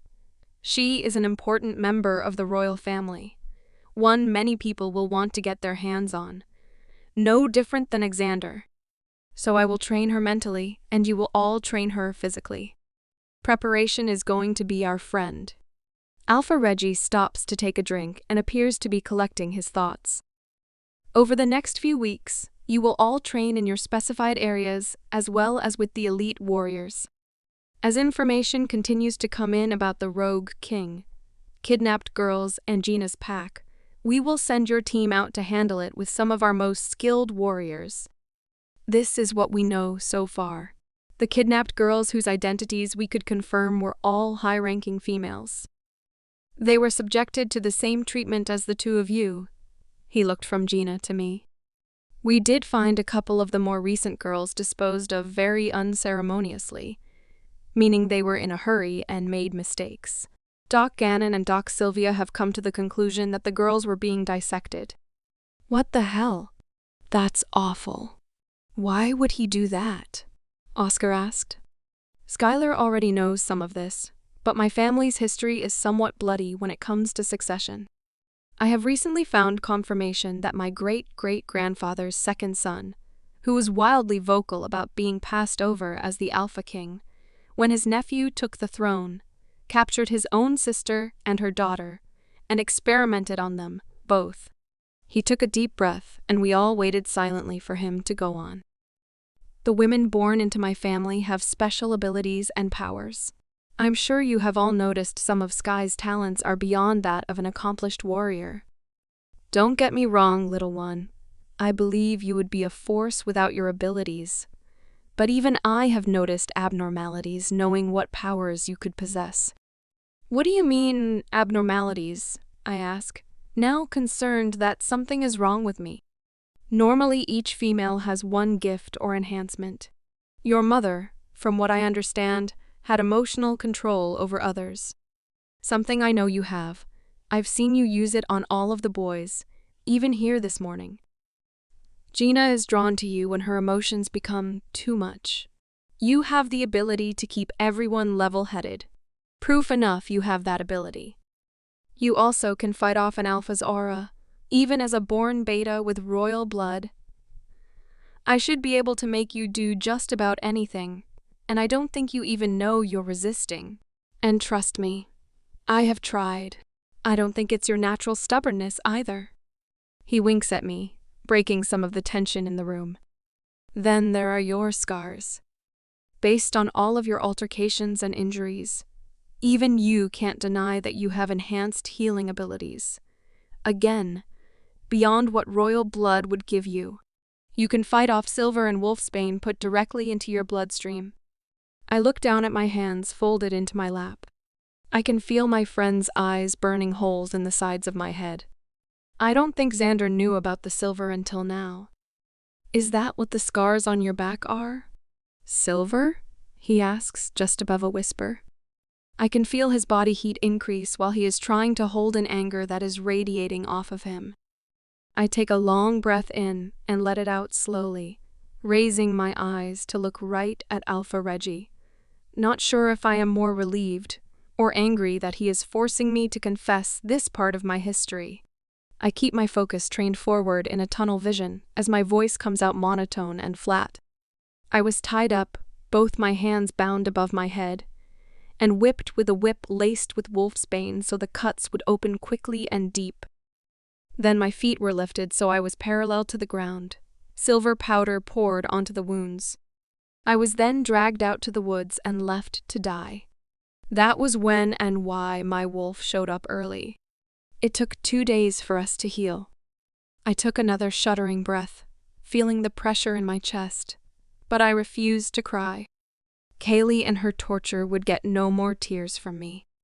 I kept starting at Alpha Reggie, but I could see Luna Ann in my peripherals, silent tears staining her cheeks.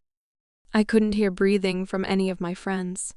They must all be waiting to see what I do next. And that right there is my confirmation that you can fight off even my aura. All of my friends gasp for air, even Xander. Will you take that secret to the grave? I didn't need clarification on his question. He forced me to tell my story willingly to see if I would give up my attacker, and when I didn't, he tried to force it, going as far as controlling all of my friends and Xander surrounding me. Like I told Alpha Lucas and the guys, it is too little too late. There is no going back to fix things now. We need to move forward. I don't take my eyes off of him. So the abnormality is that I have more than one enhancement? He takes my cue and nods. I have never known any female in our family's history, or any other royal family's history, to have more than one enhanced ability. What I have found is that my great-great-grandfather's second son and his son experimented on the women in their family, trying to take on their enhancements, eventually killing them. I think that might have been what Mike was doing with all of the females he took.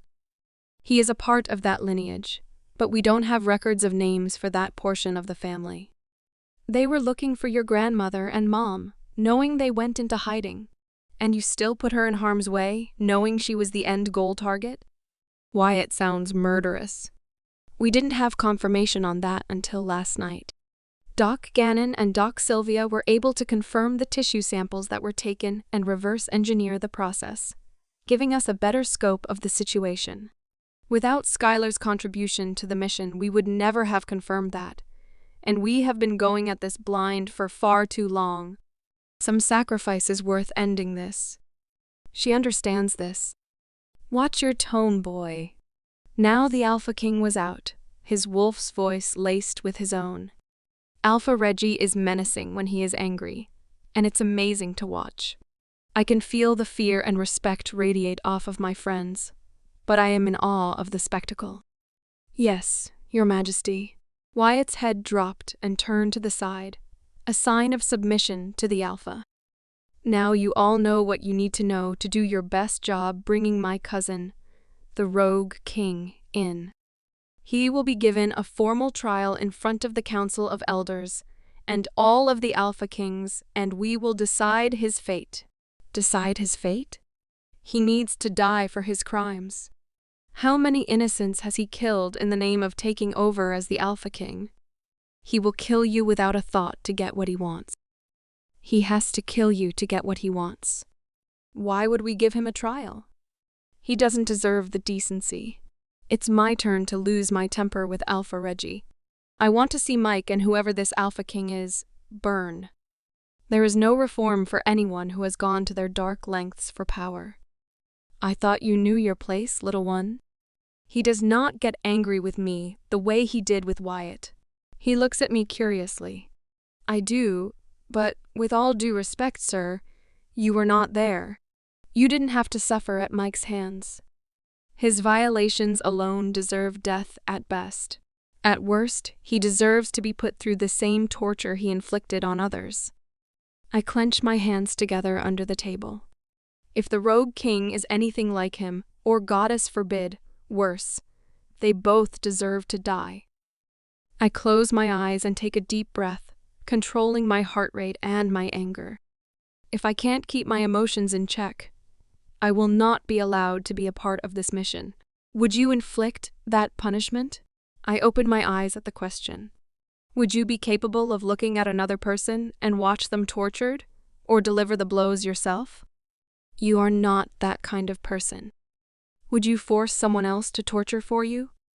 That would make you no better than those you want to punish. What about any children that they may have conceived? Do they deserve punishment because of their blood ties? Where does the punishment end? This is why we hold trials. why we have a council, so emotions can be heard and felt. But logic is also a part of the solution too.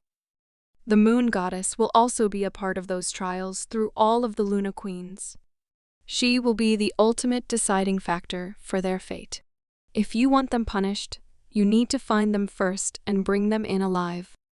I squeeze my eyes shut, again hating how his logic makes sense to me. I wouldn't be able to do to Mike what he did to me, or Gina, or the countless other girls he took. I nod my head, my eyes still closed. I want to cry at the idea that someone could possibly get away with the kind of crimes against our kind that the Rogue King has done. I did notice, my dear, that you said Mike and the Rogue King, reports, have indicated that they are the same person. Why do you think differently? Mike's sole focus with us was to sire an heir. It was almost an obsession. The thought sends a shiver down my spine. If he was only intent on taking over, he would not have focused quite so much on that part of it. Yes, if he was an Alpha King, he would need an heir to continue the line. But continuing the line doesn't matter if you don't first have the throne. I am not sure if he thought that part through, telling me he is not the total brains of the operation. But he is clearly the front man, which makes the Rogue King more dangerous if he's hiding behind lieutenants, posing as higher leaders. We don't know how many leaders he's hiding behind, making capturing him more difficult. That's what I would do if it were me. Set several layers of protections up, giving my adversaries work to do and wearing them down in the process. That's my girl, he says proudly. I know you want justice, but I don't want you to burn the world down to get it. You all have your assignments. The more quickly we can sift through information and follow concrete leads, the faster we will get through these layers of protection that the Rogue King has set up. You are all free to roam the castle and the grounds until lunch. We have one more obligation today, then we will get started. Alpha Reggie claps his hands and rubs them together. The smile on his face is one of mischief and trouble. Our group was somber as we left. So much information was revealed, and I think each of us was emotionally raw. I was ahead of the group, not wanting to explain my time with Mike, not wanting to explain my scars. I don't want to focus on what happened to me, on the things I can't go back and change. I won't be the victim. These things happened to me, but I will learn from them and get better. Nothing like that will happen to me again. I won't allow it. I can't allow it. If I ever make it home, Kaylee will not dictate my behavior. That Skylar is gone. This new Skylar is strong mentally and physically. This Skylar has seen too many things to be afraid of a useless bully. This Skylar will not hesitate to put that bully in their place, publicly, if it will send the message that it won't be tolerated any longer.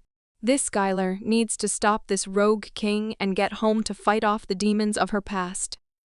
I didn't even realize I had walked outside until I blinked as I came up to the entrance of the hedge maze. Alpha Reggie showed me when he first told me about my connection to the royal family. I took a deep breath and moved to step in, longing for the comforting silence the magical plants brought, when two hands grabbed me and spun me around, enveloping me into a tight hug, his scent wafting around me, warm and secure like a blanket right out of the dryer. You know I want answers, but you know I won't ask. When you're ready, please tell me. Don't suffer alone anymore. You don't have to, okay? I just nod into Xander's chest.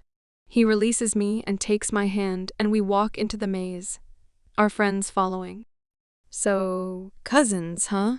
Does that mean I'm going to have to start bowing to you and calling you Princess Midge? Wyatt is teasing me, and it has the effect of breaking the negative path my mind was on. Or should we just stick with Elite Warrior Midgets, or is it Luna Midger? Or maybe Her Highness Warrior Princess Luna Midge? Damn, if you get any more titles or distinctions, it's going to take multiple breaths to introduce you to people. He laughs as he jumps out of my reach as I try to kick him. He runs into the maze and I chase him with the rest following, laughing at our antics. Once we all get to the center, We are playing some sort of chase tag hybrid thing. Then Wyatt dodges Oscar by diving to the ground and taking out Mina's legs, effectively changing the game to sparring. Somehow, Xander took off his suit jacket and button-down shirt. I don't even remember that happening, but he wasn't shying away from the fun. Who knows how long we were messing around, but at some point we all ended up on the ground looking up at the sky, panting. So, real talk. We all have jobs to do, but we are all working toward the same goal. I know neither of you want to say anything, because clearly you both went through hell while you were captured. But is there anything that we need to know?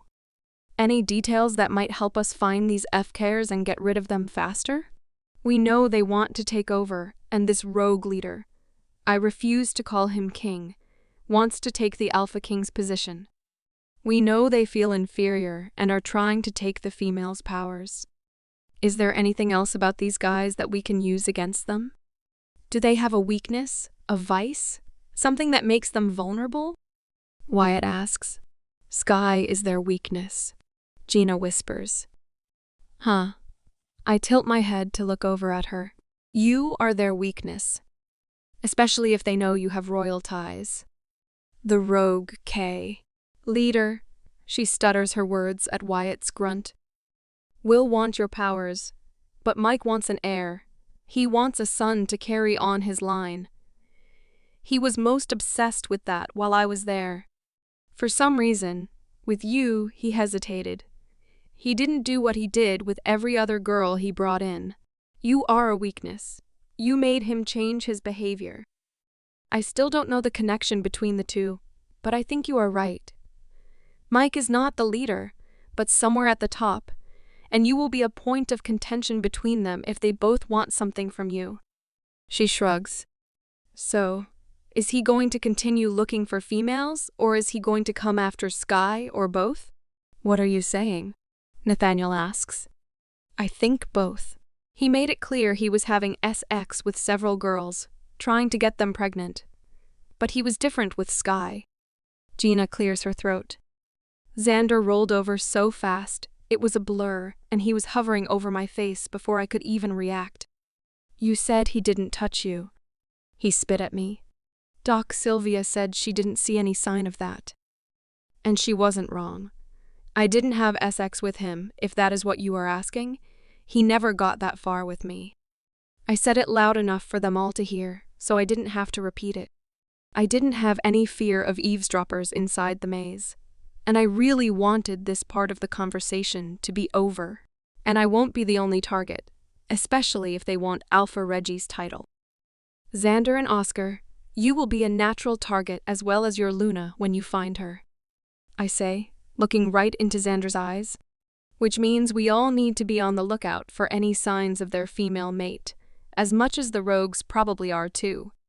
Once you find her, all three of you will gain your full powers, which will help with the kingdom's safety, but also put you at a huge risk. You think we are just going to slide past the no SX comment? What did he do to you, Midge? Oscar is getting more bold the longer he is with Xander. Far enough for it to be memorable and to still have nightmares. I look back over to Gina, whose nightmares end in screaming and waking up in a cold sweat. I can't complain, because my pain is nothing like hers. It can't compare. She looks at me and blinks once, then looks back to the sky. We both want to pretend that those things never happened and agreed that if we ever have to talk about it, we stick to the absolute bare minimum facts. No emotion or feeling of any kind. What did you two just do there? Nathaniel asks. You had a conversation, but without words, and you didn't mind Link. He looks not quite offended, but not quite amazed either. Somewhere in between. When you share a dark, stone-cold cell, chained to the wall by your ankles and wrists with sliver manacles, lying in your own excrement, constantly given different kinds of poisons, to suppress the inner wolf, so mind-linking isn't a possibility even if we were connected. And then to be subjected to and witness the kind of tortures that we did. A bond is forged in that kind of fire that no one else can ever understand. Talking about it and reliving it is something neither of us want to ever do again. Please don't ask any more about our personal experience in that level of hell." There was a long moment of silence as her words sunk in. "You have my word." Nathaniel rolls over and gets up, dusting himself off, then puts out his hand to help Gina up. The rest of us follow suit. "Well, speaking of hell, are you ready for the next version?" Xander asks, putting on and buttoning his shirt. "It's time to get ready for lunch, and I told Olympia and her father she was not allowed to attend due to her behavior last night." "Oh, you took our advice?" Mina sounded surprised. "You were right. It's the best way to start setting an example. Then we can say we have tried gentle discipline if it continues, and then I can ban her." His smile grows wide at the idea. I like the sound of that phrase, "you were right." It's music to my ears. She laughs, taking his arm. "In that case, I think we should attend lunch like this, showing that training is important, even though we have social obligations. My father will laugh, my mother will pretend not to care, and we should take bets on which elder mentions it first." Xander replies, laughing along with her. Lunch was exactly as we expected. Alpha Reggie was giddy, watching us walk in, clearly disheveled from training, although we all did try to minimize the amount of dirt we tracked in. At least the maze was dry and not muddy. Gina, Mina, and I all attempted to tame our now tangled and unruly hair. Luna Ann rolled her eyes, but didn't say anything to the warriors about our appearance. Xander, however, she gave a hard time about his shirt being tucked in properly and his jacket being wrinkled, adding that if he was going to train, not to do it in his nice suits. Elder Bastian was the first elder to cite favoritism and mentioned inclusion of more people at an informal get-together like this. He did stop his endless ramblings when Mina cut him off. "That is an amazing idea," she shouted. "We should invite different villagers to join us. They would have the most insight into the inner workings of the territory and how the pack is really doing." She smiled at him, but gave me a wink. These meetings are serious affairs that ranked and decorated members are invited to only. But that's the thing. All of you are so busy in meetings and whatever else you do, that none of you have time to venture out into the pack to help with any of the labor. This would be a way to bring that to you all. It would give you a chance to understand your pack's needs so much better. She interrupted him again.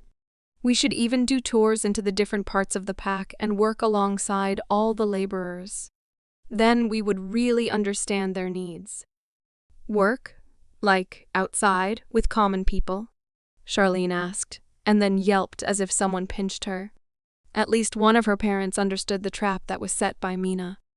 "I think that idea is excellent, Mina. We should work on that together." Luna Ann praised her, and you would have thought that someone put a sour lemon in Charlene's mouth, and both her father and Elder Bastian looked appalled, but were smart enough to keep their mouths shut. After that, talk was mundane, but pleasant around the large ballroom. We all got up to leave, saying our goodbyes to Alpha Reggie and Luna Ann very informally in front of everyone present. "Mina, would you mind staying? I have a few other things to discuss with you before we send you back to the training compound," Alpha Reggie announces. "Of course, sir. I'll see you guys later." She hugs us all and sits back down while we head out. Training has been brutal, but getting better every day. I don't know if the trainers are hard on us because they know our attention has to be divided with our individual team training assignments from Alpha Reggie, or if we really are that out of shape. I personally feel out of shape. We have gotten a decent schedule down over the last 6 weeks. After a very early and aggressive morning training and breakfast with the whole warrior compound, the 6 of us literally run our 5-mile route to our assignments. Nathaniel and Gina run to a building outside the warrior leader's house and work with the cyber team, developing methods of tracking using every form of web knowledge they have. They are also really close to developing a similar tracker to the one Mike had placed in Gina and I. The focus has been on making it easy to administer and remove as well as less detectable. Doc Gannon and Doc Sylvia have been having far too much fun playing hide-and-seek on all of us as guinea pigs. We have even talked Sierra into helping us by working with her parents to discover the different combinations of herbs and poisons that were used on Gina and I. She's actually really smart with all of this stuff, and possibly more crazy than her mom when it comes to testing on us. She's actually trying to get us all to build a tolerance to wolfsbane by sneaking it into our food to see if we or our wolves notice a difference. She has been having fun consulting with witches on the properties of plants and their uses in magic. I think she is also excited about getting out of regular schoolwork as well. And I get to see her more since she is on the training grounds more regularly. Wyatt and Lillian have teamed up with Tracker to learn, well, tracking. He's such a big guy, so it doesn't seem like that would be the best thing for him to do. But he has a natural flair for it. And he is a ninja when he wants to be, constantly sneaking up on all of us. She is his opposite in build, but an amazing warrior, and after hearing about the girls who were taken along with us, she wants to be one of the first in line to help with recovery in situations like that. They are both beasts when it comes to training. Neither slacked off while we were away, and I love the workout they both give me when we spar. Mina and I head to the castle almost every day to play buffer for Xander, so he can actually get some work done. Like my guys back home, he is taking on jobs and responsibilities from his day to make the transition to Alpha King almost seamless. He is currently in charge of all the things that we need to bring in from outside the kingdom, or from human manufacturers. The coordination and secrecy involved with supplying our people with basic first-world items is a big job, and he has done spectacularly at it. Mina and I help when we can, because, let's face it, sitting around looking pretty is boring. It is fun watching the faces of the many girls who just happen to stop by the castle offices, and they find him very much not alone. Luna Ann has taken to showing us how to deal with the never-ending parade of people that need or want something from the royal family. Sometimes the needs and wants are legitimate. Sometimes they are selfish, and others are downright entitled and rude, but she handles each one with the same grace and dignity. No one ever talks about the job that the Luna or Luna Queen holds. So many of these girls think it's just the planning of parties, ceremonies, and celebrations, and looking the best in the most lavish fashions. But there is so much more to what they do, and it's so amazing to watch Luna Ann do it. Like a well-rehearsed dance with Barty flitting in and out of the room, gathering things that are an easy, quick solution, and the three of us taking notes on things that need more time. I also get pulled away to work with Alpha Reggie. He still has people digging into my mother and grandmother since they were both hiding from the royals. He has found that my grandmother most likely knew of her abilities and royal affiliations, but no one knows if my mother knew her lineage or of her abilities. Alpha Reggie and Alpha Lucas have been working on getting my father to open up about her and her history, but they haven't gotten very far yet, and Alpha Reggie keeps those interactions to himself. That at least tells me that my father doesn't ask or talk about me at all, or is still spouting his "you killed my mate's" hate towards me. I have learned that my grandmother was a twin and had some use of magic, which probably helped her hide from the royals and the rogue leader.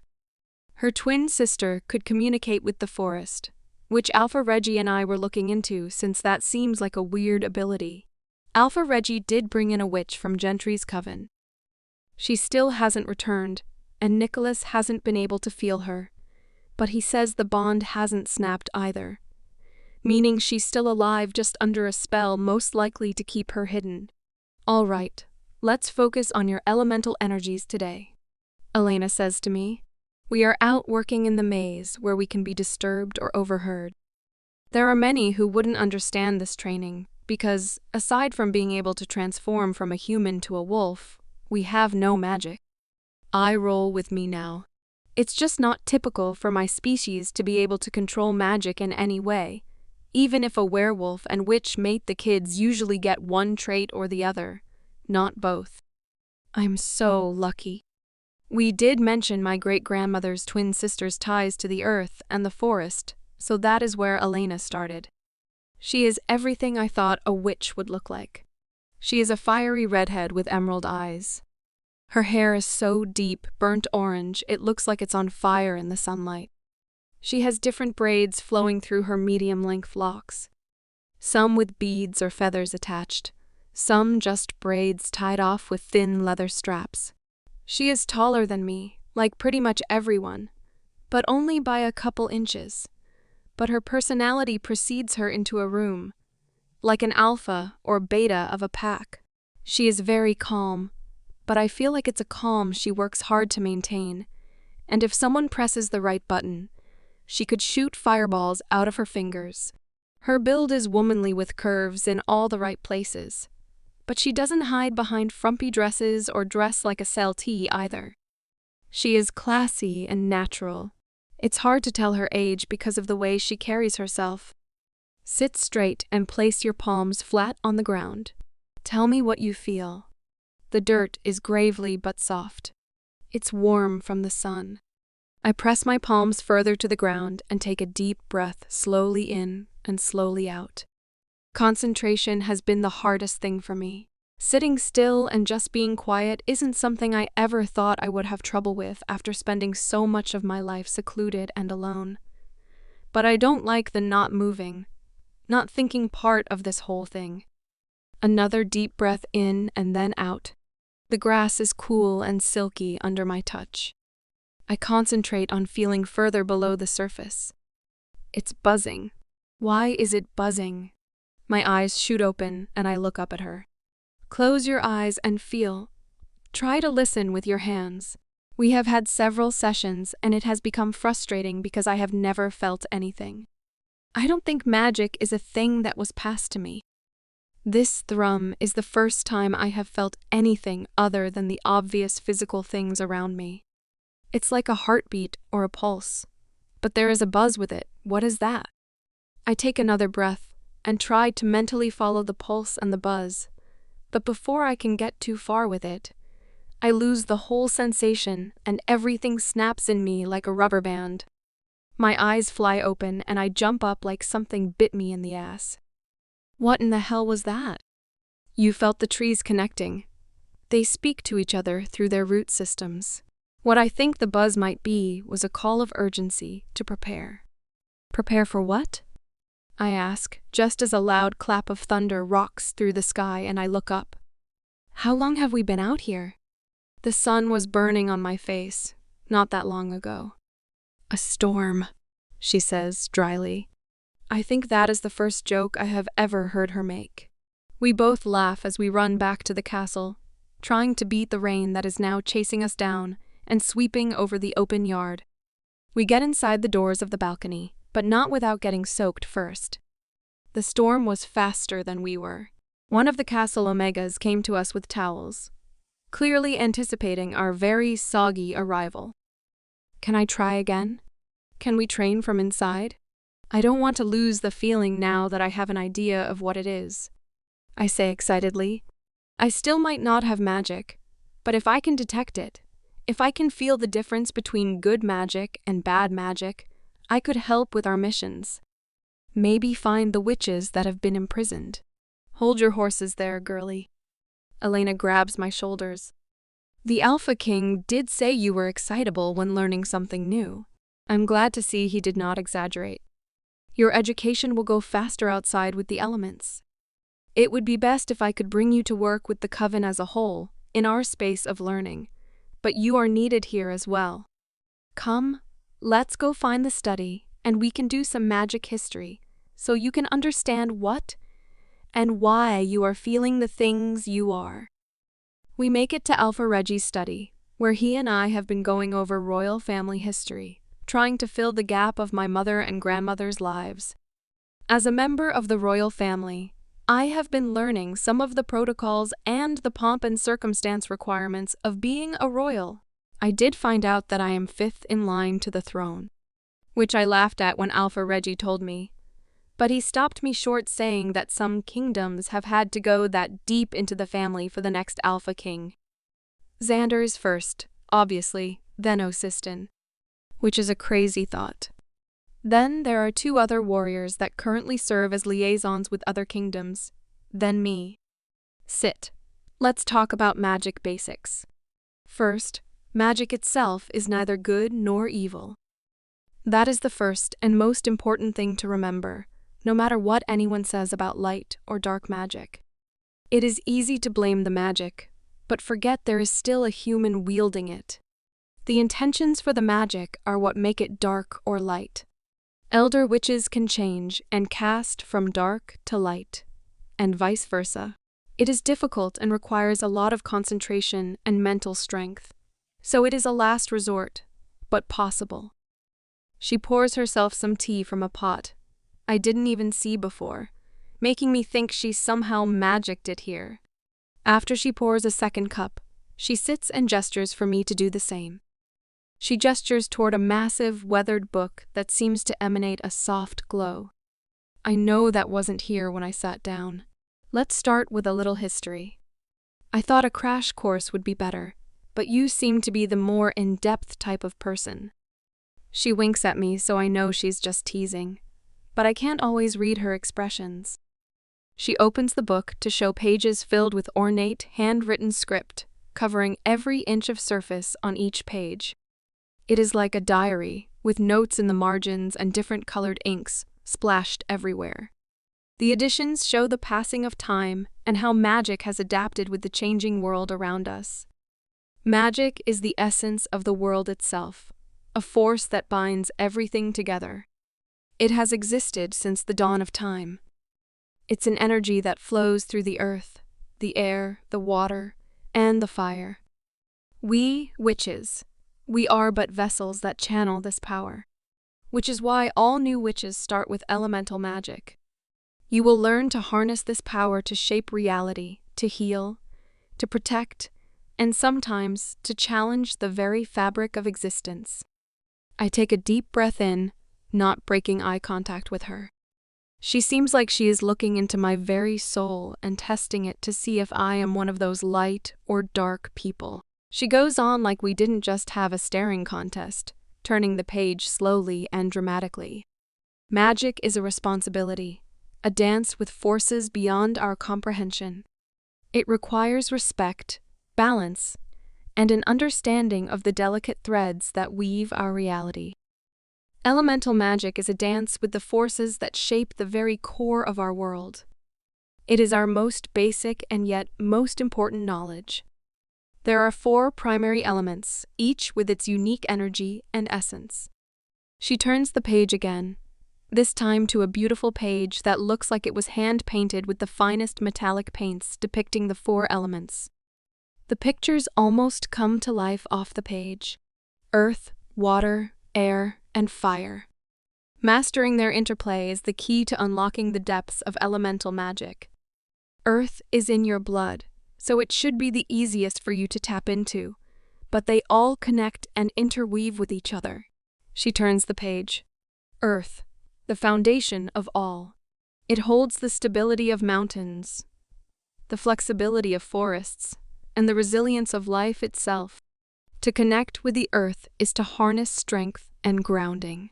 She turns the page again, and I swear I see dirt slide off onto the table. Water, the source of life. It flows with the tides of emotion, adapting to every contour. To master water is to understand the ebb and flow of energy, to heal, cleanse, and find serenity. Another page turns, and this time I smell the sea. Air, the breath of existence. It carries whispers of the past and dreams of the future. To command the air is to harness the power of thought, communication, and the unseen currents that shape destiny. A piece of my hair blows with the next page turn. Fire, the spark of transformation. It consumes and purifies, giving birth to new beginnings. To wield fire is to embrace passion, creativity, and the ability to forge one's own destiny.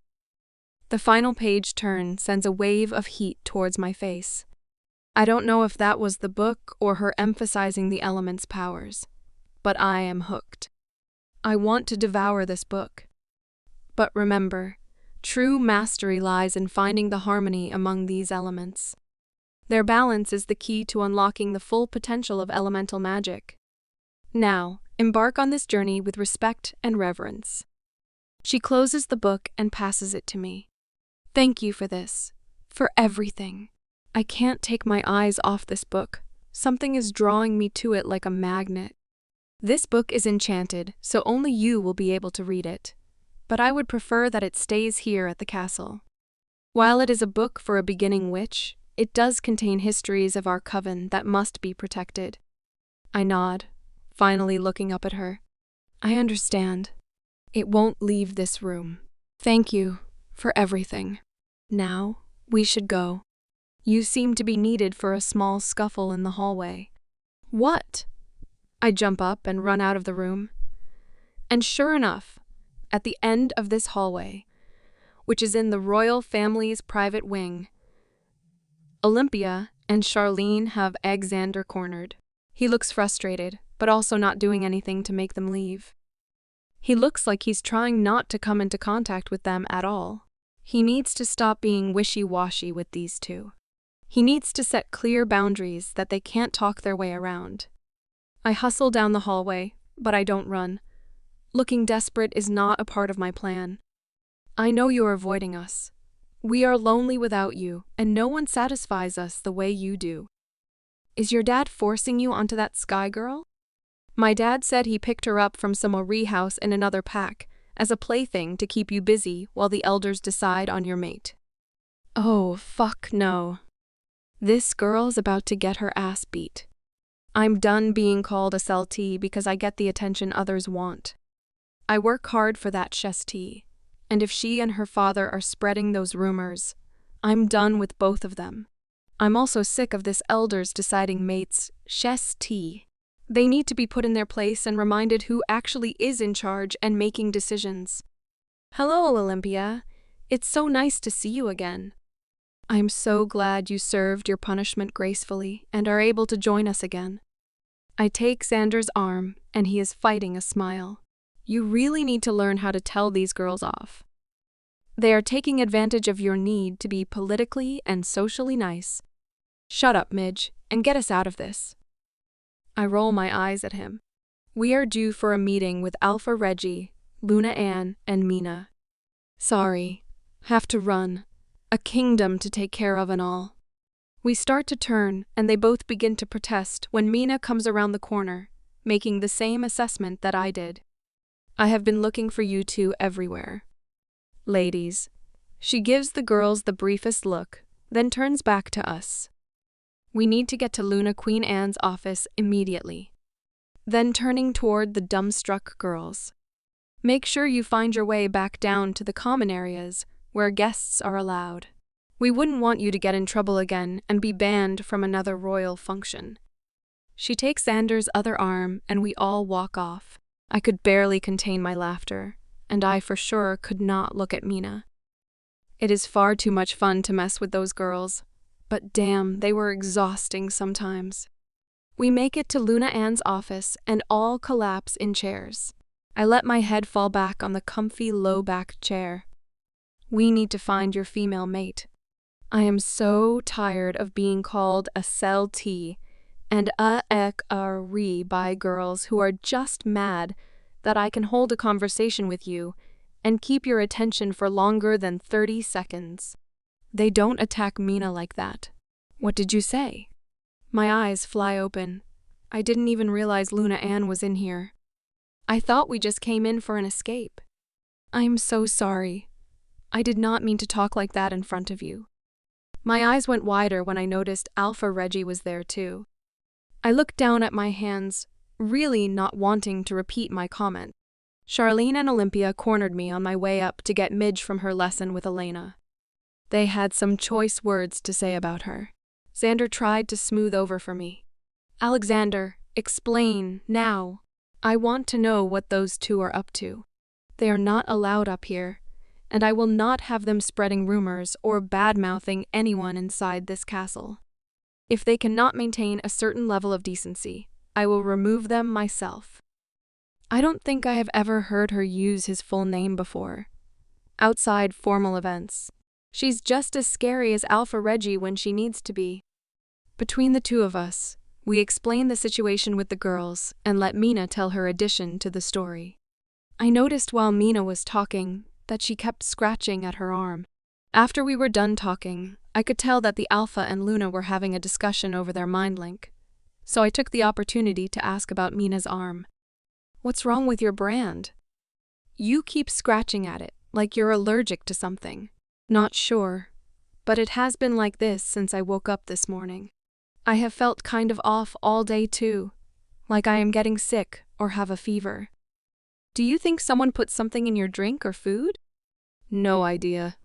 "Mina, can I borrow you for a moment?" Luna Ann interrupted our conversation. "We'll be right back." She was clearly still angry about what happened with Shoreen and Olympia. But I'm not sure if the anger was directed at them or me. Once they left, Alpha Reggie looked at both of us.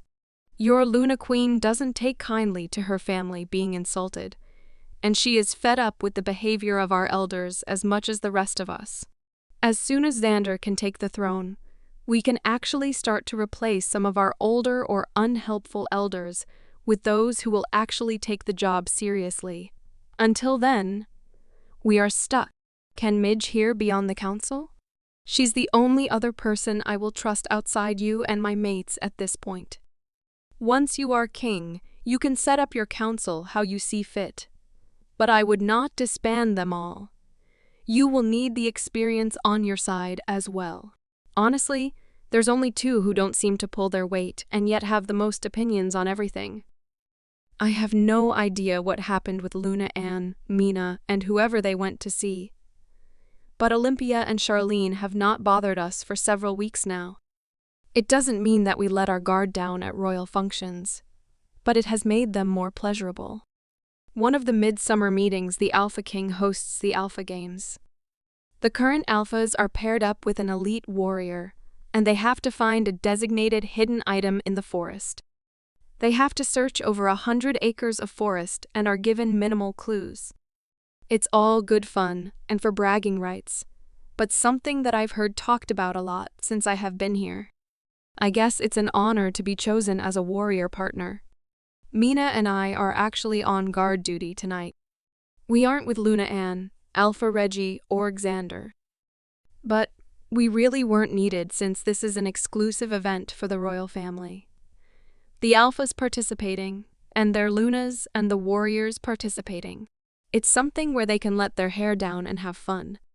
Apparently, the ST talking is epic and noteworthy. So we are watching the elevator to the royals' floor, since many of the castle guards are chosen to participate in the event. Mina is still itching while we are standing here. Sky, it really burns now. I don't know what is happening. Nothing seems to help.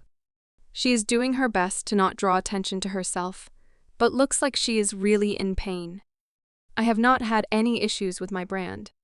Doc Sylvia, I need you. Something is wrong with Mina. Her warrior brand has been itching for a few weeks, and she says it's burning her now. She's in a lot of pain. We are in the castle, guarding the main elevator. We're coming. Keep her calm. Help is coming, Mina. Hold on just a little longer, okay? She just nods at me while she is trying to hold her position and taking deep, controlled breaths. About 5 minutes later, several things happened all at once. Mina drops to the ground in the fetal position, panting and holding her arm, but not making a sound. She is trying to be brave and stay calm, like Doc Sylvia asked. Then she let out a blood-curdling scream and went limp in my arms as a pulse of magic burst out of her and expanded away from us like a ripple from a drop of water. Then I heard the most feral growl I have ever heard in my life. Doc Sylvia comes running at me from the front of the castle. A door bangs behind me, but I can't be bothered to look while my friend lays here limp. The next thing I know, I am lifted off my feet and tossed aside. I slid across the floor, coming to a stop only because I hit a wall. What did you do to her? Xander's growl and menacing look told me his wolf was almost completely in control. Xander, I didn't do anything. Please let Doc Sylvia help her. Stay back. No one else hurts, mate. Mate? Oh, she-tea. Xander, please. Her warrior bond broke, but it wasn't supposed to do that. She's in pain. Let Doc Sylvia help her. Where is Oscar? He's going to want to be with her too. She needs both her mates. I try pleading with his wolf, staying right where I am. I don't need his wolf attacking me or shifting right on top of her. Oscar? His growl is still there, but less as the thought of his other mate calms him. Yes, call for Oscar, I plead. He needs to be here too. You both together can help her heal. She's been having trouble with her warrior brand for weeks. Maybe your bond caused it to break since you have been spending so much time together. That's a good theory, Skylar. Can you call Oscar, though? I don't know if Xander's wolf is going to give him enough control to do that. Oscar, we need you. We found your female mate, and Xander is losing his mind here. Please try to calm him, or a lot of us are going to get hurt. His wolf is on a warpath. I'm on my way, Midge. I thought I felt something in my chest open up. Who is she? Mina. Your Luna is Mina. Really? What happened? I told him about the itching and the warrior brand bothering her for a while. It didn't take him long to get here, and the moment he touched Xander, the tension surrounding the room evaporated like fog. We have her, my love. We are complete now. Oscar kisses the side of Xander's head, and they both hold her while Doc Sylvia works around them. It's been 2 days. Why is she still out? Xander snarls the same question he's been asking for the last 48 hours while pacing a hole in the plush carpet. Her brand was not designed to leave her like that. It took its toll. You need to be calm for her.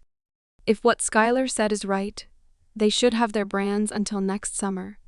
She was forced out of hers because of how strong your connections are. You should be proud of her for enduring that. Doc Sylvia both scolded and comforted in the same statement. I am proud of her. I just need to see her eyes, open and alive. It's different now that she is our mate. He sits down for the first time in a very long time, and I place a glass of water in his hand. She is a fighter, and you know that. Let her heal and come to terms with the idea of being the next Luna Queen. Do you know the kind of pressure that is? We used to laugh about it when we would stay up talking when I couldn't sleep. The Luna Queen had the ultimate pressure. She has to be strong and independent, but also kind and soft, while supporting the Alpha King and all their subjects, but at the same time have her own identity and calling in life. There's no way anyone who really understands what the Luna Queen's expectations are would choose to enter into that position. He stops to look at me for just a second, and then walks over to me and wraps me in a hug. Thank you for being here and keeping me sane through all of this. I don't know what any of us would do without you, Midge. That's what family is for, right? I hugged him back. Now go and be by your mate. She is resting, getting ready for the likes of both of you.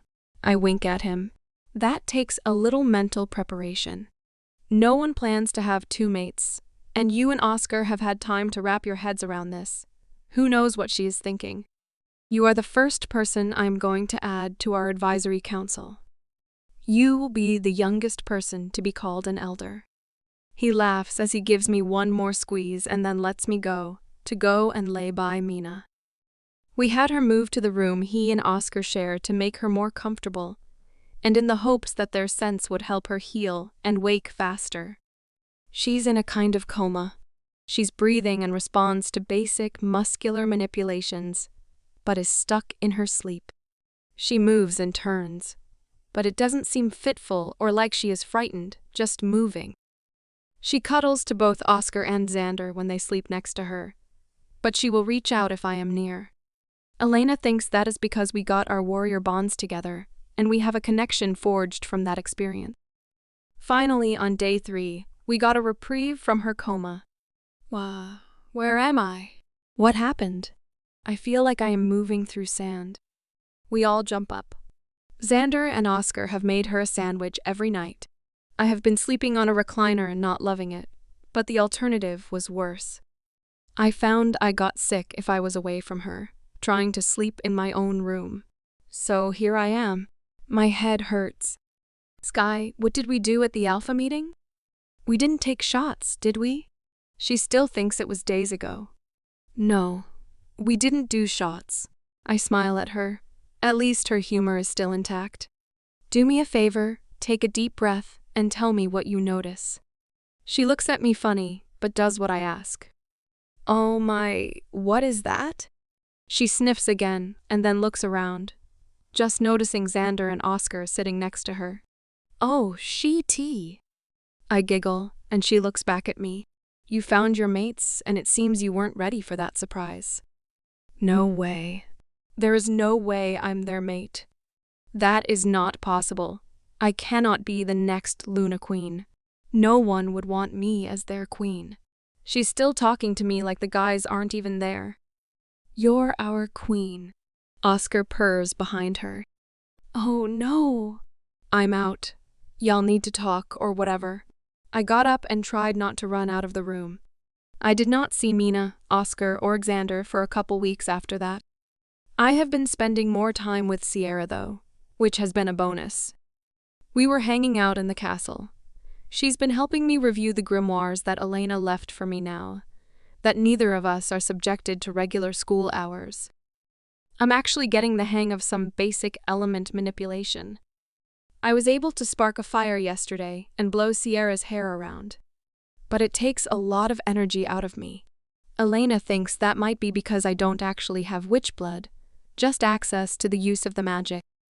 Something I will have to work on, because it won't make sense for me to use the power at the cost of weakening my whole body to the point of not being able to protect myself. Elena thinks that I might be able to build up my use with time, like a muscle. I can't wait. She beams and slams a book closed. The guys should be here within the week. I haven't seen Sam since my birthday. They have been so busy. I guess we have been busy too. She gives me a look. It's the same one she always gives me when we get close to the subject of my capture. Sierra, I'm not going to break or run off crying about what happened. Stop doing that. I have always been able to count on you to treat me the same no matter what has happened to me. Please don't change now. I walk over from my seat to give her a hug. It's easier said than done. I have seen so many of your injuries, but it was always after the fact. This time I got to see you right after, barely alive, and it was really scary, and super impressive at the same time. I don't want to treat you differently. It's just different here. You are a leader here, and so many people want your attention or your advice. You're kind of a big deal. I laugh and nudge her. You have always just seen me for me, even before people who have known me my whole life. Don't let that change. I take a deep breath and look over at her. And speaking of the guys, do they know about any of it? I actually don't know what they know. Obviously, Alpha Lucas and Luna Ava have some kind of idea, but I don't think even they were told the whole story. Alpha Lucas would have had you back home just as fast as the guys. She smiles at me with her little joke. You'll have to give them hugs for me. Technically speaking, I am still in training and can't have contact with the outside world. And we are gearing up for our next rescue mission. How long are you going to hide behind that excuse? You will have to see them eventually. It's not an excuse, and I know, but I don't even know what I would say to them now. It's been a year, but it feels like forever, and the only contact we had was a letter, and the necklace they sent for my birthday. That still brings up rough memories. I was attacked, poisoned, and beaten within an inch of my life, all because of something as minor as wanting me to go to a dance. That's the last actual memory we all have of each other. It's so stupid, but I still just struggle with that. With being beaten by her, again. With them not noticing what is really happening right under their noses. With the imbalance of discipline and justice from them, and even Luna Ava and Alpha Lucas. Ugh, I rub my hands over my face. So it is, Kaylee. It took you 2 years to tell me that. She huffs. That's the part that you caught in the whole conversation? Damn. I must be tired or you are getting better at your interrogation techniques. Yes, Kaylee is my problem. She wants to be Luna and has always had a target on me, even before you came along and forced the guys' notice my way. I gave her a half smile. We are the same age, so there is still time before she finds out if she is mated to any of them. But I don't think she will care. She will try everything to be Luna. She's worse than Olympia and Charlene. I gathered that. She threw quite the tantrum when the boys left the mating ball. Broke a few things very Luna-like, I might add. She laughs at her own sarcasm. You didn't tell me that. Actually, I don't think I heard anything about that night. Everyone was focused on what happened to me. We never talked about everyone else. Well, it took you weeks to heal, and you returning to health was everyone's main priority. And then we were all told to leave you alone and let you focus on training. Everyone was really worried about you and your safety. I was actually surprised that the Alpha King let you go to school and train. I see it differently. No one wanted me to train, but they also didn't want to waste my skill. I rolled my eyes. Just because I was too young to do the full training, so the obvious choice was the hybrid thing, that no one else does, which brought even more attention, negatively, to me. Audrina saw fit to spread rumors that I slept my way into the training program, and even went so far as to try and haze me out on my first day. That was super fun. Then it got more weird when I started attending functions at the castle. Again, something no other warrior does, inciting more rumors both in the castle and on the training compound. No one knew I was related to Alpha Reggie, so some of the rumors I heard were a little gross. Then, I was sent on a mission because my age and intelligence conveniently fit into a bracket that served their purpose. So then my age wasn't an issue, and I was allowed to be branded. Oh, and I went into the mission with the intention of getting captured, might I add. I took a deep breath in slowly and out slowly. I know I sound like I am complaining, and maybe I am a little, but it just feels like I am a walking contradiction. Everyone is worried about my safety and wants to keep me in a bubble, but my skill set requires me to be on the front lines. I'm too young to participate, but my knowledge is needed. Things need to be kept from me because it's assumed that I might be triggered, but no one thinks to ask if I want to know, and everything comes back to me dealing with it anyway. Oh, and to top it all off, I am related to the royal family and have special abilities. But no one can really explain them, because I have multiple again, unlike anyone else before me. It's like a bad pattern. Like I told the guys, I know you all mean well, and it's coming from a place of love. But at some point, I really do want to say in what I am going to do with my life. Do you realize that the only thing I actually asked for was to do warrior training when I turned 18? I sit down in a squishy reading chair by the window and rub my face again, leaning my elbows on my knees, and pressing so hard into my eyes I see colors behind my eyelids. It's the first time I have said any of these things out loud before. All my worries, all the jumbled thoughts in my head, everything that is overwhelming me. I feel drained all of a sudden. She comes over and pulls me up and into a hug. We just stand there for a few long minutes. Come on! We need to run. You need to burn some energy. Maybe some sparring for old time's sake. And we will make sure to take extra warriors with us, because you seem to be a magnet for trouble. Call Wyatt and Nathaniel. Oh, and Lillian and Gina. You all need a break. None of you have really had downtime that didn't include being unwillingly unconscious. I huffed a laugh into her shoulder. She isn't wrong.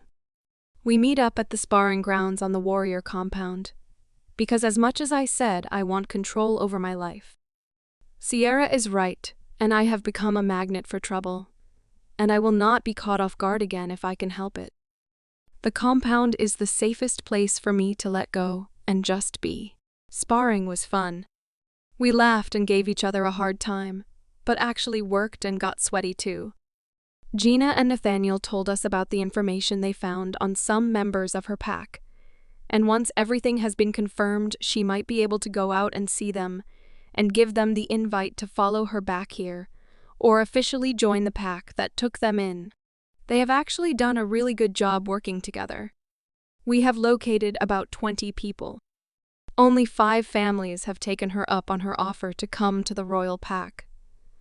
But they were all ecstatic to see her and promised to reach out as well, letting people know she is safe and looking for them. Many of them found homes and even mates in other packs, but the more people we talk to, the faster word is getting out to her pack members who want to come home to her. The reunions have been heartfelt and tear-filled. They have also been searching for signs of the Rogue King's operation. Now that we have a better idea of what their needs are, we have started tracking those things, like ingredients that are specific to the spells they're using, or large quantities of food being sent to what seems like the middle of nowhere. Many witch covens are on our side as well, now that they know what is being done to their kind. So, did you figure out Mina's brand? Do you know what happened, and will it happen to you guys, since yours are temporary too? Lillian asks Sierra, Gina, and me as we are stretching.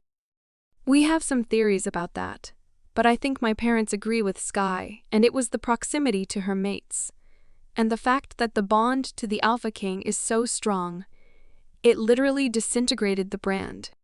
She looks at me. The both of you were spending so much time here too, between all the CEC blocking events and actual learning. You were with him more here than you were ever with me back at Blue Crescent. I actually miss all of them, but I get needing time to form the mate bond. Has anyone seen them since the bond kicked in? I've been spending so much time holed up in the study, and I didn't want to disturb anything. I can feel my cheeks heat up. You are so funny. Sierra laughs at me. What? You can say, SX, it's okay. They are probably having tons of baby-making SX. Why are you blushing? Sierra scolds me. It's normal. I'm not blushing, and I just don't really like talking about it. It's personal and private. No one else should be discussing it. I try to shrug it off. Of course we should. How do you think anyone learns? I can bet all the guys discuss it. Right, Wyatt, Nathaniel? Probably not as in-depth as you think. But yeah, I guess so. Wyatt says, and I can't keep my eyes from going wider. I do keep my mouth clamped shut. It has helped when some girls struggle with getting the memo that it's casual, even when you tell them many times before anything happens. Clingers are the worst, and we usually try to help each other out before a situation gets rough. My jaw did drop. That was the most I have ever heard out of him at one time. I mean, it's been a couple years though. The full warrior brand makes it impossible to do anything. It was his turn to look shocked. He didn't mean to let all that slip out, and I had to giggle. At least I wasn't the only one to feel awkward in the conversation. Really? Nothing at all? Sierra asks. I don't know if I could handle that. It's not a big deal, honestly. There isn't any desire to have SX. If we were just banned, but had all the urges, I would have been kicked out before we even started.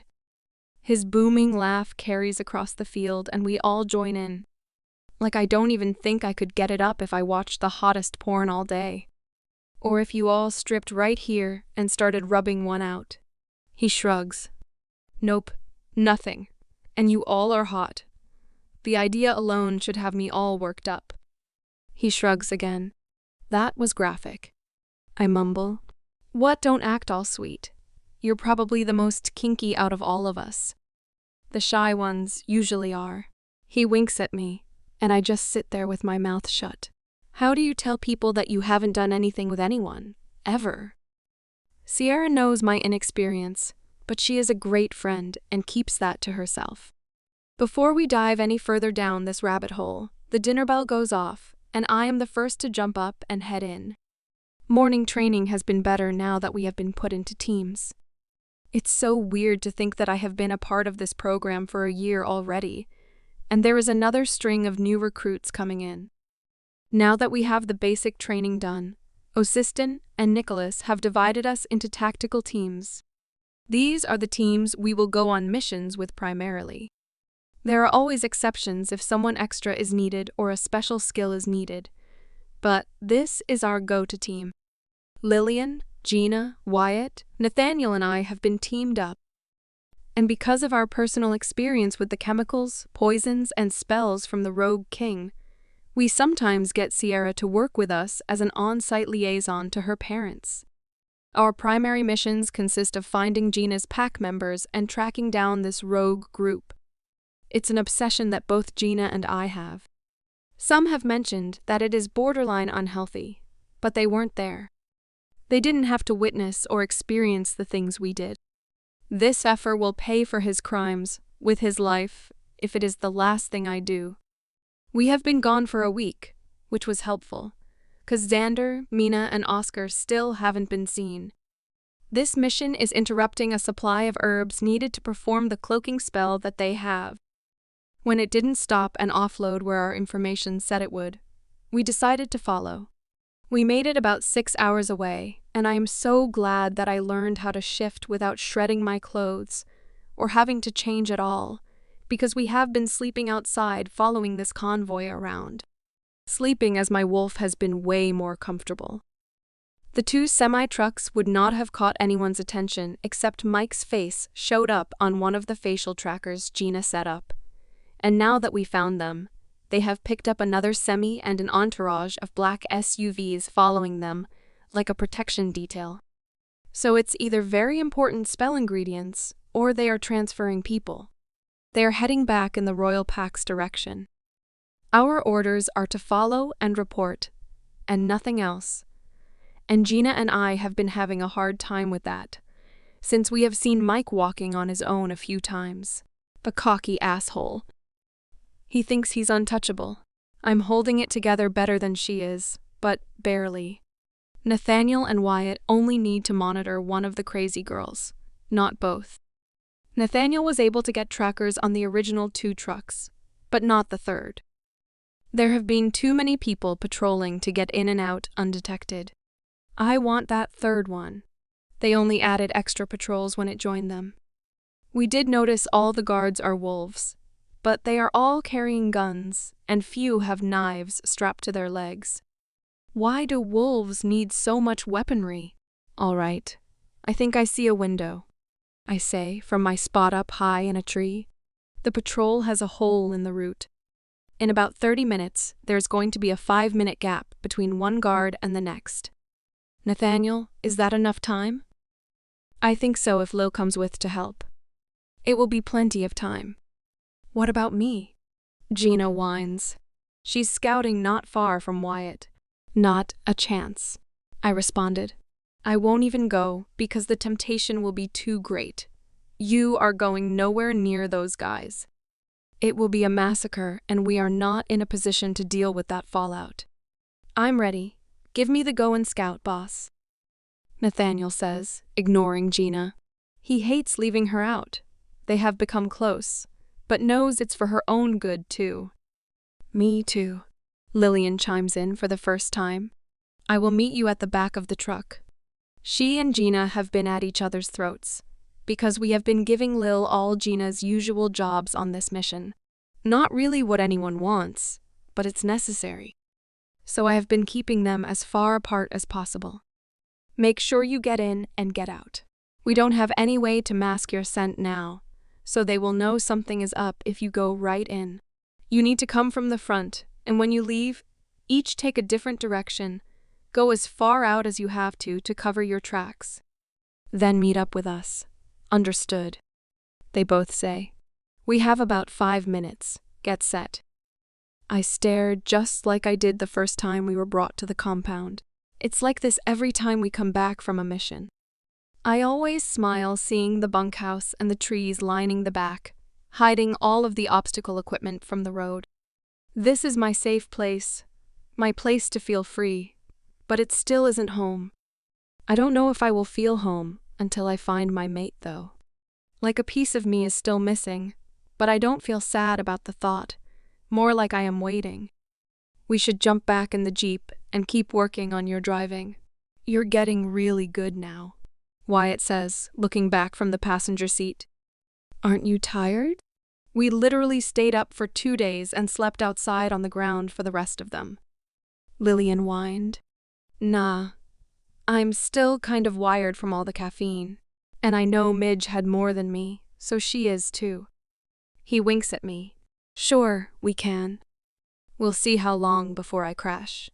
I laugh at him. We were all quick to drop our stuff off. Gina fell right onto her bed face first, starfish style. Shoes on and everything, just snoring away. I turn off the lights and laugh as I head back out the door and downstairs. There are several Jeeps that all the warriors can use. We tend to run everywhere, but this territory is so damn big that sometimes it's just easier and better to drive. Wyatt and Nathaniel have been taking turns teaching me to drive. They decided they were offended that I never broke any rules and didn't try to drive before I turned 16.